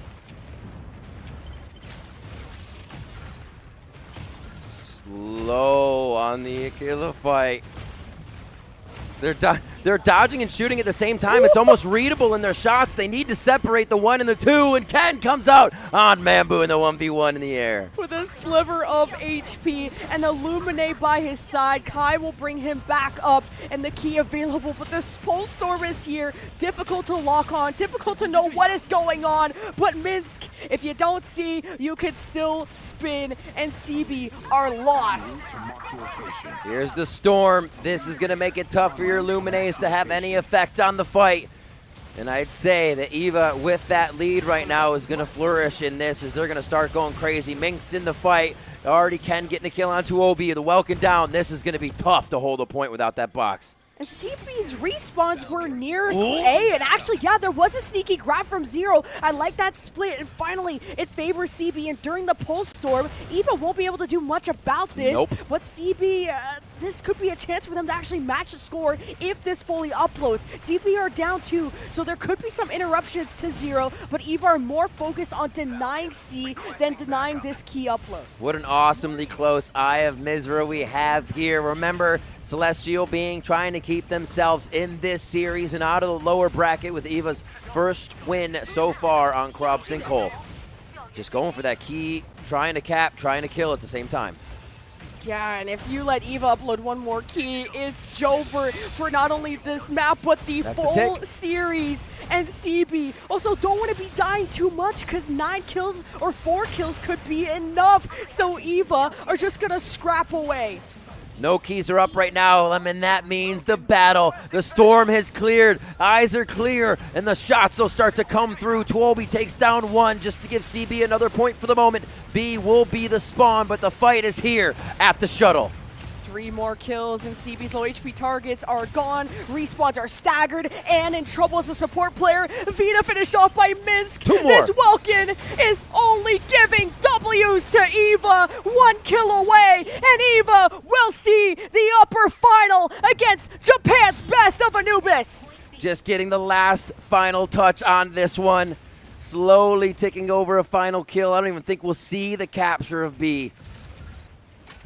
And what a fight this was. From games we've seen today, it's been crazy, but I cannot see CB staving off one last kill.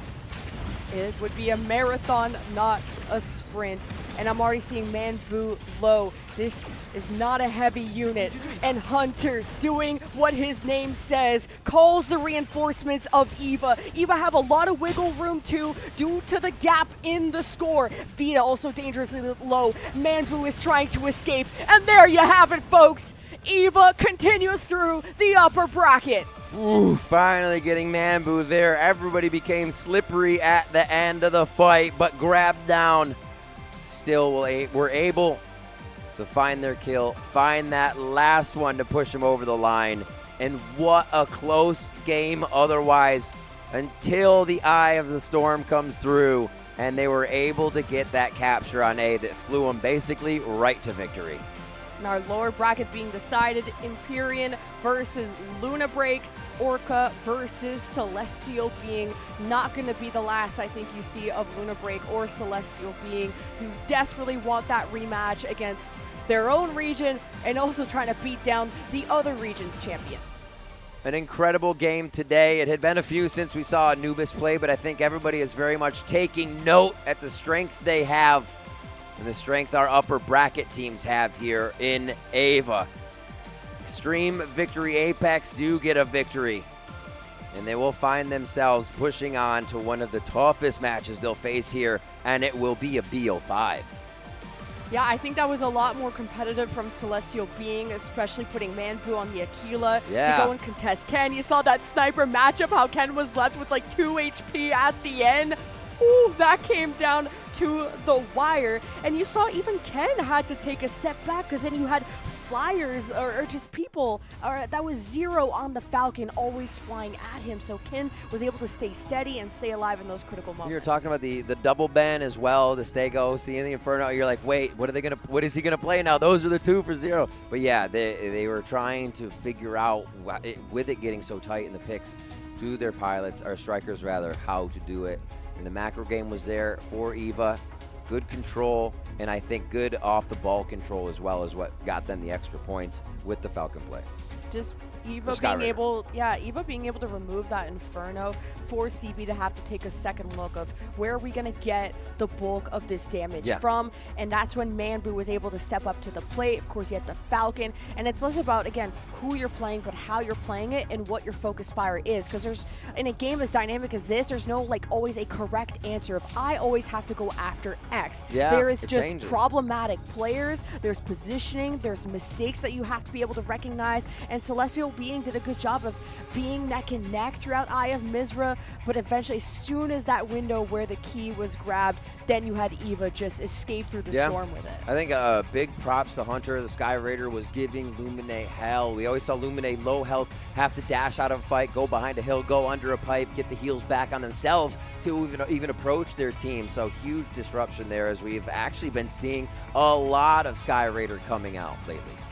And then how do we think Team Eva's going to do against Anubis? Yeah, that's the question. That's the matchup, because Anubis didn't even really break a sweat against the number 2 from the best region, right? So we get to see number 1 from Japan versus number 1 from China to truly prove what are the regional differences, what are the compositional differences. You know how some people like Skyraider, some like Falcon, some like Aquila, Nar, whatever it is. But Eva proved that no matter the odds, they still came up on top. If I just math fast, and it's not good to do math on stream as a caster, 25 kills to Eva, 25 of their points coming from just the eliminations on the strikers of CB. That is wild. 7-0 and 8 border on the Elise knees, bringing CB to their knees in this game. I don't doubt it. I look at just kind of the Anubis roster of who's going to have to go up against Ken. I think one of the best strikers on the Aquila, on any flyer you put him on. Yeah. It's got to be someone like Siren from Anubis, or just it's got to be a team effort as well. You got Rehais on the Elise knees. Anubis is going to be a tough matchup for Eva to go against, but they have such strong, heavy hitters as individuals, but Eva's also a team that can come together in these high-pressure scenarios, and the glue that keeps all of kind of these bricks together is someone like Kai on the Lumine. So awesome. You never really see the supports, and especially on Eye of Mizra getting this, but no. Uploads come in from Lumine. Kai doing a very nice job there, and was a focal point. A lot of times it would be the tanks fighting and whatnot, and he's just like, I'm going to grab this bye. So, like I said, playing off the ball, off the fight very well, and making sure they could get the victory they needed there to move on in the upper bracket. They have a game to watch. I'm sure they watched it while it was going on versus Anubis and Luna Break, but they'll watch it again tonight and then practice tomorrow to make sure that game goes through. And I'm excited to hear what they have to say, how prepared they are, because I'm sure they'll be asked about it. Yeah, and something special about Kai is how well he lives, which sounds so silly of just stay alive, LOL, but it's like such an important part to outlive the oppositional support, especially when you're also getting chased, you're also getting sniped down. You're always looking for that Lumine on the battlefield, because limiting those resources, as long as the fights go on, that's how you can diminish how long those fights are gonna be. So Kai playing his life well and knowing when to take those risks. He also got kills too, which was incredible. So such a well-rounded roster is Eva. We're getting close to best of 5s now. This is getting exciting. We still got our lower bracket best of 3s to go, so it's only the upper, lower, and finals that are the best of 5s here as we take another look at the highlights. Border, within the borders of the wall, trying to get out here. There's just too much going on. I thought he was going to get MVP at some point just because same. How much he was good at harassing people. You looked at his camera, he was always fighting someone, always down smashing, always CCing, and even going after the flyers like someone like Zero, getting him to his knees. Zooming around. Oh, this one was good.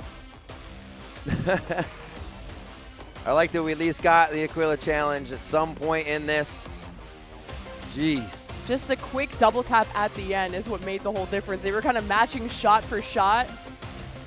It was crazy. Energy up, mobility up, repairing up, everything's up. Oh my God, guys, amazing. Just small moments from CB, actually. Moments where they thought, yes, we can go kill that key carrier. One would split off from CB, maybe even 2. And that left them at a number disadvantage at moments where they needed to just focus on retaking other sites. So I don't know if that were those kind of moments made the biggest of differences, or if they should have just focused all their forces on one thing. Because sometimes you do have to take risks. And of course, hindsight is 20/20, and we could sit here and say, oh, they should have done this and that. But Celestial being at least it showed us so many different looks, so many different game plans, to not let Eva just run amok. Yeah, as much as it is really awesome to see the camera switch and one person sitting on a point, you wonder what that extra damage could be doing. You wonder what that distraction could be doing for your flyer inside the fight. So yeah, you're right. The decisions to be made need to be made in a split second, and a team will punish the wrong one. Congratulations to Extreme Victory Apex for the victory. Yeah, and now we have number 1 of Japan, like we said, Anubis versus number 1 of China, Eva, duking it out in the upper final, which goes down tomorrow. And also shout out to all our lower bracket teams that have to play multiple matches today, like Imperial and Orca, who took wins. We have to say goodbye to 2 Chinese teams, and we're left with not too many teams left and only 1 day left in this invitational. It's sad, but I'm stoked to also see how it's going to end. Super stoked. The players are stoked too. The double game, Ramen Rook was at breakfast and he's like, I hope we could play 2 today. I mean, that means you win and go on, but they're excited. They're like, more Mecha Break, let's go. So it's really neat to see that they want to be in the game. They want to be playing. They want to be finding stuff out. And with Orca kind of switching up the way that they played here, it's working out so well for them. They've come together as a team to just make the positivity happen. And I think they have a really good chance to run through some of these teams or give us some great games. For sure. And just from the content pieces we saw, everyone's like, who do you want to play? Anubis, Anubis. And Anubis has given the hands to everybody. They said, form a line. We'll give you the hands, okay? They've swept everybody here, including the best team or the second best team in their own region. Is Anubis gonna be the first Mecha Break Global Invitational champions? It seems like, according to the script, that's what's gonna be, but there are so many teams left from China and North America to try and rewrite that script. It's gonna be tough. I think Anubis probably has the best idea of what to do versus each team already without having to create too much of a plan, and that's what makes them a final boss. You know, you're looking at them to defeat them. Usually a team has a target on their back, they're targeting you. We're gonna target this interview right now. Strikers all around the world, welcome to the post-match interview. We are joined by Border from Eva. Hello everyone. I'm Xie from Eva. I'm the leader. First of all, congratulations on the win. And I know you knew CB from very long ago. Yeah, we lost to them last August. But today you got the victory. What do you want to say? We did this. We got the revenge, but you played also very well. After the game, you were cheering with each other, and you put much pressure on the opponent team. In the first map, in Crop 5, they banned Falcon, and they didn't pick Sky Raider.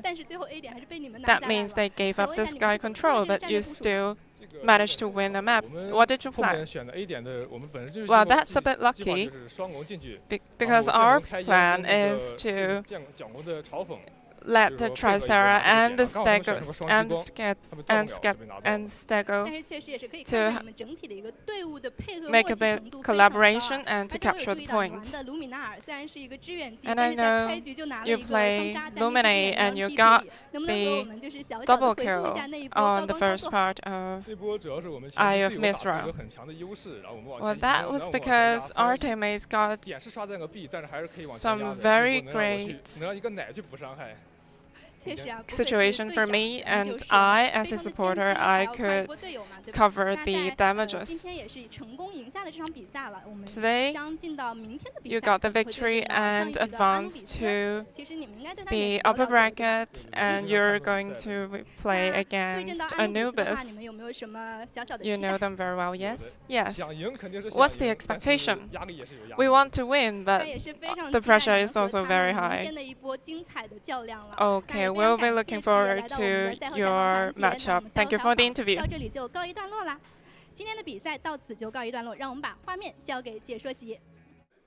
The pressure is indeed very high. Some would say pressure cooker, because it is going to be hot and chaotic inside that map. You're going to have to be out-thinking Anubis, out-maneuvering Anubis. There are so many fronts you have to fight on in A+ your game.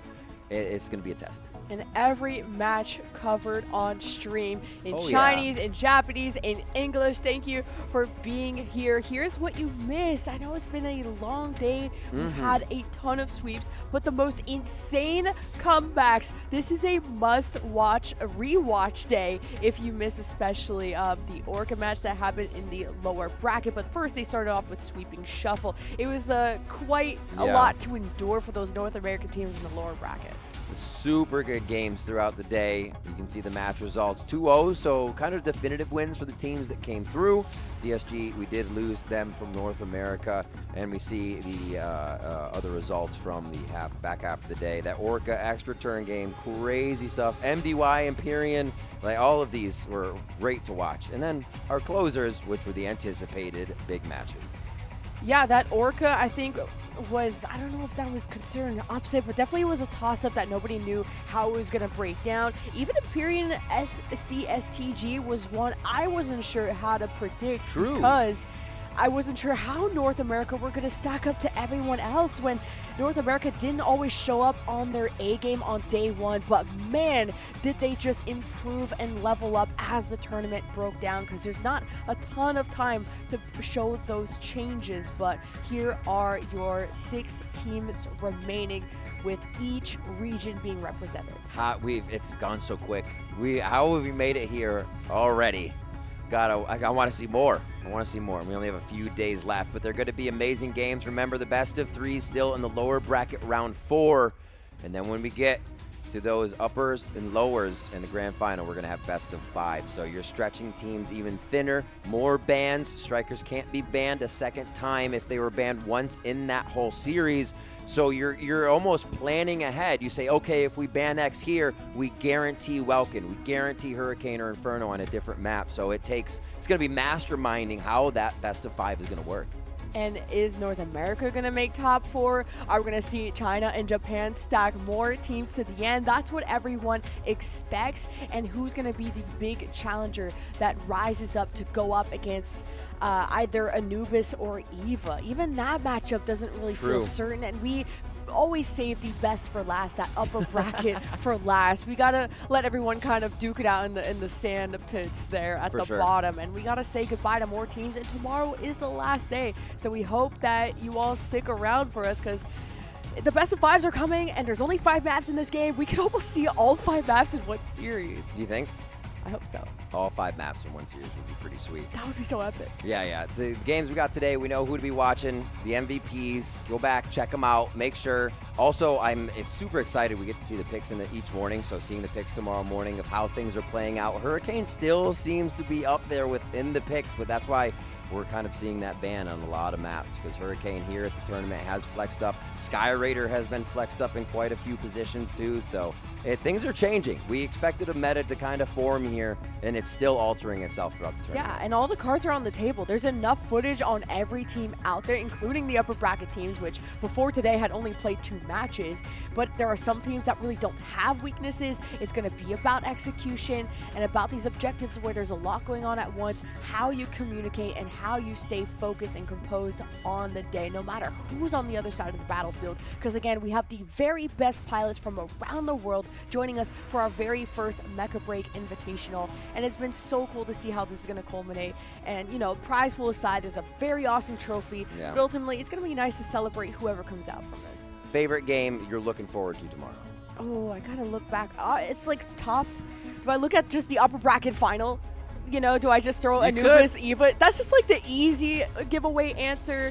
But the hot take is Orca and Empyrean gonna go to the lower bracket semifinal like they wish to do? They were saying that's all they care about doing. That's their expectation. Who cares about the grand final? They just want to meet and beat their brethren. They face each other in their first match, and they want to end it there. But China and Japan, some top dogs from those regions, stand in their way.